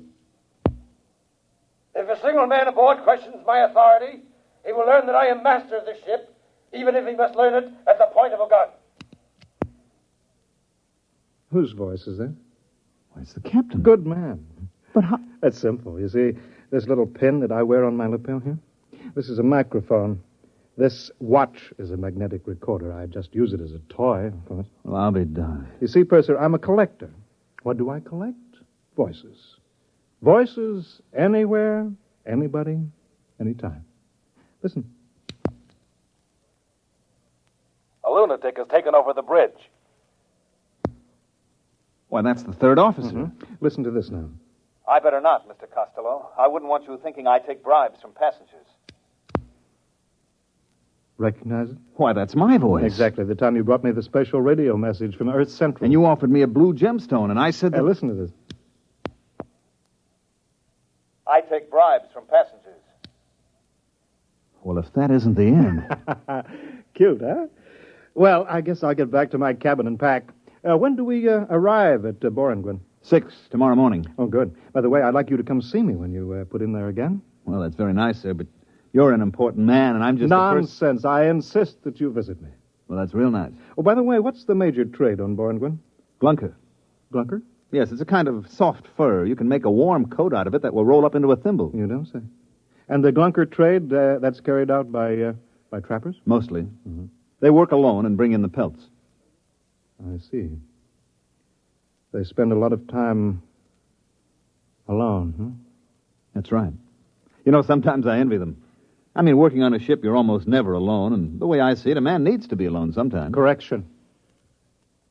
Only, I repeat, only if he has something to hide. Otherwise, to be alone is antisocial and evil. We put in at Borengwyn the following morning. I stood at the ramp of the ship and checked out the supplies and checked in the glunker pelts that we were taking back to Earth. The Borengwyn people were a nice, independent, easygoing bunch. I knew a Borengwyn woman named Nola, and she came out to the ship to see me. 15,000 glunker pelts. Check. 300 pounds of radioactive ergite. Check. Just put that shipment of show seed over next to the ramp. Hello. What? Well, Nola. I saw your ship on the cargo manifest. Well, it's good to see you. Will you be on Borengwyn long? Just for a day or so. Listen, I have to get this cargo checked in. Can we see each other later? I'll be through at the spaceport at 16 hours. Oh, good. Suppose I... Oh, excuse me a minute. Here comes our passenger. Well, good morning. I see we've arrived safely. Yes, sir. I expected you out before this. I had a few items to get in order. Oh, Mr. Costello, this is Nola. She's a Borengwena. Well, it's very nice to meet you. This is a real nice guy, Nola. See that he doesn't have any trouble with customs, will you? Nola works here. Any friend of the purser? Wonderful. Well, I'll say goodbye now. Remember to look me up, purser, next time you hit Borengwyn. I will.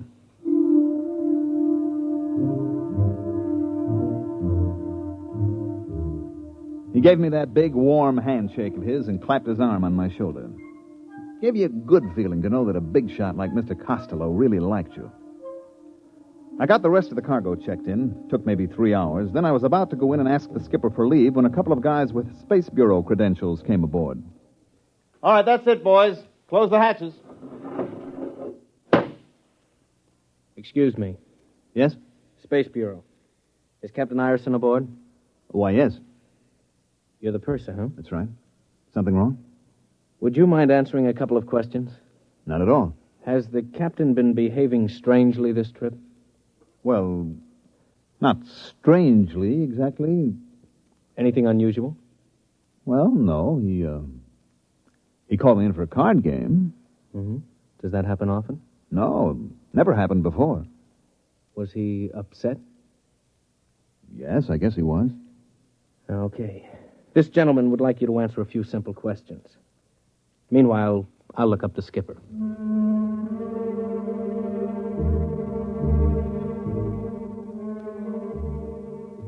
They took the skipper off the ship and left Borengwyn the next morning with a new skipper assigned by the port captain.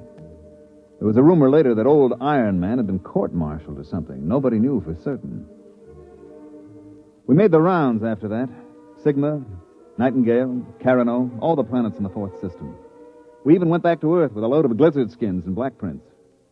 It must have been about, 16 months later that we made it for Borengwyn again. I was talking to the third officer. Purser. I'd like to talk to you. Go ahead. We land at Borengwyn tomorrow. So? I don't like it. What's wrong with Borengwyn? It's one of the best ports in the system. It was. What do you mean? We got a radiogram from the Borengwyn Customs a little while ago. Okay, we got a radiogram. Some bureaucrat sent it. Nothing will happen. Another thing. The way it was signed. How was it signed? Loneliness is evil. Port Captain Borengwyn. Loneliness is evil? That's what it said. On a government radiogram? Mm-hmm. Loneliness is evil. Where did I hear that before?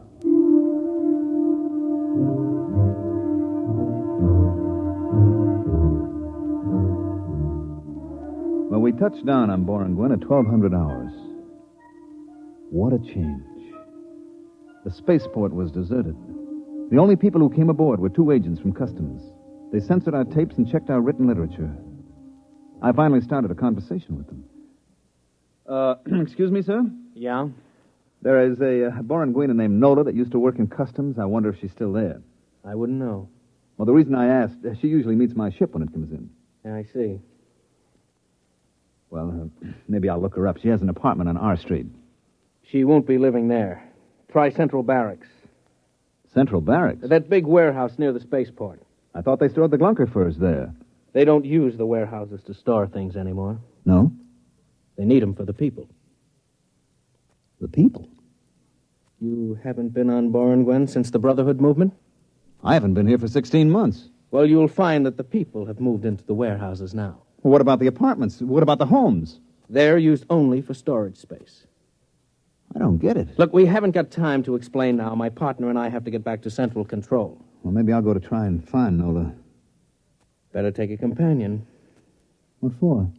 They don't like soloists on Borangwen. Since when? Since Brotherhood. No ladder has a single rung, you know.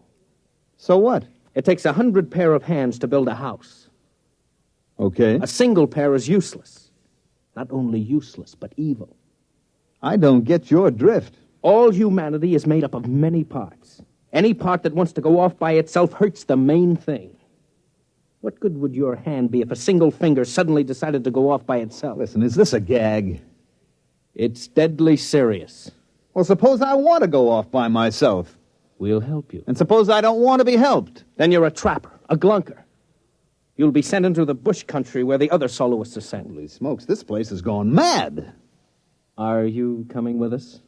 Look, just suppose that I want to walk across the field to the warehouse by myself, all alone. You can try. But you won't get 2 steps before they pick you up. Take our advice. Get a companion.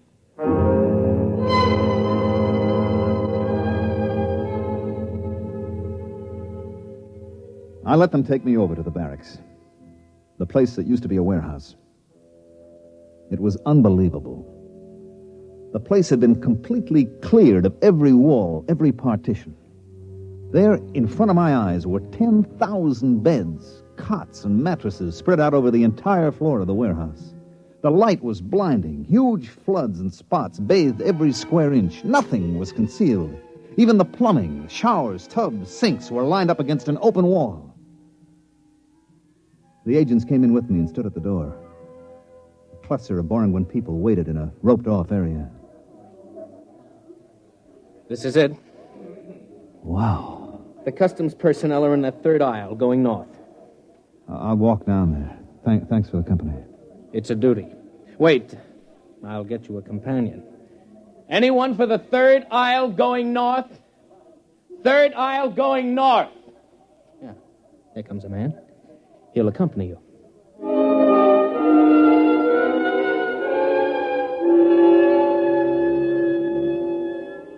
A small, frightened-looking man detached himself from the waiting group and went with me up the aisle of the warehouse. The sound, the smells were frightening. Thousands of people milling around, no privacy, everyone terrified of being alone. I wondered how this had happened. Finally, after an hour of searching, I found my friend Nola. So that's the way it is on Borangwen now.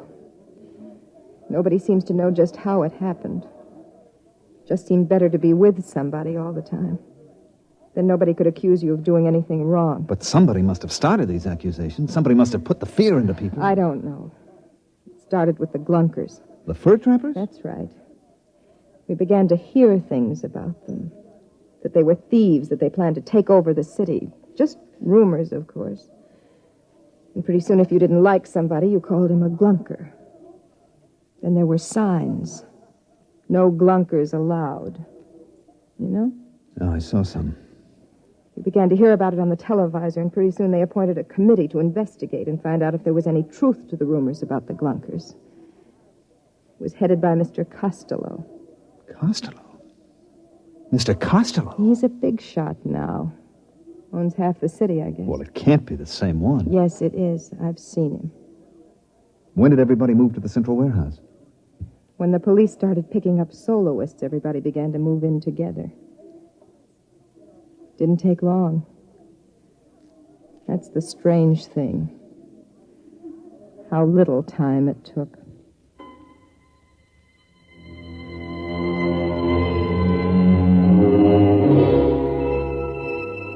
I talked to Nola for a while, then I couldn't take it any longer. I had to get out, to get away by myself. I found somebody who was going toward the exit, and after a while, we were standing outside the warehouse entrance. I'm going south. I'm going north to the spaceport. Oh. Tell me, does anybody travel alone? Sometimes we take a chance on it. I guess I'll have to take a chance right now. I'll be late for my job if somebody doesn't come along soon. Where do you work? That orange building right across the street. Would you like me to walk with you? Oh, you'll just get stranded there. I'll make a run for it. The street looks clear. Well, thanks for the company. Not at all. So long. Hey, mister, look out, that car. Look out! Why, you... Is he dead? Yes, sir. That was deliberate. I saw you. Hello, Purser.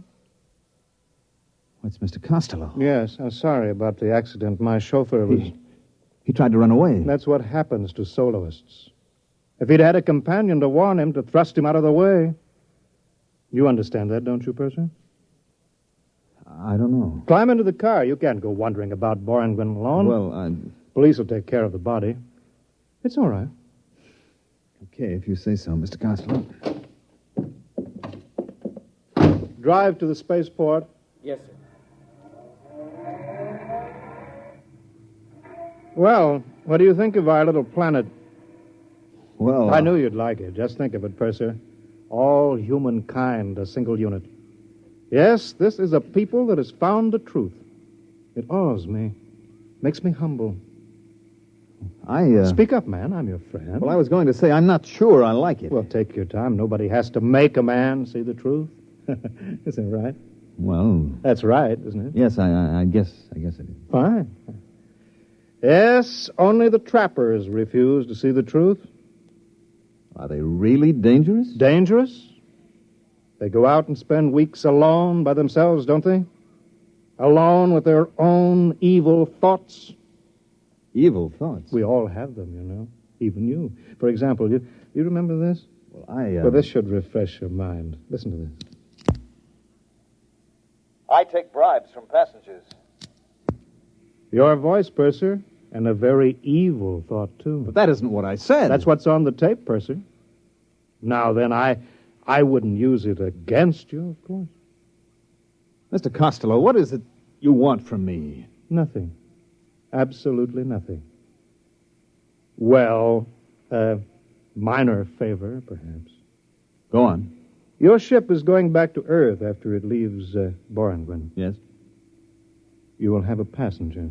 I didn't know that. To be exact, a mentally deranged man. Who is he? His name is Hines. He's been the Earth consul here on Borrington. He's been recalled to Earth to report. You said he was mentally ill? He is, but the Earth government doesn't know him. Well, what can I possibly do? I wouldn't want Mr. Hines to go back and tell them a lot of lies about what's happened on Borrington. Well... Purser, I want you to put this capsule into Mr. Hines's food. What is it? No, sleeping potion.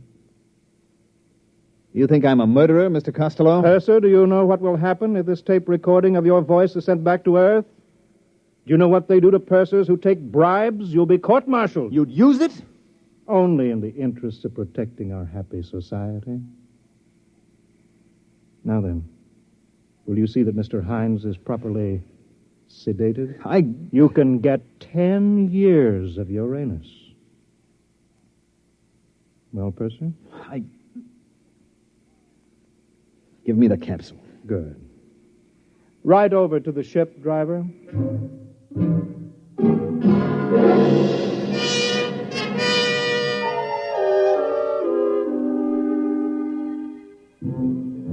The first day out, the Earth Council, Mr. Hines, was in his cabin, and I brought him his dinner. He was a tense, nervous little man.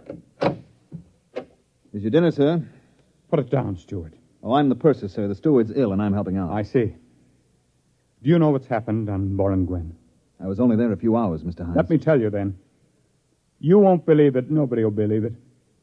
First, it was a little wedge, driven in the one place it might exist between the city people and the trappers, the glunkers. Suddenly, the glunkers were a menace. Then came the changes.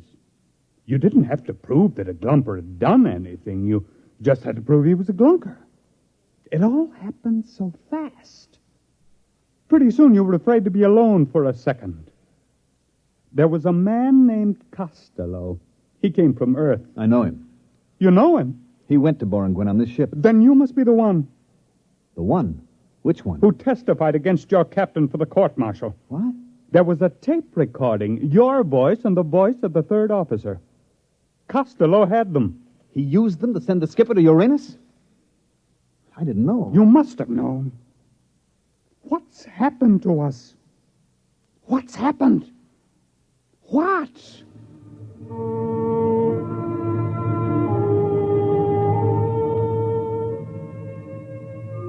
I got him into his bunk and gave him a sedative. Then I took away the food I'd fixed for him. I still had Costello's poison capsule in my pocket. I went down to the radio room and sent a message to Earth headquarters. 2 days later, we landed. Mr. Hines told his story and I told mine. I showed them the poison capsule and told them what had happened to the skipper and about the tape recorder. Within 24 hours, a task force of the Earth fleet was on its way to Boranguen. It wasn't much of a battle, they tell me. The Boranguen army didn't have its heart in it. That was, 20 years ago, I guess. About Mr. Costello? I met him again last week, right here on Earth. Funny thing, I was sitting in Central Park on a bench. Well, if it isn't the purser. I'm sorry, I don't believe... Look closer. Don't you recognize me? No, Why, Mr. Costello. I thought you... You thought I was on Uranus? I was. I served 20 years. Mind if I sit down? It's a free Earth. You know, I'm glad I ran into you. I think you may be just the man that I need. Need? Yes. Let me show you something. Here, in this pouch. Recognize these? They're just live ants. Exactly. Let me dump them out on the ground. Won't they crawl away? They'll come back. Watch. You see, I put a little piece of this bread in the pouch, and I lay it on the ground. See how they crawl back? Yes, all except that one. He's interested in that dead caterpillar. Yes. You see, about 1 in 30 I discovered will eat something different. Break away from the pack.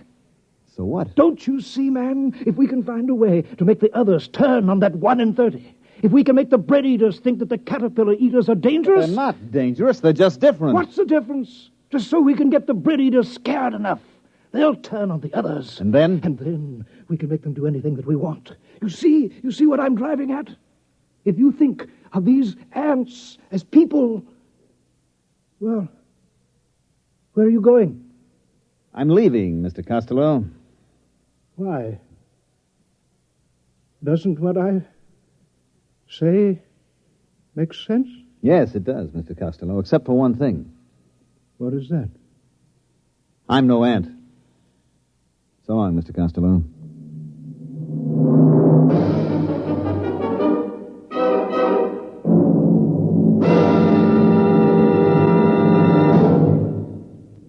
You have just heard X-1, presented by the National Broadcasting Company in cooperation with Galaxy Science Fiction Magazine, which this month features The Claustrophile, an unusual story by Theodore Sturgeon, which turns common sense completely around and plumps it down squarely on its feet. Galaxy Magazine, on your newsstand today. Tonight, by transcription, X-1 has brought you Mr. Costello, Hero, a story from the pages of Galaxy written by Theodore Sturgeon and adapted for radio by George Lefferts. Featured in the cast were Wendell Holmes, Mandel Kramer, Bob Hastings, Joe DeSantis, Terry Keane, James Stevens, James Dukas, and Raymond Edward Johnson. Your announcer, Fred Collins. X-1 was directed by Daniel Sutter and is an NBC Radio Network production.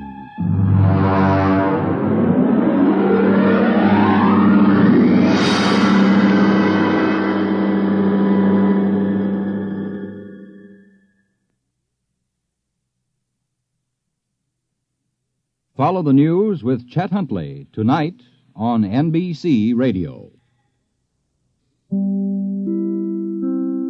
Now stay tuned for X-1 on NBC.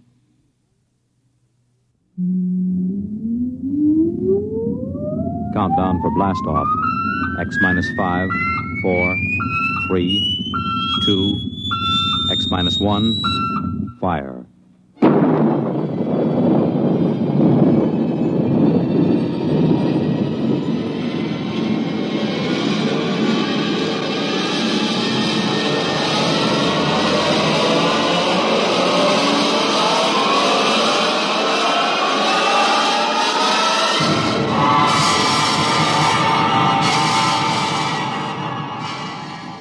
the far horizons of the unknown come transcribed tales of new dimensions in time and space. These are stories of the future, adventures in which you'll live in a million, could be years, on 1,000 maybe worlds. The National Broadcasting Company, in cooperation with Galaxy Science Fiction Magazine, presents X minus 1.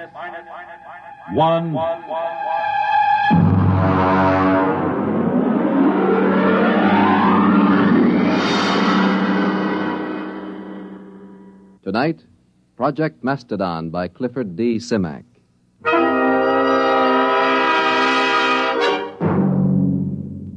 Mr. Secretary, may I present Mr. Hudson of, Macedonia. Macedonia.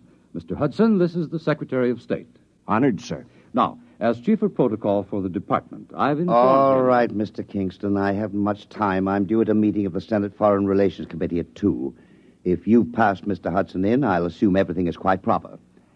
Now then, Mr. Hudson, I understand you've been here several times seeking recognition for your, country. Well, that's right. I had a hard time making your staff believe I was in earnest. And are you, Mr. Hudson? Oh, very much so. You are an American, Mr. Hudson.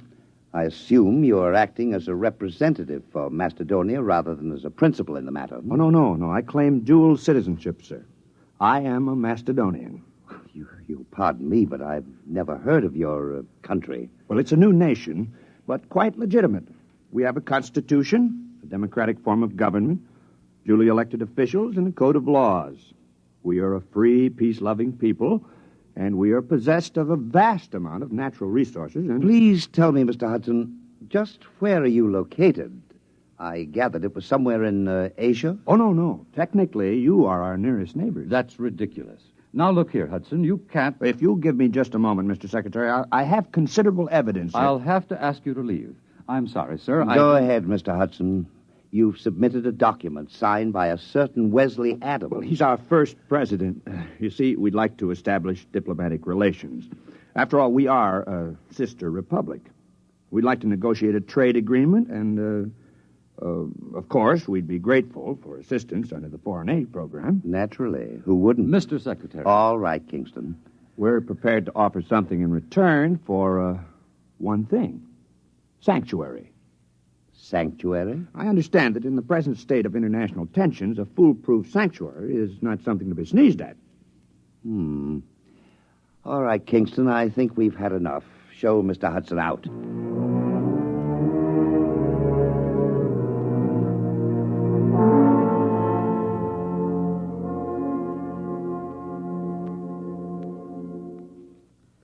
All right, let's have the story again.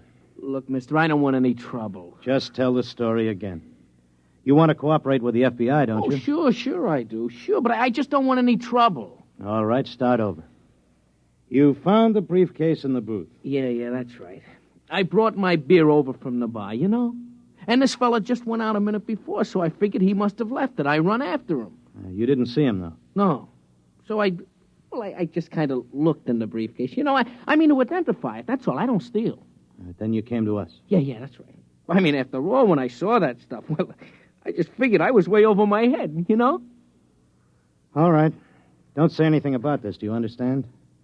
We'd rather you just forgot the whole thing. Oh, sure. Listen, some things I don't want to remember. You know?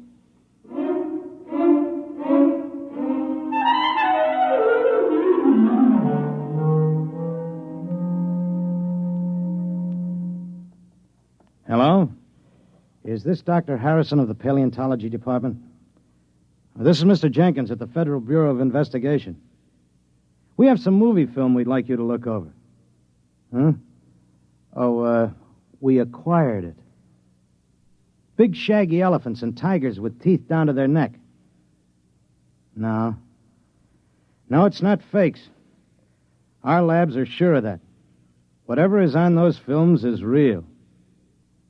No, we don't know. That's why we called you. We haven't the slightest idea where those pictures were shot. We can't even guess.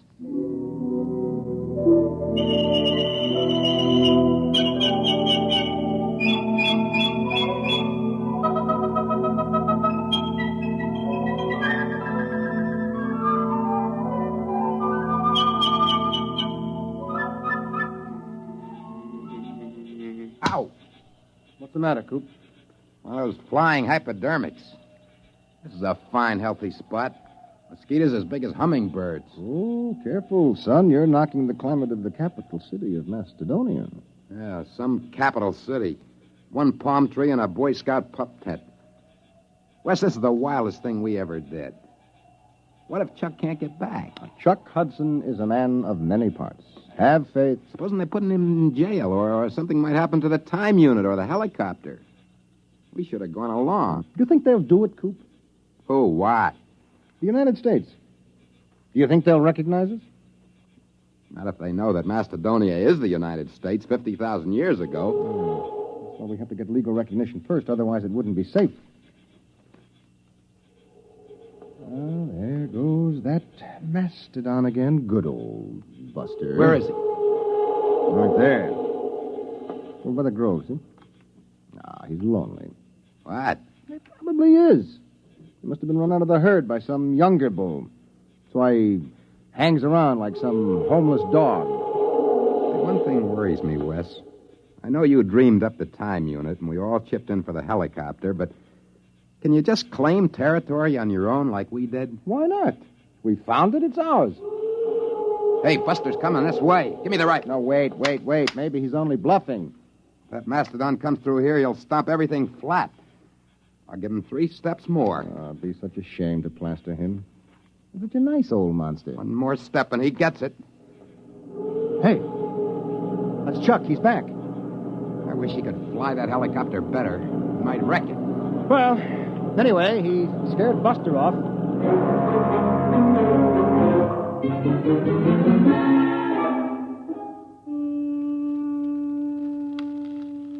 Poke those fires up, Wes. No, they're high enough, Coop.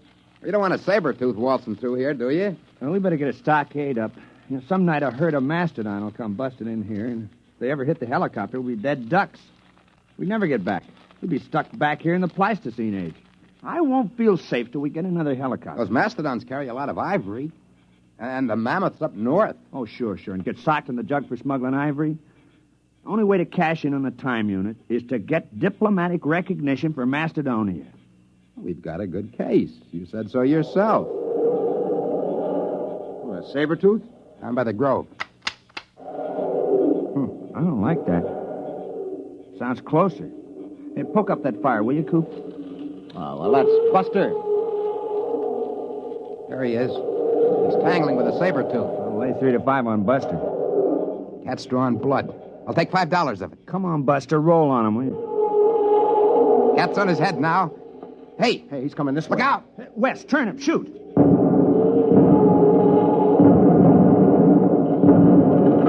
Hey, got him!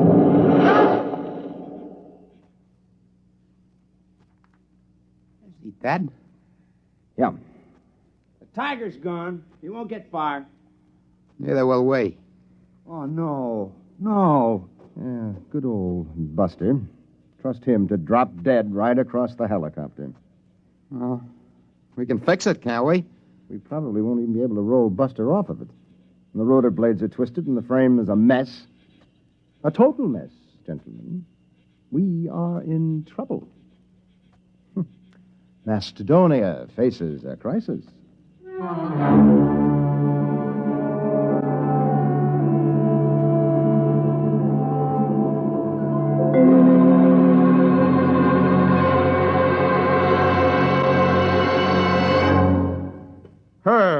Herb, you're the key man in the administration. You swing a big stick on the hill. You can't give up on Project Mastodon now. Les, it's been 10 years. If they were coming back, they'd be here by now. Look, I've been working on this ever since we got those films. I've traced their lives from the time they were born till the time they disappeared. Adams was the brains. The other 2 were quite capable of helping him carry it out. Hudson knew all the angles. Les, I've sneaked your appropriation through 4 times. Now, there's a limit. But I've got the proof. We've had every paleontologist in the country go over those films. They couldn't be faked. Who would know to put lynx tassels on the ears of saber-toothed tigers? Who would know that young mastodons were black? And the location. We tracked down Adams' farm just from landmarks in the prehistoric landscape in those films. We've got to contact them. Look, Les, even assuming it's all true, a planet has only a grand total of resources. If we get Adam's device... Time machine. If we exploit resources of prehistoric America, won't we be robbing ourselves of our own heritage? Look, Herb, I've been over all that with the AEC. There's a lot of lead in southwestern Wisconsin. If we go back far enough, we can catch it when it's uranium. The whole research project hasn't turned up a lead on Adam's machine, if it exists. We've got to keep watching that farm. They might return. We've got to keep looking for them, no matter how long it takes.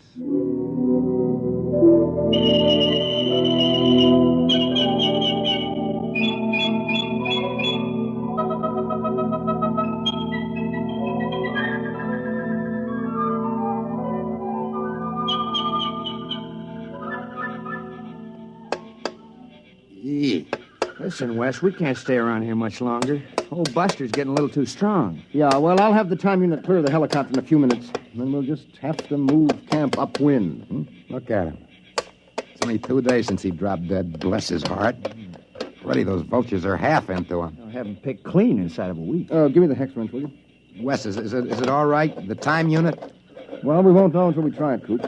And then, of course, it's too late. Well, either does or doesn't. Problem is, how are we going to use it without the copter? Couldn't we take a chance on using it on the ground? No, we have to get up in the air.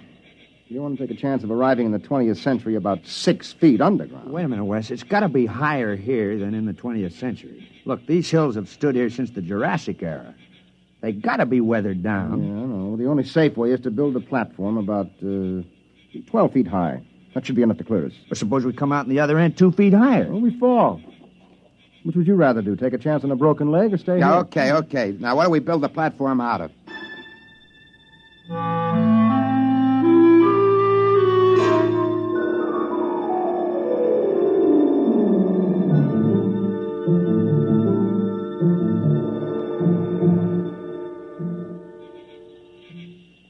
There you are, Wes. All right, I got it. Chuck, comes the next stone. Now, wait a minute. Hey, look out. You want the whole pile to come down? I'm sorry. Okay, Wes, hand it up. Yep. Give it. That's about 12 feet, isn't it? Well, it ought to be. It took us 10 days to pile it up. Look out, I'm coming down. All right, don't start an avalanche. Well, pretty soon we'll be able to start all over again. Mm-hmm. If the unit works. Yeah, that isn't all. We don't have any proof we've been back here.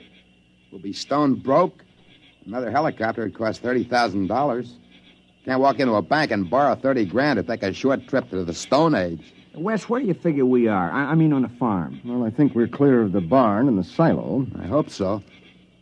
The way I figured, we're astraddle that barbed wire fence at the south end of the orchard.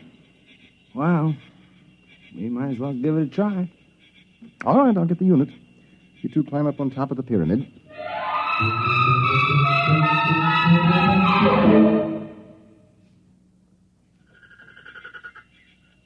You ready? Think it'll work, Wes? I don't know, Coop. Got pretty well banged up when Buster hit the copter. I haven't got the equipment to check the waveforms. All right, stand around close, bend your knees a little. Might be quite a drop. Go ahead. Push the button. Okay. 1, 2, 3. Nothing. Doesn't work. Well, that's that. We're stuck.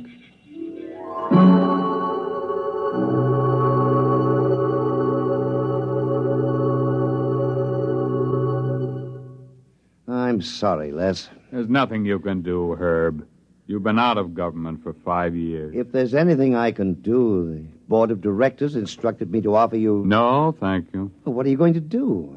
I mean, now that you're retired. I bought a farm. Oh? In Wisconsin. Well, you haven't given up, have you? I'm the only one. They closed Project Mastodon down 3 years ago, and they've been hinting ever since that I'd be happier retired. Old Bowers, he's the crackpot from Project Mastodon. I'm sorry, Les, but it has been 20 years. Yes, it has. But think of it. From a military point of view, hidden bases in enemy territory itself, centuries removed in time, yet only seconds away. If we had bases like that and shelters. Relax, Les. It's all over. Sure. It's all over.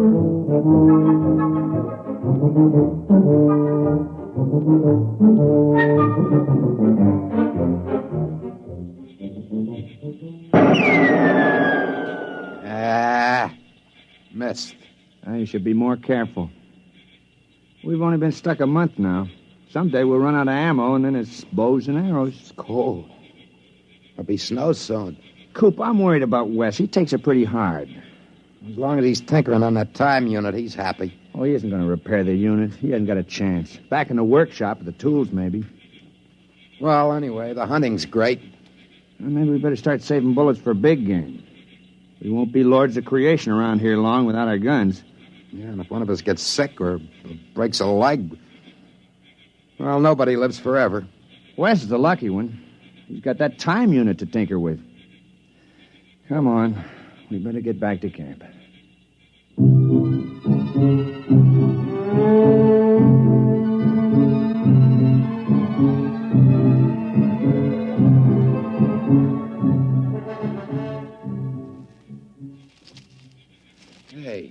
Hey, Wes! Come on. Wes! Wes! There's no sign of him. Wait, there's a note on the door. Wes! Never mind, listen.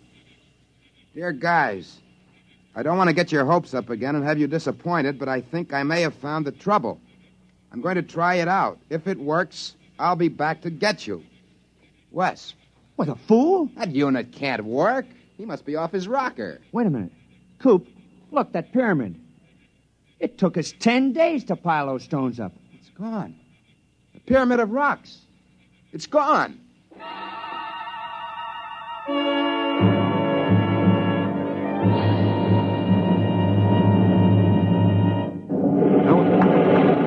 Oh, what the... Of all the confounded... Oh, what's going on out there? Rocks? Who dumped those rocks? My car, who's out there?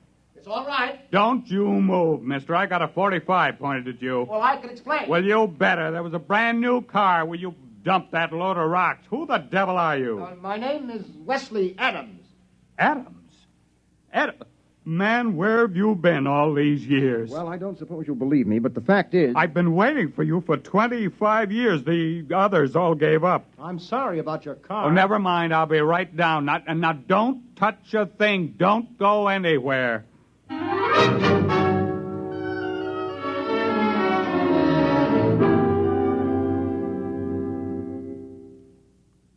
Can't be 25 years. It's only been a few months in Macedonian time. 25 years. Man, it's been a long wait. The unit must have been badly calibrated. You see, it isn't accurate for more than 50,000 years at a jump if the setting is moved. Well, we better call Washington. I imagine you'll want the same terms as before. Terms? Recognition, economic aid from Macedonia, defense pact. Listen, Adams, you've got those saps over a barrel. You can get anything you want now. The unit. I'll have to calibrate to the day to go back for them. Oh, don't worry about it. You can have every scientist in the country working on it now. Oh, you've got them right where you want them. Hello? Long distance. This is Major General Leslie Bowers, retired. I want to put a call to the President of the United States, White House, Washington. You can tell them I'm placing the call for the President of the Republic of Macedonia.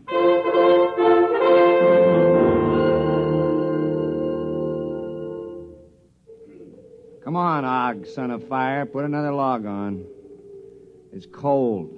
It's good cold storage for the furs. Boy, when Wes gets back, we'll be millionaires. Furs, ginseng root, ivory. If he gets back. It's been 5 years. He'll come back. I feel it in my bones. Well, he better find it before we get too old to enjoy anything. Unfortunately, there's no Social Security in Mastodon. Don't you worry. Wes is working on it right now. I can feel it.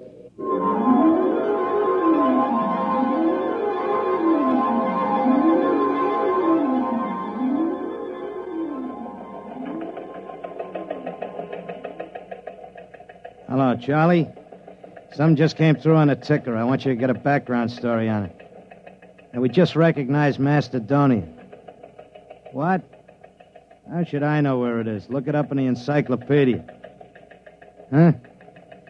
No, the item says formal recognition was delayed 5 years until communication could be established. Certain technical difficulties. What? I don't know. Wherever it is, I don't see what difficulties could hold up 5 years. It stands to reason wherever the place is, you could walk there in 5 years. Nah, it's not important. You know these postage stamp countries. Monaco, Luxembourg, they're all alike. What's so different about Mastodon?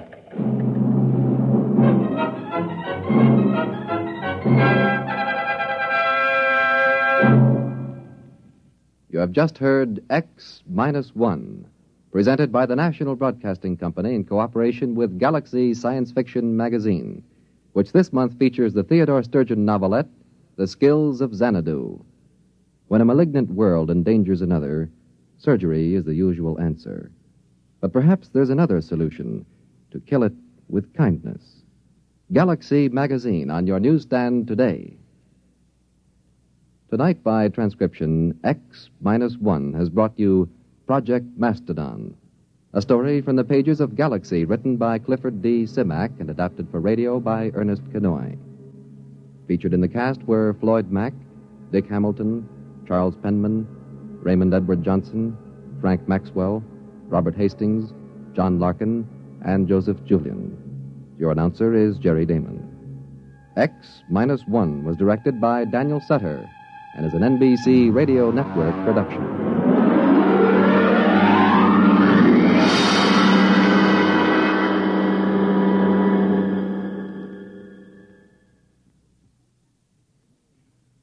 Listen next week for the Murray Leinster story, If You Was a Moklin, a tale in which the childlike natives of a strange planet pull a real switch on a red-headed female witch, and everyone doubles in brass.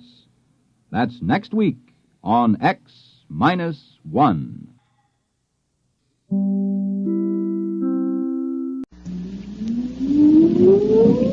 Countdown for blast off. X-5, 4, 3, 2, X-1, fire.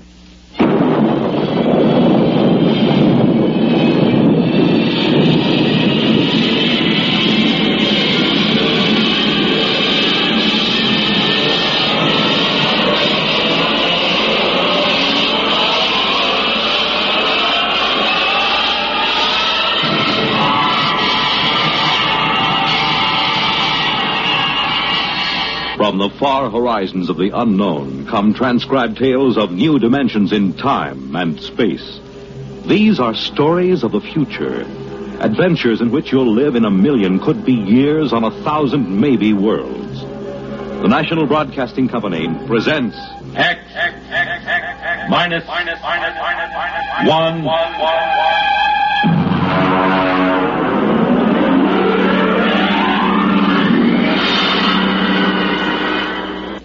Project Trojan by Ernest Kinoy.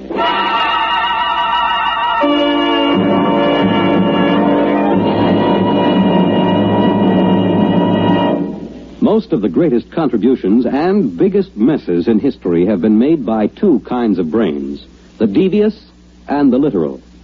We quote from the monthly column written for Galaxy by its editor, H.L. Gold.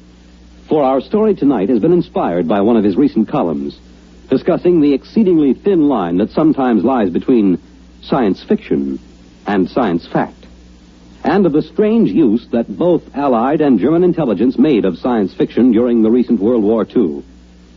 Our report, of course, is entirely fictional, but similar schemes are known to have been attempted by both sides. And now, here is Project Trojan.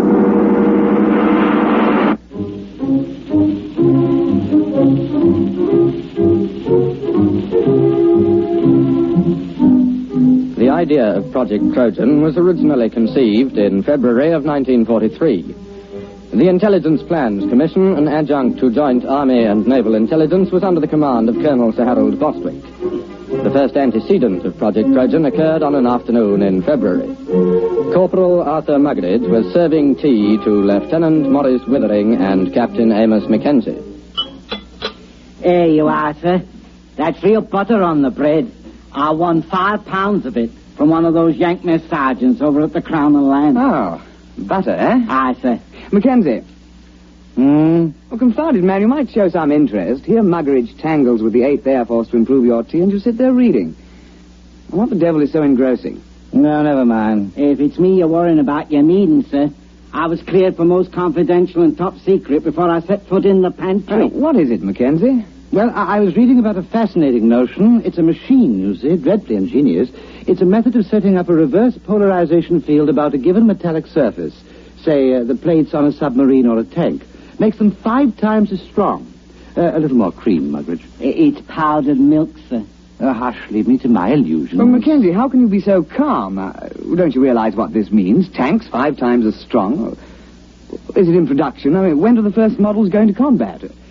It's certainly been a well-kept secret. I wouldn't say that. There's about 50,000 people who know all about it here in England. And, of course, a great many more in America. Oh, that's impossible. But I doubt if it will ever be used in combat. You're stark raving crackers. A secret like it. Where did you find this? Now, let me see that. There you are. Incredible science fiction. It's an American magazine. You mean this is a story, one of those Jules Verne things? You've been pulling my leg. Aye? Well, I mean, after all... Well, Captain Mackenzie, I hardly think that... Well... Now, don't get stuffy, man. After all, to chaff me before the ranks. Well, I don't mind, sir. But it did have you going, didn't it? Well, it sounded plausible. I don't know a confounded thing about electrical fields. Even if you did, it might take you in, huh?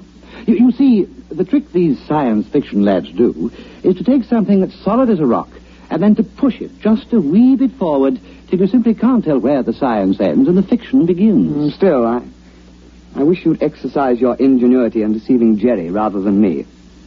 Good Lord. That's a fine idea. What is? If an intelligent, brilliant officer and gentleman like yourself might be taken in by a wild tale like this, whom else's leg might we pull? Huh? Muggeridge, another bread and butter sandwich, if you please. And take one yourself.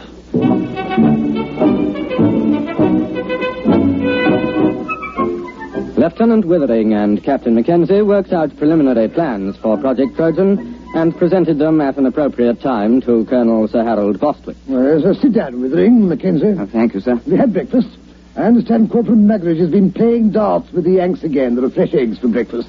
We've had breakfast, sir. Oh, well, then. We have a plan, sir. Oh, capital. You remember, sir, our intelligence reports indicated a concentration of German research scientists working near Hanau. Certainly, I recall. They've got the whole lot of them inside a mountain. We tried bombing. I doubt if they even noticed. They're supplying the basic research for the German guided missile program. Yes, we know that. The reaction motor for the V1s came out of the Hanau lab. Oh, Muggeridge... You see, sir... If a considerable number of those research scientists were diverted to another project, the rocket program would be crippled. Yes, well, of course it would. What are you going to do? Advertise in the Times and offer them higher wages? Sir. Oh, Muggeridge, this coffee. No, sir. Next time you go to the Crown and Lance, keep coffee in mind, will you? Aye, sir. Only the Yanks are getting fair dives at darts. It was touch and go with the eggs. We can only expect you to do your best. I'll try, sir. Well, now, come to the point, gentlemen. Suppose the Germans got hold of one of our top new development weapons. Something so completely overwhelming that they'd have to pull almost every man off rockets to work on it. Now, look here, Mackenzie. Those Jerry scientists are not exactly playing about with small boys' chemistry sets. They're a cut above our own chaps in several fields. What makes you think you could plant something on them? Science fiction, sir. I beg your pardon? Do you see this magazine? Yes, incredible science fiction. What's that chasing that girl there? That's a Martian, sir. You can tell by his tentacles.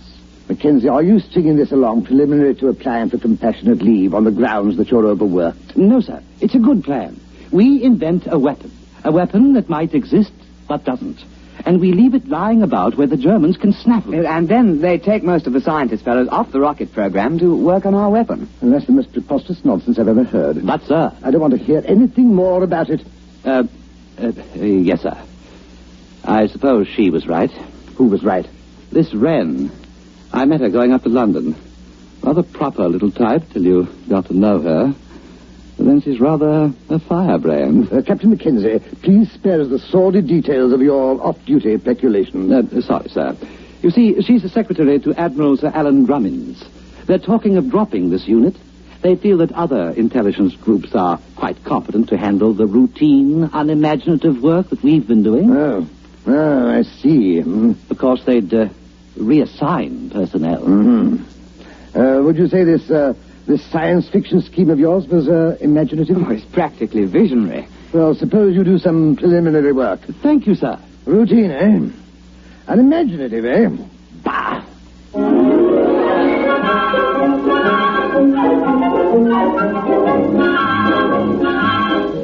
On the 14th of February, preliminary work was begun on Project Trojan. At first, Lieutenant Withering and Captain Mackenzie worked alone, researching the source material of the project. Slamming the firing keys, brick blasted down on the Krull warship. Bright beams of crisp destruction lanced out from the giant dreadnought and licked along the plates of Brick's one-man scout. Nothing in that one. And what have you got? It's a story about two robots who fall in love. What's the name of that Johnny who came closest? Herman. Jad Herman. He got half a dozen ideas that are close. Where do you suppose he is? Somewhere in the States, I suppose. That's no use, then. Why? Look, man, perhaps we can put a query through Central Chafe Intelligence. The Yanks ought to be able to dig up this Herman chap for us. No. It's worth a try.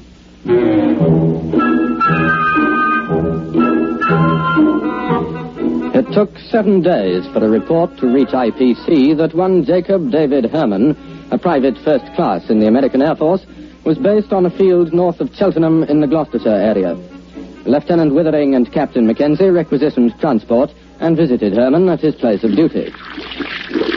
You don't mind if I go ahead with my job, do you? I gotta have this place ready for inspection by 1300. Go right ahead. Hand me the cleaning powder, will you, please? Oh, yes, very well. Say, what do they put in porcelain in England? You break your arm trying to get it clean. Private Herman. You are Jad Herman, writer? Yeah, that's a pen name, Jad. I use it for SF stuff. I used to write for the Confessions under the name of Cynthia Herman. I remember one article. I was saved by the YWCA from a life of shame. We're interested in your science fiction articles at the moment. Oh, yeah? Well, I knew we had some sci-fi fans in England. Oh, we're not exactly sci-fi fans. We're from... Is anybody else here? Well, look for yourself. There's no hiding place down here. Well, we're from Intelligence Plans Commission. Uh-huh. We need your assistance, Mr. Herman. No kidding. We have a project that calls for your particular talents. You got a latrine needs cleaning? We're quite serious, Mr. Herman. Will you kindly pack your things and be ready to come with us within 1 hour? Oh, I'm sorry, gentlemen. I couldn't possibly leave until after inspection. I've got too much of myself invested in this latrine. But after that, I'm at your service.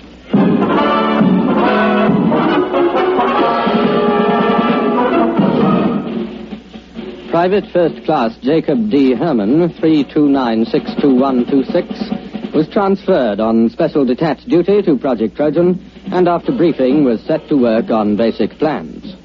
Now, look, Mac, here's the way I see it. If you want to con a scientist, you got to be pretty straight all the way.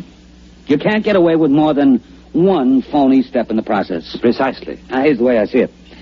It's a focusing beam weapon. The electronics on that are square. I used it in a story about 2 years ago. Feinschreiber at MIT and Temple and Westover at the Bell Telephone Laboratories worked out the basic field formulas. What do you mean it's real? Well, up to a point. Everything's on the level till you get to the catalytic action on the grid. Now, that just won't work. It's a basic problem in physics, and it makes the whole thing impossible. But don't the Germans know that? Oh, sure. You see, you make up plans for the weapon, call it a death ray. You let the Germans steal everything but the catalyst formula. They'll think we've got it licked, and they'll break their necks trying to duplicate it before we put the weapon in production. I see. But we can't call it a death ray. Well, how about projector, electronic grid deflecting type 3? That has a broad ring to it, my lad. I've got the basic idea of the thing, but you'll have to get some of your science boys to work it out. Oh, we'll put a requisition into the Manpower Commission in the morning.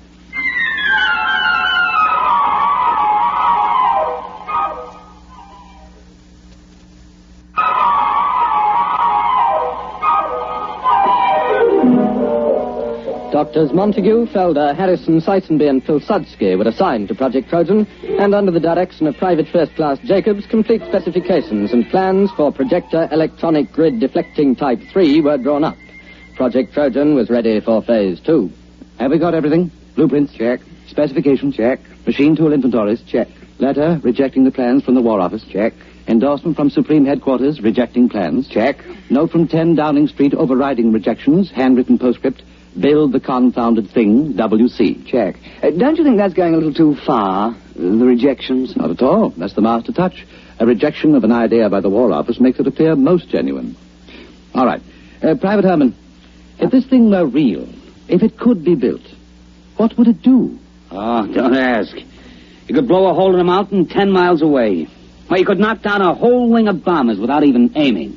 Oh, dear. Lucky it won't work. I should say so. Oh, well, now to get this lovely thing into Jerry's hands.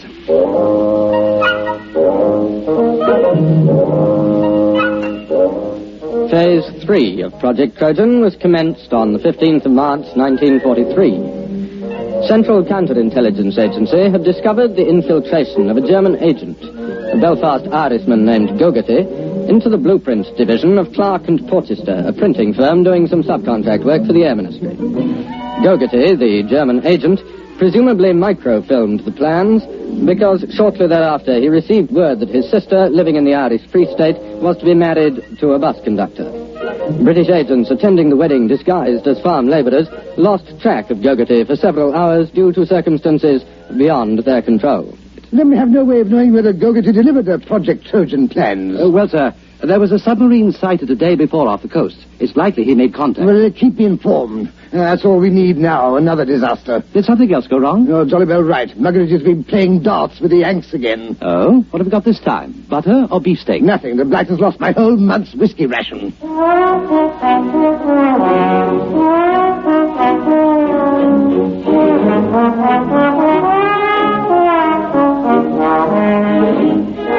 Now the cover operation supporting Project Trojan was undertaken.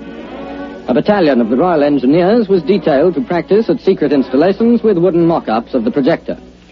A lance corporal in this detachment, a volunteer afterwards awarded the George Medal, was court-martialed and sentenced to 7 years hard labour for revealing information about the project while drunk on a 3-day leave to Tynecastle.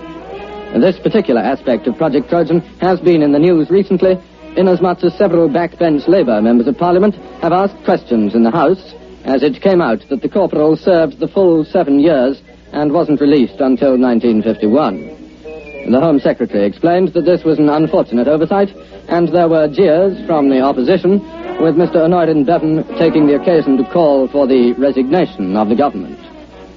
At the time, March and April 1943, the Intelligence Plans Commission awaited reports from British operatives. Sir, there's been a shift in assignment at the research laboratories at Hanau. Professor Schlickmann and Doctors Hirsch, Van Sulau, and Grishman have been transferred from rocket research to another project. Trojan? We must assume so. Well, that's only 4 men. But they're the top experts in electronics, chemistry, and metallurgy. If they're really working on Trojan, we've set the German rocket program back a year, while their scientists go yelping off after a red herring. Well, let's hope so. Bring me any further reports as soon as received.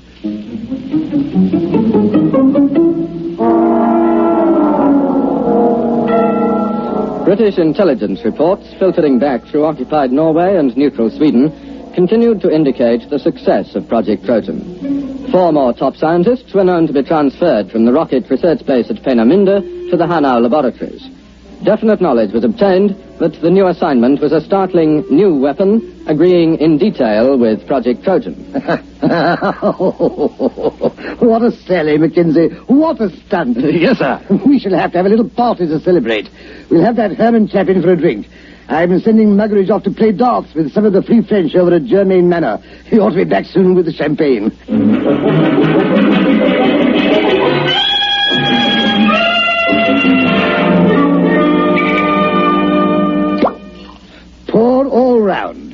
Private Herman. Thank you. All right now, to the projector, electronic grid deflecting type 3. The biggest fraud since the South Sea bubble. Colonel Bostwick. Oh, Withering, take a glass. We're just drinking to Trojan. Well, I think I'd rather not, sir. Well, what do you mean? There's a dispatch from Germany. What about it? A section of the mountain overlooking Hanau has disappeared. What? It's true. It was on the reconnaissance maps yesterday, and it was gone this morning. A 10-mile slice of mountain. That's impossible. No, it isn't. It works. Trojan works. But it can't. There's no catalyst. It's impossible. All our scientists said so. Well, I guess they were wrong. It works. They must have found the catalyst. I suppose we should have foreseen that. All those scientists working on it. They must have built the model and tried it out. It won't take them more than 3 months to put it into production. Well, here goes the war. Muggeridge. Aye, sir. Fill the glasses up again.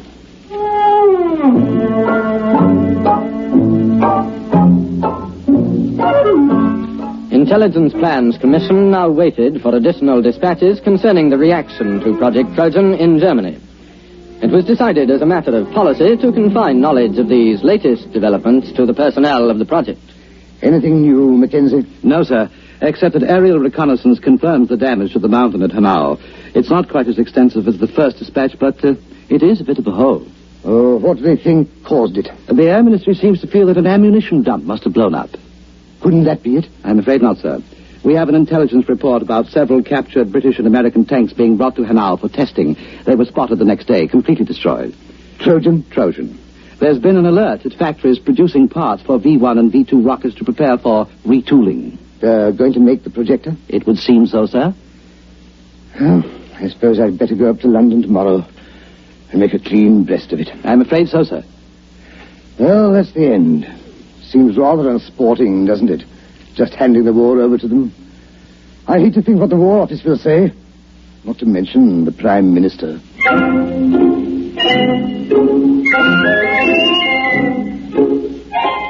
Project Trojan was nearing its closing phase. At precisely 0600 the next morning, Colonel Sir Harold Bostwick ordered his staff car and, taking a thermos of tea, proceeded to leave his office. Just before the staff car got underway, Lieutenant Withering appeared with another dispatch, accompanied by Captain Mackenzie and Private Herman. Colonel Bostwick, sir. Wait. So what is it, Withering? Another dispatch. No, don't, please. It's bad enough. There's been another disaster at Hanau. They knocked another mountain with our little present to them? No, sir. They've knocked themselves out. What? The laboratory under the mountain. It's exploded. It has? Went up like a Roman candle. We've got pictures. There was a flight of mosquito bombers over at the time. What happened? The projector. It backfired. How do you know? It had to. That's why the catalyst is impossible. You see, the metal fatigue on the grid is a function of... Never mind. Are you sure? Yes, sir. We have a reliable agent's report. The Germans are completely confused. They were operating the projector under a top-secret designation. Nobody knew any of the details except the dozen scientists working on it. And they were inside the laboratory when it blew. Our man was in the rescue squad. There isn't a thing left, sir. Plans, models, or scientists. Sir, do you realize that Project Trojan was a success? We've diverted a dozen top scientists in the rocket program permanently. Well, do you think we'll be decorated? Lieutenant Withering, inasmuch as we came particularly close to handing the whole war to the Germans on a silver platter, I suggest we forget Project Trojan. Oh, yes. Yes, I see. Of course. You're very canny, sir. I think we had all better return to precisely what we were doing before the whole nasty mess started.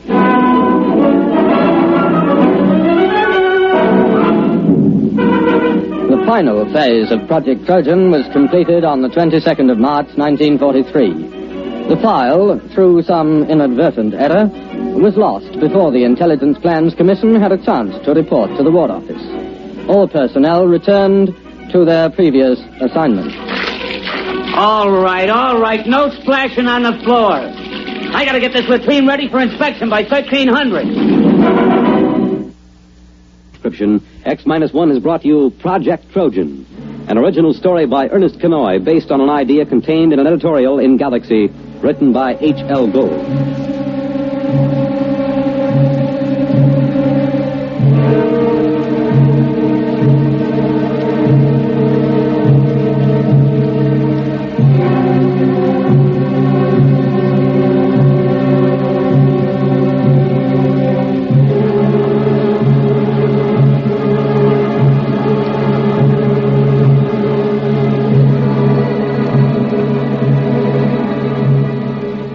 stay tuned for X-1 on NBC. Countdown for blastoff. X-5, 4, 3, 2, X-1, fire.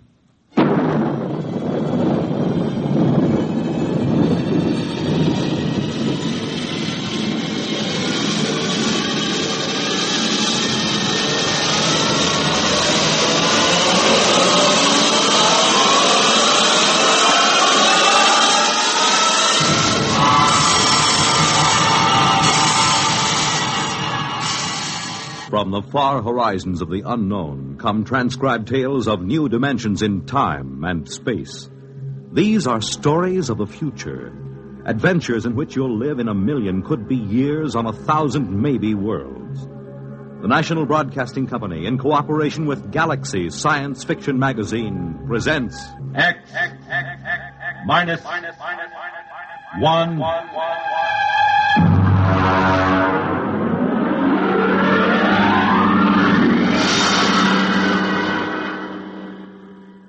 Tonight, the Frank Quattrocchi story, Sea Legs.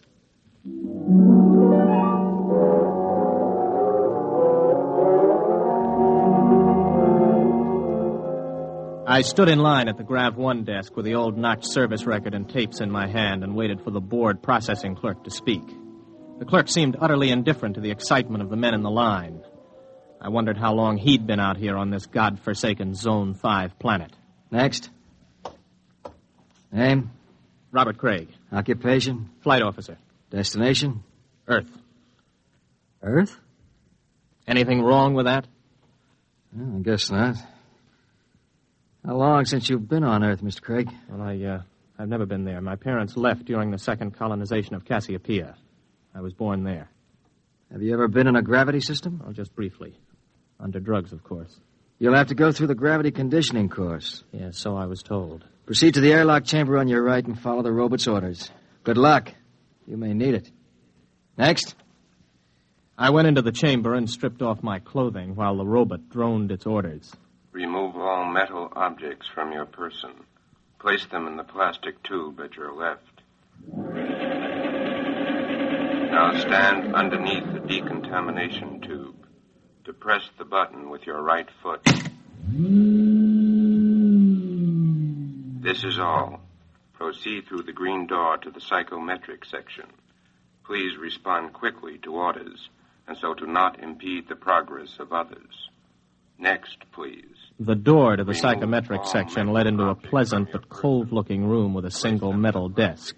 A man with a balding, high forehead sat behind the desk. Mr. Craig, have a seat. I'm Captain Wyandotte, the psychological officer. Nice to meet you. Yes, well, let's see your records. You list your destination as Terror. You're certain you wish to go to Earth? Of course I'm certain. You're somewhat aggressive, Mr. Craig. Look, I've been standing in line taking orders from clerks and robots for 6 hours. Every time somebody sees that I'm headed for Earth, I get the fisheye. Are they jealous or what? I hardly think so. You've been a spaceman for 16 years, Mr. Craig.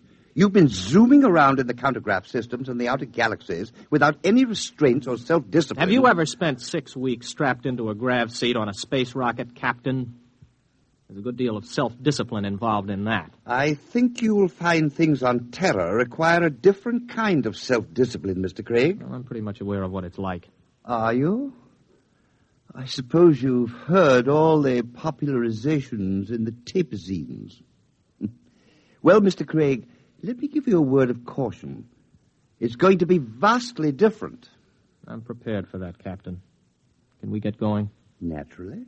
You will undergo a 20-day conditioning course. 20 days? Mr. Craig, you've been in space 16 years. Your body is conditioned to a normal state of free fall, or at best to acceleration. The return to gravity would kill you if you weren't prepared for it. All right, what do I do? Report to Centrifugal Department. Here are your papers. Oh, and Mr. Craig. Yes? Centrifugal is a rather trying ordeal. If during the course of treatment you should change your mind about returning to Earth, you're free to do so. Thanks. I won't.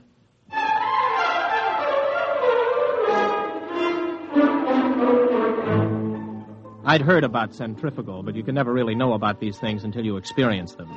4 times a day we were whirled around until it seemed as if our insides were too big for our bodies. On the 12th day, it got to be too much for me.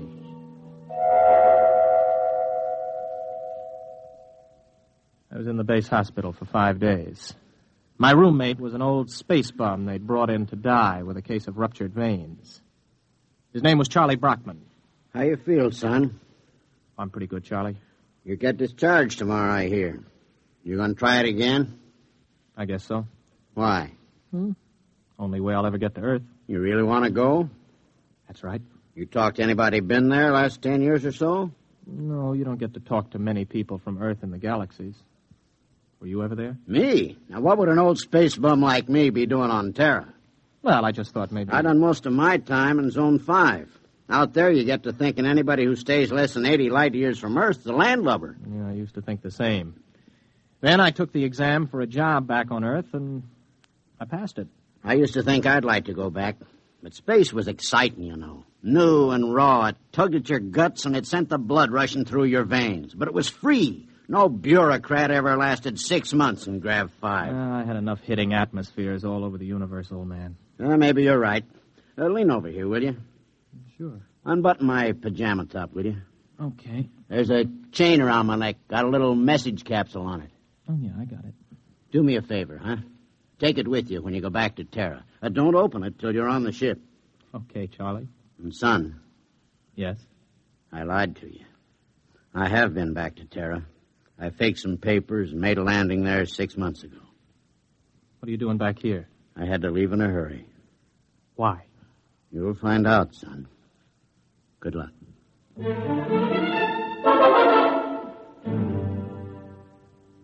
Charlie died the next day. A few hours later, I was visited by Captain Wyandotte, the psych officer. How are you feeling, Craig? Okay. You still want to go back to Earth? Yes. You're completely sure you want to live out your life there, to give up space service for it? Look, we've gone through this, Captain. Now, you tell me that spacemen don't settle down on Terra, yet you won't or you can't tell me why. All right, what's the pitch? Does the Space Service need men so badly that they have to make it impossible for us to go back? That, Mr. Craig, you will have to discover for yourself. You have my authorization to complete your conditioning and return to Earth as a private citizen. I wish you luck. You'll need all you can get.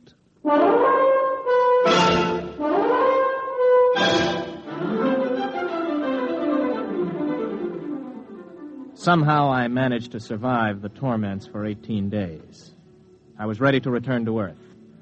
A month later, I descended from a huge intergalactic jet at Los Angeles Spaceport. I was dead tired from the trip. I checked in at the nearest inexpensive hotel. This is your room, sir. Just put the bags down, will you? I'll unpack myself. Yes, sir. Just back from outer space, sir? Yeah, that's right. How could you tell? Sea legs. Sea legs? Well, the way you walk. You can tell when somebody's been in the low-grav systems. Oh, well, here. Oh, thanks, Mr. Craig. For another 5 units, I'll tell you where it is. Where what is?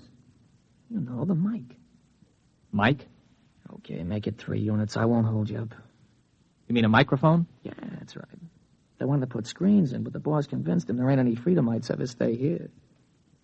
Freedomites? Not so loud. You want to get controlled? No. Here's the money. Where is it? It's in the bed illuminator. You can short it with a razor blade. Thanks. You, want any sensation tapes?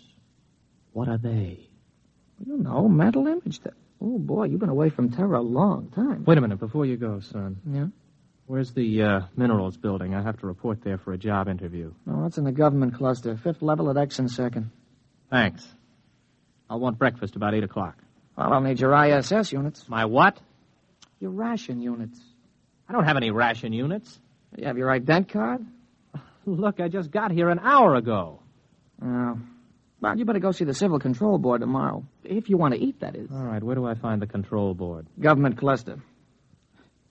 But don't worry. If you don't find them, they'll find you.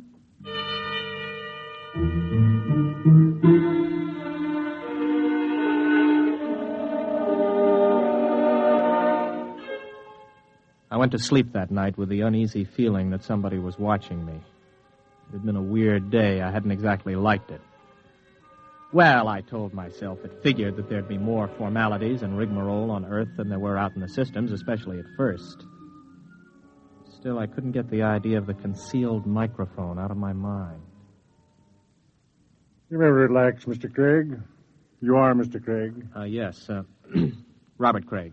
You aren't nervous, are you? No. This is my first time before the control board, and... well, it's my first time. Flight officer, eh?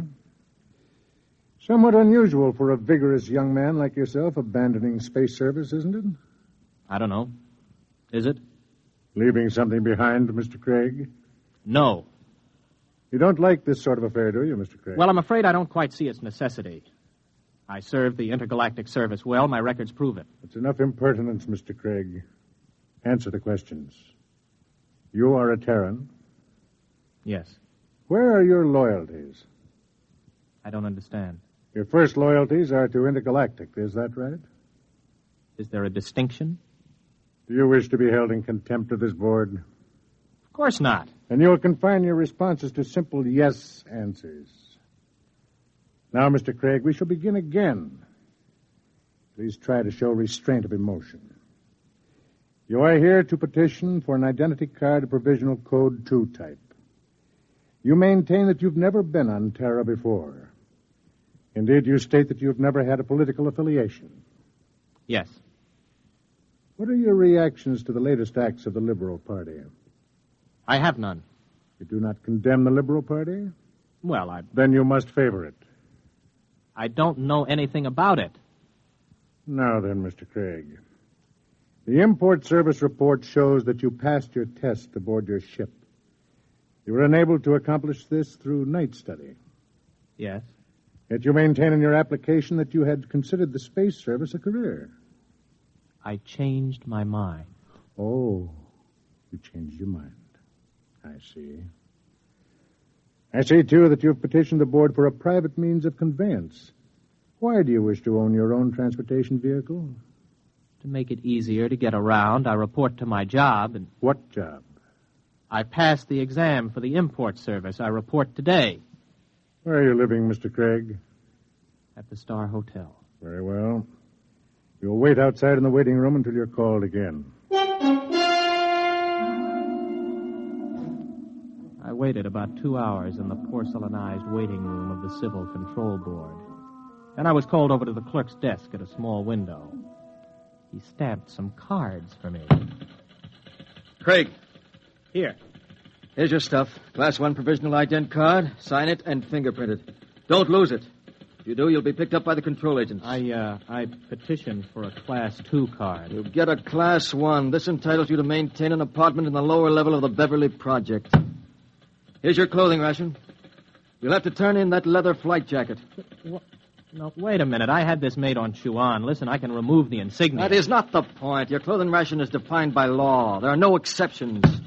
This is your food ration. What's all this medical stuff on the card? You are rationed fairly in accordance with your particular metabolism. Oh, you're kidding. I do not kid, Mr. Craig. Well, what about a car? I asked to be allowed to buy a car. Let's see. Your petition to be permitted to purchase a private means of transportation is hereby denied.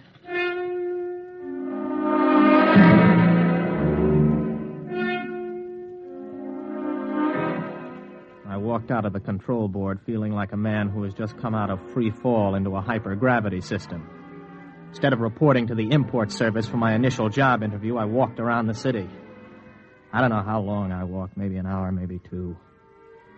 After a while, I came to the outskirts of old Los Angeles. There was a big fence around it and the usual signs.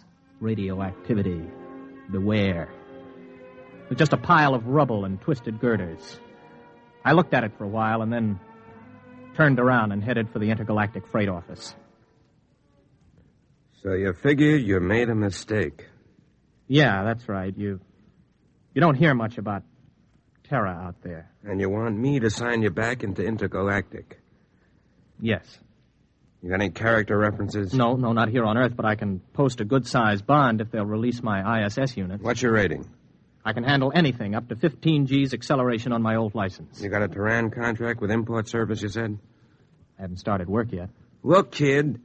Mr. Craig, is it? How long you been on Earth? 2 days. So you're a spaceman. Flight officer, ex-flight officer. You know how to navigate through 4-star zones and the asteroid belt thrown in. You got a license for 15 G's, could get 5 more with a check flight. You got enough brains to pass the import senior router's exam. But you ain't got enough sense to come in out of the rain. We get guys like you every day. You're hot, you're big, you're raring to go. But you ain't gone nowhere. I'm listening. I don't know how you got here, Craig. Maybe you did quit honorable, or maybe you went and burned up a colony someplace. That would be in my records. The point is, it don't make any difference. Nobody leaves Terra without a permit. Nobody gets a permit to go back to space once he hits this old apple. Why not? They afraid somebody will tell what it's like? Oh, son, you got things to learn. One is you don't go shooting off your mouth. Another is Terra's changed a lot since the radioactive wars. We're going places, doing things. Big places, big things. You've got to fit into that, kid. Move with it. Stick around. You still got your sea legs. You're gonna like it here. You can make a quick dollar and spend it quick, too. But you'd better smarten up, or you'll finish scrubbing radioactive dust off girders. That's the story, huh? The whole story? That's it. Everything runs by a system. And, son, you can't buck the system. Yeah. I don't suppose there's any place around here a guy could get a quick drink. Oh, yeah, out at the end of Y Street, they got a little place you can buy Acadian tars. Plutos, they call it. Thanks. Yeah, get it out of your system and then settle down. That's my advice. Thanks. So long. Get me the control agent. He just left here. He's on his way to the Pluto Cafe.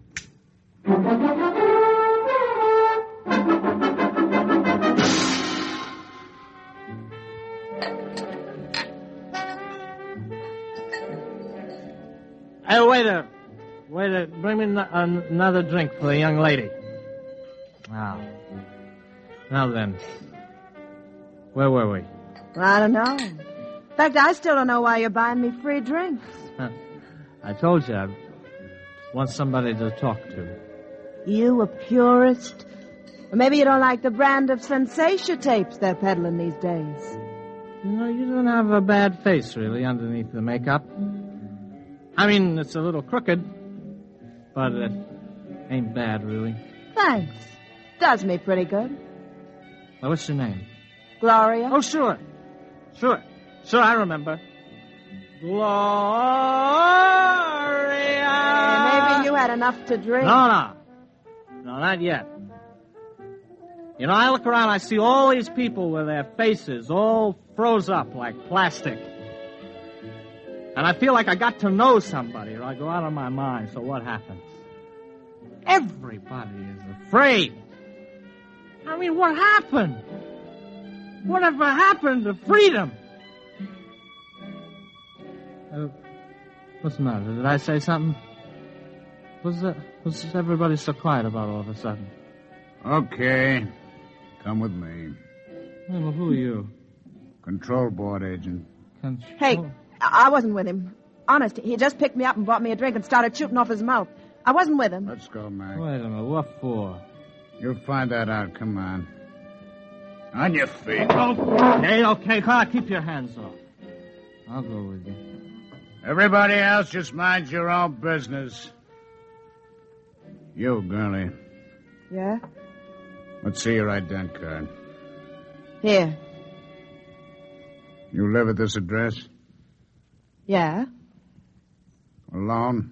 With my sister. Maybe some nights you could go to a movie or something. We could spend some time getting acquainted. Yeah. Yeah, sometime. Good, I'll call you. Hey, I need my ident card back. I can't get rations without it. I'll keep it. Bring it back myself. Wants to give the girl her card. No! Well, maybe you mind your own business. Let's go. You walk just a little in front of me.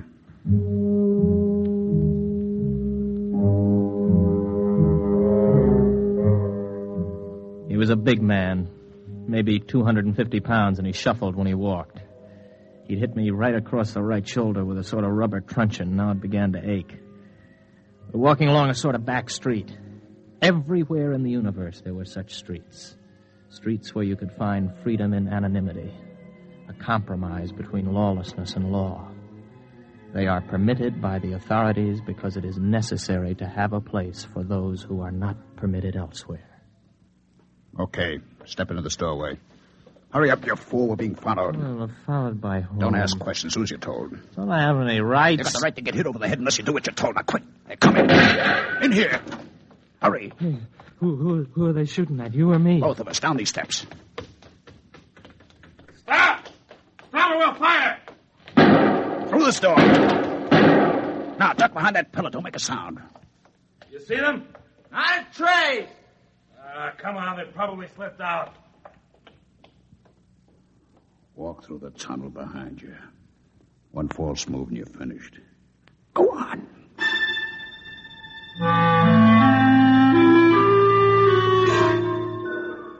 From the direction of the tunnel, I guessed it was part of an old sewage system that led toward the ruined city.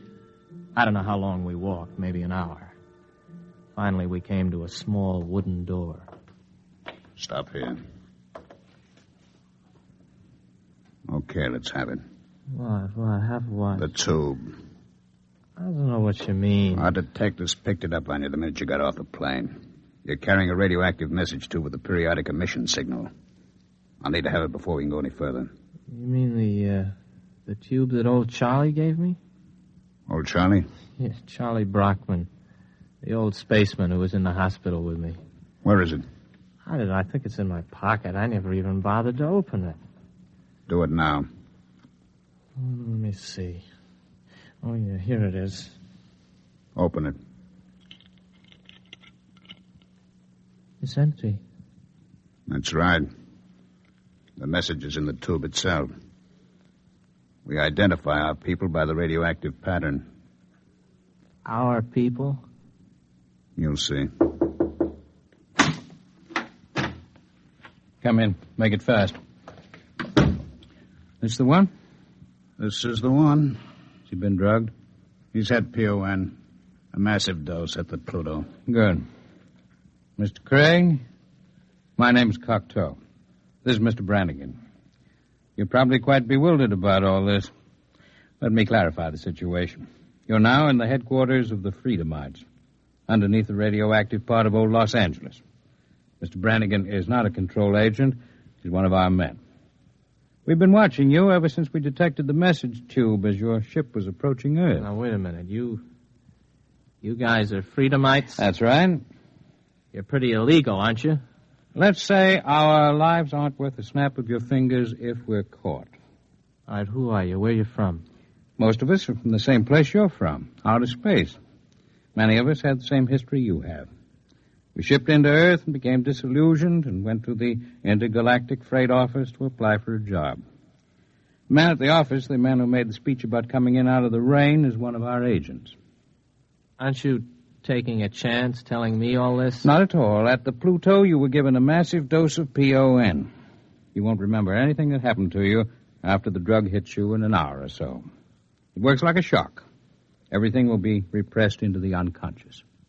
Ah, I see. Very neat. It will exist in your unconscious, however. Somewhere, because you're the kind of man you are, because living in space has taught you the blessing of feeling free, you'll be able to draw upon your unconscious knowledge when you need to. And when will that be, Mr. Cocteau? That depends on whether you decide to join us or not. Join you in what? I haven't the faintest idea of what you're trying to do. For all I know, you're a bunch of traitors.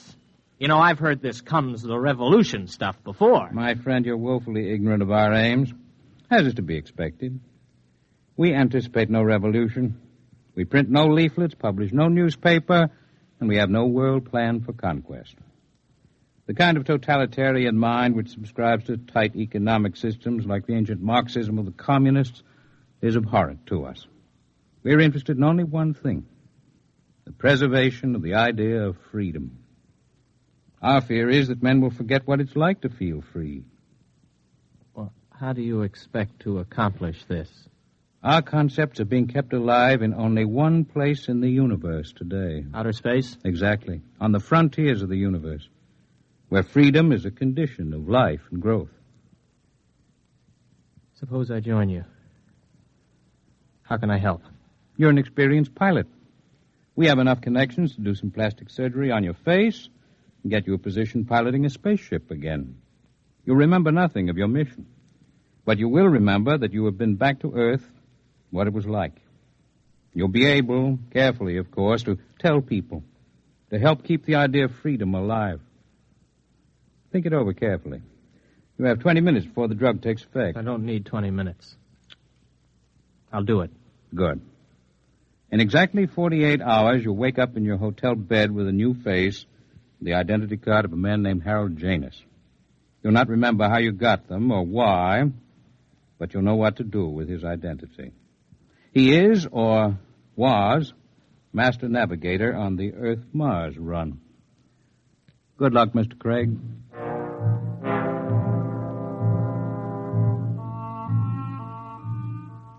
I woke up in the hotel bed, feeling like a man who has hung one on but good.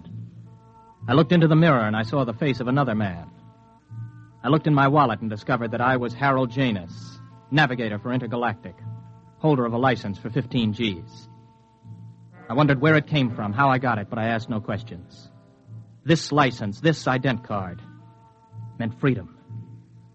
I walked out of the hotel feeling steady for the first time. I'd gotten my sea legs at last.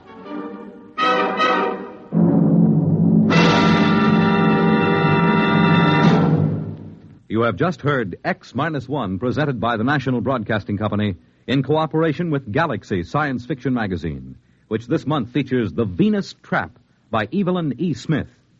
One thing man never planned to take along into space with him was the eternal triangle, especially a true blue triangle like this one. Galaxy Magazine, on your newsstand today. Tonight, by transcription, X-1 has brought you Sea Legs, a story from the pages of Galaxy, written by Frank Petrocchi and adapted for radio by George Lefferts. Featured in the cast were William Redfield, James Stevens, Stan Early, Charles Penman, James Dukas, Richard Hamilton, Jack Orison, Jack Grimes, Craig McDonald, Ralph Bell, Kermit Murdoch, and Frederica Chandler. Your announcer, Fred Collins. X-1 was directed by Daniel Sutter and is an NBC Radio Network production.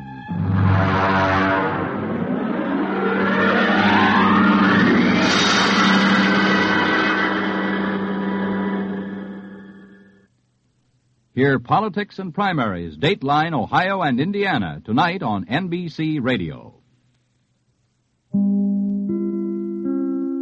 In just a moment, X-1. But first, how does one man get himself into so many impossible situations? Well, this is a question you'll probably ask yourself tomorrow night when you follow another hilarious misadventure of Throckmorton P. Gildersleeve. Yes, Gildy's eye for the ladies and his impulsive temperament managed to entangle him in a web of riotous circumstances. Be sure to join the romantic water commissioner, his neighbors, Judge Hooker, Mr. Peavy, and all the loyal Gildersleeve household as they romp through another episode of The Great Gildersleeve tomorrow night. And now stay tuned for X-1 on NBC. X-1 salutes our Philadelphia station. Its new call letters, WRCV. Countdown for blast off. X-5, 4, 3, 2, X-1, fire.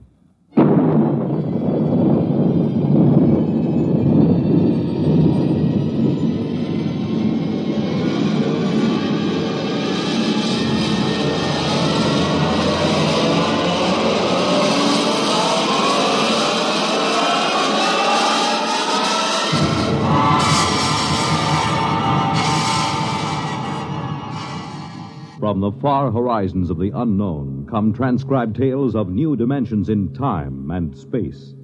These are stories of the future, adventures in which you'll live in a million, could be years, on 1,000 maybe worlds. The National Broadcasting Company, in cooperation with Galaxy Science Fiction Magazine, presents X minus 1.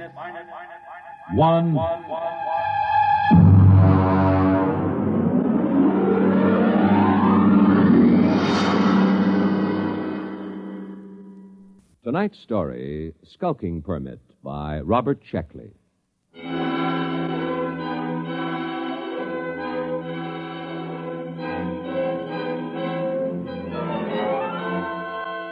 August 16th, year 2204.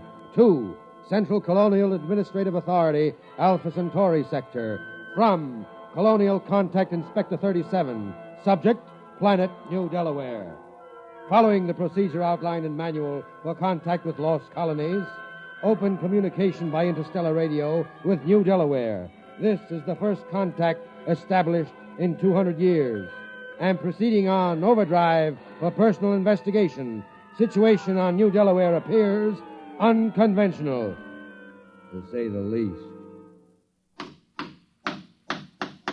Hi there. Hi, Billy. Hi, Tom. Got no time for talking this morning. Got to get this sign up. It's a real pretty sign.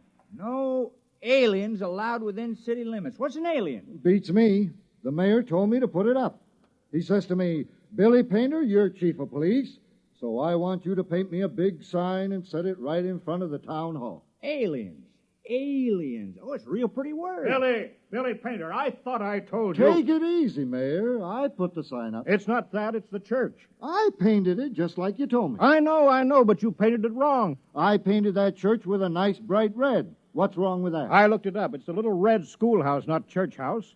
Churches are supposed to be white. Can't keep track of them all. Schoolhouse, church house, jail, post office. Got along fine enough in New Delaware for 200 years without them. I know, but we need them now, and we haven't got much time. Where are the carpenter boys? I saw Sam and Marv over at Ed Beer's Tavern. Well, Billy, you go down there and tell them that they've got to build us a little schoolhouse, and you paint it red. It's very important. Mayor, when do I get a police chief badge? I read that a police chief always gets a badge. Make yourself one. Now go on. All right, then. Oh, it sure is hot here. I don't know why the inspector couldn't have come in winter. Oh, Tom Fisher. Yeah. Tom, I've got a job for you, a very important job. Well, now, look, Mayor, I'm on vacation. Fish won't be back in these waters. No vacation, not now. He's due any day. Tom, how would you like to be a criminal? I don't know. What's a criminal? Well, come over to my house and I'll explain. I've got to appoint a criminal, and it looks to me like you're it.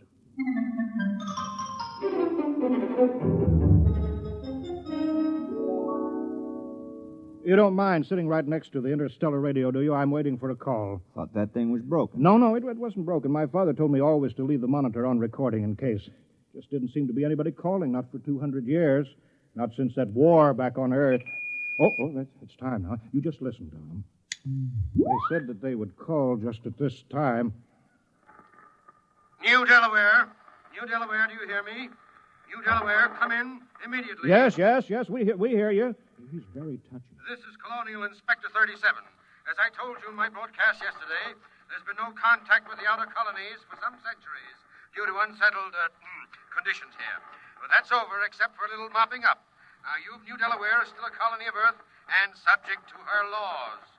Do you acknowledge that status? Oh, yes. We called a town meeting last night and talked it all over. We're still loyal to Earth. Excellent. That saves us the trouble of sending an expeditionary force to reconquer you. However, as Colonial Contact Inspector, I will be obliged to make a personal investigation to make sure that you conform fully to the customs, institutions, and traditions of Imperial Earth. Imperial? That's funny. All the books talk about Earth as a united democracy. Well, a lot can change in 200 years. And, of course, there's been a war. Do you hear me, New Delaware? Oh, yes, sir, we hear you. You realize, of course, there is room for only one intelligent species in the universe. Man. All others must be suppressed, wiped out. We can tolerate no aliens. I'm sure you understand, General. I'm not a general. I'm a mayor. You're in charge, aren't you? Yes. Then you're a general. I'll be sure you're running an Earth colony, General, with no radical departures from the norm, such as free will, free speech, free elections, or anything else on the proscribed list. It is impossible to administer an empire where everyone does as he pleases. Get your colony in order, General. I will call to inspect you in exactly 1 week. That is all. Well, you see how it is, Tom. Now, Tom, about your job. I'm appointing you town criminal. I don't see why there has to be a criminal. That's a very important part of Earth society. All the books say so, Tom. The criminal is as important as the postman or the police chief. He works against society. If you don't have people working against society, how can you have people working for it? How can there be any more important job? I don't want to do it. Now, be reasonable, Tom. Put yourself in my position. This inspector comes and he meets Billy Painter, our police chief. He asks to see the jail. Then he says, no prisoners? How can I hold my head up and tell him that we don't have any crime? No crime, he'll say. But Earth colonies always have crime. Don't you see that, Tom? Right there, the whole thing falls through. He'll see that we're not truly Earth-like. We're faking it. We're aliens. And you heard what he said about being rough on aliens. Well, yeah, but why me? Can't spare anyone else. And you've got narrow eyes. Criminals always have narrow eyes. Well, they aren't that narrow. Tom, please, we're all doing our part. You want to help now, don't you? Oh, I suppose so. Fine. You're our criminal. Here, I've got this paper all made out for you, just to make it legal. Skulking permit. Know all men by these presents that Tom Fisher is a duly authorized thief and murderer. He is hereby required to skulk in dismal alleys, haunt places of low repute, and to break the law. What's the law? I'll let you know as fast as I make them up. All Earth colonies have laws. Oh, well, what do I do? You steal and kill. Look, I'll give you a couple of books on it. Steal as much as you like. One murder should be enough. Don't overdo it. Well, it don't sound sensible somehow. Well, you can work up to it, Tom. Why don't you start off easy, like by haunting a place of low repute?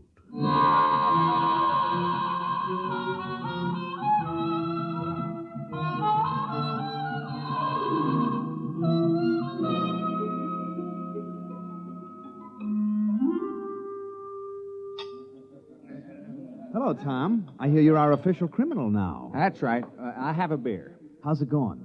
Well, I've been studying. I can't put my finger on it yet. Hey, did you get the weapons Mary Carpenter sent over? Yeah, a hatchet, a spear, 2 knives, and a blackjack. Uh-huh. I stuck myself with a spear, Ed. The whole thing ain't sensible to me.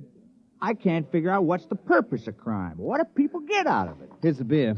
I tried a new route this time. Tell me how you like it. Very dry. Less filling. How come you ain't out thieving now, Tom? Oh, I'm planning.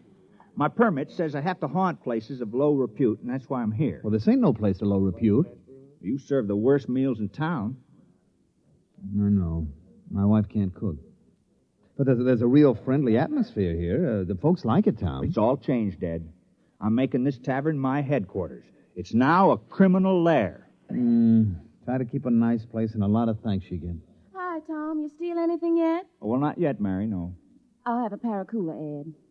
Don't worry, Tom. You'll catch on. If anyone in this village can learn, you can. Sure, we got confidence in you, Tom. Why don't you steal something right now, Tom? Go ahead. Well, suppose I could. I brought some geefers in my basket. They're real ripe. You could steal those. Well, they are nice-looking geefers, Mary. Real tasty. Go ahead, Tom. Steal it. Well, These are nice-looking geefers. Mind if I take one out at the light and look at it? No, Tom, you go right ahead. Now, just a minute there. Hi, Billy. What do you have? I'm on official police business. What were you doing with that geefer, Tom? Just looking at it. I don't think you were just looking at it, Tom. I think you were planning on stealing it. You're a suspicious character. I think I better lock you up for further questioning. No, Billy. What are you doing? I'm doing my duty, Mayor. Tom here is looking mighty suspicious. The book says... I know what the book says. I gave you the book. You can't go arresting Tom, not yet. But there's no other criminal in the village. Oh, Billy, don't you understand? This village needs a criminal record. Acting suspiciously isn't a crime. All right, but I was just trying to do my job. I'll still get you, Tom. Remember, crime does not pay. Hey, that's a real slick way of putting it, isn't it? I thought it was kind of catchy. I read it in the book. Well, Tom, go ahead now. Steal something. Well, I'm not in the mood anymore. Well, better get to it soon, and don't forget the murder. Is it really necessary? Oh, I wish it weren't, but this colony has been here for over 200 years, and we haven't had a single murder. Not one. I suppose we should have one. No, I'll take care of it. Good boy, Tom. We're counting on you. Billy, I want you to paint up a couple 100 signs saying private property, no trespassing, violators will be prosecuted, and a dozen saying speed limit 35 miles an hour. Why? All we got is those quag horses, and they won't go faster than a walk. Never mind. You got to have a speed limit. It's civilized.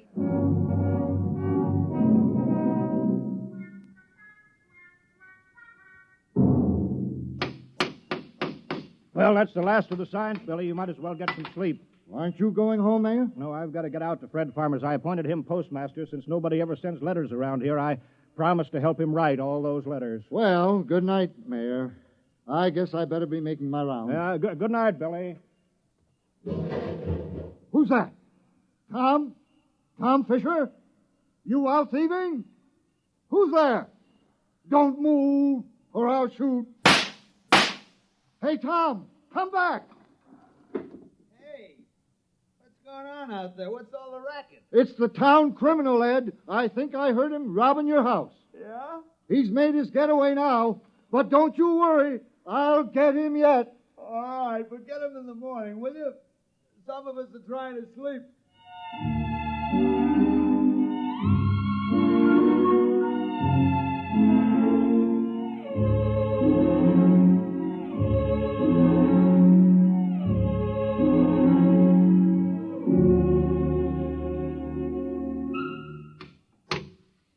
Morning, Marv. How's the schoolhouse coming? Fair. Would have come along better if I had my saw. Your saw? Yeah. I left it leaning against my door last night. Wasn't there this morning, Tom. Oh, yeah, your saw. Well, you know how it is, Marv. I had to practice some skulking last night. Yeah, sure. Say, do you suppose I could use the saw for a while, just for an hour or two? Well, I don't know. It's legally stolen, you know. Well, I'd give it back. I wouldn't keep anything that was legally stolen. Well, it's in the house with the rest of the loot. Okay, I'll go borrow it then. Tom, I've been looking for you. Morning, Mayor. Did you steal my bronze plaque? I certainly did. Oh, well, I was just wondering. You did it just in time. You see up there? What? Up there, the black dot near the rim of the sun. Oh, what is it? Well, I'll bet it's the inspector's ship. You got your murder planned? Time is running short, Tom. The inspector may land any hour now. That darn radio's been yapping at me something about a revolt at Deng 4, and all Earth colonies are to prepare for conscription, whatever that is. So let's get that killing over with. I don't know, though. Murder... Now, look, Tom, criminals on Earth commit dozens of murders a day and think nothing of it. All this village wants of you is one little killing. Is that too much to ask? Now, who will it be, Tom? Oh, I guess I'll kill George Waterman. Why? Why? Why not? What's your motive? I thought you just wanted to murder. Who said anything about a motive? We can't have a fake murder.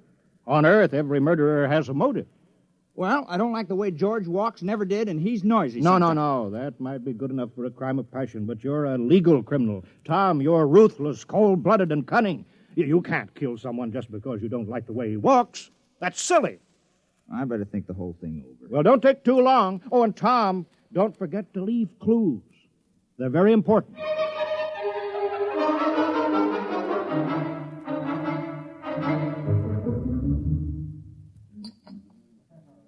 Have another beer, Tom. I don't mind if I do. Hey, how do you like the way I fixed the tavern over? I hung up dirty curtains, you know. Oh. That makes it a dismal retreat.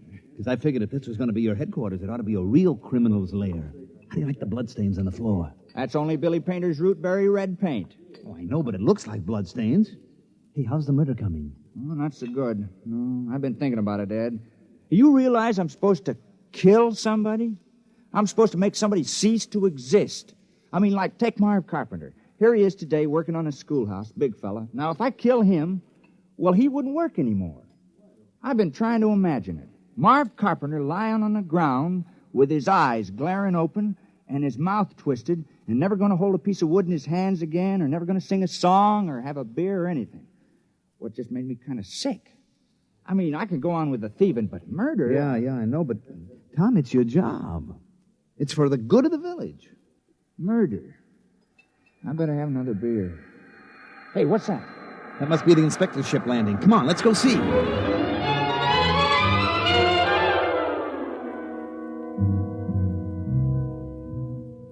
Perimeter guard, advance. Set up portable generators and rocket launchers. All personnel restricted to immediate area of the ship Sidearms to be worn at all times, and guards at battle station. Welcome to New Delaware. Thank you, General. I'm the inspector. This is Mr. Grant, my political advisor. Is this the capital of the colony? Well, I'm afraid there's only this village on the whole of New Delaware. Only one? Now, Grant, I told you when we surveyed the planet we were wasting our time. Patience. There's always an advantage in every situation. If you gentlemen are ready... Ready? You're going to inspect our village, aren't you? Inspect? I can see it all. Why, of course, General. We're ready. Let's inspect your village.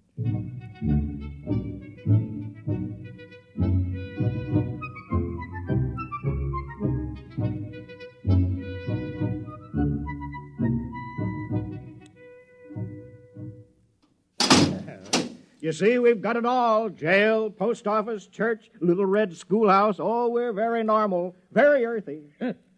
Grant, I have my efficiency rating to think of. This place is worthless. No smelting, no heavy industry, no atomics, no taxation, no... They don't have anything. Oh, I wouldn't say that, Inspector. If you'll excuse us, General. Of course. I'll be downgraded at the next colonial board. Why, this place is a utopia. It's subversive. We ought to blow it right out of the sky. No, don't be despondent, Inspector. But this whole trip is a total waste of time. Not entirely. New Delaware has a very important commodity for us. What? You saw them? Hulking peasants? Nothing but farmers. Yes, strong, healthy farmers. Good cannon fodder. But... Oh. Ooh, let me take over. General. Yes, sir? How many able young men are there in the village between the ages of 15 and 60? Why? You see, General, Imperial Earth is engaged in a war. The colonies in Deng 4 are revolting against the authority of Mother Earth. Oh, I'm sorry to hear that. We need good, healthy fighting men. Our reserves are depleted. We wish to give all loyal colonists a chance to fight for Mother Earth. We're sure you won't refuse. Most colonies welcome a little conscription. Cleanses the blood, reduces crime. Crime? Oh, I thought that would come up. We've taken care of that. I appointed... Now, you see, Grant, 60, 70, perhaps 100 recruits. Not such a waste of time coming here at all. Perhaps not. Sergeant, detail a squad of 50 men armed with portable heat generators to post a guard in the village. All right, Mr. Mayor. Suppose we go talk this problem over.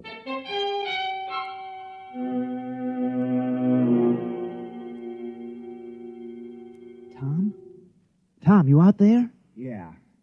I've been skulking out here all day. I'm hungry. Well, I brought you supper. The mayor sent you a message, Tom. He said to hurry up at the murder. He's been stalling the inspector and that nasty little Grint man, but they're going to ask him. They're sure to. All right. I'll get around to it. Tonight.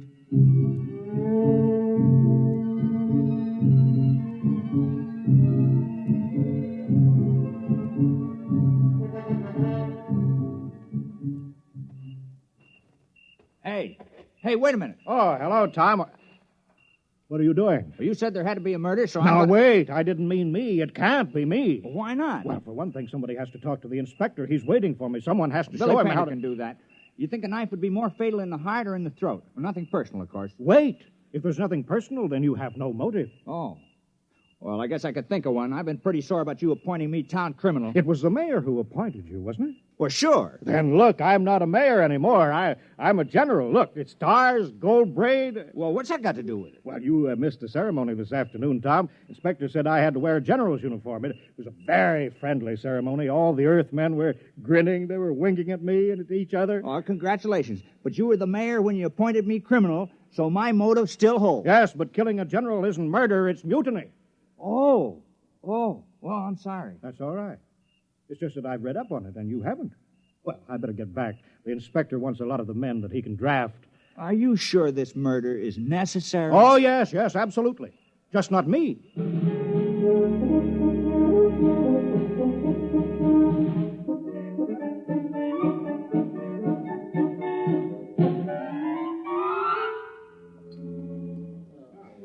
No luck, huh, Tom?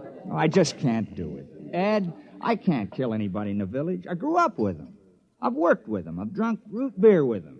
I don't have any motive for killing any of them. I know, but you do have to commit a murder, Tom. You don't want to let the village down. But I can't kill the people I've known all my life. No, I suppose not. Wait a minute. I got an idea. Ed, suppose I kill the inspector. Well, what's your motive? Oh, it would be a very terrible crime. I'd be killing for glory, for fame, for notoriety, and it'll show Earth how earthy New Delaware really is. Why, they'll say crime is so bad here that a criminal actually killed their inspector on the very first day. Tom, that's just the sort of thing a master criminal would do. Oh, you think it's a good idea, huh? I think it's great, Tom. But how are you going to do it? Well, one of those soldiers got drunk on a bottle of your Keebler juice and dropped his gun. I picked it up. Oh, is that a gun? Yeah, you push this button here. Hey, look out! I'm sorry, Ed.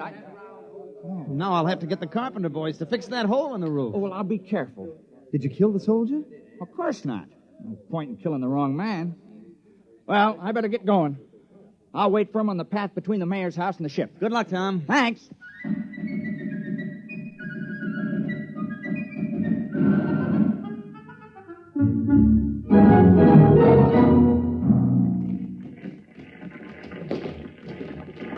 Up, 2, 3, 4. Keep in line there. Ah, what a sloppy crew. All left feet. Well, it's a nice night's work. With those landing parties dying like flies, we can use every new man we can get. Don't say that. What, are you afraid the mayor will hear me? Don't be ridiculous. It's a completely passive population. Sheep-like, obedient. Look at them. No two of them in step. Well, what do you expect from backward agrarians? Wait till those sergeants get hold of them at the base. They'll whip them into first-class fighting men in no time. Halt! Stand and deliver! What's that? Why, it's Tom. Hands up, Inspector. Huh? I got you covered. Now, the rest of you drop your guns and move out of the way. What? Now, see here. Now, go on now, drop those guns. Now, what's the meaning of this? And who are you? Tom Fisher. I'm the town criminal. I'm going to kill the inspector. Now, please move out of the way. Criminal? So that's what the mayor was prattling about. Now, I know we haven't had any murders in 200 years, but I'm changing that now. Now, move out of the way. Well, I suppose I'd better get out of the line of fire. No, wait a minute, wait. Now, don't move. I know just how to do it. I've been thinking about it. Now, I'll push this button, and you'll die. You'll fall down on the path, and your eyes will open, and your mouth twisted, and no air going in and out of your lungs, and no beat to your heart, and I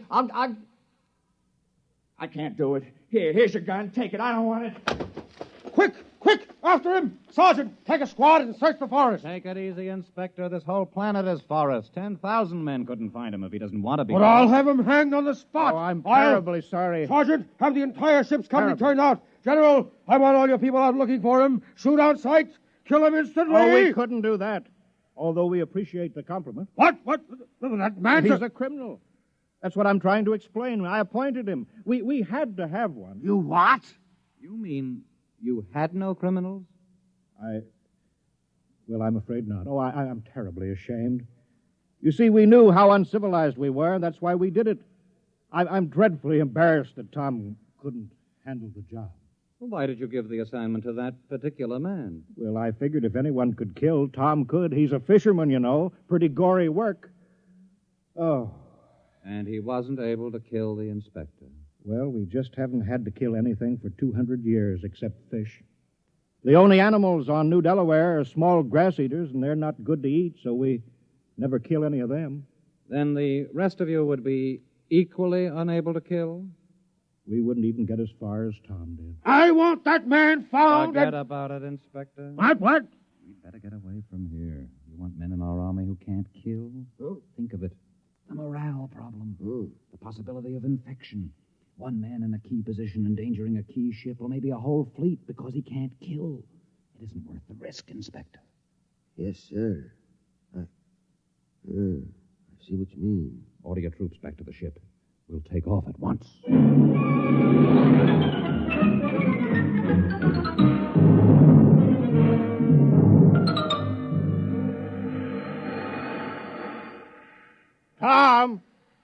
Tom, you can come out now. Tom, they're gone. He's hiding around here somewhere, Mayor. Yeah. Tom! Here I am. I'm sorry I bungled it. Well, don't feel bad about it. It was an impossible job. I'm afraid it was. I thought that just possibly you could swing it, but you can't be blamed, Tom. There's not another man in the village who could have done the job even as well. What are we going to do with all those buildings, Mayor? The jail, the post office, the little red schoolhouse, the church? Well, I think we'll build a playground for the kids with swings and slides and sandboxes for them. Another playground? Surely, why not? Well, I guess I won't be needing my skulking permit anymore. No, I guess not. Oh, well, we did our best. I had the chance, then I let you all down. It's not your fault, Tom. Look how long it took Earth to get civilized. Thousands of years. And we were trying to do it in 2 weeks. Well, we'll just have to go back to being uncivilized. Yeah. Well, we better get back to the village. Looks like rain. Well, soon I'll start fishing again. Say. What is it, Tom? Oh, it's too late now, but it's too bad I didn't think of it before. I might have been able to go through with it. Think of what, Tom? I think I could have done it. If I'd only had the sense to think of the inspector as a fish. Well, it's too late now. Guess he's just a big one that got away.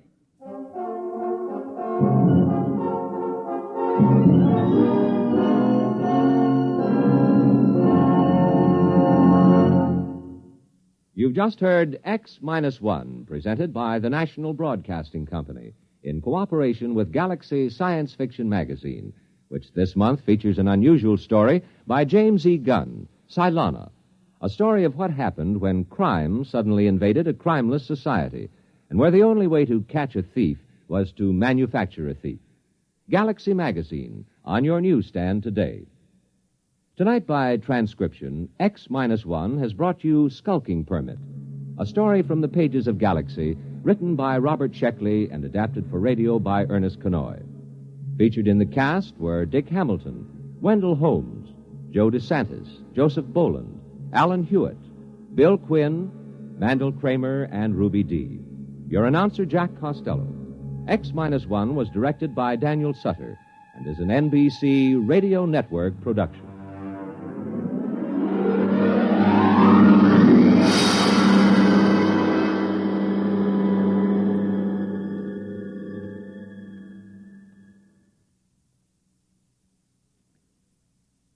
Let's visit Fibber McGee and Molly tonight on the NBC Radio Network.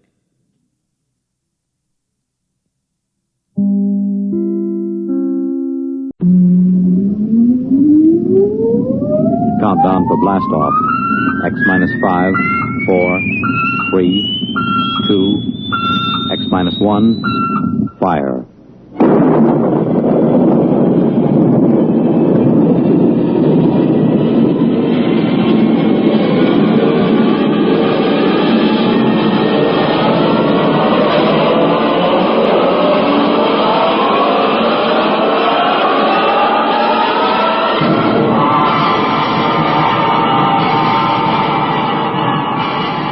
From the far horizons of the unknown come transcribed tales of new dimensions in time and space.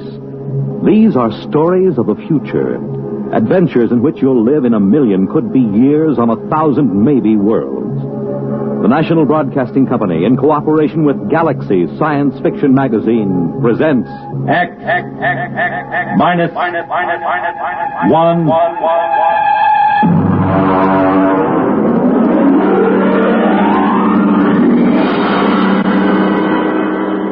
Tonight, the Mark Clifton story, Star Brite.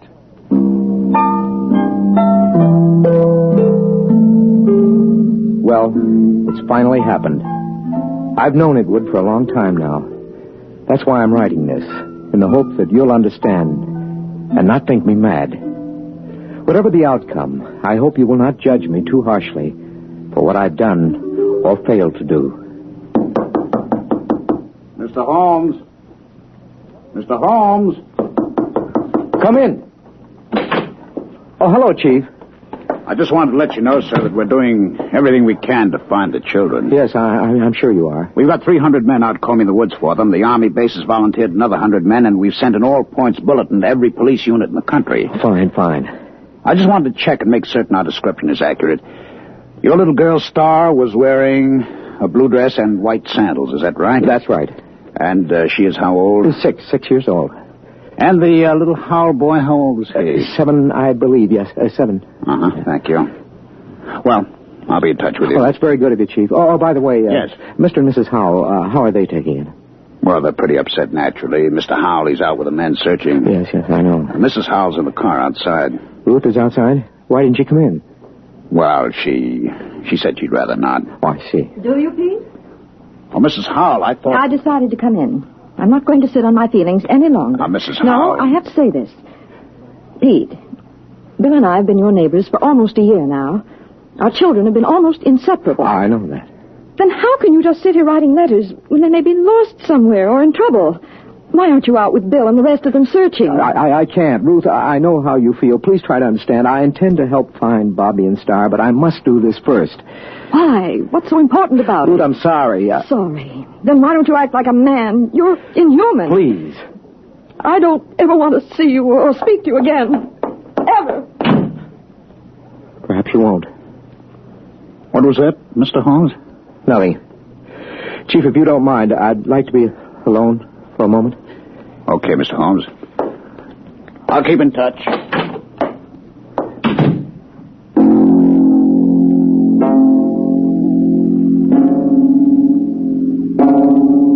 How can I tell them? How can I make them understand? I write this to you because they must be made to understand somehow, but I have to begin at the beginning. I think I first noticed it one evening when Star was 3 years old. I was in my reading chair going over some work. Star was sitting on the floor in the circle of light with her blunt-nosed scissors and scraps of paper. Her long silence made me glance down. And then we glue this together, put a line here and there. Star? Like that. Star? What is it, Daddy? Can I see what you've made? Uh-huh. Well. It's quite a coincidence. What? You know what they call a piece of paper joined together with a half-twist like this? Nope. It's called a Mobius strip. You mean somebody already made one? A man named Mobius, mathematician, long time ago. Did he know you can put a line on it like that so it has one side all joined? Yes, he did. Someday I'll tell you what it means. Now do it. What? Tell me about a Mobius strip. Very complicated. Then read me about it. Oh, you wouldn't understand, honey. Read me anyway. Okay, young lady. But I warn you, it'll be like one of those nonsense rhymes. At least, I hope it will.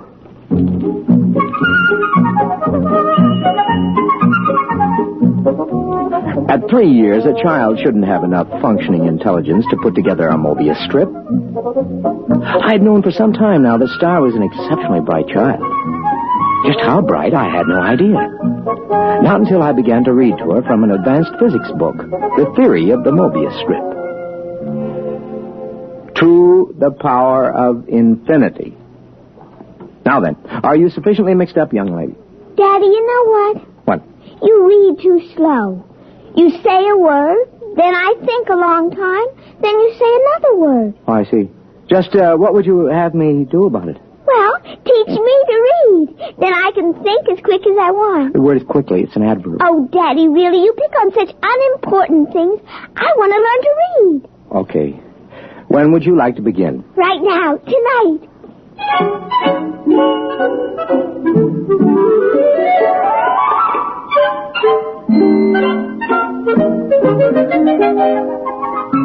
Before she went to bed that evening, my daughter was able to read.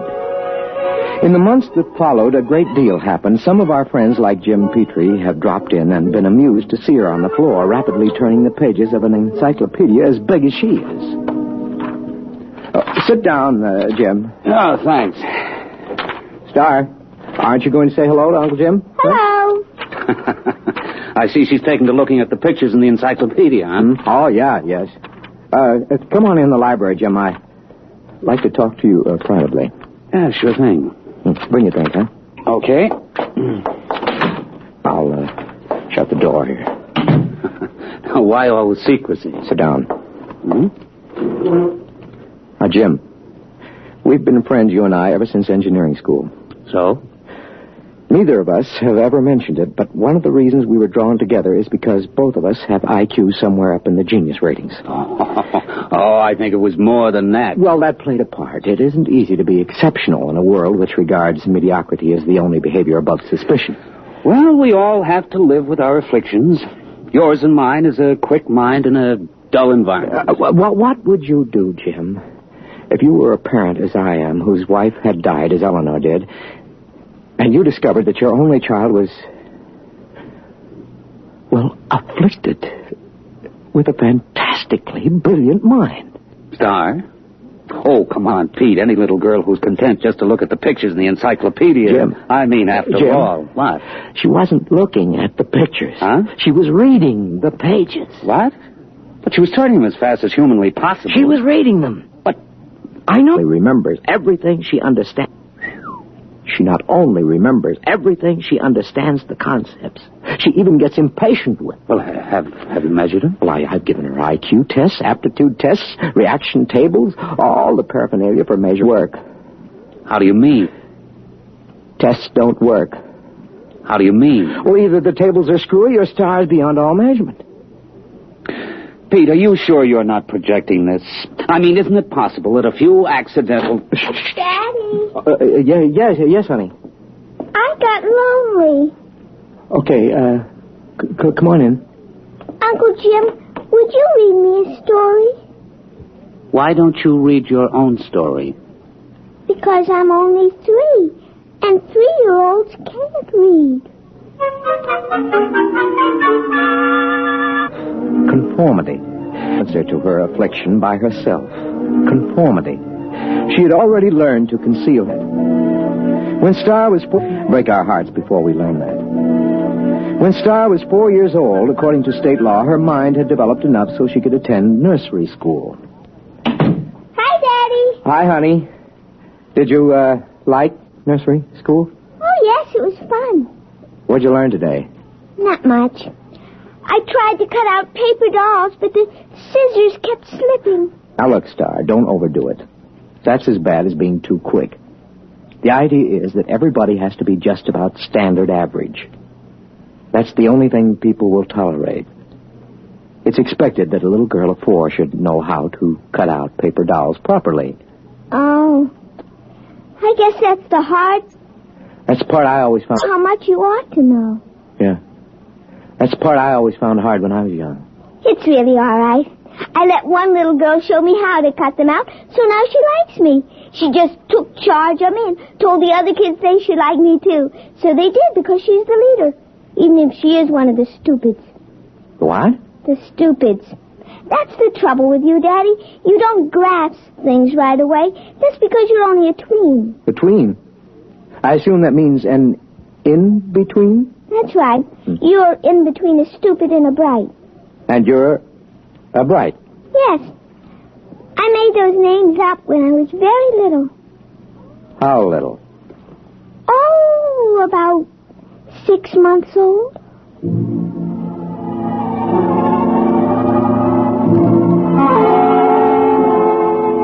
The thoughts began to whirl around in my head after that one. A small fear kept growing inside me. How profound was this little imp that was staring up at me? Even as the thought, how much did she understand already? Even as the thought formed, I learned the final horrifying fact about my little girl. It's all right, Daddy. Don't be afraid of me. Figured it out. Anything like that. Well, I just figured it out. Star. Yes, Daddy? Now, I want you to answer me honestly when I ask you this next question, will you? Yes. Star. Can you read people's minds? Are you a telepath? Well? Yes, Daddy. I thought so. You read my mind just now, didn't you? Yes. Now, I'd like to know something else. All right. Can you teach me to do it? You're already learning it, Daddy. The trouble is you're so slow you didn't even know you were learning. Oh, I see. Daddy? Yeah? You know what I wish? What do you wish? Well, nothing.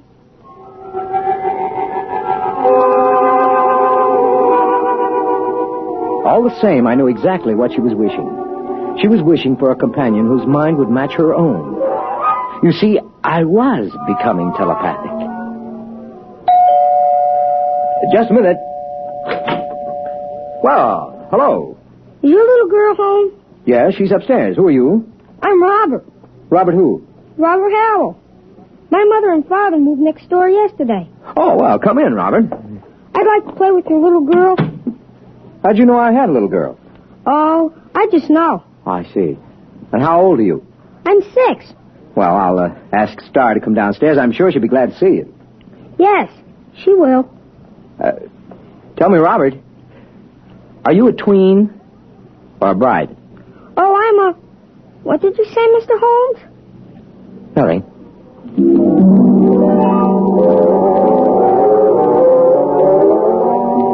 I didn't have to say it. I could read his thought. He was a Brite, and it was no accident that he and his parents had moved next door. Somehow, Star had managed to make contact with him, and they had arranged the whole thing. A father is prepared to lose his daughter eventually, but not so soon, not so terribly soon. They're coming. Oh, hello, Ruth. Something wrong? Well, I was just looking for Bobby. I thought he was over here playing with Star. Well, I thought they were over at your place. I don't understand it. I've noticed that they've been disappearing for a couple of hours almost every afternoon. Well, I suppose they'll turn up again.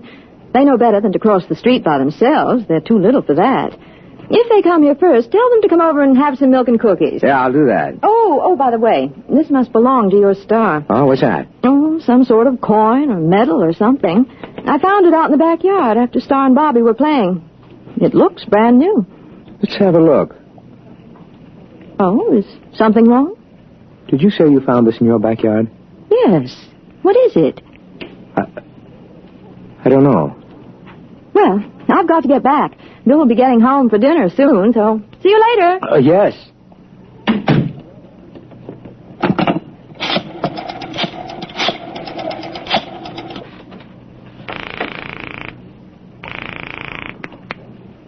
Hello? Jim? Yes. Do you have a portable spectrophotometer?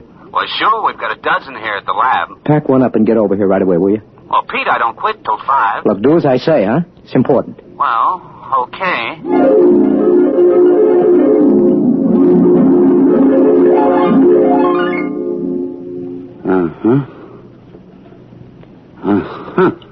Well? Let me check the amount of radioactivity again. You've checked it 4 times. That's about it. Okay. What's your opinion of this coin? Well, first of all, let me say this. It's the real McCoy. And? Also, it doesn't exist. Makes sense. Look, Pete, that coin is pre-Egyptian. It's hand-cast. It's made out of one of the oldest bronze alloys, one that was lost 4,000 years ago. So it's 4,000 years old. It is, and it isn't. What do you mean? Listen, Pete, old coins show wear. The edges get rounded with handling. The surface oxidizes. The molecular structure changes, crystallizes. Pete, this coin is authentic, and yet it's brand new. It might have been struck off yesterday. You realize, of course, that that's impossible. Where'd you get it, Pete? I don't know. I think the kid's got it. Star? Yes. How? I don't know. I'm almost afraid to think. Well, why not ask her? She isn't around. She and Robert are off playing somewhere. Well, do you know where? No, Oh, Jim, it's just too fantastic. It isn't possible. I haven't said a word. I know what you're thinking. As a matter of fact, I was thinking something fantastic. How did you guess? I just guessed. Jim, let's find those kids right now. Okay. Star! Robert! Let's try the playroom. Star? Robert? Not in here. Let's try back here. I hear something. Pete, it's coming from the room we were just in. That's impossible. There's no place they could have hidden. I'm going to open that door. Peekaboo, Uncle Jim. There they were, in the middle of the playroom, holding hands, a little shamefaced, a little defiant. Star, Robert, where have you been? Now, I know you weren't in this room a few seconds ago, and there are no windows you could get through. Well? It's nothing, Daddy. We just went a little way. That is not answering me. Where did you go? You see, Star, we've found this coin. Come on. I shouldn't have to tell. You're both just tweens. Star, I'm still your daddy. Even Brites have feelings about their parents. Now. I tried to ESP you, Daddy. Does she mean extrasensory perception? Yeah. You just don't ESP good, Daddy. Robert does it very nicely. He can always find me when I hide. That's because you don't have much imagination. I do, too. Yeah, but you always have to look at a book to ESP what's in it so you leave an ESP smudge. I just look at where you left the smudge, and I go to that place, and that time, and there you are. Oh, but that's cheating. It isn't. You just haven't got imagination.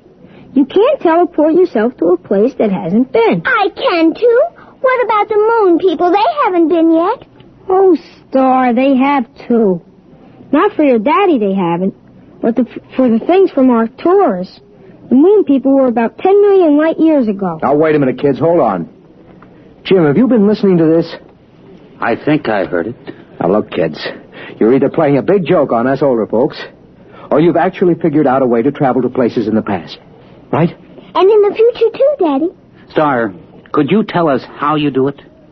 It would be easier if I could ESP it to you. Well, just pretend we're stupids and tell us in words. Well, you remember the Mobius strip? I remember. She made it about a year ago, Jim. Well, you join the ends of a strip of paper with a half twist to make one surface. Then you take a sheet and give it a half twist so you can join the edges together all over. That's Klein's bottle. Oh, you know about that. Yes, we know that. Go on. Well, then you take a cube. You imagine a cube, and you twist it. Tesseract? Shh. Go on, Star. And you ESP the twisted cube all together the same way you did Klein's bottle.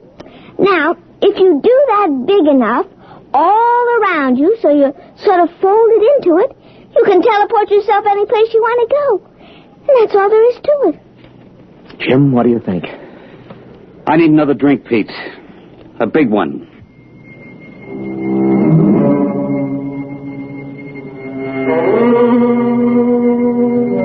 That's all there was to it. The line, the plane, the cube, those were Euclidean physics. The Mobius strip, the Klein bottle, the twisted cube, those were Einsteinian physics. Well, I was pretty advanced in both, but I'd have to do some heavy thinking to really grasp it. Meanwhile, the two little kids stood there staring at us. Star, Robert, can you tell us some of the places you've been? All over, Uncle Jim. The Romans and the Egyptians and places like that. Is that how you got the coin? I found it. It wasn't stealing, was it, Daddy? I just found it in the dirt. We'll skip that for a minute. What about going to the future? There isn't any future, Mr. Holmes. What's that? It's kind of hard to explain. Even Star doesn't get it. Oh. And when she gets to be 6, like I am, she'll probably understand. Well, try to explain it to me. Well, it's all connected. Just like the Mobius strip. If you go far enough, you'll get back to where it starts again. You start with the cavemen, then us men, then atomic men, the moon men, planet men, star men, and Brites. Only somehow... What? The Brites got off the strip. We haven't been able to find them any place in time. I'd sure like to know how they got off and where they are. Now, look, kids, this kind of thing can be dangerous. You might be eaten by a dinosaur or something. Oh, we just ESP ourselves right out of there. Well, anyway, I don't want you leaving this part of the time strip. Not again. Daddy. Now, I may be just a tween, but I'm your father. I always mind you, Daddy. Yeah? What about going off the block? But, Daddy, we didn't cross a single street. Nevertheless... Pete, think of what you're doing. Pictures, specimens, recordings. Not only from the past, but from the future. Pete, I beg you. Jim, this is my daughter. But what a contribution. We could be ages ahead of ourselves. No. Star. Robert, I'd like your promise you won't leave present time again. Well? Okay. Okay. All right. Now run along. Robert's mother has some cookies and milk for you. Okay. See you later, Daddy. Beat you there. Back with the moon man. Jim, I'm sorry. Well, I suppose if I had a daughter... Are you going to report this? And have everybody give me the horse laugh? I may be just a tween, Pete, but I'm not an utter fool. It took me almost 6 months to do it. I don't know how many times I visualized a cube and ESP did a half-twist and tried to seal the edges around me. And then once there was a flash, just for an instant. I was concentrating on Caesar's triumphant march into Rome. And for the briefest instant, there it was. I was standing on a roadway watching, and then it vanished. Hey. Hi, Daddy. What are you two characters plotting? Nothing, Daddy. Well, I'm going to my study for a while. Star? Yes, Daddy. You remember your promise about not leaving present time, don't you? Yes, Daddy. You going to keep it? Yes, Daddy. Okay. I'm holding you to it.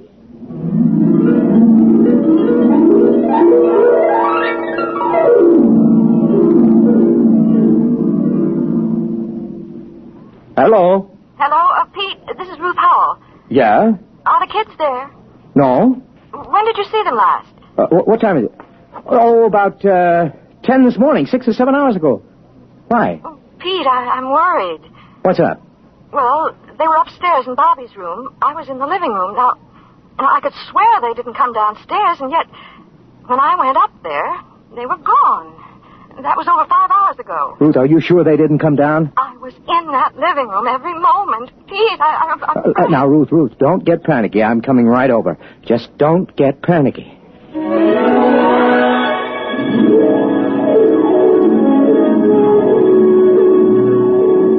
There wasn't a trace of them. Well, that isn't exactly true. Remember what Robert had said about Star leaving an ESP smudge? Well, I was able to catch it in Robert's room. It had something to do with where the Brites went when they got off the time strip. That's it, of course. They wouldn't disobey by leaving present time. But isn't it possible that there is more than one present time? Isn't it possible that another now coexists with ours? That's the clue, of course.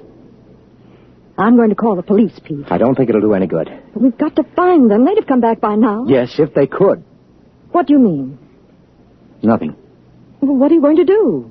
I'm going back to my study to think. To think? Aren't you going to look for them? I have to figure out where to look. Well, I'm not going to sit around doing nothing. I'm calling the police.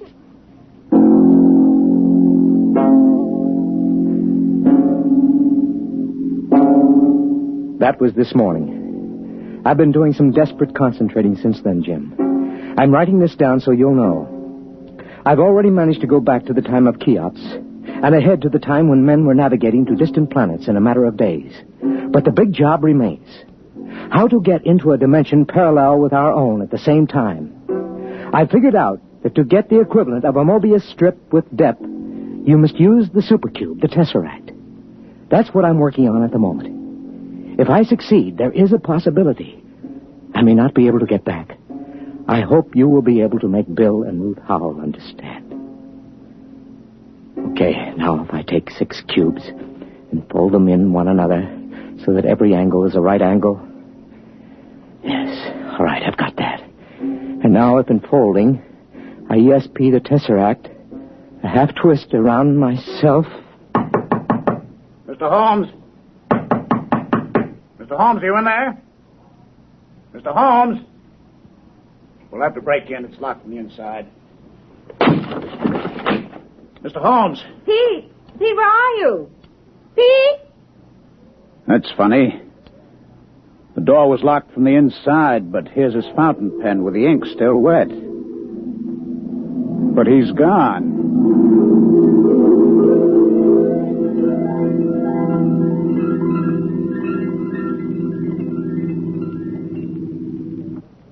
You have just heard X-1, presented by the National Broadcasting Company in cooperation with Galaxy Science Fiction Magazine, which this month features the final installment of Frederik Pohl's novel, Slave Ship, story of a world engaged in the wildest of all possible non-wars, where the order of the day was even wilder still.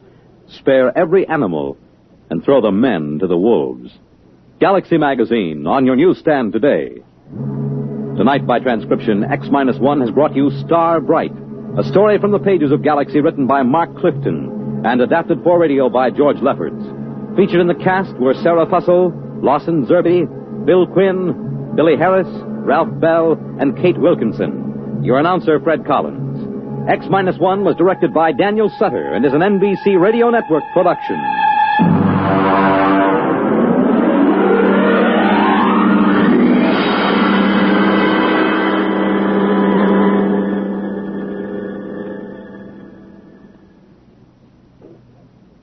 Next week, a tense and gripping tale from Galaxy, the Ross Rockland story, Jaywalker. Suppose you were the pilot of an interstellar spaceship, and you suddenly discovered a stowaway aboard. And what if that stowaway proved to be your own wife, unknowingly endangering the safety of the ship and the lives of all aboard her? Suppose you had to make the terrible choice between saving your wife or saving the ship. What would you do if that happened to you? You'll hear what one man did next week at X-1. Hear the saga of Mr. Baseball, Connie Mack, on Biography and Sound tonight on NBC Radio.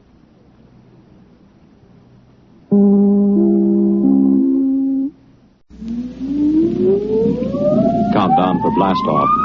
X-5, 4, 3, 2, X-1, fire.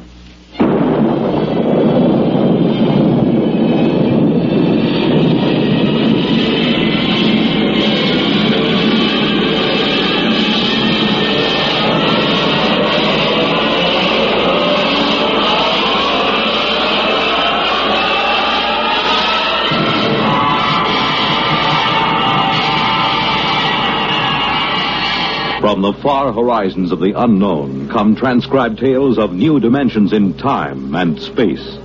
These are stories of the future, adventures in which you'll live in a million, could be years, on 1,000 maybe worlds. The National Broadcasting Company presents X minus 1.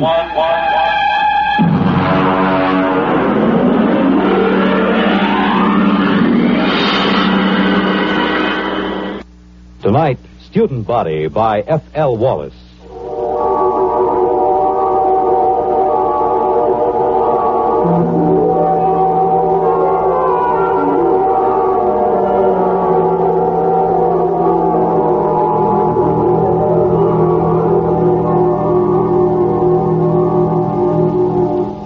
Emergency report to Central Colonial Service. Subject Planet 7G63, Glade. Reporting Dano Marin. Special assignment from Biological Control. Report consisting of standard universal tapes and special recorded comment. First segment, landing day +1. 6 a.m. sidereal mean time. Voices on tape, myself, Colonial Executive Shep Hafner, and Athel, a female member of our crew. Tape commencing. Watch your step on the ramp, Marin. It's tilted. Oh, yes, I will. All right, where are these people? Over there, a few hundred feet. Beneath that tree. Oh, come on, then. You know, I'm going to have to note in the log that you cleared the planet for colonization as of last night. I understand. I'm taping this now for my records. I take full responsibility for the safety of this planet. All right. But wait until you see this. Here we are. Now, do you see there? In the clearing beneath that tree? Why, good Lord, they haven't a stitch of clothes on. None of them. That's just what I told you. Are they all right? No, they're just asleep. You can see them breathing. Look here, Hafner, who gave them permission to sleep out here in the open? Shh, don't wake them yet. I gave them permission, Marin. They've been cooped up in that ship for over 6 months.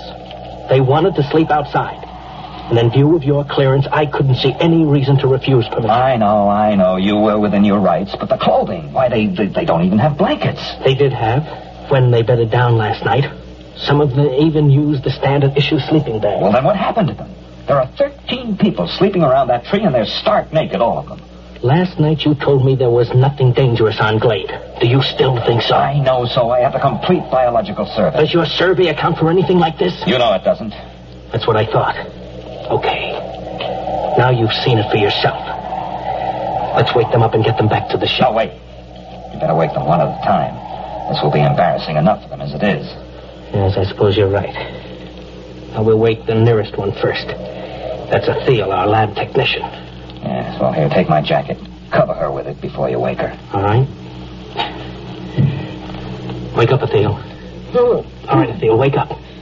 It's Executive Hafner. What? Oh, what is it? I'm sorry, Athel. Something has happened. Oh, my clothes. My blanket, everything's gone. Now, be careful. Don't wake the others. Yes, the others. Why, good heavens, they're all that way. You'll just go back to your cabin on the ship. Everything is all right. We'll explain it to you when we have the others safely back. Well, I feel so foolish.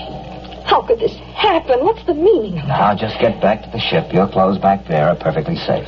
Yes, all right. Well, thank you. You told her we'd explain it later, Hafner. Do you think we can? That's your job, isn't it? This planet is as new to me as it is to you. You're the biologist. What destroyed their clothing? It would have to be something that could destroy both blankets and clothing without waking the people. Nocturnal insects? Ordinarily, I'd say that was a distinct possibility if it weren't for the fact that our surveys show no evidence whatsoever of any such insects on Glade. Your survey could have missed them, couldn't it? Not if they existed in any great quantity. Besides, if insects were the answer, there should be some kind of evidence of them right here in the area where Theo was lying. Certainly one or two of them would be crushed when she rolled over in her sleep. Well, that sounds reasonable. Now, look for yourself. There's absolutely no sign of anything at all here. Well, what about some chemical, some vapor oozing from the ground? No chance at all. I'd rule that out completely. Then what? Well, here's the tree itself. I suppose it could exude some sort of a chemical that might dissolve cloth, but I can check that in the lab. Well, we'd better arouse the rest of these people and get them back to the ship. Hey, wait. What? What is it? Why, it's some kind of an animal. Just caught a glimpse through there. Ah, there he is. Yeah, you see behind that bush? Yeah. Looks almost like a chipmunk. Yes, and he's feeding on something. Why, it looks like a piece of cloth. Marin, do you think that... Shh, he doesn't hear us. I'll just ease up to him now. Closer. Now. You got him. Oh, well, heck, you little devil. Watch out, Marin. He's got sharp teeth. You're telling me.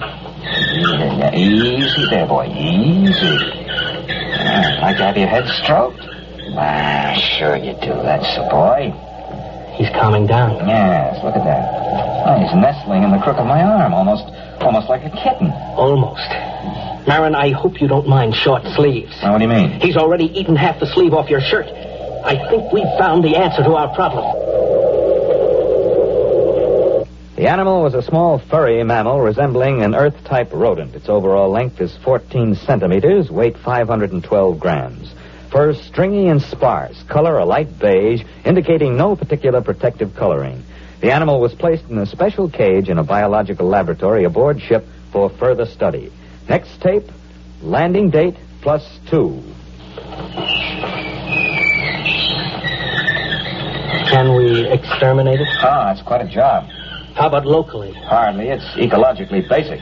Look, Marin, you're from biological control. I've just got an executive's rating. Well, look, you know how control works. They send a survey ship over and record the neural currents of the animals. They get everything that has a brain, including insects, and they take a few specimens to check the patterns. Now, here's the report on Glade. The survey shows that this animal is one of only 4 species of mammals on the planet. It is also the most numerous. So if we kill them off here, others will swarm in from other areas. Yes, that's about it. There are probably millions of them around this planet. Of course, if you want to put a barrier across the connection to the mainland, you might be able to wipe them out locally. Look, Marin, I've got a tight schedule. I can't spare dirt-moving equipment for that. By the way, what do they eat? Well, as far as I can see, anything. Insects, fruit, berries. You could call it an omnivore. Now that our clothing is handy, it eats that, too. I thought our clothing was supposed to be vermin-proof. It is on 27 planets. On the 28th, we met up with a little fella that has better digestive fluids, that's all. He's eating a leather belt right now. Yeah. Are they likely to bother the crops we plant? They shouldn't, but and I would have said the same thing about our clothing. All right, Marin, you worry about the crops. Find some way to keep them out of the fields. Meanwhile, everyone sleeps inside the ship until we can build dormitories. Biological examination of omnivore posed this question. Why only 4 species of mammals on Glade? No reptiles and only a few birds. On all comparable planets, a large variety of species. Nearest Earth parallel, fossil remains from the late Carboniferous show creatures like the omnivora, but on Glade there appears to be no further evolution. Next tape segment, L plus 22, place, temporary warehouse, Quartermaster Crone, and myself. There you are, Mr. Marin. They got in every seat, sack, and barrel in this part of the warehouse. Well, what makes you think it's mice? Look, I've worked in grain elevators for 30 years in Kansas. Look at the way that sack is gnawed. And look over there.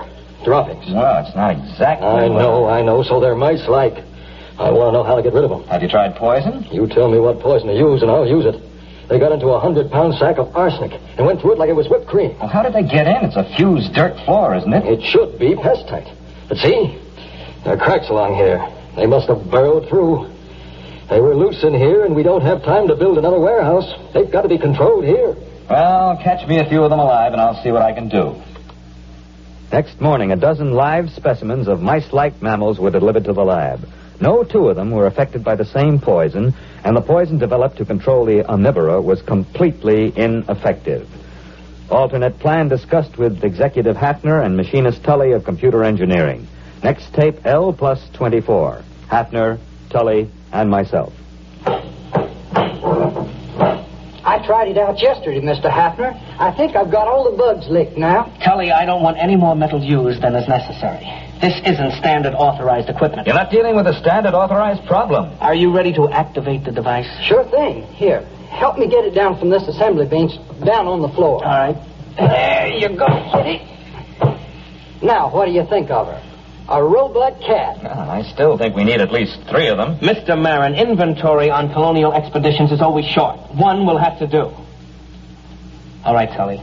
Show us how this mechanical mouse catcher operates. You better get out of the way, Mr. Marin. If you've touched any of the mice in the lab, she'll go for you. She reacts to smell as well as sight and sound. All right, Tully, start it up.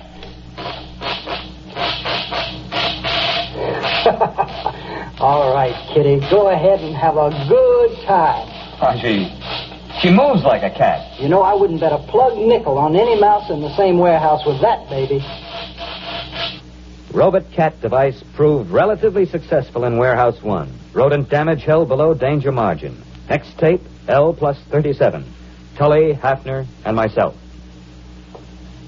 I can't salvage it, Mr. Hafner. Just look at that. That skeleton was chrome steel, now it's bent. The skin was duroplastic, and now it's cut to ribbons. The computer parts are all smashed to bits. How do you account for it, Tully? Well, look around the poor thing. You had me build it for mice. These things weren't mice. They're a good foot long. They just outnumbered him, that's all. You examined these dead animals, Marin? Not closely. Well, you'll find your mice have grown. They ganged up on that cat. There aren't supposed to be any rats on Glade, are there? Well, there weren't supposed to be any mice either. What are you going to do? We'll have to build another warehouse. 2-foot-thick fused floors. Wait a minute, Mr. Hafner. To do that, we'll have to stop all other construction. The atomic generator... Why not build more robot cats? You weren't here when we opened the doors, Marin. The warehouse was swarming with rats. Tully, how many robot cats would we need? 5? 15? We don't have enough parts to build more than 3. If we need more than that, we'll have to rob the computer in the spaceship. And that's one thing I refuse to do.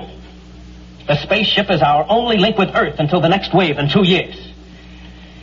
All right, then I'll tell you what we'll do.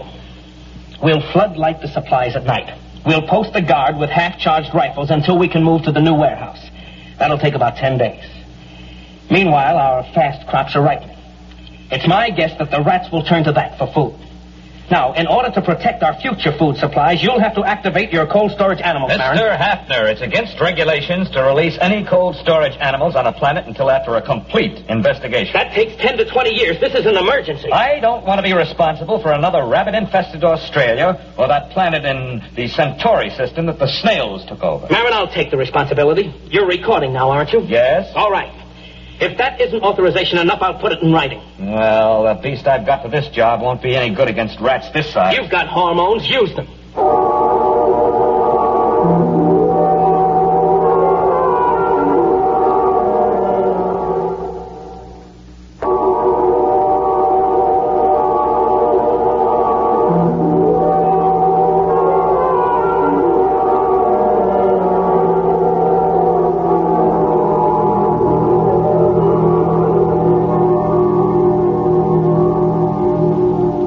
Dead rats were gathered and frozen for further study. Observed animals, a wide variation in size. Internally, a lack of uniformity in organs. Some specimens had huge fangs and delicate jaws. Others had tiny teeth and massive bone structure. Obviously, the most scrambled species ever encountered by a biologist. Reproductive cells were especially baffling. Proceeding with hormone treatment on cold storage Earth animals. Next tape, L plus 39. Lab technician, Atheel, and myself.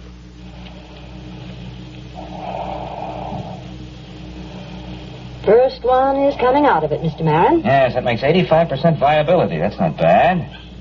All right, fella, now take it easy, take it easy. Oh, he's a cute little fella. But he's tough. That's a wire-haired terrier. They're small, but they've been used for ratters since the Middle Ages. Do you think he's nearly ready for the hormone course? I think so. All right, first pituitary injection.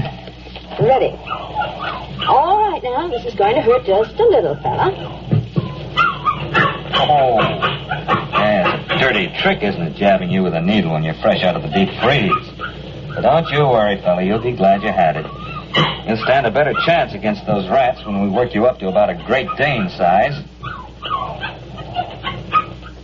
L plus 50, artificially enlarged terriers loosed in the fields of the fast crops.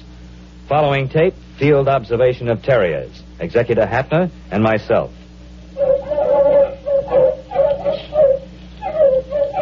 How long have they been at it, Marin? Since daybreak. I have to bring the dogs in at night and shoot them full of antibiotics. Will the dogs last? Well, this crop will be harvested in about a week. We'll make that. And there'll be 2 weeks to rest up before the next fast crop shows above ground. I think we've got the rats licked for a while.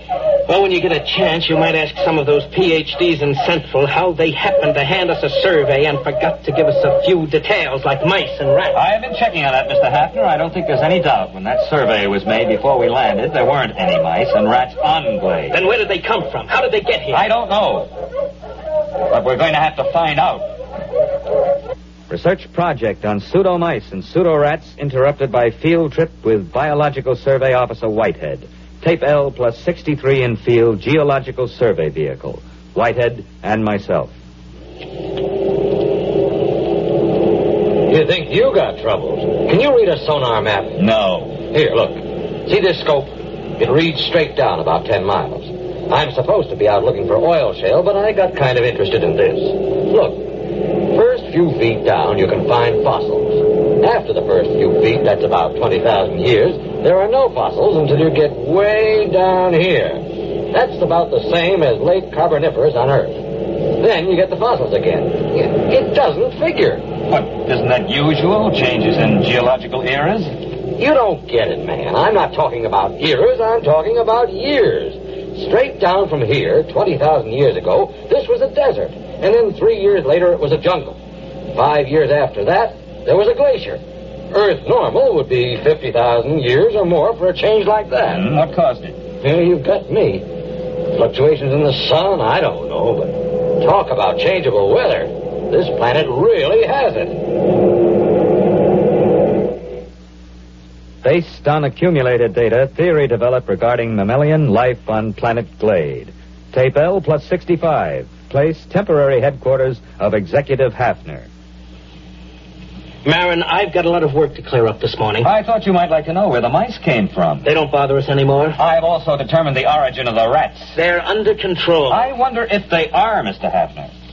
What do you mean? Mr. Hafner, I've checked this with Whitehead.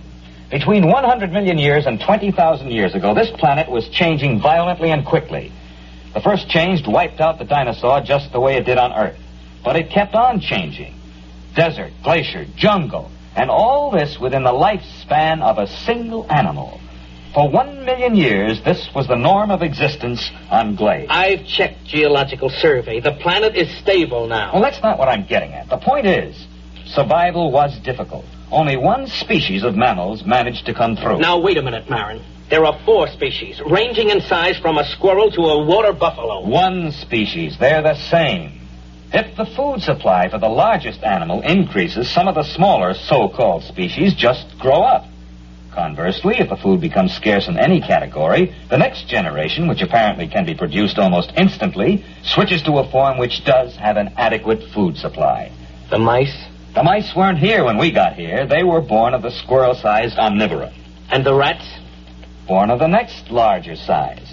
After all, we are environment, too, and they adapt to environment. Let me get this straight. The mutation... On Earth, it would be mutation. Here, it's merely normal evolution. These animals have no genes or chromosomes. I don't know how they pass down heredity, but they react to external conditions far faster than anything we've ever encountered. Then we'll never be free from pests unless, of course, we rid the planet of all animal life. Yeah, you mean with radioactive dust? That won't work. They survived worse. Oh, maybe we could leave the planet. Leave it to the animals. I could exercise authority under Clause 364. It's too late for that. What do you mean? We sent back the specimen ship. The animals are on Earth, too. But those specimens were in cages. Yes, but the next generation would be small enough to get out through the bars. They'll be running free in the cargoes of the spaceships. They'll land on Earth, and the first thing you know, a new mutation of rats will appear. They won't have any reason to connect it with the specimens from Glade. They won't be able to vermin-proof every building on Earth. No, we've got to stay here. We've got to study the animals here and find out how to beat them. If we can. Next tape, L plus 83. Place, Field Outpost. Quartermaster Crone, Hafner, and myself. I saw it, Mr. Hafner. I saw it. Are you sure? There. You see that tree? No, the big one. The white flowers? That's the one. I saw it behind there. Can you describe it? Well, I didn't get a good... That's it. That's what I heard. It sounds like a tiger. I've heard them like that in India. You watch. Right by that tree. Look out. It's heading this way. Give me that rifle. Hurry up. Shoot. Try again. I've got it. Come on, let's take a look. Now look out. Might be still alive. No, I hit it square with that second charge. What in the devil is it? It's a good 8 feet long. What do you make of it, Marin? Well, except for the lack of markings, it closely resembles a tiger. Look at those claws. We chase the rats out of the warehouse, they go to the fields. We hunt them down in the fields with dogs, and they breed tigers. Well, that's easier than rats. We can shoot tigers. Wait a minute. We've been here less than 3 months, Marin. The dogs have been in the fields only 2. And that tiger's mature. How do you account for that? I'm not sure, Mr. Hafner, but I imagine if the survival factor is high, the young don't ever have to be young. What? They can be born as fully functioning adults.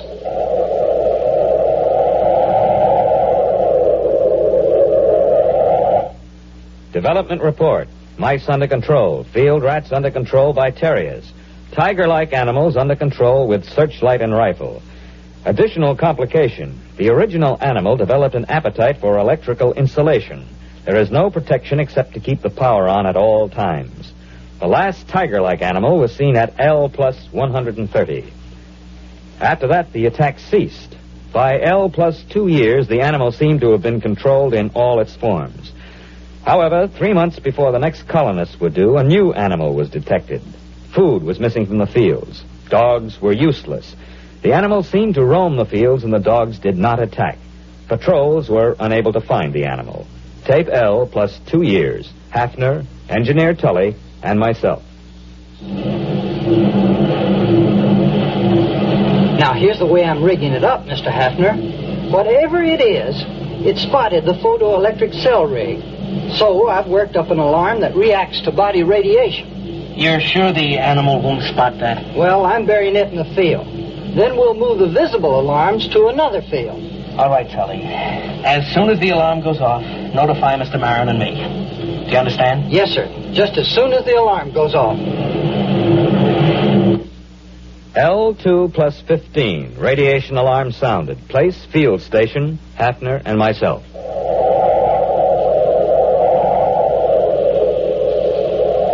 Look out where you're walking, Marin.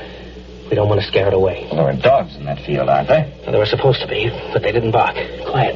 Hey, there it is. See? Huh? It's in between the rows. Look out. Look out. Give me a clear shot. Now, wait a minute. Don't shoot. Look, Marin, I'm the executive here. I say it's dangerous. Dangerous? That's why you can't shoot. It's more dangerous than you know. Quiet. It'll hear you. We're downwind. Now, listen, Hafner. This is important. I don't want any lecture now, Marin. I don't want to lose the shot. You've got to listen. That animal could evolve mice. We stopped mice and it brought rats. We turned back the rat and provided the tiger. All right, we stopped the tiger. Not really. There was another animal being formed. The one that's in that field now. It took the animal 2 years to create it. How, I don't know. 1 million years were required to evolve it on Earth. He's moving away. Marin, I'm going to shoot. Don't shoot. We can't destroy the animal. It's on the Earth now and on other planets. We've never even been able to get rid of our own rats. How can we exterminate this animal? All the more reason to start now. Get down and give me a clear shot. Listen. Are their rats better than ours? Will their beasts win or ours be stronger? Or will the two make peace, unite, and interbreed? It's not impossible. This animal could do it if interbreeding had a high survival factor. Don't you see, after the tiger, they bred this thing. If we shoot it down, what will come next? Look at it, standing erect. Opposable thumbs, binocular vision, a large brain capacity. This one I think we can compete with. It's the one after this that I don't want to face. Marin, it must hear us. It's looking this way. Look at it, Hafner. He's holding his hands up to show us he's got no weapon. Drop your rifle. Are you sure? Drop your rifle.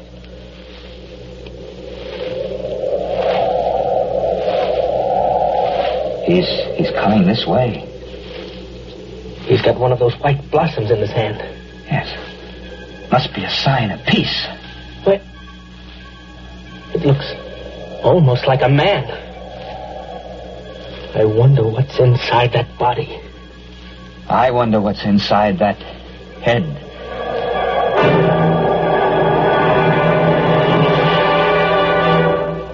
That transcription X-1 has brought you Student Body, a story written by F.L. Wallace and adapted for radio by Ernest Kinoy.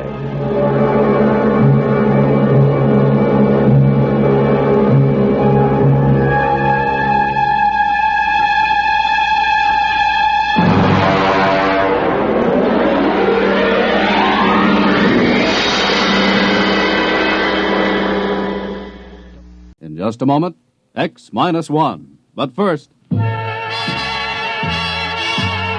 Once again, NBC Bandstand brings you some of the nation's top name bands in person. This week, Ralph Flanagan fills your weekday mornings with his wonderful hit tunes. Slow numbers or fast, there's no mistaking the delightful Flanagan style. And then, Art Mooney and his orchestra are also on hand with plenty of lively and rhythmic arrangements.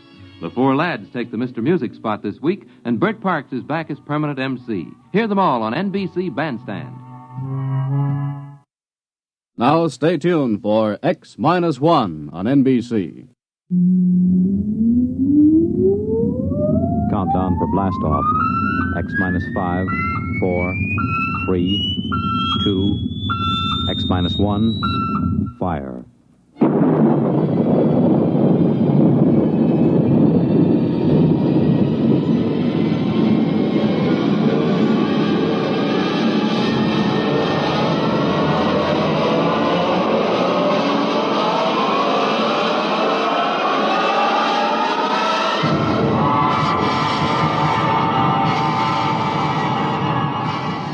From the far horizons of the unknown come transcribed tales of new dimensions in time and space.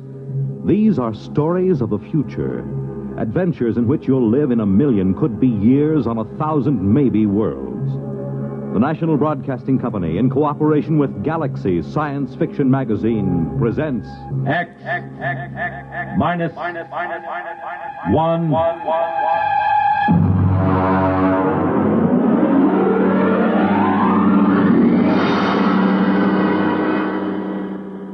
Tonight, Surface Tension by James Blish. Come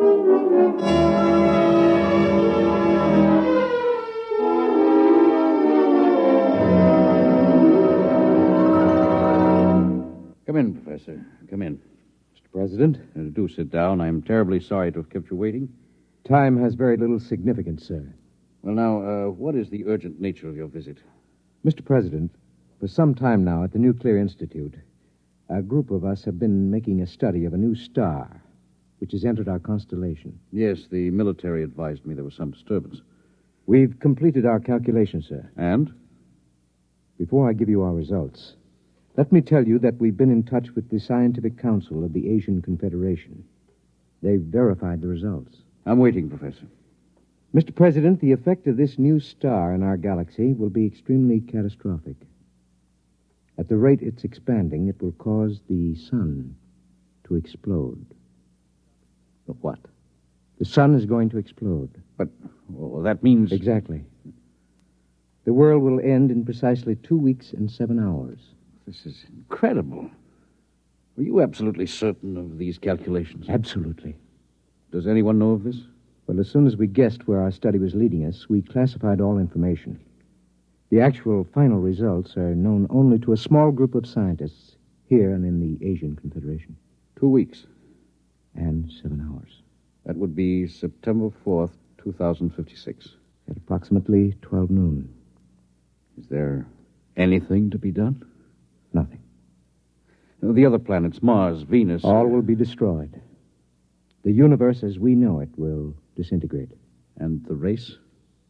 Will vanish. It's impossible. Those are the facts, Mr. President. How you choose to make them public, if you do choose to make them public, is a matter of government. Yes, of course. Has the president of the Asian Confederation been notified? He's being notified at this moment. I intend to take the following steps, Professor. First, I will contact the Asian Confederation. What's the name of their chief scientist? Dr. Gorlick. Ah, yes. I'll propose that you and Dr. Gorlick be given every resource to find a method of preserving the race. You'll be flown to their laboratories by rocket ship in an hour. I would like to spend these remaining days with my family. Your family can accompany you. They'll ask questions. They should know better by now. You will not release the information to the public. I would prefer to keep it a complete secret, provided the Asians agree, of course. A public announcement would only create utter panic and chaos. I assume it will happen instantaneously? Yes, instantaneously. Then secrecy is best. One thing, Mr. President. Yes? I wonder if perhaps religious leaders should be told. Professor, I believe in the power of God myself.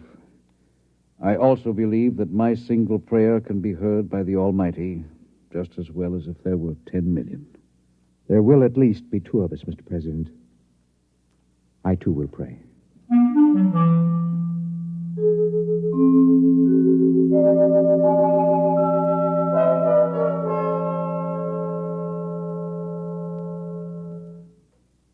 Dr. Gorlick?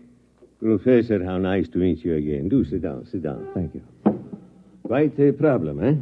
It's quite a problem. If the rest of the world knew what we too know. I feel they should be informed, nevertheless.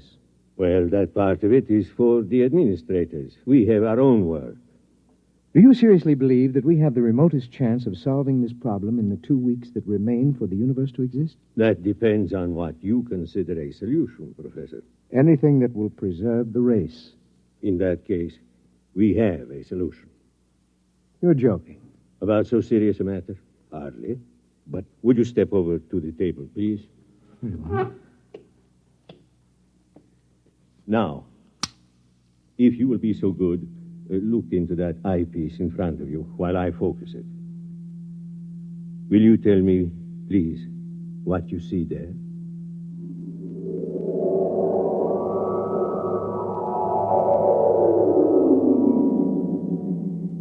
Fascinating.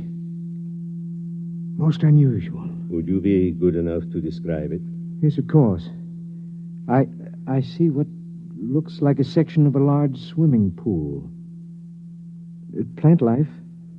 Very tiny, and some kind of animal life, almost molecular in size. Good. Now let me change the magnification. Possible. Go on, please. Describe. What? I see what looks like dogs, cats, a cow. All evidently swimming underwater in this medium. Wait. Yes, they seem to be dogs and cows and cats, except that they appear to have gill-like breathing apparatus. Good. It looks as if somehow these species have been mutated to live underwater. Exactly. Well, I don't understand how this is possible. It would take hundreds of generations, thousands of years, possibly, to effect such a change, even with modern genetic control. It is the key, Professor. Let me ask you another question. Yes? Would you estimate the size of these creatures? I would say they're normal size. And the size of the pool, as you call it? A tank of quite enormous size. I cannot see the walls, but I assume they are there. Good. Now, Professor, prepare yourself for a shock. I've been a scientist too long to shock easily, Dr. Gorley. Nonetheless, you will be shocked to learn that what you have just been looking into is a single microscopic drop of water, less than a milligram. A single drop of water? Yes. Those dogs and cats are microscopic? Submicroscopic, smaller than a filterable virus. This is incredible, Doctor. Incredible, perhaps, but we have done it. Ah. We found a way to reduce the size of the original fertilized eggs through bombardment of the molecules. In this way, we can produce a full-size dog that is infinitesimal. And you believe this will help us solve our problem? I am convinced of it. What do you propose? This is our plan. We will create submicroscopic humans. At the submicroscopic level, 1,000 generations can reproduce in the equivalent of a few seconds of time. In less than an hour, we can have a species of human that is capable of living underwater. Gill breathers? Precisely. And then what? Don't you see, my friend? In a single drop of water, we can reproduce as many human beings as now live in the city of New Chicago or Trans-Europa. But when the sun explodes in 2 weeks' time, all life, even that in a single drop of water, must perish. That is true, Professor. But remember this. To a submicroscopic species of human, 2 weeks would be the equivalent of some 20 million years on Earth.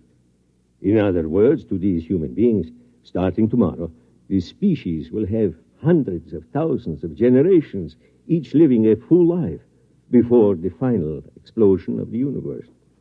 It's almost like playing God. I am not a subscriber to the concept of God, Professor. I must say I'm slightly shocked to discover that you, a man of science... Believes in a creator? I do, Doctor. In any event, will you help us go ahead with our experiment? I have no choice. Good. We'll begin tonight to produce the first species.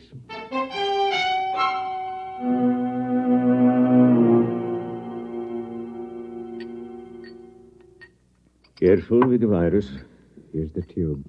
Now then, we'll place this in a drop of water underneath the lens of the microscope. What about the evaporation and condensation of the drop? All outside factors will be controlled. Temperature, humidity, and so on. Will you turn on the lens, please? Now, using the highest magnification, we'll be able actually to manipulate a single being with electron magnets. A sensation we would interpret, possibly, as we interpret a centrifugal force. Ready? Ready. Good. We begin the experiment.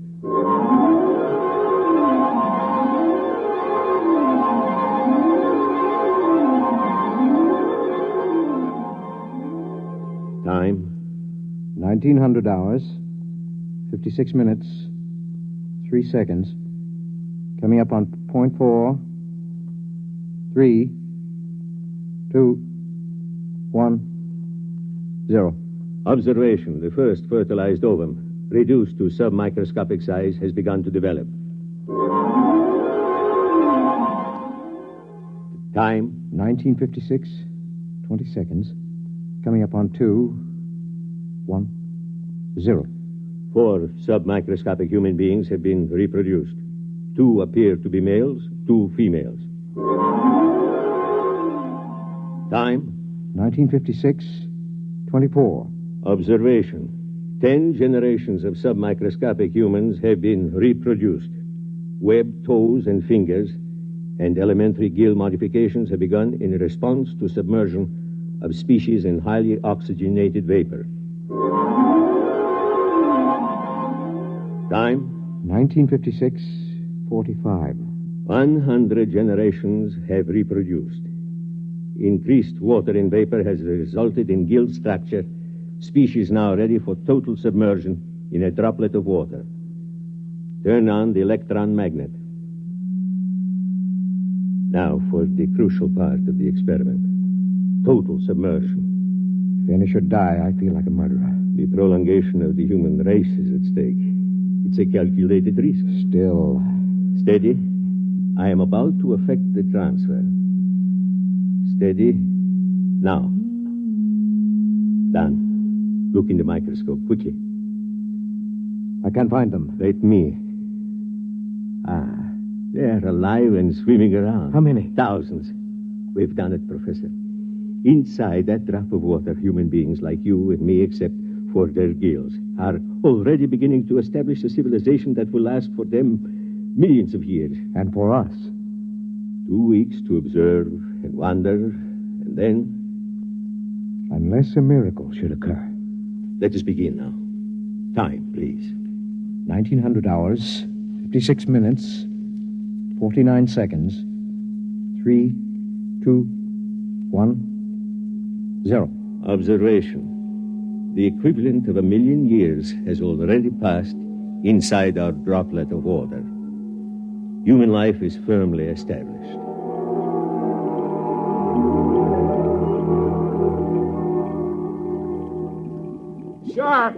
Sir! Come in, Lavin. Come in. I swam down from the museum. I'm exhausted. Rest yourself. Would you like some proto-steak? No, thank you. Breath of oxygen, perhaps? 100 proof, distilled from pure upper-level water. A breath, perhaps. Now then, I assume that you've come about the plates. Yes. Naturally, the directors of the museum are most anxious. I haven't completed the translation yet. It's been 6 months. Yes, I know that, but they're incomplete. One of them was evidently lost during the final battle with the Eaters. Sure. Can you tell me off the record what you've already deciphered? Well, first, let me warn you. These plates were prepared thousands of generations ago. They're highly romantic. What they tell us may be fantasy. Still, I'm fascinated. After all, the greatest archaeological discovery of all time, buried 1,000,000 years in the ooze of the bottom. Very well. The first line of the oldest plate reads as follows. It goes, "In the beginning, we were created..." Created? What an extraordinary concept. By whom? What about evolution? Yeah, let me finish. It goes, "We were created by men who are not as we are, but who are our ancestors all the same. They were caught in some disaster, and they made us and put us here in our universe so that the race of men might live on." Ridiculous. Perhaps. Well, let's suppose there's a universe other than ours. The theory has been advanced before. By fools. Fools? Look at us, Lavin. Are we really suited to this universe? Our gills, our webbed feet, these are the product of evolution and adaptation. But the shape of our bodies, the way we swim... Well, I'll admit there's some basis for the theory, but every experiment, every attempt to prove that anything exists outside, that the surface can be pierced... According to the plates, the surface can be pierced. Listen to this passage. "There are 3 surfaces of the universe. The first is the bottom, where the water ends. The second is the thermocline, the dividing water between the bottom and the sky. The third is the surface film beyond which none can pass. And beyond the surface film, beyond the surface is the universe of the creators." Well, the whole thing sounds like a parable or a song. Whatever it is, remember this. Thousands of generations pondered the miracle of our existence before these plates were written. Primitive. Men. You sound like a mystic, Shar. To think that a scientist like yourself could believe in the existence of creators. Nonetheless, creators who were formed in our own image. Or we in theirs. I'm shocked, truly. I intend to complete the translation of the plates. I will pursue this project for the rest of my life, if necessary.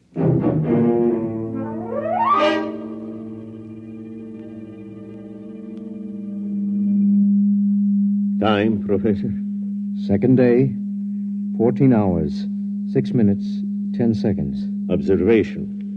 The plates which were inscribed with microscopic data by an earlier generation have evidently been removed by a subsequent generation. Our study shows that a highly developed civilization is now living in the drop of water.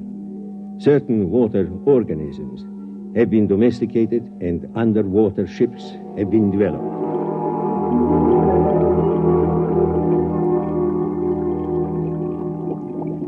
The meeting of the council is called to order. Gentlemen, you all know the topic. Our speaker will be Shar.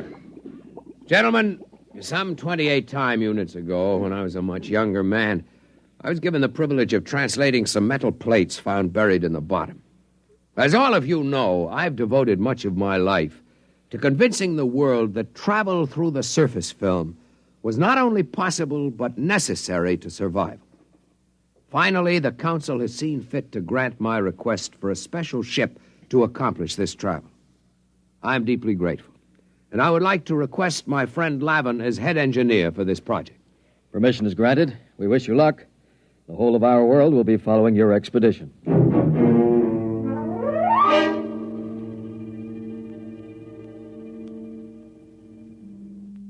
What's happening, Dr. Gorlick? From what I can detect, the Guild Breeders are preparing for the equivalent of space travel. A large cylindrical ship is being built. What method of power are they using? I can barely detect it through the microscope, but my guess would be that they will use some form of living creatures to power the vessel.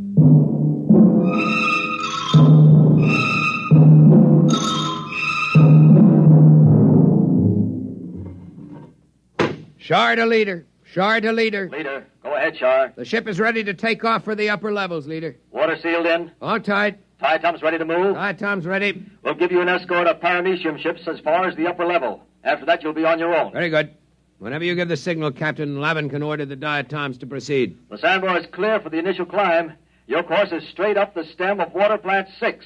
Diatoms ready? Diatom's ready, sir. Cilia in motion? Cilia in motion. Internal water circulators on? Circulators on. Countdown for takeoff. 5. 5. 4. 4. 3. 3. 2. 2. 1. 1. 0. Diatom's in motion. Full speed ahead. Good luck. Well, Shar, this is the beginning of your dream. If the ship holds. We've utilized every engineering principle known to man. Double construction of the toughest water lily, 2,000 living diatoms for power, 20 million cilia. I'm not worried about the power. I'm worried about the temperature and the impact when we reach the surface film. What's our speed? 20,000 knots. Well, we've reached water plant 6. Now for the climb up the stem to the surface. Overseer. Overseer. Request more mucus from diatoms. Proceed with climb up stalk 6. Yes, sir. If the diatoms can hold the stalk at the reduced pressure of the surface, we'll have hurdled the first barrier. We're at pressure 6 now, almost at the upper level. Captain. Yes? We've lost 27 diatoms. Ciliary detachment. Not serious. We have the vorti to fall back on. Proceed. Yes, sir. What's our pressure? 3 coming into 2 now. We're already closer to the surface film than man has ever gone. Our unmanned test ships went through. Unmanned test ships are a different story, Lavin. Besides, if we do get through to the other side, our problems may just be starting. Oh, we're entering pressure 1 zone. Yeah. We're getting too much oxygen in the water. Engineer, switch to internal water supply for breathing. Lavin. What is it? The scopes, look. I can't look now. What is it? I think... Yes, I can see it. I can see the surface film. Describe it. A great black whirling mass. Huge boulders and asteroids being whirled and ground back and forth like some tremendous boiling mass of mud and stone. It isn't too late to turn back. No, the ship was built to go through the film. If we fail, at least we can die knowing we tried. Very well, sir. Overseer, order all diatoms. Full speed ahead. Full speed ahead. Full speed ahead.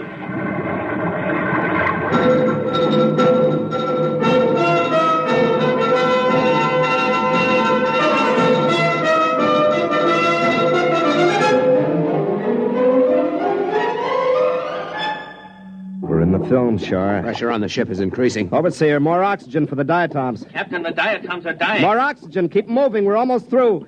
Shar, use the auxiliary vorti. Maybe the motion of their cilia and the thrust of the water. Overseer, bring up the vorti. Full speed ahead. We're moving. We're making headway. Oh, if the ship will only hold together. Shar, we're through. We're on the surface. Open the viewing port. It's blinding. Put on your eye shield. Look, Shar. Like a huge sheet of metal stretching as far as the eye can see, with thousands of small streams and great rivers of water. Look above us, Lavin.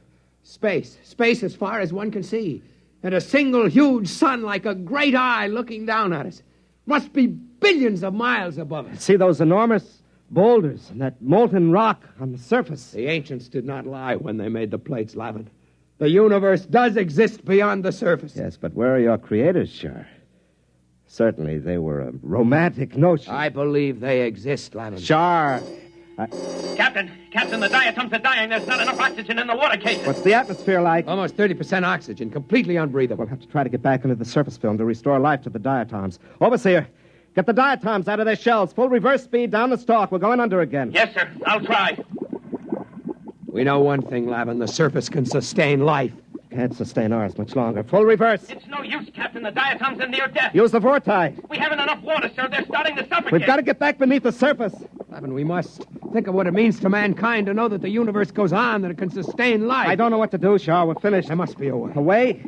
Why don't you pray to your creators now? Perhaps they'll help you. And as for me, I'm resigned to death. I cannot share your bitterness, Lavin. We have enough water for perhaps 2 minutes breathing, Shaw. There are no miracles and no creators. You'd better prepare to die. I am as ready as you, Lavin. Captain, we're strangling. Well, sir, why don't you pray to the creators? Better still, let me. I have a louder voice. Hey, creators! You all-powerful ones who made us, can you hear me? This is Captain Lavin of the first ship to breach the surface. We need your help. Can you hear me? We need your help. If there be creators, and I believe there are, then I ask that our presence be noted, and that we be delivered from this trial not for ourselves, but for the good of the race.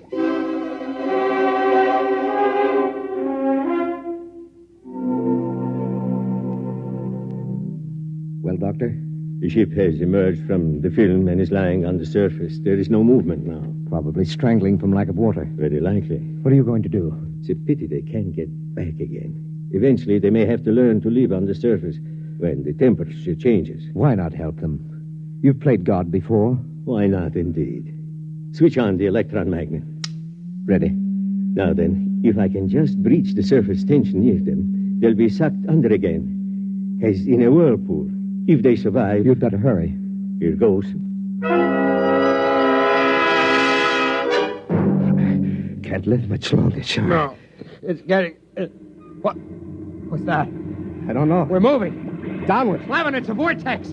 A vortex is opening through the surface. One way or another, we'll die. The ship can't take the stress. We're dropping. Sure.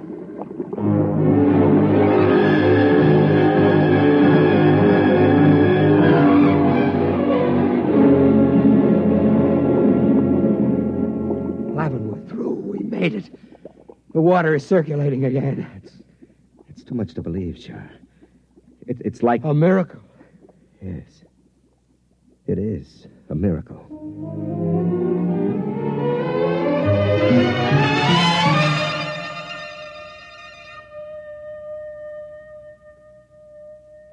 Well, Doctor? They've gotten through. The ship is floating down toward the bottom now. I wonder what they thought at the moment they were saved.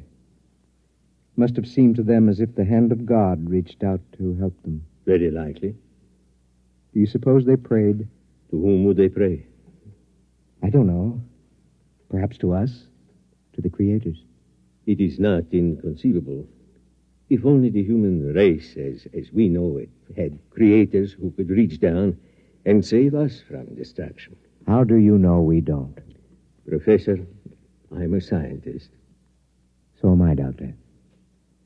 Those submicroscopic humans can't see us because we're too big to see. A molecule of our flesh would be like a world to them.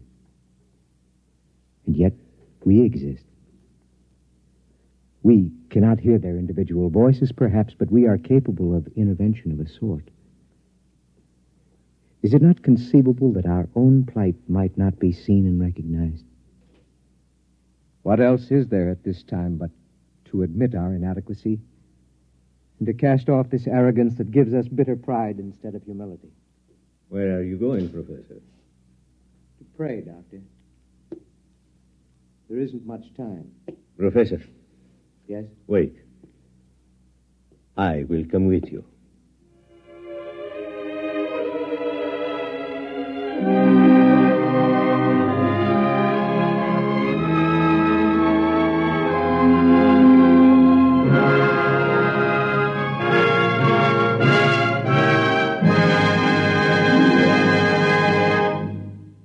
You have just heard X-1, presented by the National Broadcasting Company in cooperation with Galaxy Science Fiction Magazine.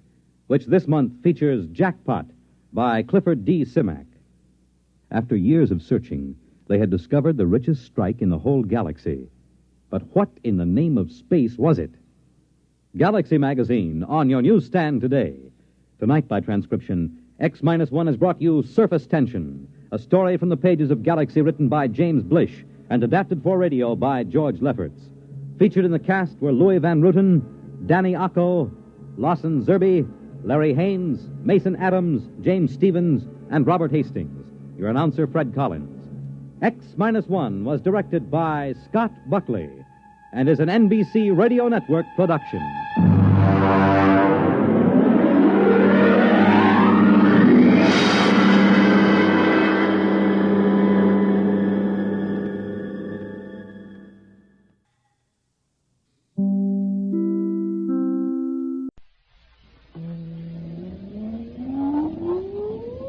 Countdown for blast off. X-5, 4, 3, 2, X-1, fire.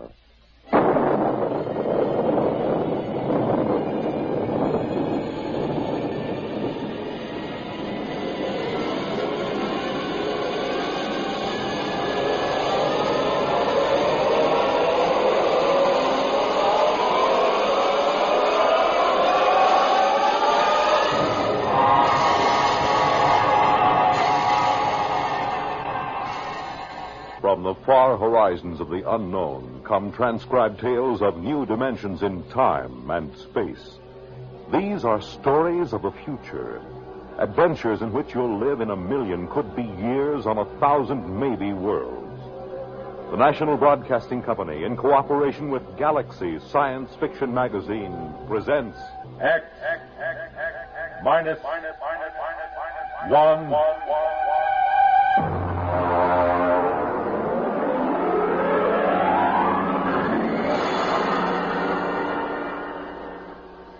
Tonight, The Defenders, based on a story by Philip Dick. And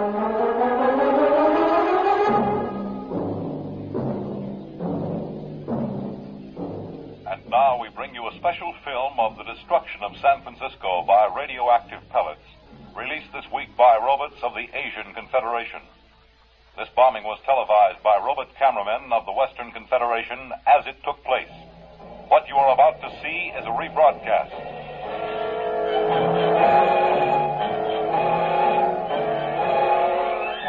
Here you see the heroic robots, the leadys, who defended San Francisco against the dastardly attack.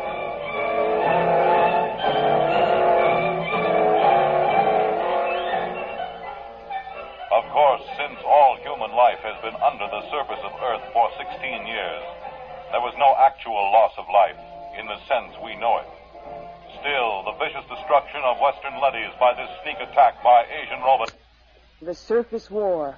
The surface war, that's all we hear. It's all everybody works for. 90 cents out of every dollar goes for the surface war. Every man, woman, and child is either inventing new weapons or manufacturing robots to fight for us or taking care of the people who are doing the inventing or manufacturing. Mary, take it easy. Oh, I'm sorry, Dad. Maybe you've been working too hard at the university. Maybe. How's the study coming? All right. Colonel Moss was asking about it only today over at Supreme Headquarters. I'm still working. Mary, you haven't mentioned the enemy much. Oh, what's there to say? Well, is he as hateful as ever? He hasn't been feeling well. Pity. I hope he doesn't die. After all, he's the only living captive member of the Asian Confederation. How old is he, by the way? 34. Oh, you're joking, of course. No. Mary, Western society only moved under the surface of the Earth some 16 years ago. Now, that would mean that the enemy was captured when he was only a boy. Yes. He told you this? Oh, no, he tells everyone he's 42. I deduced it from inconsistencies in his statements. Well, that's a little dangerous, isn't it? You're the only one I've told, Dad. I wish you wouldn't even tell me these things. Do you expect your friend Colonel Moss to pop out from under the bed? Now you're being facetious. It's no laughing matter, Mary. The whole concept of the enemy is so charged emotionally. And so full of lies. Mary! It's true. I've been talking to him for 6 months now. He's just an ordinary young man who happens to have had the bad luck to come to symbolize every hated thing we fight against. I've heard him speak. He is hateful. He knows what to say if he wants to keep alive. Mary, I won't hear any more of this. Oh, I'm sorry, Dad. I suppose it doesn't serve any useful purpose. It isn't that. I'm thinking of your own safety. If remarks like this were overheard, do you know what they do to traitors? I've heard they turn them over to the leadys. They're taken up to the surface. As they approach it, the radioactivity begins to destroy them. And by the time they reach the top... I'll be careful. Good. Now then, why don't we stop this morbid talk? How about turning on some music, hmm? All right. Dad. Yes? What was it like? What? On the surface. Don't you remember? Mm-mm. Oh, no, of course not. You were only about 6 at the time. Well, it's best not to talk about it too much. Tell me, Dad, please. Well, it was quite different from living underground. You lived in a valley, your mother and you and I. There were pretty farms along the floor of the valley, little white houses and green fields and trees. Oh, and there were birds. Yes. I'm afraid the birds are extinct now. It must have been hard for you those first years underground. Well, it wasn't pleasant. But I had my work at the War Institute. There was so much to be done then, building the leadys to take over the surface war, designing the pneumatic tubes to get supplies and weapons up to the robots, organizing the robot councils on the surface, and, of course, the constant fight against radiation leakage.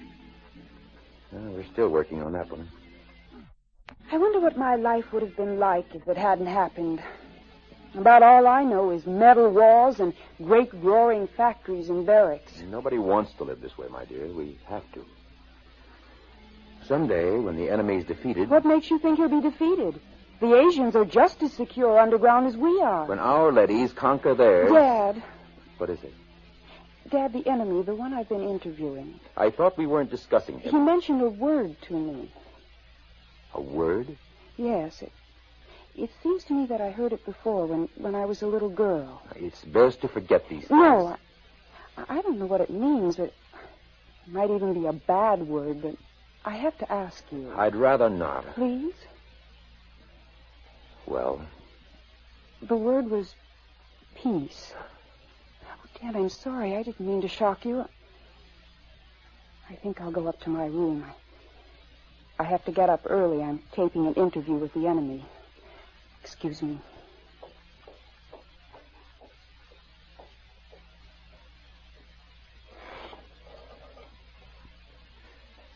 Get me the Director of Internal Security.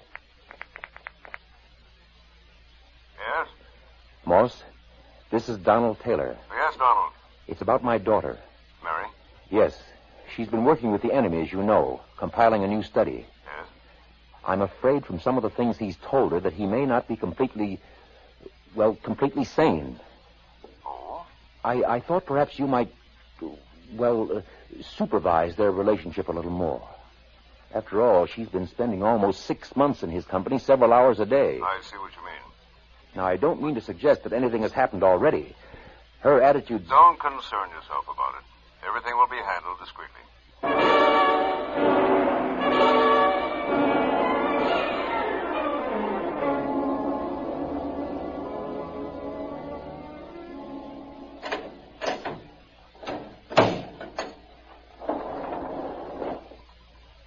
The enemy is waiting inside, Miss Taylor. Good.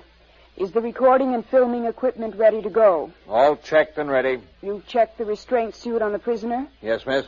You may leave us alone. Just buzz when you want me, Miss Taylor. I will. Thank you, guard. Hello, hateful one.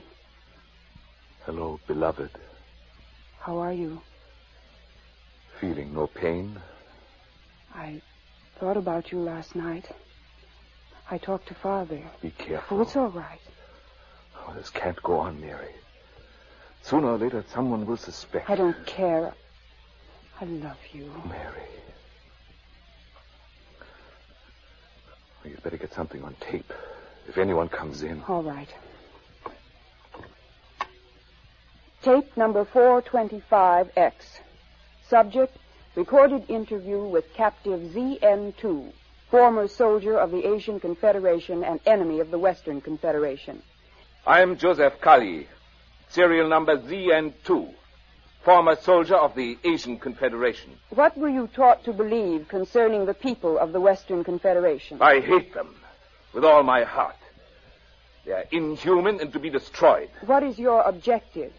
It is the objective of my people to enslave all members of the Western Confederation and to utilize them for the benefit of the masters of the Asian Confederation. Did you ever witness any murder of members of the Western Confederation? I was a pilot in a group which dropped radioactive dust on women and children who were preparing to be evacuated underground. I myself killed some 15,000. We will discontinue the interview to check the quality of the recordings. And to kiss the lips of the captive from the Asian Confederation. Oh, Joseph, I can't tell you how it pains me to hear you mouthing this stuff. Keeps me alive.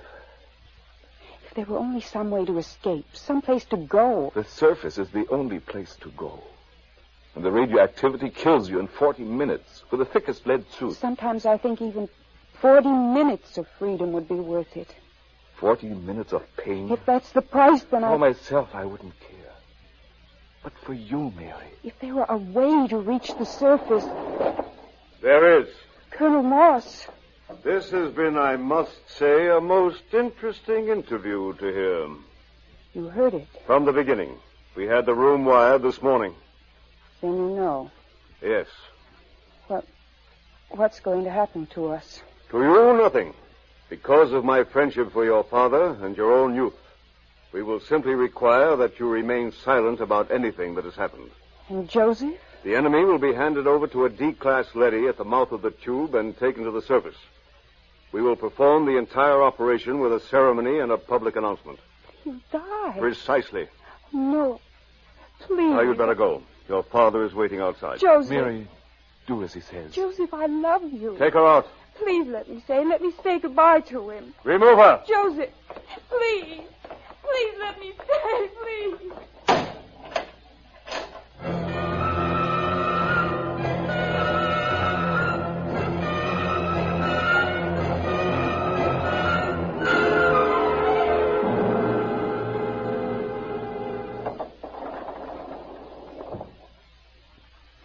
Father? Yes? Did you talk to Colonel Moss? Yes. And?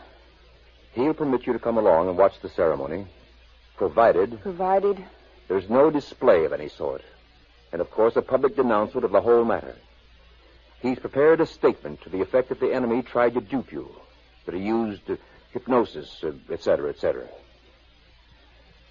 Well? I'll sign it. The ceremony is at the foot of the tube tomorrow morning at 6. At that hour, the enemy will be handed over to a D-class leady, which is being brought down from the surface. Remember your promise.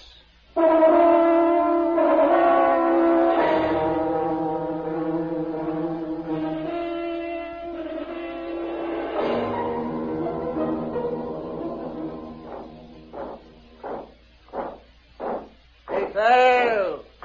Halt! The prisoner is ready to be turned over, sir. Is the robot here? The robot is arriving now.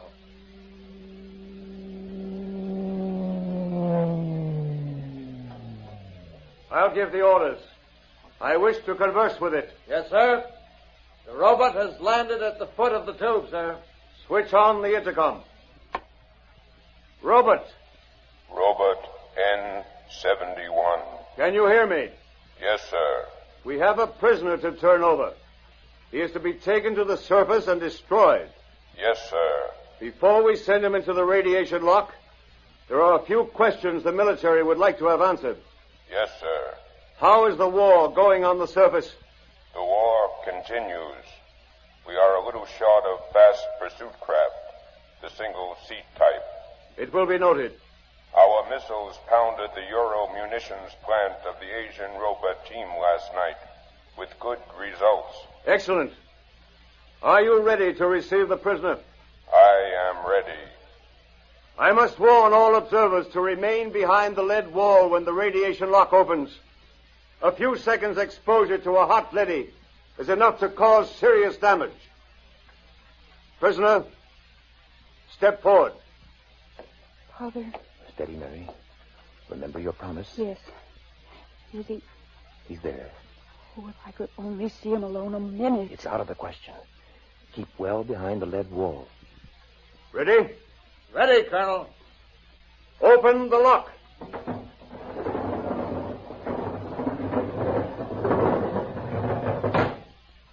Step into the lock, prisoner. He's in with the leady. You can almost feel the radiation.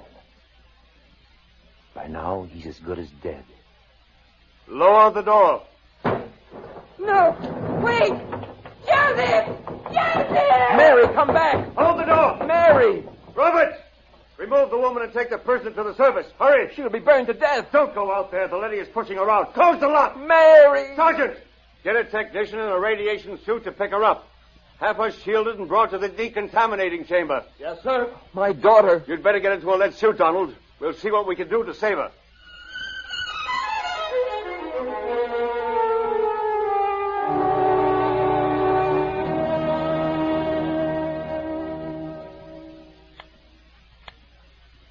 How is she? Bad? I don't understand it. What's wrong? She's cold. Not a trace of radiation. You mean the leady wasn't radioactive? It's impossible. Those robots are exposed to enough radiation in an hour to kill a regiment. Well, could the counter be defective? I checked it. No, it must be some freak. Somehow she avoided exposure to the rays. Yeah, you're a very lucky man, Professor. Can I see her? Yes. Go in. Thank you.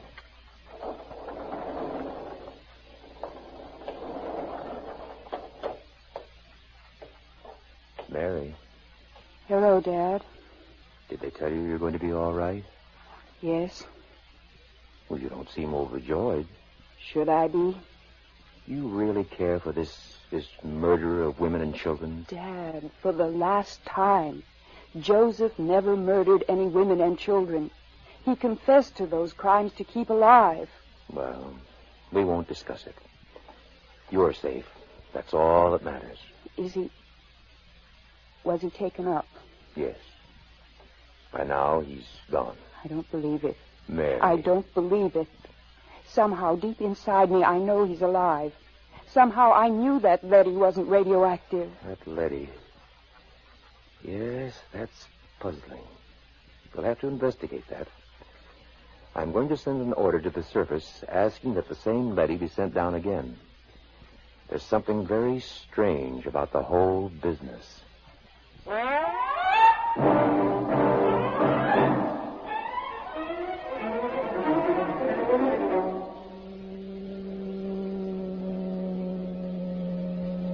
tube is arriving with the leady as you requested, Professor. Good. I'm going in to examine it. Isn't that dangerous, even with the suit on, sir? It won't take me long. Very well. He's reached bottom. Open the lock. Father. Hold it. Mary, what are you doing here in a radiation suit? This is the same leady, isn't it? Yes. I was just going in to examine it. I want to go with you. Why? This is the leady that took Joseph up. I want to speak to it and find out. Now, Mary, why torture yourself? It's more torture this way. I have to know. If he's alive or dead, I have to know. He's dead. The leady will know. Please, Father, please. Very well. Close your helmet. Open the lock, guard. Ready,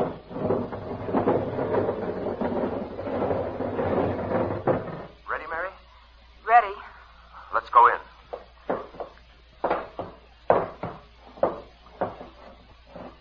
You're Robert N71?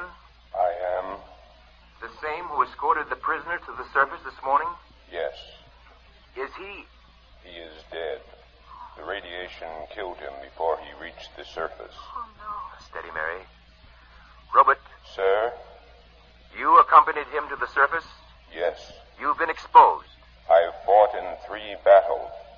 Then explain something. Sir? According to a counter I have concealed in my suit, you're cold. Not a trace of radioactivation. How do you explain this? Well? Answer me. That's an order. I must return to the surface. Not till you answer me. I must return to continue fighting the war. Do not attempt to stop me. Daddy has a ray gun. Look out! Keep back. I've shorted him with the metal counter. He'll be burned out in a second. That was close. I thought these robots were unable to harm their masters. He might have been bluffing, but I couldn't take a chance. Why do you suppose he did it? I don't know. But I'm beginning to suspect something so fantastic that I've got to find out about it. Find out? Leave the tube, Mary. What are you going to do? I'm going to the surface. What? My suit will protect me for about 5 minutes up there. No humans have been up to the surface for years. It's illegal. I know all about that. Now, will you leave the tube? No. I'm going with you. Mary, please. If you go, I go with you. All right. Hang on. I'm going to start the elevator. Here we go.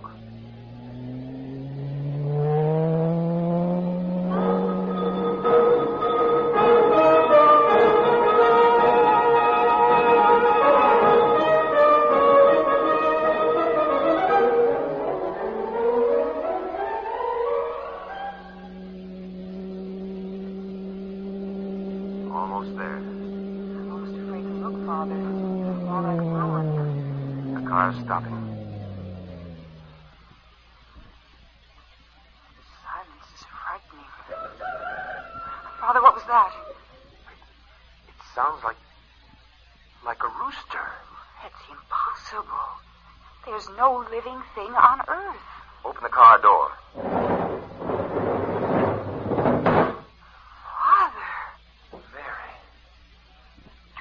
See what I see? Trees, forests, a windmill, and farmhouses. Look, we must be dreaming. Father, birds, look. It's unbelievable. Oh, no, I can't believe it. I can't. Raise your hands, both of you. It's a leady. Do as he says. He's armed. Good. I am Alpha 5, chairman of the Surface Council. What's this all about? Where's the war? The ruins? What's happened here? Can't you guess? The war. There is no war. There hasn't been any war for 15 years. No war? But the guns, the munitions... We've been destroying them as fast as you sent them to the surface. And the Asians? Their robots have been destroying their arms also. Why? How did this happen? What about those films of the destruction of San Francisco? What about those televised reports, the bombings, the slaughter? Models. Models? We have a full-time division of A-class robots who do nothing but photograph the progress of the fictitious war using scale models. The entire destruction of San Francisco, which you witnessed on your televisors, took place on a tabletop. How did this come about? Quite logically. You created us to pursue the war for you, while you human beings went below ground to survive. But before we could continue the war, it was necessary to analyze it, to determine its purpose. We did this. And? We found it had no purpose. War to the logical mind is absurd, but it fulfills a need in human terms. The need to direct your hatred of yourselves away from you and on to others. Eventually, man will grow up enough so that he can face his own dislike of himself with humility. The time has almost come, as a matter of fact. Until it does come, we decided to preserve the illusion of war. Meanwhile, we rebuilt the cities, replanted the farms, and kept everything in readiness. We are the caretakers. And what will happen to my daughter and myself? You will remain on the surface with the others. Others? There is a small group of members of the Asian Confederation which came to the surface only a few months ago. They are farming a valley not far from here. By the way, you may remove your radiation suits. There is no radiation. You said the others. Does that mean that the prisoner, the one who... He is alive and well. Father, he's alive. Where is he? In a farmhouse not far from here. He has rejoined some of his people. Would you take me to him? Can I see him? Of course, if you will just follow me. Wait. There's another car rising in the tube. Stand aside.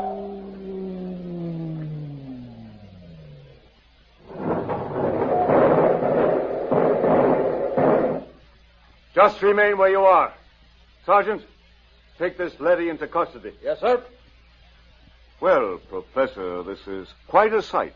How did you happen to come here? The guard told us you had surfaced. We found the shorted robot where you left it and discovered it was cold. So we decided we'd better investigate. Good Lord, what a shock this is. A blessing, Colonel, not a shock. Do the Asians know about this? A few of them have surfaced, but the underground civilization is still ignorant of it. They think the war is going on just as our people do. Don't say. You know what this means, don't you? It means the end of the war. It means peace. It means victory, Professor. It means we can mount a full-scale attack. We can drop hydrogen fission bombs right down their tubes. We can wipe out the whole race. But there's no need. There's no war. There will be. I'm returning underground to report this to Supreme Headquarters.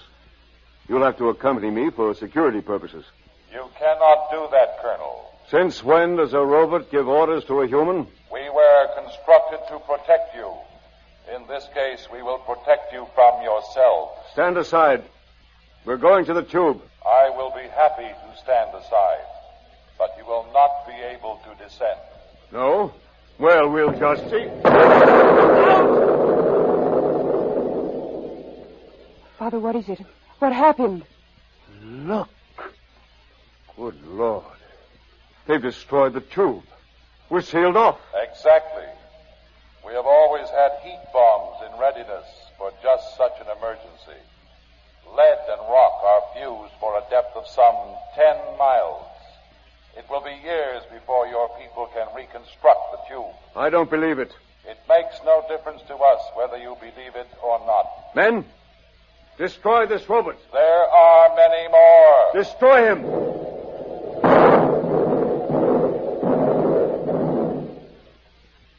Now. Look, down the road. Humans. A bunch of humans coming toward us. Why, they're waving. Those are rations. Joseph! Joseph! Father Joseph's with them. Ready arms, men. As soon as they're close enough, I'll give the signal to fire. Colonel, in heaven's name, they aren't even armed. They're the enemy. Our only hope for survival is to join with them. We'll need food and shelter. If we destroy them... The professor is right, Colonel. We're cut off from our own people. Sergeant, another word, and I'll have you court-martialed. Now, ready your weapons. Men, don't do it. Our only hope now is peace. Silence! I've got to warn them. Go back! Go back! All right, Professor, you asked for it. Now! Father!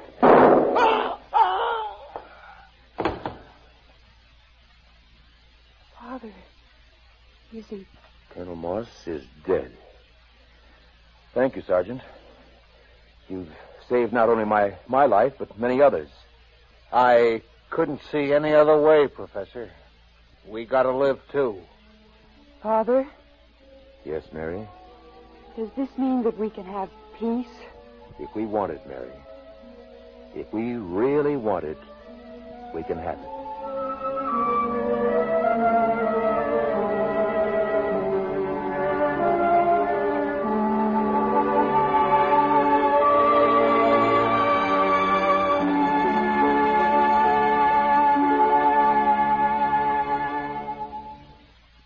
You have just heard X-1, presented by the National Broadcasting Company in cooperation with Galaxy Science Fiction Magazine, which this month features the Clifford D. Simak novelette titled Drop Dead, the story of a perfect world, accommodating and peaceful. But how it got that way was less ghastly than how it stayed that way. Galaxy Magazine, on your newsstand today. Tonight, by transcription, X-1 has brought you the George Lefferts adaptation of The Defenders, based on a story from the pages of Galaxy written by Philip Dick. Featured in the cast were Lydia Bruce, Warren Parker, Grant Richards, Robert Dryden, Michael Ingram, Stan Early, and Ivor Francis. Your announcer, Fred Collins. X-1 was directed by Daniel Sutter and is an NBC Radio Network production.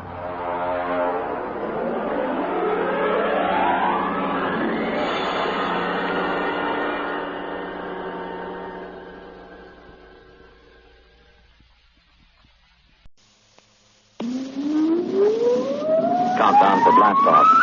X-5, 4, 3, 2, X-1, fire.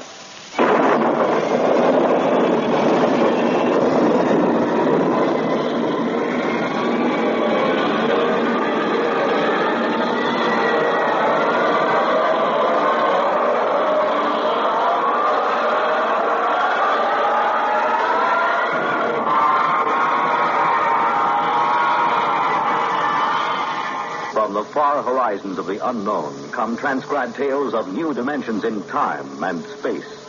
These are stories of the future, adventures in which you'll live in a million, could be years, on 1,000, maybe worlds. The National Broadcasting Company, in cooperation with Galaxy's science fiction magazine, presents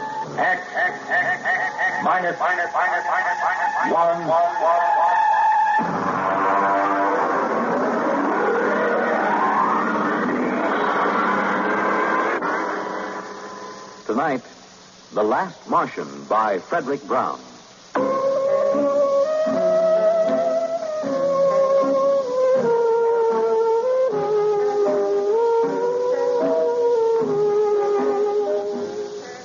It was like any evening, but duller than most. I was back in the city room. I'd just covered a boring banquet, and the food had been so bad that I felt cheated even though it cost me nothing. Now, just for laughs, and my job, I was writing a long, glowing account of it.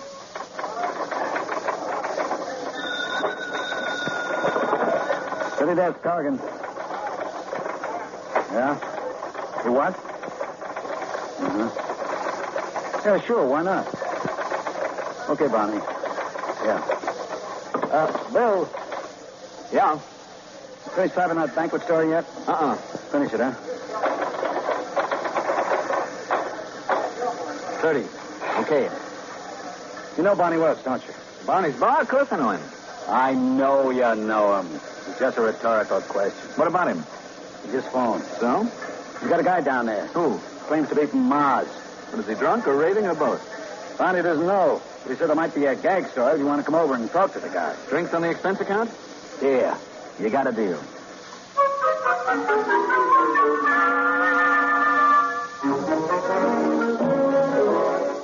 There wasn't a Trib reporter who didn't know Barney well enough to borrow money from him. I made for the bar like a St. Bernard makes for a fallen traveler and ordered a quick one with water on the side. Keep the bottle handy, Barney. Which one is the Martian? You see the tall, dismal-looking guy sitting alone there in the booth? Over there? That's him. What's his story? Well, he says he just got in from Mars 2 hours ago, and he's trying to figure it out. He claims he's the last living Martian. Mm-hmm. Does he know I'm a reporter? But he'd talk to anybody who'll listen to him. What's his name? He says it's Yangan Dow. I'll talk to him. Now, listen, Bill. Yeah. Don't get him violent or anything. I don't want no trouble in my place. Oh, now, don't worry, Barney. Look, dish up 2 beers for us, and I'll take them over with me.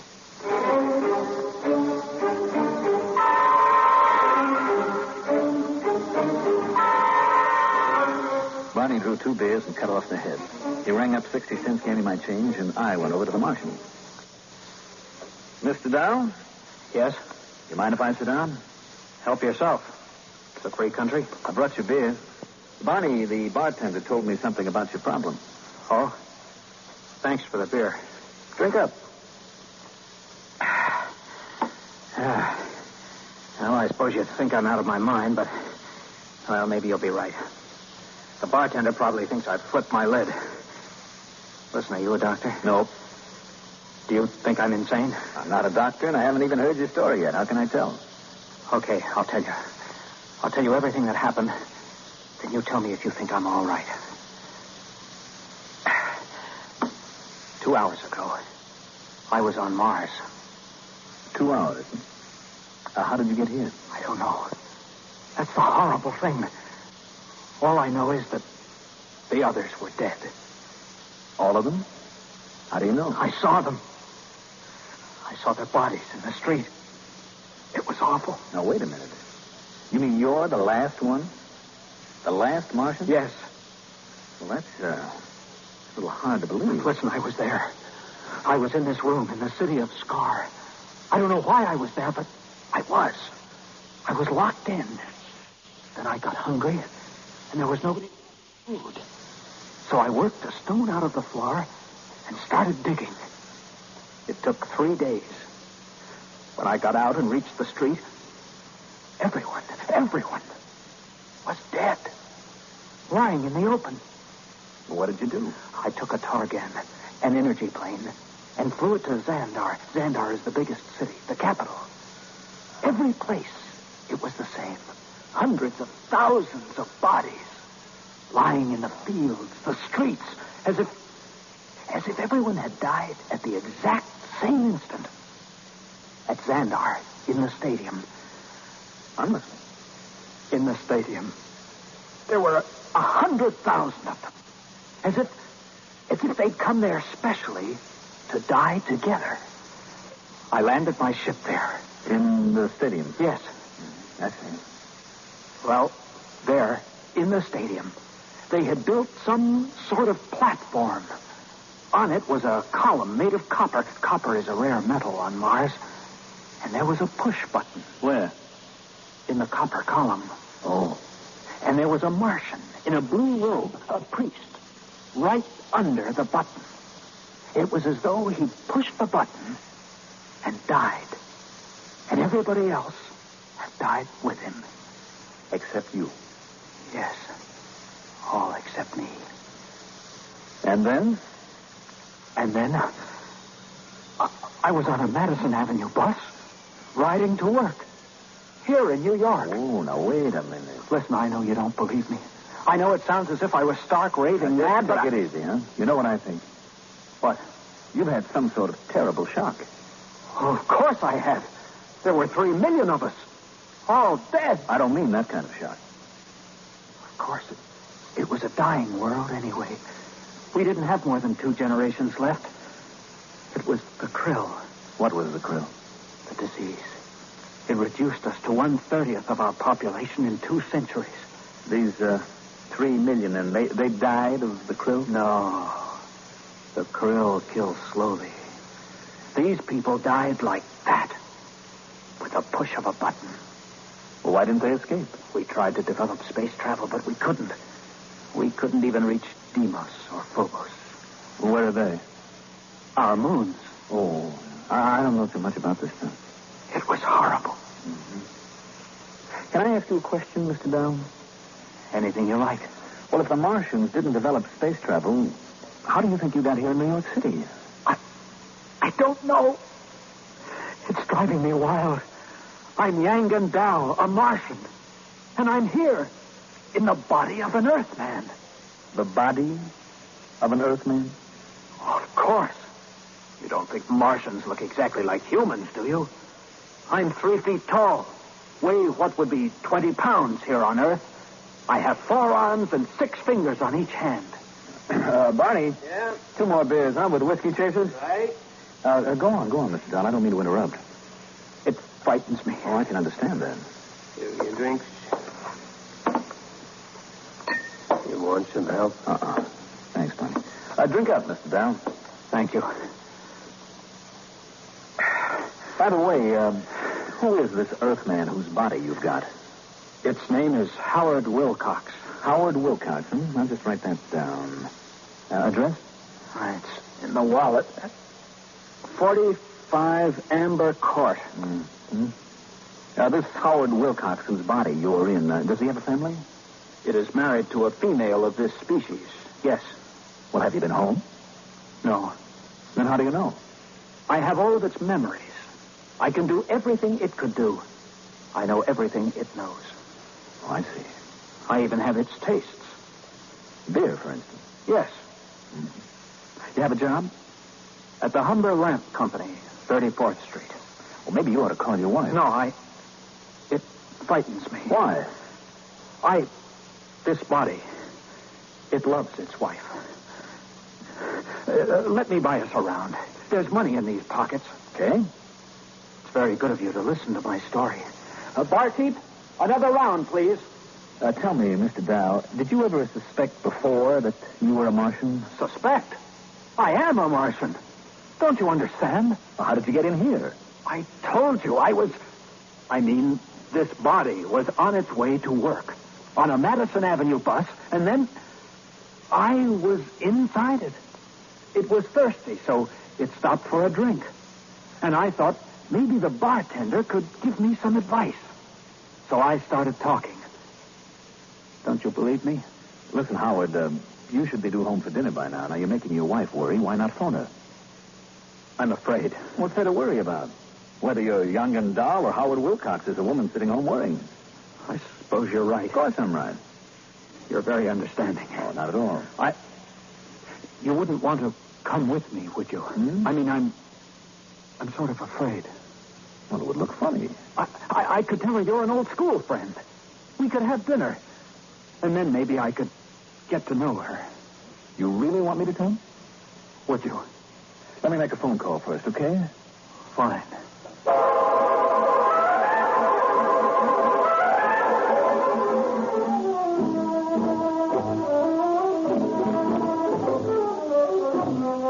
I rang up the Tribune and got Cargan at the city desk.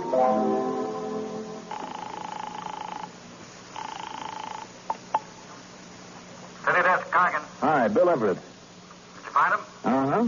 Well? There's something strange about this guy. You think he's insane? I don't know. What do you mean you don't know? Is he or isn't he? Well, he's got the whole story so perfectly organized, he might even convince somebody it's true. He remembers every detail. What do you figure you're going to do? Well, I'm going home with him. I'm going to meet his wife and observe them. How many drinks have you had? Oh, I'm sober. Don't worry. Me worry? Look, maybe you better come back here and I'll let Vincent handle this stuff. No, that isn't necessary. Just let me tag along a while. Okay. But if you want help, yell and I'll send Vincent. I will. Don't worry. What's this guy's name? Howard Wilcox. Address? 45 Amber Court. Okay. Oh, and Bill. Yes? Just remember one thing. What's that? You could be playing with dynamite. Watch your step.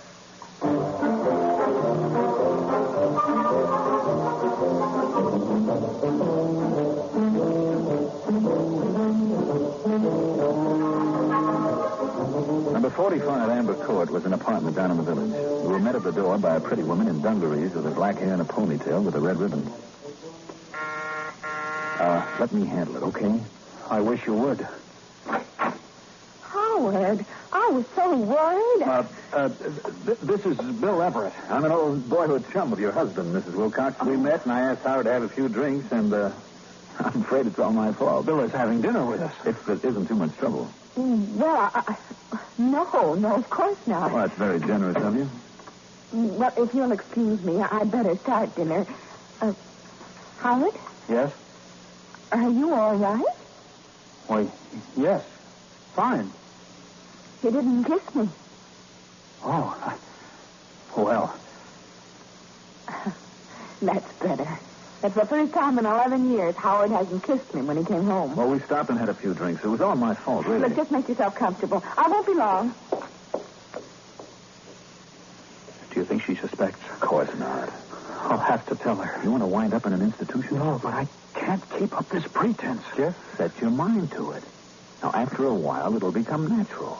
You'll forget that you ever were a Martian. You do believe me, then, about being a Martian? Of course.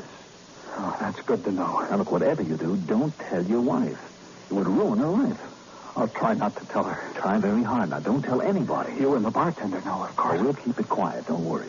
Good. You think you can carry it off? I'll try. Good boy. Now, I'll tell you what.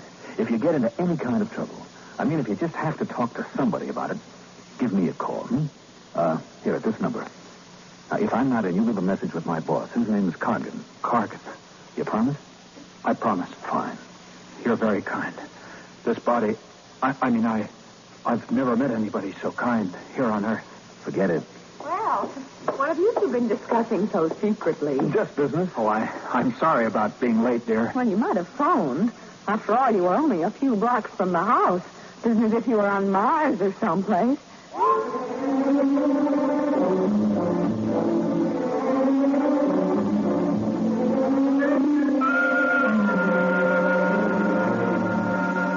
Dinner went pretty well. And Elaine Wilcox turned out to be an expert at shish kebab, which is one of my favorites. After dinner, I still had a couple of hours to put in at the paper, so I went back. Cargan came over to me right away.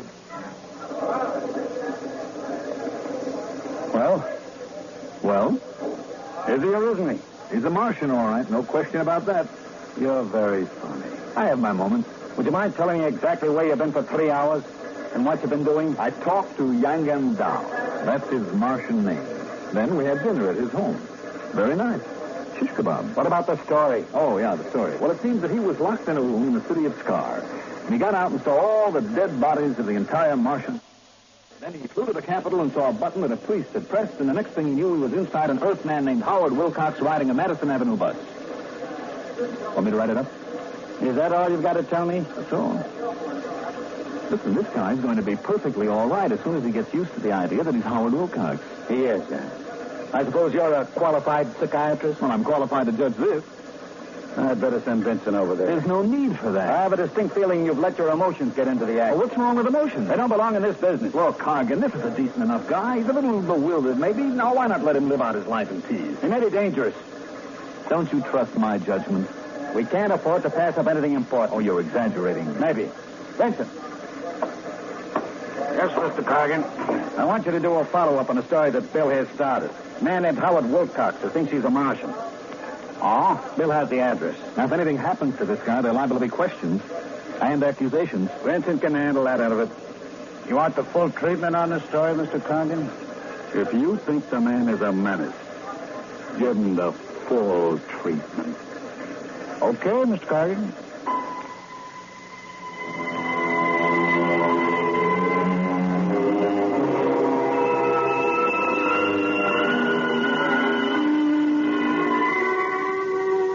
I gave Vincent the address, feeling like a murderer, and then I beat it to the nearest phone booth and called Howard Wilcox's home. His wife, Elaine, answered.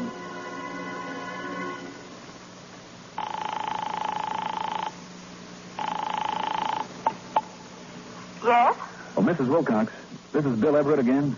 Oh, did you forget something? No, I have something to tell you, and it may sound a little weird, but bear with me. Oh, what is it? A man from my newspaper is coming over. His name is Vincent. Now, he's a big, ugly man with a scar on his lip.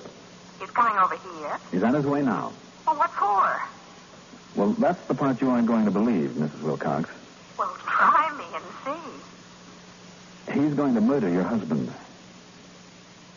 I'm afraid I didn't hear you. I said he's coming over to murder your husband. You and Howard did do quite a bit of drinking. I'm trying to do you a favor. Now, listen to me. I'm listening. Send him away. Tell him Howard had to leave town. Do you hear me? I hear you, but really... Please, Mrs. Wilcox, if your husband means anything to you... Well, of course he does, but why not call the police? They'll laugh at you. I'm coming right over. I'll explain when I get there. And remember, your husband's life depends on this.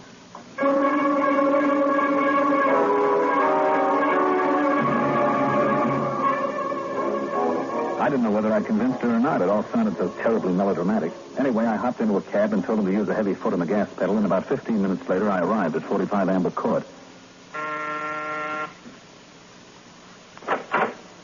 Oh, it's you. Was Vincent here? There was a man here from the Tribune, yes. Did you do as I told you? Well, I got Howard out of the house. I sent him out for some mozzarella cheese and gave him a couple of places that don't carry it. What'd Vincent say? I told him Howard wouldn't be back in town till tomorrow. He said he'd be back. Did he say what he wanted? Just that he had some good news for my husband. Some good news. May I come in? I wish you would. I want to know what this is all about. Sit down. Mm-hmm. Now, would you mind explaining? You won't believe me. You keep saying that. Okay, Mrs. Wilcox. Your husband, Howard, is a Martian. A Martian? That's right. I see. And when did you discover this about my husband? This morning. Would you mind telling me just when he arrived? From Mars, that is. This morning. You don't say. Told you wouldn't believe me. Oh, I haven't said that yet. You're sure Howard is a Martian? Yep. He claims to be the last Martian. Look, see if I can make it clear. There was a plague sweeping Mars. Now, they devised a means of transporting their intellects through space to Earth. Their dead bodies remained behind. Now, Howard, your husband, was confined in an institution, so he didn't get to go with the other Martian souls. He dug his way out and went to the capital city where the energy machine was located. Mm-hmm. I guess there was enough left to send his intelligence down here, where it landed in the body of one Howard Wilcox. How did you find this out? He told me. Mr. Everett, if you don't mind, I'm rather tired. First you tell me someone's going to murder Howard, then you tell me he's the man from Mars. I'd like to get some rest, if you don't mind. I'm trying to convince you your husband is in danger. If Howard is a Martian, just why does your Mr. Vincent want to kill him? Because Mr. Vincent is a Martian, too. Uh-huh. I suppose the editor of the Tribune is also a Martian? No, not the editor, just the editor of the city desk. And you, Mr. Everett, are you a Martian, too? Matter of fact, yes. Good night. Just won't see it, will you? Good night, Mr. Everett. Okay, I tried my best. Martians, indeed.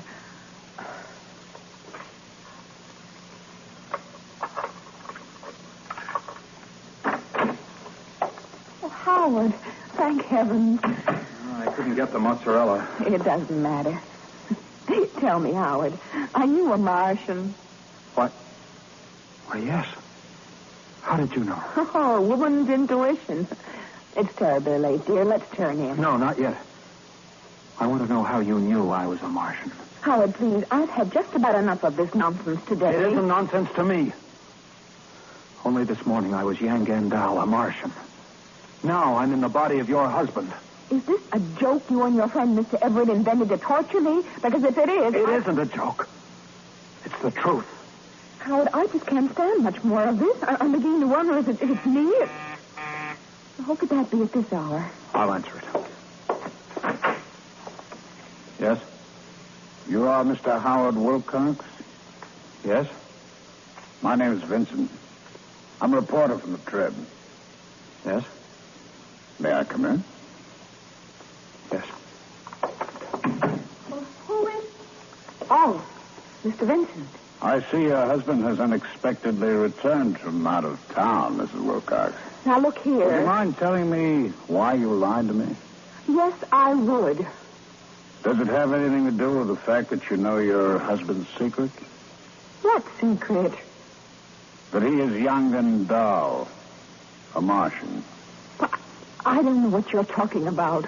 I think you do. Why is there such concern? I am Yang Gandal. I am a Martian. The last Martian, as far as I know. That is where you're wrong, Mr. Wilcox. Wrong? You see, there are many of us. Many? Like me? Hundreds of thousands. We were teleported to Earth during the Great Migration and found ourselves, like you, inside human beings. But then I'm not alone. You do understand my position. Perfectly. I can establish contact. We can remember our old home. Unfortunately, no. I don't understand. Sadly enough, young Gandal, you were considered mentally ill on Mars. Ill enough so that you were institutionalized. But here on Earth, a person like you represents a distinct threat to us. How do I threaten you? You're unstable. You may give us away. That would spoil it. Spoil what? Our plan. Plan? You have not heard of the plan? I heard of no plan. I was in an institution. Yes. You are certain now? Of course. What plan? If you knew, I would have been forced to destroy you. You just saved your own life, young Gandal, and that of Howard Wilcox as well. What are you going to do? Nothing. Nothing at all. Aren't you afraid that I'll do something? Such as? Tell people my husband is a Martian. Really, Mrs. Wilcox, you know better. You'd be laughed at or sent to the nearest psychiatric clinic. No, we aren't at all concerned with the fact that people will betray our presence here on Earth. I'm sure you can appreciate the reaction if you were to phone the police and tell them that the Trib reporters are all Martians. Well, not all. Just the city editor and yourself and Mr. Everett. How did you know that? Perhaps I'm one myself, Mr. Vincent. It isn't possible. Why not? Are you... Tell me where you were born. What city? I was born in Undamel near the dead Isle of Krilla. Your name? Zanat Cree. You are party to the plan? The plan to take over the Earth? Of course. Your husband, young and dull. Why did you not inform him? For the same reason you did not. He is unstable. But there is no need to worry. I will care for him. Amazing. Now, would you mind leaving us alone? We have many things to discuss. Of course. Amazing.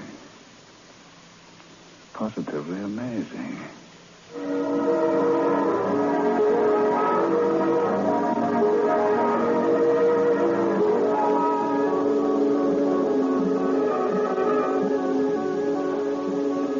I was standing in Barney's bar having a double scotch on the rocks, and Vincent came in looking like a man who spent the last 3 hours in a KitchenAid mixer with the dial on Fluffy.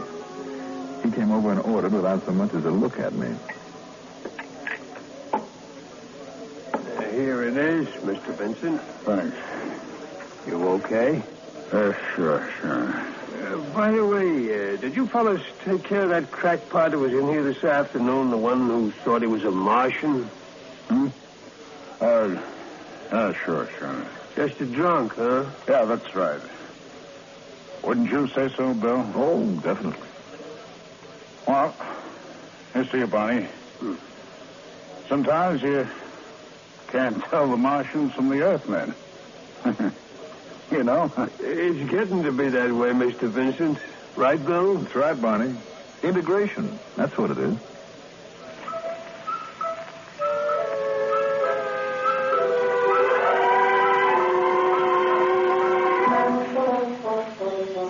I gave Barney a sly wink and lifted my glass along with Vincent. Of course, Barney understood. You see, he's one of us, too. You have just heard X-1, presented by the National Broadcasting Company in cooperation with Galaxy Science Fiction Magazine.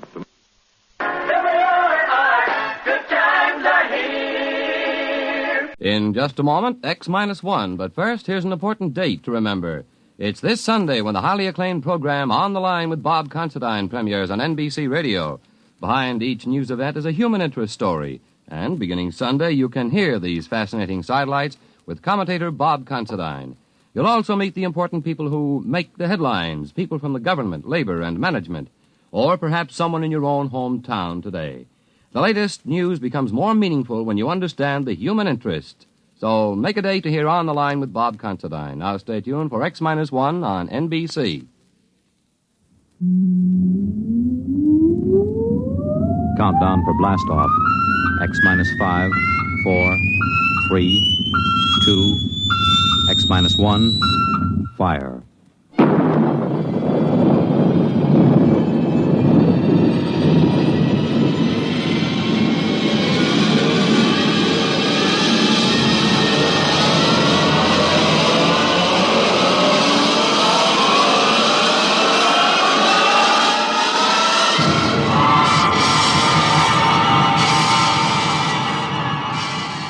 From the far horizons of the unknown come transcribed tales of new dimensions in time and space.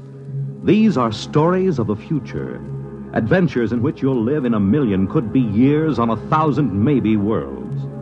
The National Broadcasting Company, in cooperation with Galaxy Science Fiction Magazine, presents X minus 1.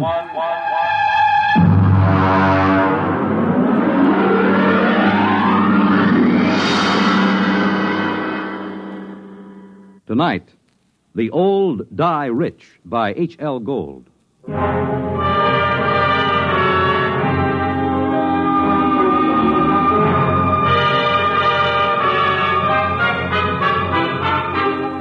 The uniformed cop at the door told me to get lost. But Lou Pape spotted me and told the man to let me in. It was a shabby room. They always are. There was a woman on the bed, an old woman with white hair, thin enough to show the tight-drawn scalp.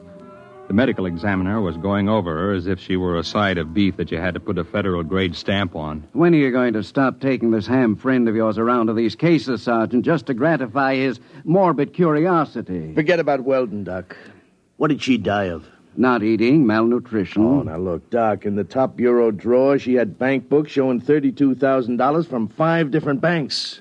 Now, she had the price of a meal. Malnutrition induced by senile psychosis. They starve because they're less afraid of death than digging into their savings. I don't know, Doc. It doesn't feel right to me. Listen, Weldon, just because you get up on a stage or on some half-baked television show and make believe you're 70 years old doesn't qualify you as an expert on gerontology. Maybe not, Doc.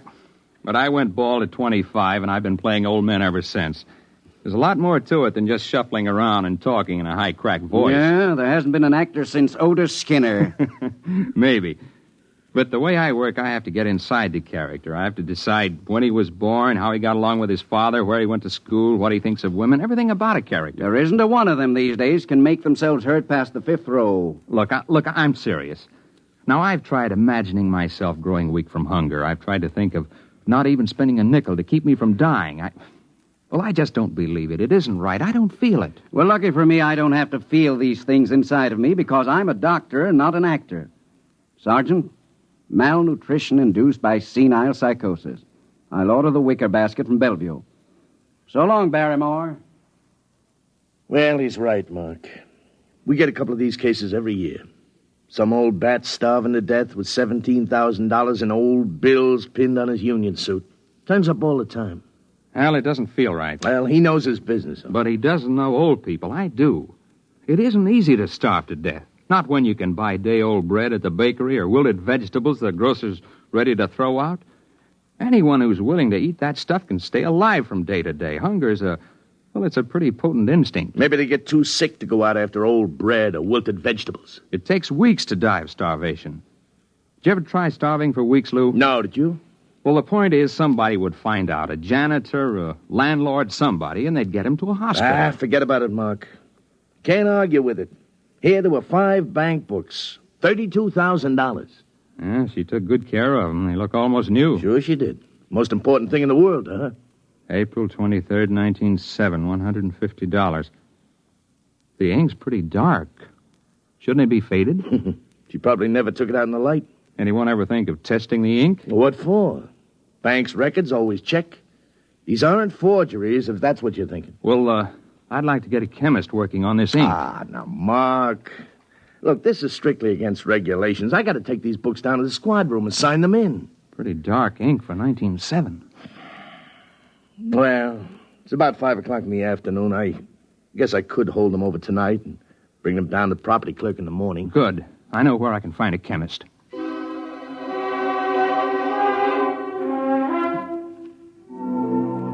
Mr. Weldon, there's no doubt of it. The ink sample is typical of inks used 50 years ago.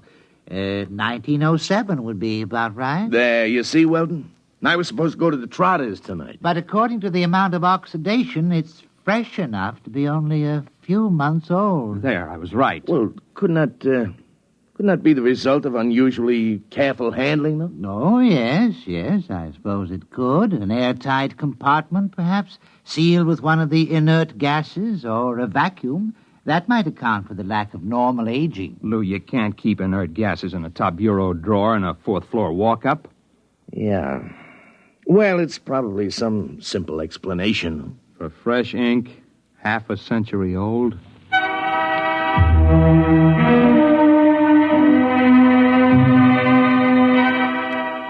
I've been going out on these cases for about a year. It's my specialty, playing old people, and when I'm not working television or something on Broadway, I go down to the homes for the aged or the parks or just watch. Lou Pape's an old friend of mine, and he put me on these malnutrition cases. But there was more to it than just picking up color and tricks of the trade. There had to be a better reason for it. You can't just starve to death with upwards of $30,000 right at your fingertips. Not without at least buying a bowl of soup.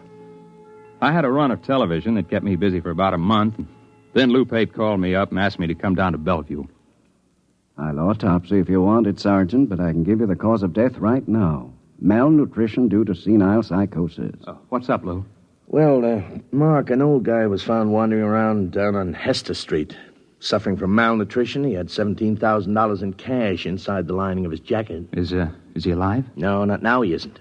Doc's got him in the room there, but he was stumbling around when the cop on the beat picked him up. Did he say anything? Well, he talked to the cop. Pretty smart young kid. Seems the old man kept talking about money, about his wife. She must have been dead 20 years. And then, just before he went out completely, he did say something, maybe 3 or 4 times. Well, what was it? El Greco. You mean the artist? Well, that's what Stankiewicz said. He's the officer who picked him up. Said he remembered he'd heard the name on that television quiz program. You know, the jockey who's the art expert. El Greco. Probably some Greek restaurant where he was bumming his meals. Are you sure you want an autopsy, Sergeant? It's late. I won't get to it till tomorrow. All right, take your time, Doc. There's something else, isn't there, Lou? Well, maybe, Mark. We found the old guy's room, and there was an ad thumbtacked over the sink. Nothing too unusual. Yeah? Here it is. Men and women wanted, light work suitable for old people. No references required. Well, I checked it with the lieutenant. He says to forget it. He says it figures for an old guy to be interested in an ad like that. An old guy with $17,000 in cash? Yeah. Well, I didn't figure I'd argue with the lieutenant. You mind if I keep it? No, go ahead.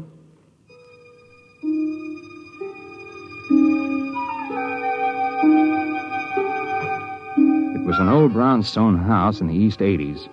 I got in line with the rest of the applicants.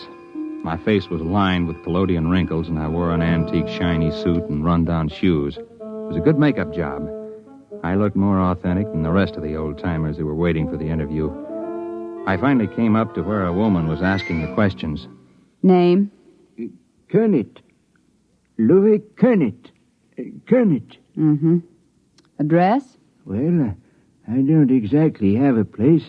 I've been staying with a fella down on 12th Street, a friend of mine. I met him in the cafeteria. Mm-hmm. Previous occupation? Well, I worked at a lot of things.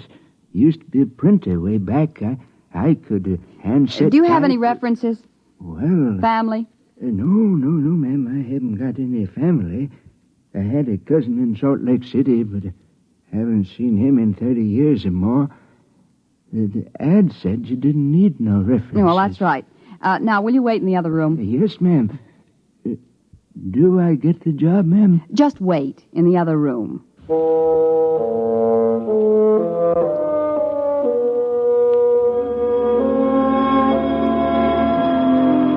I shuffled into the other room and sat down to wait. I concentrated on building a character for Louis Kernet. If I was going to carry this through, I was going to have to play a better performance than I'd ever given before. About half an hour, a young woman came into the room. I'd planned to be dozing the way an old man would, and so my eyes were closed when I heard the door close. When I opened them, I was looking into the barrel of a .38 revolver. Are you awake now, Mr. Weldon? Huh? Ma'am? I don't think you need to carry on anymore. If you need any further convincing, you are Mark Weldon. You're about 40 years old, and you played this same character on television about 6 weeks ago. You played it fairly well. Thank you. Would you mind putting down that gun? Yes. Why did you apply for this position, Mr. Weldon? You're not old. Not really. Well, as a matter of fact, it was a bet. I was having an argument about the method with an actor who trained at the Old Vic. I bet him that I could get by off the stage with don't bother.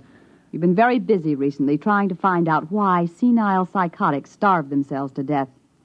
How did you know that? Well, I happen to know that you've been present at several police investigations into these cases, and you're a good friend of Sergeant Lou Pape. Well, you know a great deal more about me than I do about you. Well, I would be glad to enlighten you. My name is May Roberts. I'm the daughter of the late Dr. Anthony Roberts, the physicist, who was dismissed from the Brookhaven Atomic Energy Laboratory 5 years ago. I assume you're connected with these starvation cases, or you wouldn't have known I was investigating them. Well, that's obvious, isn't it? I'm not afraid of professional detectives, Mr. Weldon. They deal only with facts. But I don't like amateurs. They guess too much. They don't stick to reality. Consequently, they're likely to get too close to the truth. Unfortunately, Miss Roberts, I'm nowhere near the truth. I haven't the slightest idea how you're tied in with those starvation Well, deaths. I intend to show you, Mr. Weldon. I'm happy to announce that you have the job. Now, look, Don't move, Mr. Weldon. Oh, incidentally, about 15 minutes ago, I called Sergeant Pape and told him I was your sister just in from Pittsburgh. I wanted to get in touch with you very badly, and Sergeant Pape was very sorry. He wished he could help me, but he didn't have the slightest idea where you were. All right, Mr. Weldon. Right ahead of you, please. Through that door.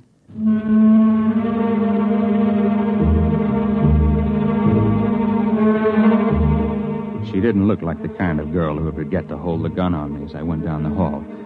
So that's all I did, just go down the hall. I climbed up to the 4th floor to a large room. There was a maze of electrical equipment bolted down, tubes and wires and dials. In the middle of the room was a wire mesh cage. She kept that gun on me steady as a rock. She began to set readings on the dials and flip switches on the control panel. It'll take about 5 minutes for the field to build up, Mr. Weldon. Please get in the cathode area. You mean that wire cage? Go ahead. All right.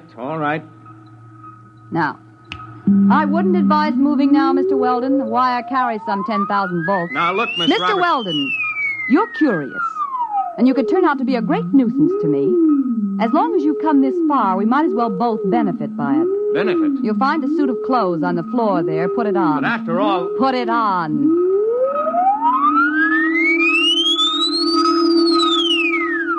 I didn't know whether she was bluffing about the electric charge, but the revolver looked real enough, so I stripped and changed into the other clothes. The shoes were a little too tight and pointed. The collar of the shirt was too stiffly starched and too high under my chin. The suit was too narrow at the shoulders and at the ankles. I remember my father had a suit like that. The same shiny blue serge.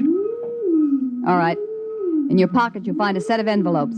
You'll find a set of instructions on each. Follow them carefully. I don't get it. You will.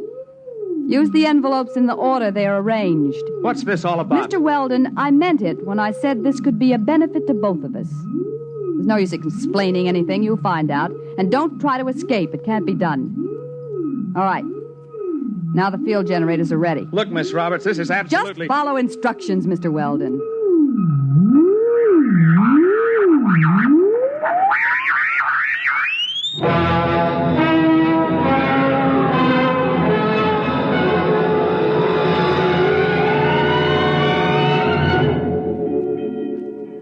I blinked.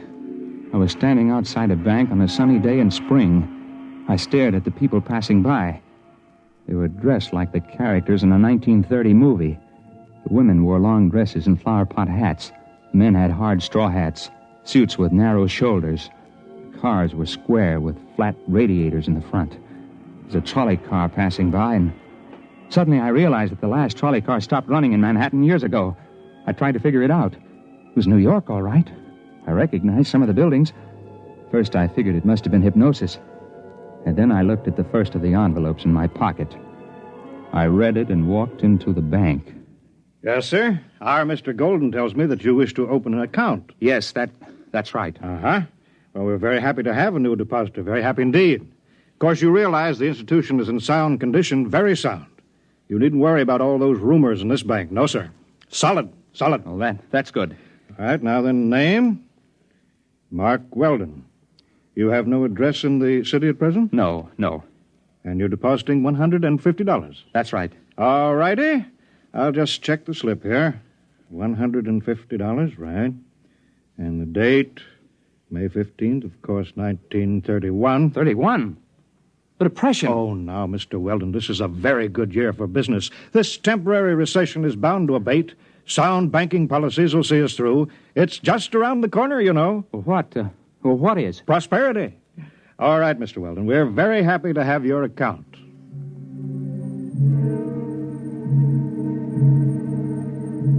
I went outside the bank, and I stood there in the spring sunlight and let the terror soak into me. Possibility of the entire situation was gnawing at the edges of my mind. And then suddenly I wasn't there. It was as fast as blinking. I was outside another bank in the same city. The date on the next envelope was May 29th, and it was still 1931. I made a $75 deposit there, and then $100 at another place a few days later, spending a few minutes each time and going ahead anywhere from a couple of days to almost a month. In 1934, I found myself inside a broker's office. Very well, Mr. Weldon. As I understand it, you are buying this stock for a Dr. Anthony Roberts. That's right. I assume the stock will be in his name? That's right. I'm just acting as agent. I follow instructions. Of course. Well, are you sure I can't convince you that you're making a big mistake? No, these are my instructions. Well, now, Mr. Weldon, we are a reputable brokerage house, and, well, frankly, I feel quite shaky about putting our clients' money into this kind of security. There's no future in it. It's a rare metal for which there's very little use for industrial purposes, and, however, if your client is adamant. I have my instructions. Very well, then. In the name of Dr. Anthony Roberts, 100 shares of Montana uranium. Most unwise.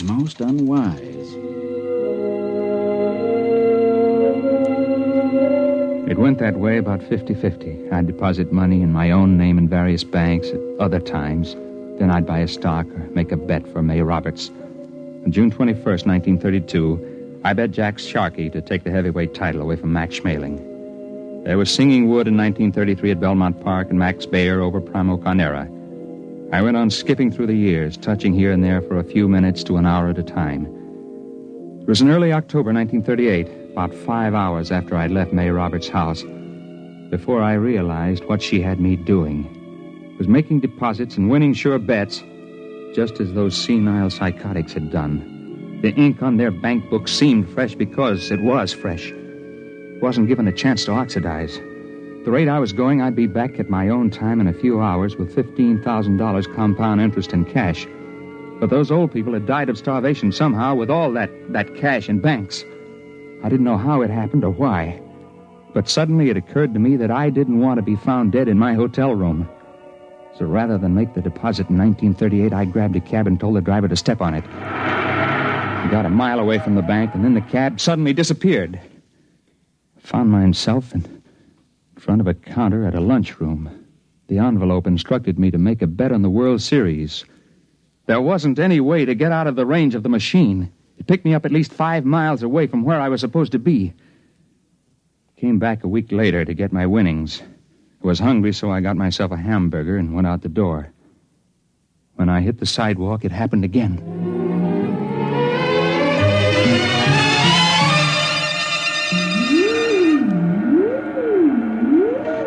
Don't touch the cage yet, Mr. Weldon. I'll have to clear the charge. Hey, what happened to my hamburger? What? The hamburger. I had it here. It's gone. I'm hungry. I'll get you something to eat, Mr. Weldon, before your next trip.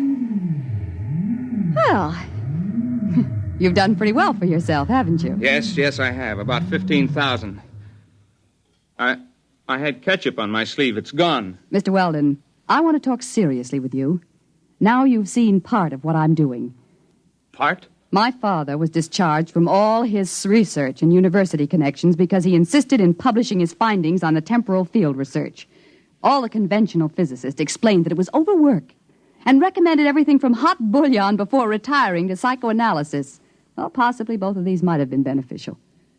But the fact of the matter is that temporal field activities are quite true, and you've seen proof. Well, I suppose I have. So it seemed just a question of money, although obviously I can get all I need now. But sending people back through time to bet on sure things like uranium... It's a fair exchange. I pay well for service, don't I? I suppose so. But that isn't the most important thing. I've been able to save things that would have been lost otherwise. I've sent people back to find precious treasures. that would have been destroyed or would have disappeared. Like an El Greco painting? Yes. And the original score of Mozart's Magic Flute that would have been burned in 1942, and a Picasso miniature that would have been lost at sea in 52. I have them all here. Stolen? No. Bought with money from the year itself at a fair price. Well, Mr. Weldon, I sent you back because I've needed someone to work with me on a regular basis. Someone who's faster and more alert than the old people I've hired till now. Why old people? It's a function of the field. You can't send somebody back to a year in which they didn't exist at all. I'm hungry. Please, Mr. Weldon, this is very important. My father died trying to prove the validity of his field theory to conventional scientists, and I don't intend to bother. We can become the most powerful people in the world. I don't feel very powerful now. You haven't got a sandwich hanging around. I want to make you an offer, Mr. Weldon. I need someone to help me expand the operation, plan the projects and research. I chose you because I was afraid that you might hit on the truth by yourself. Can I come out of this cage Be careful. now? Don't touch the contacts. The field reacts on a random factor for at least an hour after it's cut off. I'll be careful. Tell me, Miss Roberts, why haven't you been able to go back to the time that your father was alive and bring him back before he died? Dead tissue can't be transported. We've tried it with mice and rabbits from a laboratory in 1941, and they just disappear. Like my hamburger. Mr. Weldon, I assume that you're interested and that we can make our plans without using this revolver. I hope so. $15,000 is a lot of money. Of course, you were able to send those old people back a lot further. Some of them as far back as 1880. How long would they be gone? I mean, in subjective time. Several weeks. Perhaps a month or more. There's only one problem, Miss Roberts. Well, I'm sure we can work out any details. Well, this one is a little hard to work out. You see, I'm hungry. I haven't been this hungry since I got lost on a hunting trip and went without food for 3 days. You see, you forget I've got an interest in this business because they found some old people dead of malnutrition and $30,000 or so tucked away in their pockets. They had been gone a month or more, and they had to eat during that time, didn't they? And when they came back, the food disappeared like my hamburger. It disappeared all at once, all over their body. In one fast jolt, they starved to death. No, you don't understand. They just couldn't take the field transition. They were too old, some of them, and they lied to me about their age to get the job. Oh, no, you can't tell me that because I know how hungry I am. And I was only gone about 12 hours. They were murdered. Get back. You know, they say a hungry man gets mighty desperate. He'll do almost anything. Let go. Let go. Let go of it. Oh! My arm. Look out. Look out. The cage. The contact.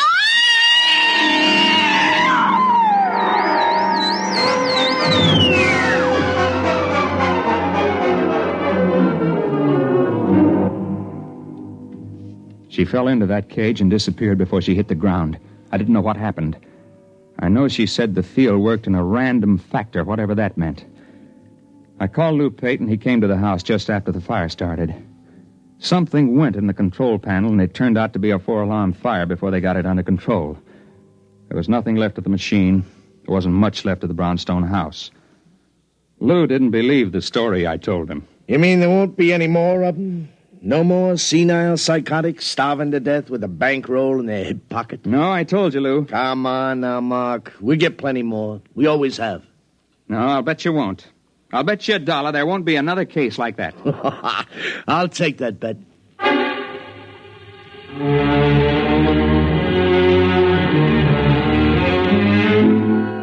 I lost the bet. There was one more case, and perhaps it was the strangest one. A woman was found wandering in Bryant Park just before she died of acute starvation. One strange thing was she was young, not more than 30. And the other was she had $17,000 stuffed in her pocketbook and a bullet wound in her arm the medical examiner said was at least 2 months old. I guess that's what she meant by the random factor.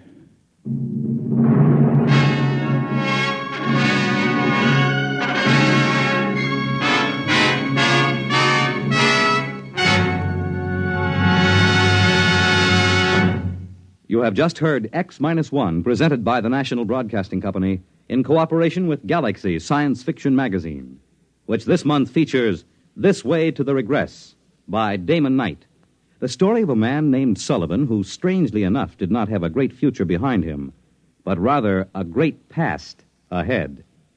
Galaxy Magazine on your newsstand today. In a moment, tonight's cast and a preview of next week's exciting drama. Farmers know they can't stop storms, floods, or droughts from ruining a crop. But they can make sure things like that can't ruin them by investing in United States savings bonds. Not only farmers, but over 40 million Americans in all sorts of jobs own 40 billions of savings bonds. And why? Because savings bonds are the easy way to start saving and to keep saving. And the money you invest in savings bonds mean protection now and ready cash when you need it in the future. Improving the farm, sending the youngsters to college, or planning your own retirement. These are the big things you can be ready for with savings bonds. And besides offering you a safe investment, each Series E savings bond pays you back $4 at maturity for every $3 you invest. Yes, you earn extra dollars while you save, so start saving now. For the big things in your life, be ready with United States savings bonds. Tonight, by transcription, X-1 has brought you The Old Die Rich, a story from the pages of Galaxy written by H.L. Gold and adapted for radio by Ernest Kinoy. Featured in the cast were Jim Bowles, Jan Miner, Bill Zuckert, Guy Repp, Wendell Holmes, Ralph Camargo, and Ivor Francis. Your announcer, Fred Collins. X-1 was directed by Bob Maurer and is an NBC Radio Network production.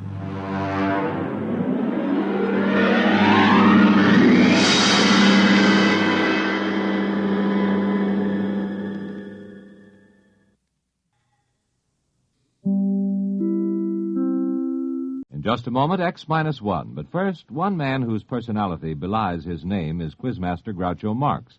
Because Mr. Marx is hardly one of the grouchy kind when it comes to welcoming guests and dispensing good humor on his Wednesday night quiz show, You Bet Your Life. Why don't you tune in and hear for yourself tomorrow? And while you're listening, don't forget that each Wednesday night there's more great entertainment when Jack Bailey and contestants play Truth or Consequences. And all of the staff on Airtime join stars Giselle McKenzie in bringing you top musical listening. Enjoy music and fun tomorrow night on this station. And now stay tuned for X-1 on NBC. Countdown for blast off. X-5, 4, 3, 2, X-1, fire.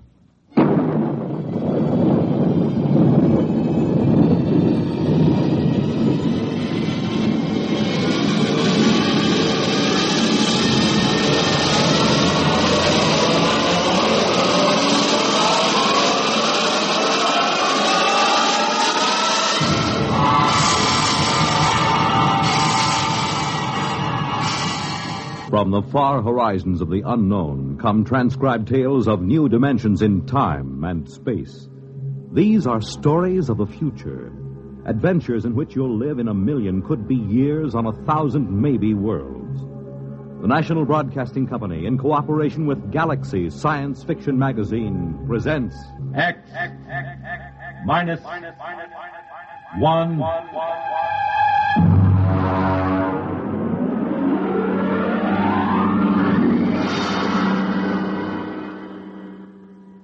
Tonight, the dramatization of a story by Jerry Soule, The Seventh Order.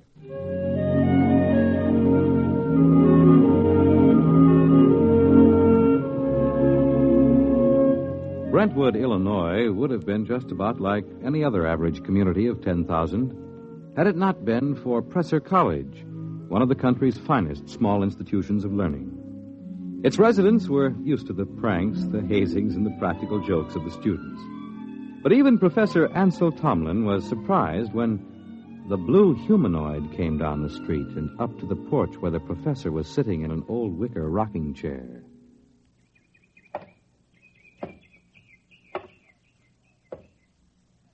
Pardon me. Of course.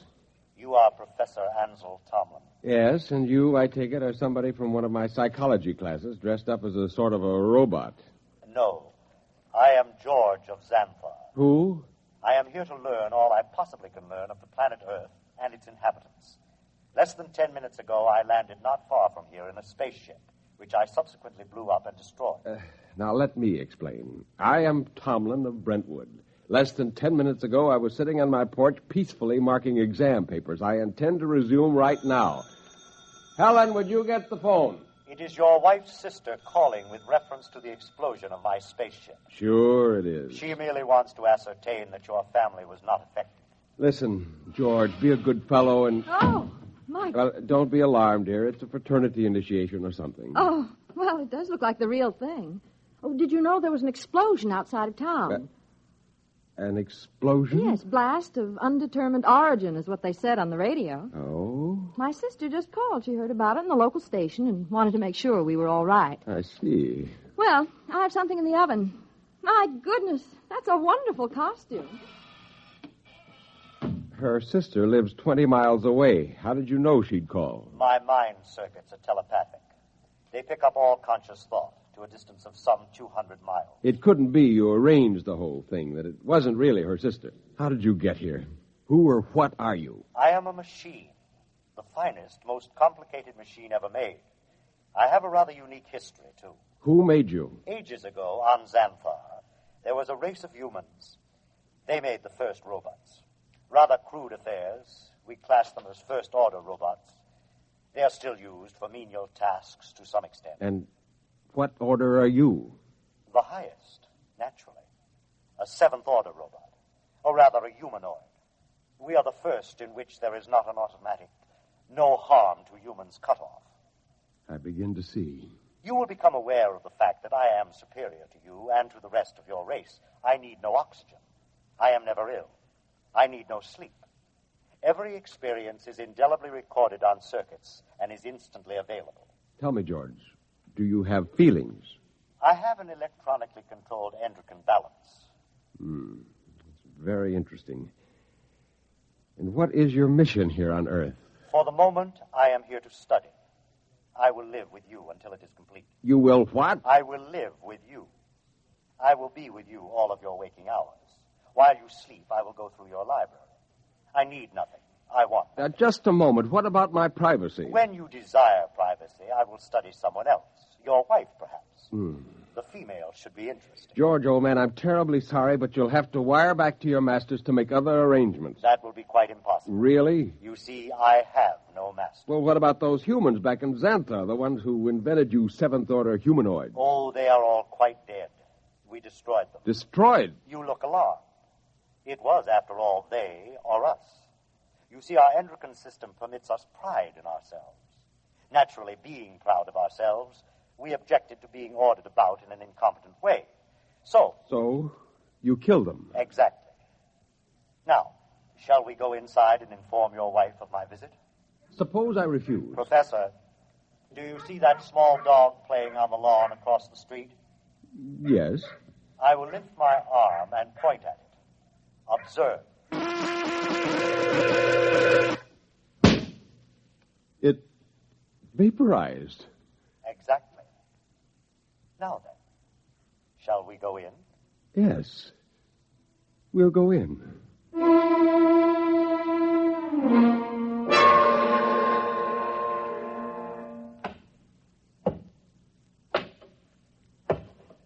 Oh, there you are. I see you brought your friend. Helen, this is George. George of Xanthar. George is a machine. Well, anybody can see that. It's the most convincing costume I ever saw. Helen, it isn't a costume. No? No. He's really a machine. Oh. He's staying with us. What? Whether we like it or not. Well, really, Ansel. We have no choice. I am a seventh-order humanoid. I detect that your mind does not comprehend. I am here as an advanced scout for my race. After we establish a station here on Earth... I don't like this. Now, would you be kind enough to leave my house, young man? You are very slow to comprehend. I comprehend that I have a lot to do, and I'd appreciate it if you leave. Otherwise, I'm going to call the police. You may call anyone you choose, Mrs. Thomas. I'll have you arrested. I assure you I can detect your intention long before you have time to do me any harm. Well, we'll just see about this. Hello? Get me the police. Helen, it's useless. I can follow the call through the phone wire. Captain Townsend will answer. Captain Townsend. Captain, I want to report a robot. A what? A thing. It won't leave my house. Who is this? I'm Mrs. Tomlin, Professor Ansel Tomlin's wife, 44 Crescent Road. I'll send a car over. Now we'll see.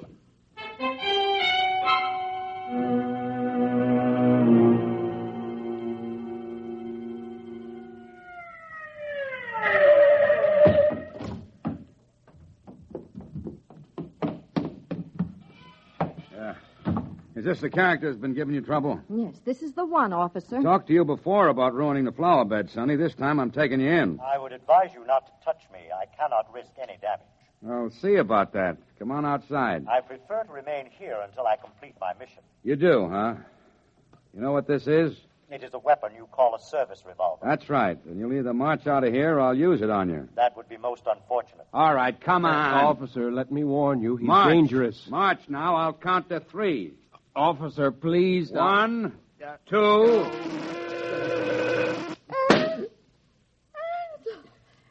Oh, no. I regret it, but he was actually going to pull the trigger. Only to frighten me. But I cannot risk damage. He might have miscalculated and struck me with a bullet. And so I'm frightened. There is no need for fear. You have only to accept the fact that the Seventh Order is coming to operate the planet for your benefit. Helen, there's no use trying to do anything just yet. Now go next door to Mrs. Coleman. Tell her what's happened. I'll talk to George. Oh, but I don't... Please, Helen? Well, all right. Do you really think that you, a single robot, can conquer the Earth and make its people do your bidding? I can. Suppose it were demonstrated to you that you could not, that you could be destroyed. If that were so, I would naturally report that this planet is unfit for development by the Seventh Order. Well, you know they'll have you taken into custody for killing the officer. I cannot permit it. There will be needless slaughter. Unless you can convince your people, it is useless to attack me. Will you let me try? I have no desire to prevent you. Go ahead. I detect that you are going to call the newspapers and the local television station and hold a press conference. Yes. I also detect that you have a plan to overcome me. Oh? I like that. Really? Yes. You see, in order to test this planet for development, I must know whether any of you are truly dangerous to us. You are a superior type of man, Professor. I welcome any plan to conquer me that you care to attempt. Okay, George. At least we know where we stand. I'll phone the newspapers.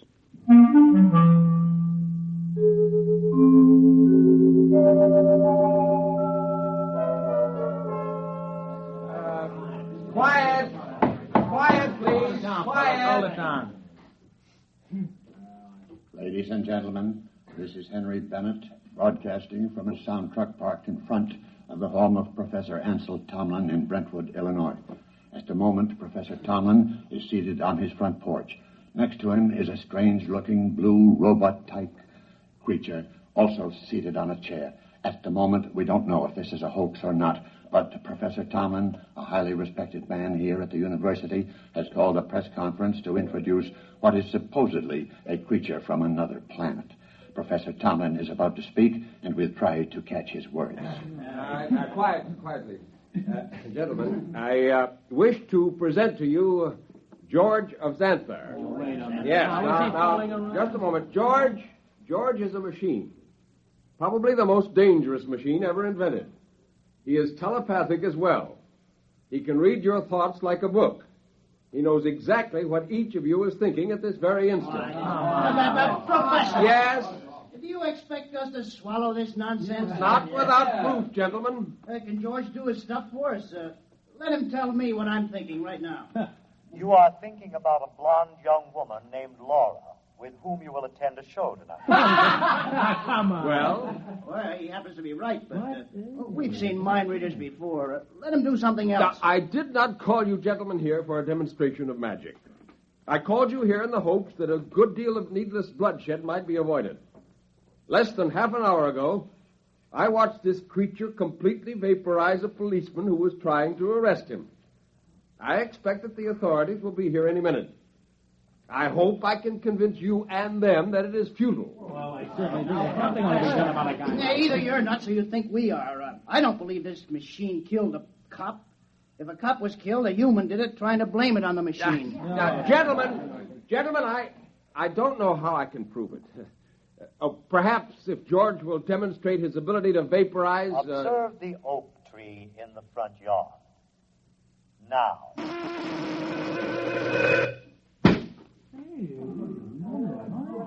Now, do you see? I see, but I don't believe it.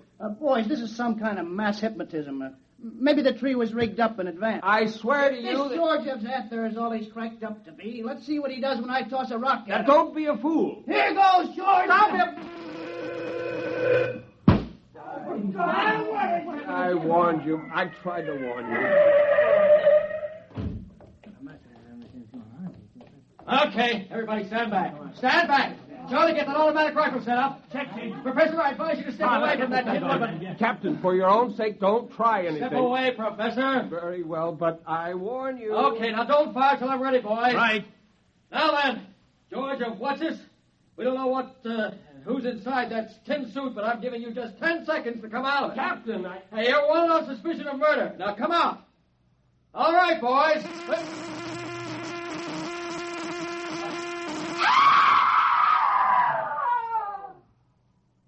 Ladies and gentlemen, I'm afraid we'll have to terminate our broadcast.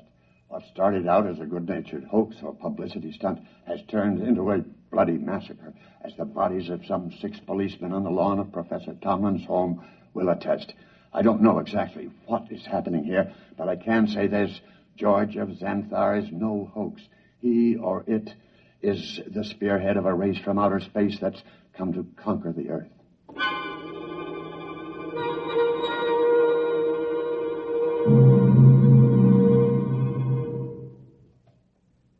Have they all gone, Helen? Yes, Where is he? in your library, reading. Are the policemen still outside the house? They're walking up and down. Oh, I hope they don't. Yeah, they have orders not to try to harm him. Ansel, Yes.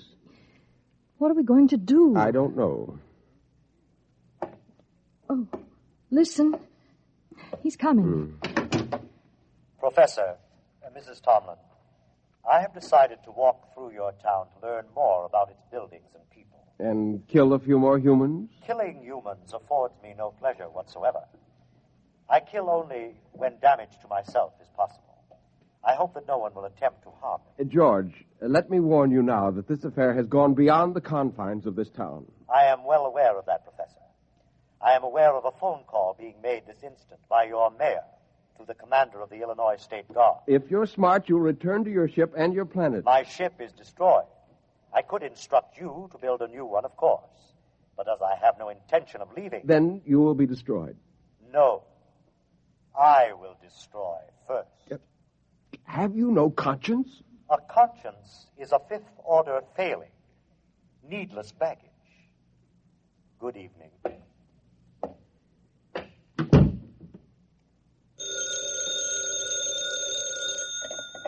Hello, Professor Tomlin. Yes. Yes, I will. Who was it? The mayor and the chief of police have called a meeting of the citizens of Brentwood at the college gymnasium tonight. Ansel, you're not going. I must. But no, Helen, there's much more at stake here than my life or yours. Civilization itself depends upon our standing up to this machine. I'm going to the meeting.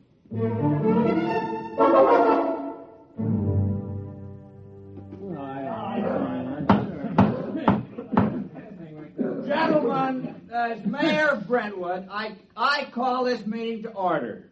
As you know, there is loose in our city a being with one purpose: to prepare Earth for conquest by similar beings. I think Professor Tomlin can tell us most about this being. If we could determine the source of George's power, he might be overcome. He is obviously vulnerable to force, such as a speeding bullet if it hit the right spot. However, he has the ability to read intent long before the commission of an act. He is probably listening to me now, even though he may be far away. Mr. Mayor, why not track him down and all attack at once? Some of us would probably die, but he couldn't strike us all dead at once. Gentlemen, this humanoid is able to keep track of several hundred things simultaneously. As a matter of fact... Gentlemen.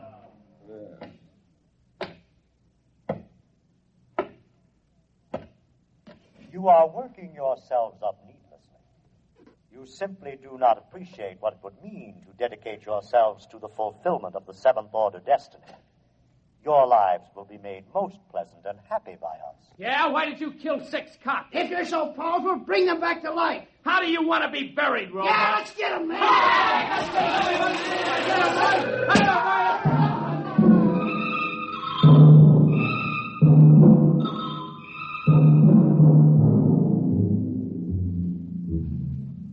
And eyewitnesses report that in the end, when all were gone, George of Xanthar stood alone on the platform of the gymnasium. There was no movement except the twitching of the dead and those trampled by the crowd.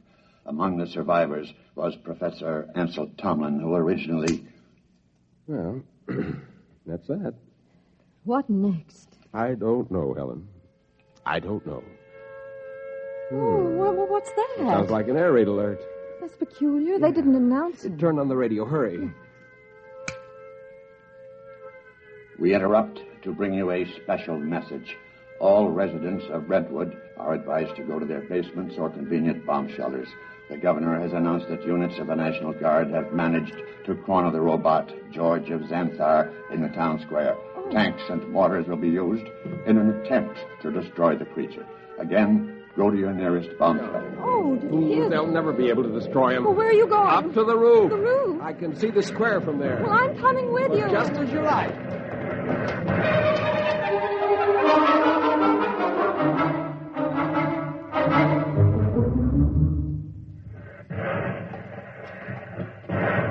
What's happening? He's vaporizing every tank and gun they bring up. Oh, Ansel, let's get away from here. Oh, what's that? Those are Army jets. We'll see how effective he is now. Oh, good Lord, a whole squadron up in smoke. It's no use. Can't you see? It's no use. Ansel, come inside, please. Oh, very well. Oh, if only there was something we could do to tell Not him. as long as he can read our every conscious thought before we can act. What is it? Our every conscious thought. Our thought. I wonder if... What is it, Nothing. Ansel? Nothing, Helen.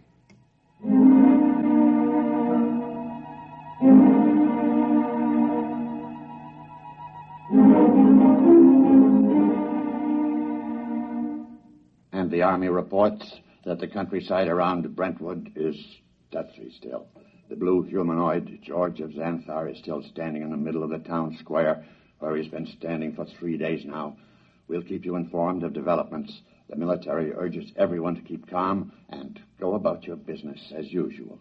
There is no danger to anyone who is not attacking the humanoid.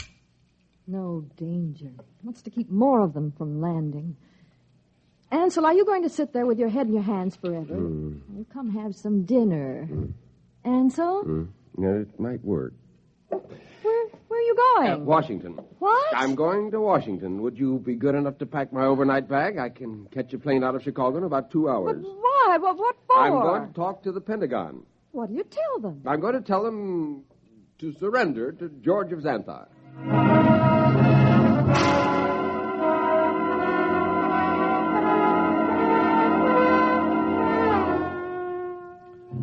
Our microphones are here at the edge of the town square in Brentwood, Illinois today, ladies and gentlemen, to witness the most unusual spectacle of modern history. A discussion of terms whereby the United States of America may surrender to the humanoid George of Xanthar. For the occasion, an honor guard of 22 servicemen from all branches and all parts of the country has been chosen. In just a moment, the honor guard will accompany General of the Army's Walter Pitt, who will discuss the surrender.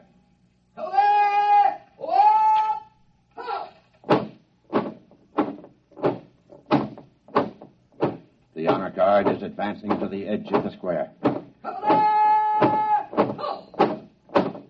The robot is standing there now, carefully eyeing the soldiers. Every ounce of his concentration seems to be going into it. Actually, we're told his telepathic circuits are probing their minds for some hint of danger. A thought, a flicker of an eyelash may be sufficient for him to vaporize all of them. General Pitt is about to speak. George of Xanthar? I hear you, General. I have been instructed to consult with you about your intentions toward our country and the world in general with a view to reaching some sort of agreement with you and others of your kind who you say will invade the earth. May I approach? One moment. I perceive no intent to harm me. There is one man among your soldiers, however, who has an illogical thought. Will the soldier who is thinking the thought, 11 o'clock, step closer? Do as he says. Does 11 o'clock mean anything to you, soldier? No, sir. It's running through my mind, but it don't mean a thing to me. My examination of your thoughts tells me you speak the truth. Very well. We will proceed with the talk. Ladies and gentlemen, it's a tense moment. The general and the humanoid are discussing terms. The soldier who was questioned about the thought, 11 o'clock, has stepped back into the ranks and is holding his rifle at attention like the others. I perceive it's now 10:59 a.m. If there is any significance to the thought about which the soldier was questioned, we'll know in 1 minute. We of Xanthar, gentlemen, would not want to improve a planet which could not be educated and would continually oppose our program. Therefore, I am glad to see your willingness to discuss.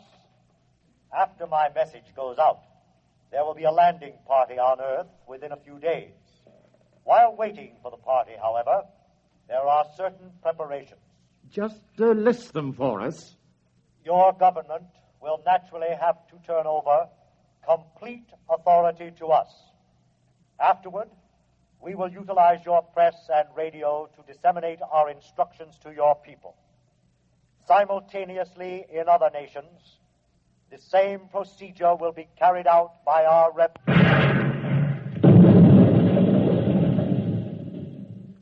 Ladies and gentlemen, it's happened at exactly 11 a.m. 10 soldiers in the honor guard instantaneously fired their weapons into George of Xanthar. Apparently explosive bullets have blown him to smithereens. The remains are lying scattered all over the square. People are pouring in, kissing each other, shouting.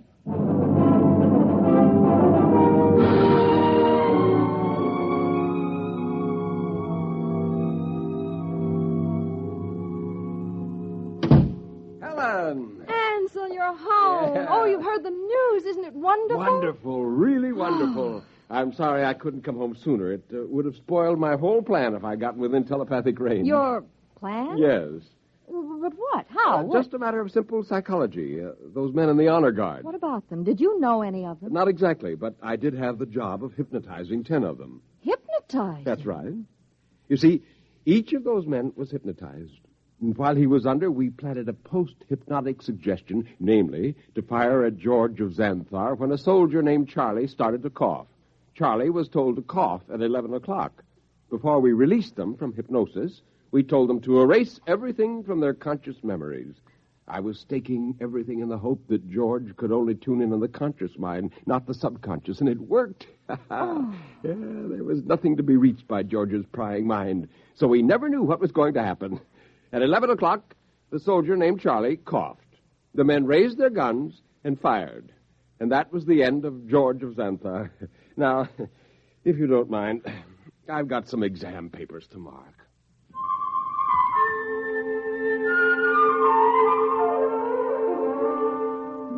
On a planet many millions of miles away, a red light, one of many on a giant control board, suddenly winked out. A blue humanoid made an entry in a large book, System 29578. Planet 3 inhabited. Too dangerous for any kind of development.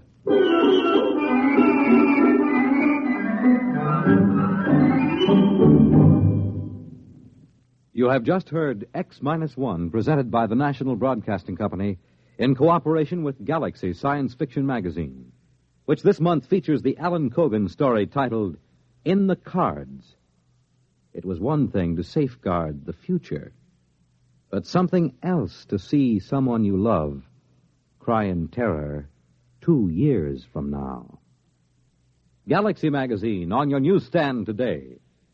Tonight, by transcription, X-1 has brought you The Seventh Order, a story from the pages of Galaxy written by Jerry Soule and adapted for radio by George Lefferts. Featured in the cast were James Monks, Nelson Olmsted, Kate Wilkinson, James Rafferty, Dick Hamilton, Reese Taylor, Jim Stevens, Robert Hastings, Wayne Chappelle. The commentator was W. Chaplin. Your announcer, Fred Collins. X-1 was directed by Daniel Sutter and is an NBC Radio Network production.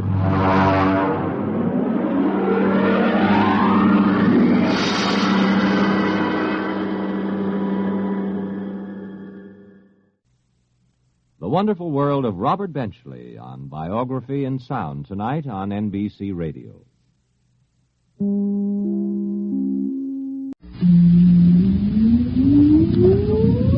Countdown for blast off.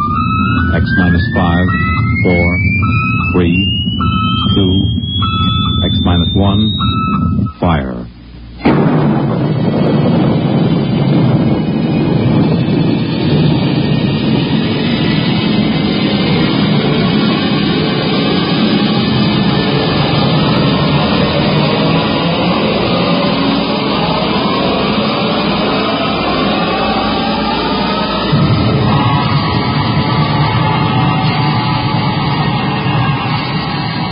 From the far horizons of the unknown come transcribed tales of new dimensions in time and space. These are stories of the future, adventures in which you'll live in a million could-be years on 1,000 maybe worlds. The National Broadcasting Company, in cooperation with Street and Smith, publishers of astounding science fiction, presents X minus 1.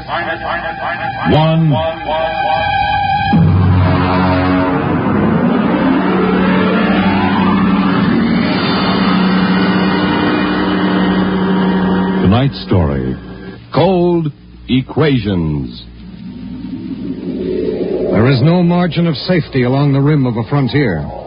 There can't be any until the way is made for those who come later. Until then, the penalty for mistakes is a grim one. The laws of physical nature operate with irrevocable certainty, with no room for mercy, kindness, or sentimentality. In space, life becomes a cold equation, and the equal sign is often followed by death. I know. I'm the pilot of an EDS.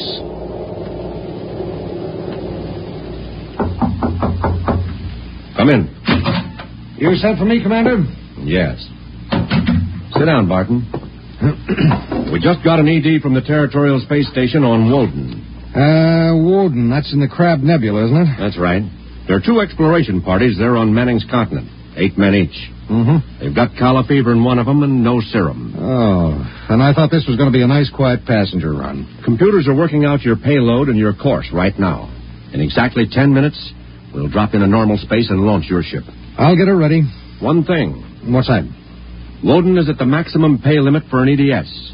Figuring the weight of the serum, we'll be able to give you just enough fuel to land on Manning's continent if you make it the first pass. Otherwise, you'll burn out in midair. Mm-hmm. Standard procedure. Report to launching control. Right. Good luck, Barton. Thanks. Oh, by the way. Yes? When can I expect to be picked up?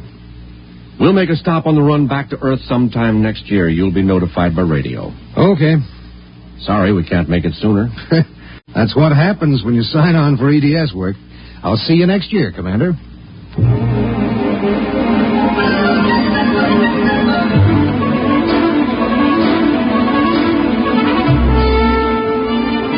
Down in the belly of the Stardust, the crew was working like beavers to get the EDS, the emergency dispatch ship, ready.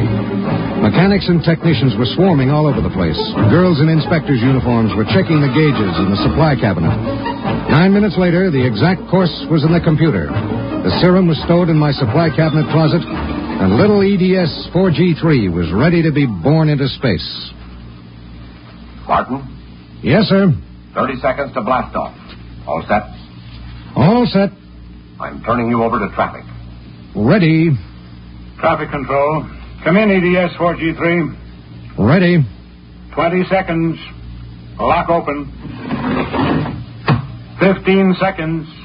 Space drive on. Space drive on. 10 seconds. Gravity neutralizer on. Neutralizer on. 5 seconds. 4, 3, 2, 1. Blast off.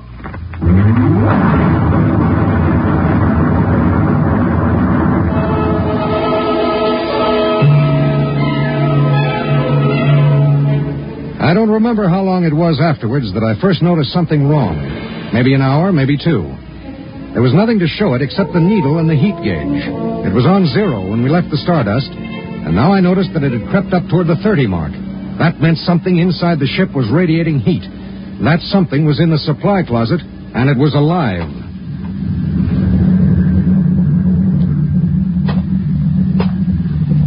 All right, come out.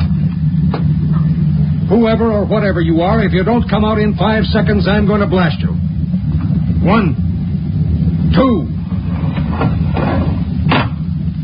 Well, I'll be... Hello. I'm Marilyn Lee Cross. What are you doing in there? I'm a stowaway. Oh, my... What's the matter? Do I have to pay a fine or something? What are you doing here? I wanted to see my husband. Who's your husband? He's with the government survey crew on Woden. I haven't seen him since he left Earth 4 years ago. Okay. But what made you hide in my EDS? I have a job waiting for me on Mimir. But I heard you were going to Woden, and there was plenty of room, so I hid. Oh, I knew I'd be breaking some kind of rule, but what's one little rule?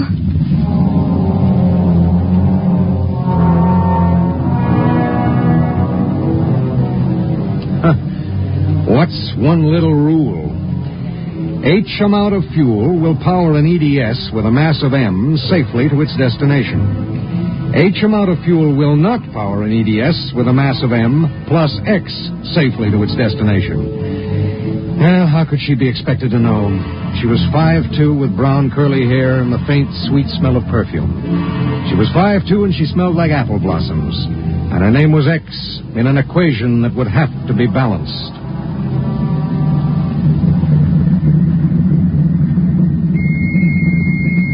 Stardust.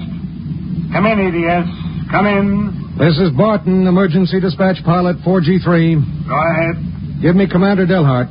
What's the message, EDS? I have to consult Commander Delhart. The commander is busy. Listen, you squirt. Give me Commander Delhart. 1 moment, 4G3. Commander Delhart. Emergency message from EGS 4G3. This is Delhart. What is it? At 0800 hours, I discovered a stowaway aboard my ship. A stowaway? Yes, sir. Well, have you notified ship's records? Not yet, sir. You know the regulations as well as I do. Of course I know the regulations. That's why I'm calling. Martin, what's going on? Sir, this is a girl. A young woman. Oh. She wanted to see her husband on Woden. She didn't know what she was doing. I see. I wondered, sir, maybe the cruiser could change course or something? I'm afraid not. We're hundreds of light years apart now. We have a limited fuel supply ourselves, with 900 passengers. Is there any chance? No. Okay, Skipper. Better get the information to ship's records. Okay. Martin. Skipper? I'm sorry. Yeah, sure.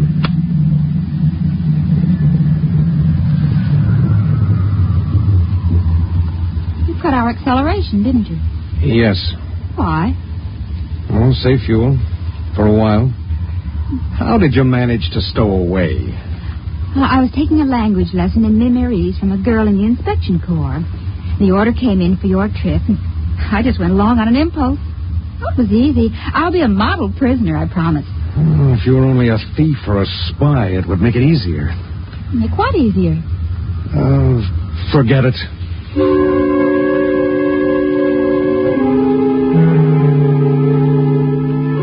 Why couldn't she have been somebody with some ulterior motive, a fugitive, hoping to lose himself in a raw new world, a crackpot with a mission?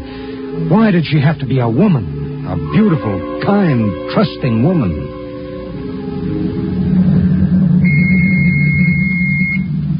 Stardust.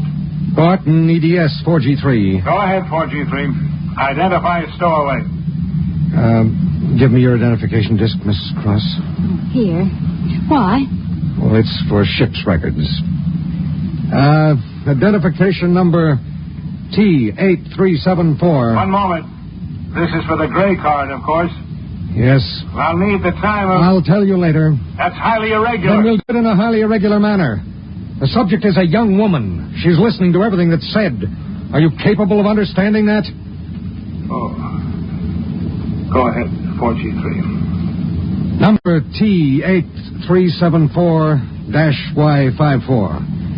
Name, Marilyn Lee Cross. Female, married. Born July 7th, 2160. Good Lord, you're only a child. Height 5 feet 2 inches, weight 110, hair brown, eyes blue, complexion light, blood type O, original destination Port City, Mimir. Listen, I'll call you back later. Look, miss. Marilyn. Look, Marilyn. I guess you don't know what you got yourself into here. Well, it's like this. This ship is carrying Calla fever serum to the survey group on Woden. Yes. Their supply was wrecked in a tornado. The fever is always fatal unless the serum is given in the first 48 hours. Now, these little ships have exactly enough fuel to reach their destination. If you stay aboard her, your added weight will cause it to use up all its fuel before it can land. What happens then? We crash. You die, I die, and 6 fever victims on Woden die. Well, can't they send out another ship to meet us? There are no ships to send. Well, Oh, no. Oh, no, you couldn't do that. That's how it has to be. But that's crazy. I haven't done anything. I haven't hurt anybody. I'm sorry. I should have told you before, but I wanted to make sure there was no other way. You mean it? You're going to make me leave this ship? That's how it is. But I'll die. I'll explode. I'll be like those horrible pictures about... Try to understand. I do understand. You're going to kill me, and I didn't do anything. I know you didn't. That has nothing to do with it. It has everything to do with it. Nobody just dies like that for no reason. Oh, listen. Maybe there are other cruisers. Cruisers you don't know about. Maybe the radio. Maybe it's... Now, listen to me. It's different here. Different from anything you've ever known. On Woden, there are 16 men. 16 men on an entire world. They're fighting. Fighting an alien environment. The environment fights back. You can only make a mistake once. I made a mistake. Yes. There's no hope. Absolutely none. You'll have to be put out of the ship.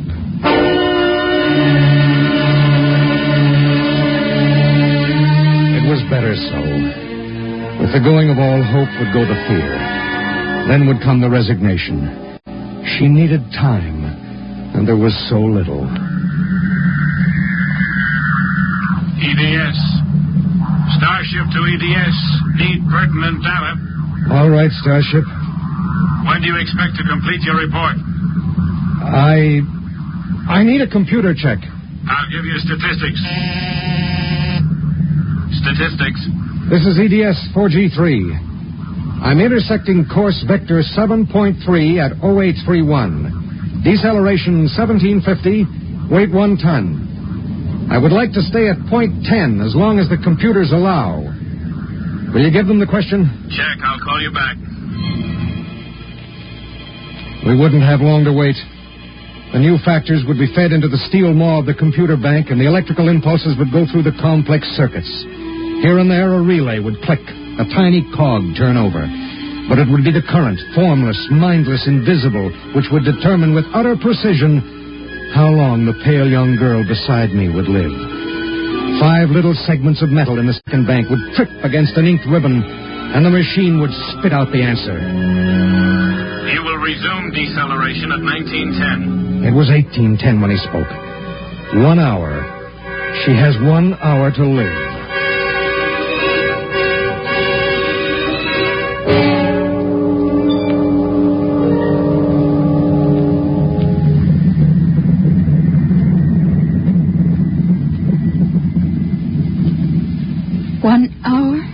That's it.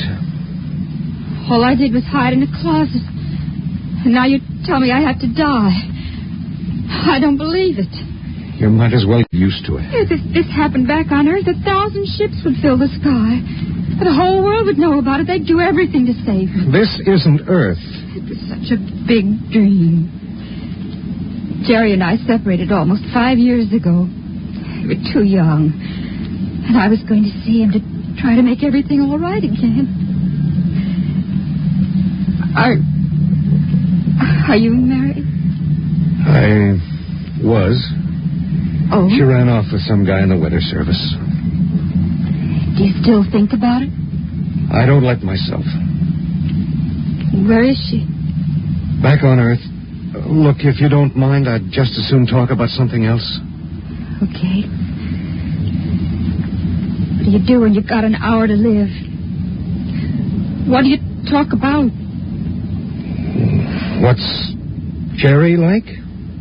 Jerry? Oh, he's a funny guy. When he found out, I mean about the other fella, he didn't get mad. He cried. That was all he felt, sad. So you walked all over him. Oh, I thought I wanted him to get mad at me, to be jealous. And now? I've been thinking about him for 5 years. So when I heard the ship was bound for Woden and I knew Jerry was there, I stowed away. I didn't know about the fuel. I didn't know this would happen to me. She had violated a man-made law that said keep out. The penalty was not of man's making or desire. It was not a penalty men could revoke. H amount of fuel will power an EDS with a mass of M safely to its destination. The time was 18:30. 40 minutes. It was beginning to get me. A space frontier is a rough place, and I'd seen 100 men die since I left Earth. But this was different. I watched her as she wrote a message to her folks. I watched her as she fought her way through the black horror of fear toward the calm gray of acceptance. And then there it was on the view screen. The planet Woden. A red ball enshrouded in the blue haze of its atmosphere, swimming in space against the background of star-sprinkled blackness. The chronometer on the instrument panel said 18:45.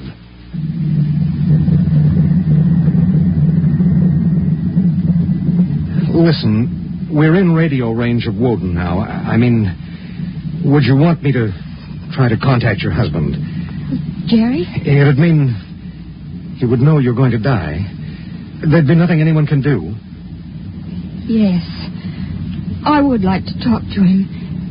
Do you think we can? The planet is turning. If his group is on the side facing us, we might be able to reach him. We'll try. All right. Hello. Hello, Woden. EDS to Government Survey Group. Can you hear me? Come in, Woden. They may not be monitoring. Hello. Hello. Hello. Identify yourself, please.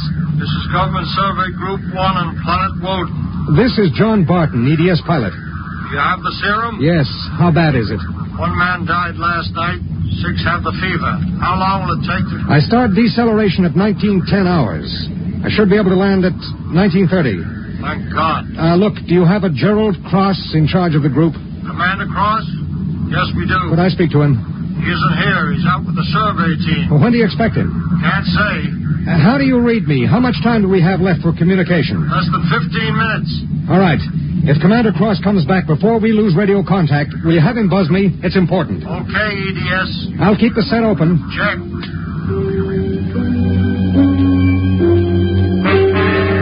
The minutes passed like small bits of eternity. On the view screen, I could see Manning's continent sprawled like a gigantic hourglass in the eastern sea. There was a thin line of shadow where it was beginning to disappear as the planet turned on its axis. I looked at the pale woman next to me, and I thought of another woman long ago who'd sat next to me and cried because I wouldn't try to understand. What had she written in those letters back home? What would they think of the faceless, unknown pilot who'd sent her to her death? What would I think of myself alone nights, reliving this voyage?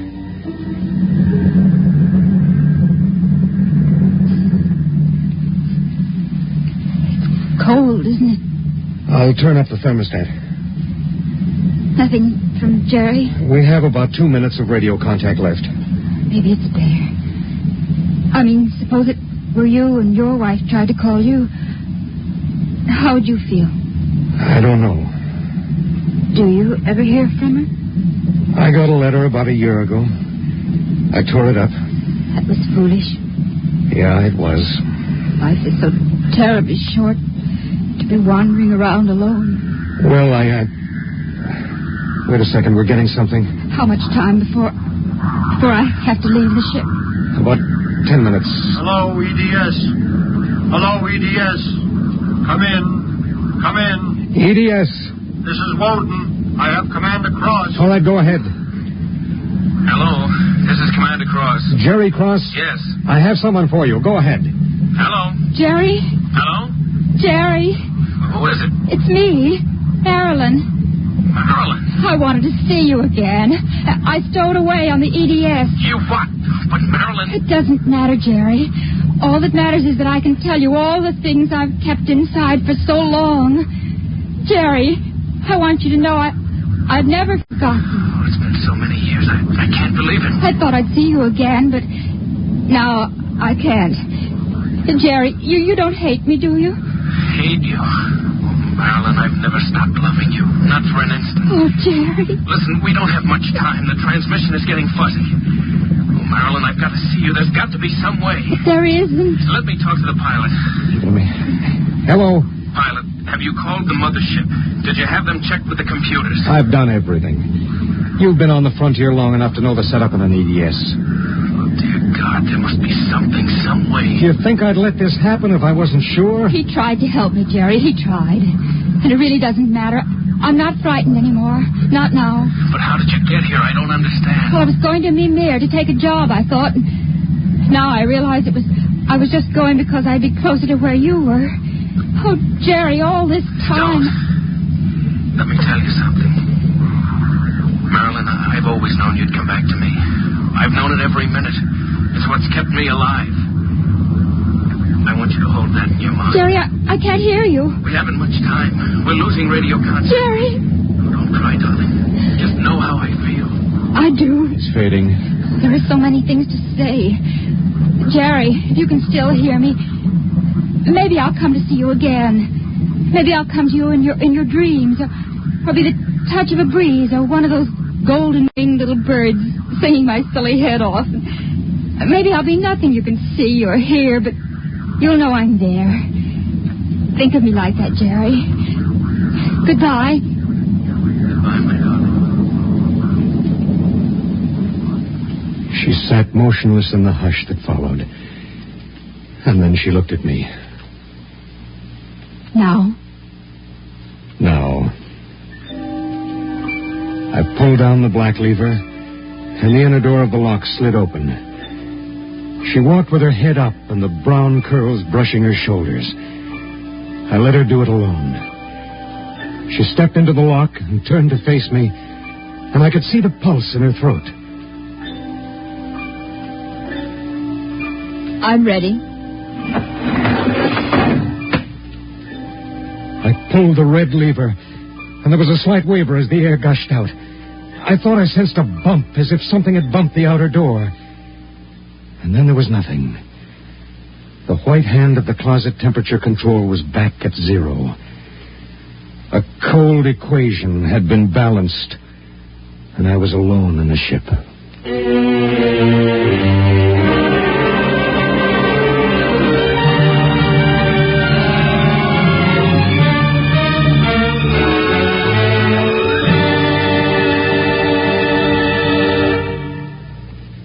You have just heard X-1, presented by the National Broadcasting Company in cooperation with Street & Smith, publishers of astounding science fiction. Tonight, by transcription, X-1 has brought you Cold Equations, written by Tom Godwin and adapted for radio by George Lefferts. Featured in the cast were Court Benson as Barton, Jay Meredith as Marilyn, Milo Bolton as Commander Delhart, Bob Hastings as Jerry Cross, Jack Arthur as Traffic Control Officer, and Walter Kinsella as the Woden Monitor. Your announcer, Bill Rippey, X-1 was directed by Ken McGregor and is an NBC Radio Network production.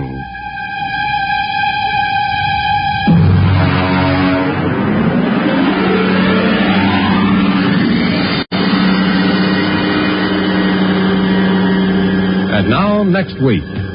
In the days of the Windjammers, whalers sometimes went on cruises that lasted as long as 2 years, and so sometimes they had to resort to rough methods to gather a crew. But what of the future when a cruise to a distant star may last for 15 years or more? We hear of such a voyage next week on X minus one.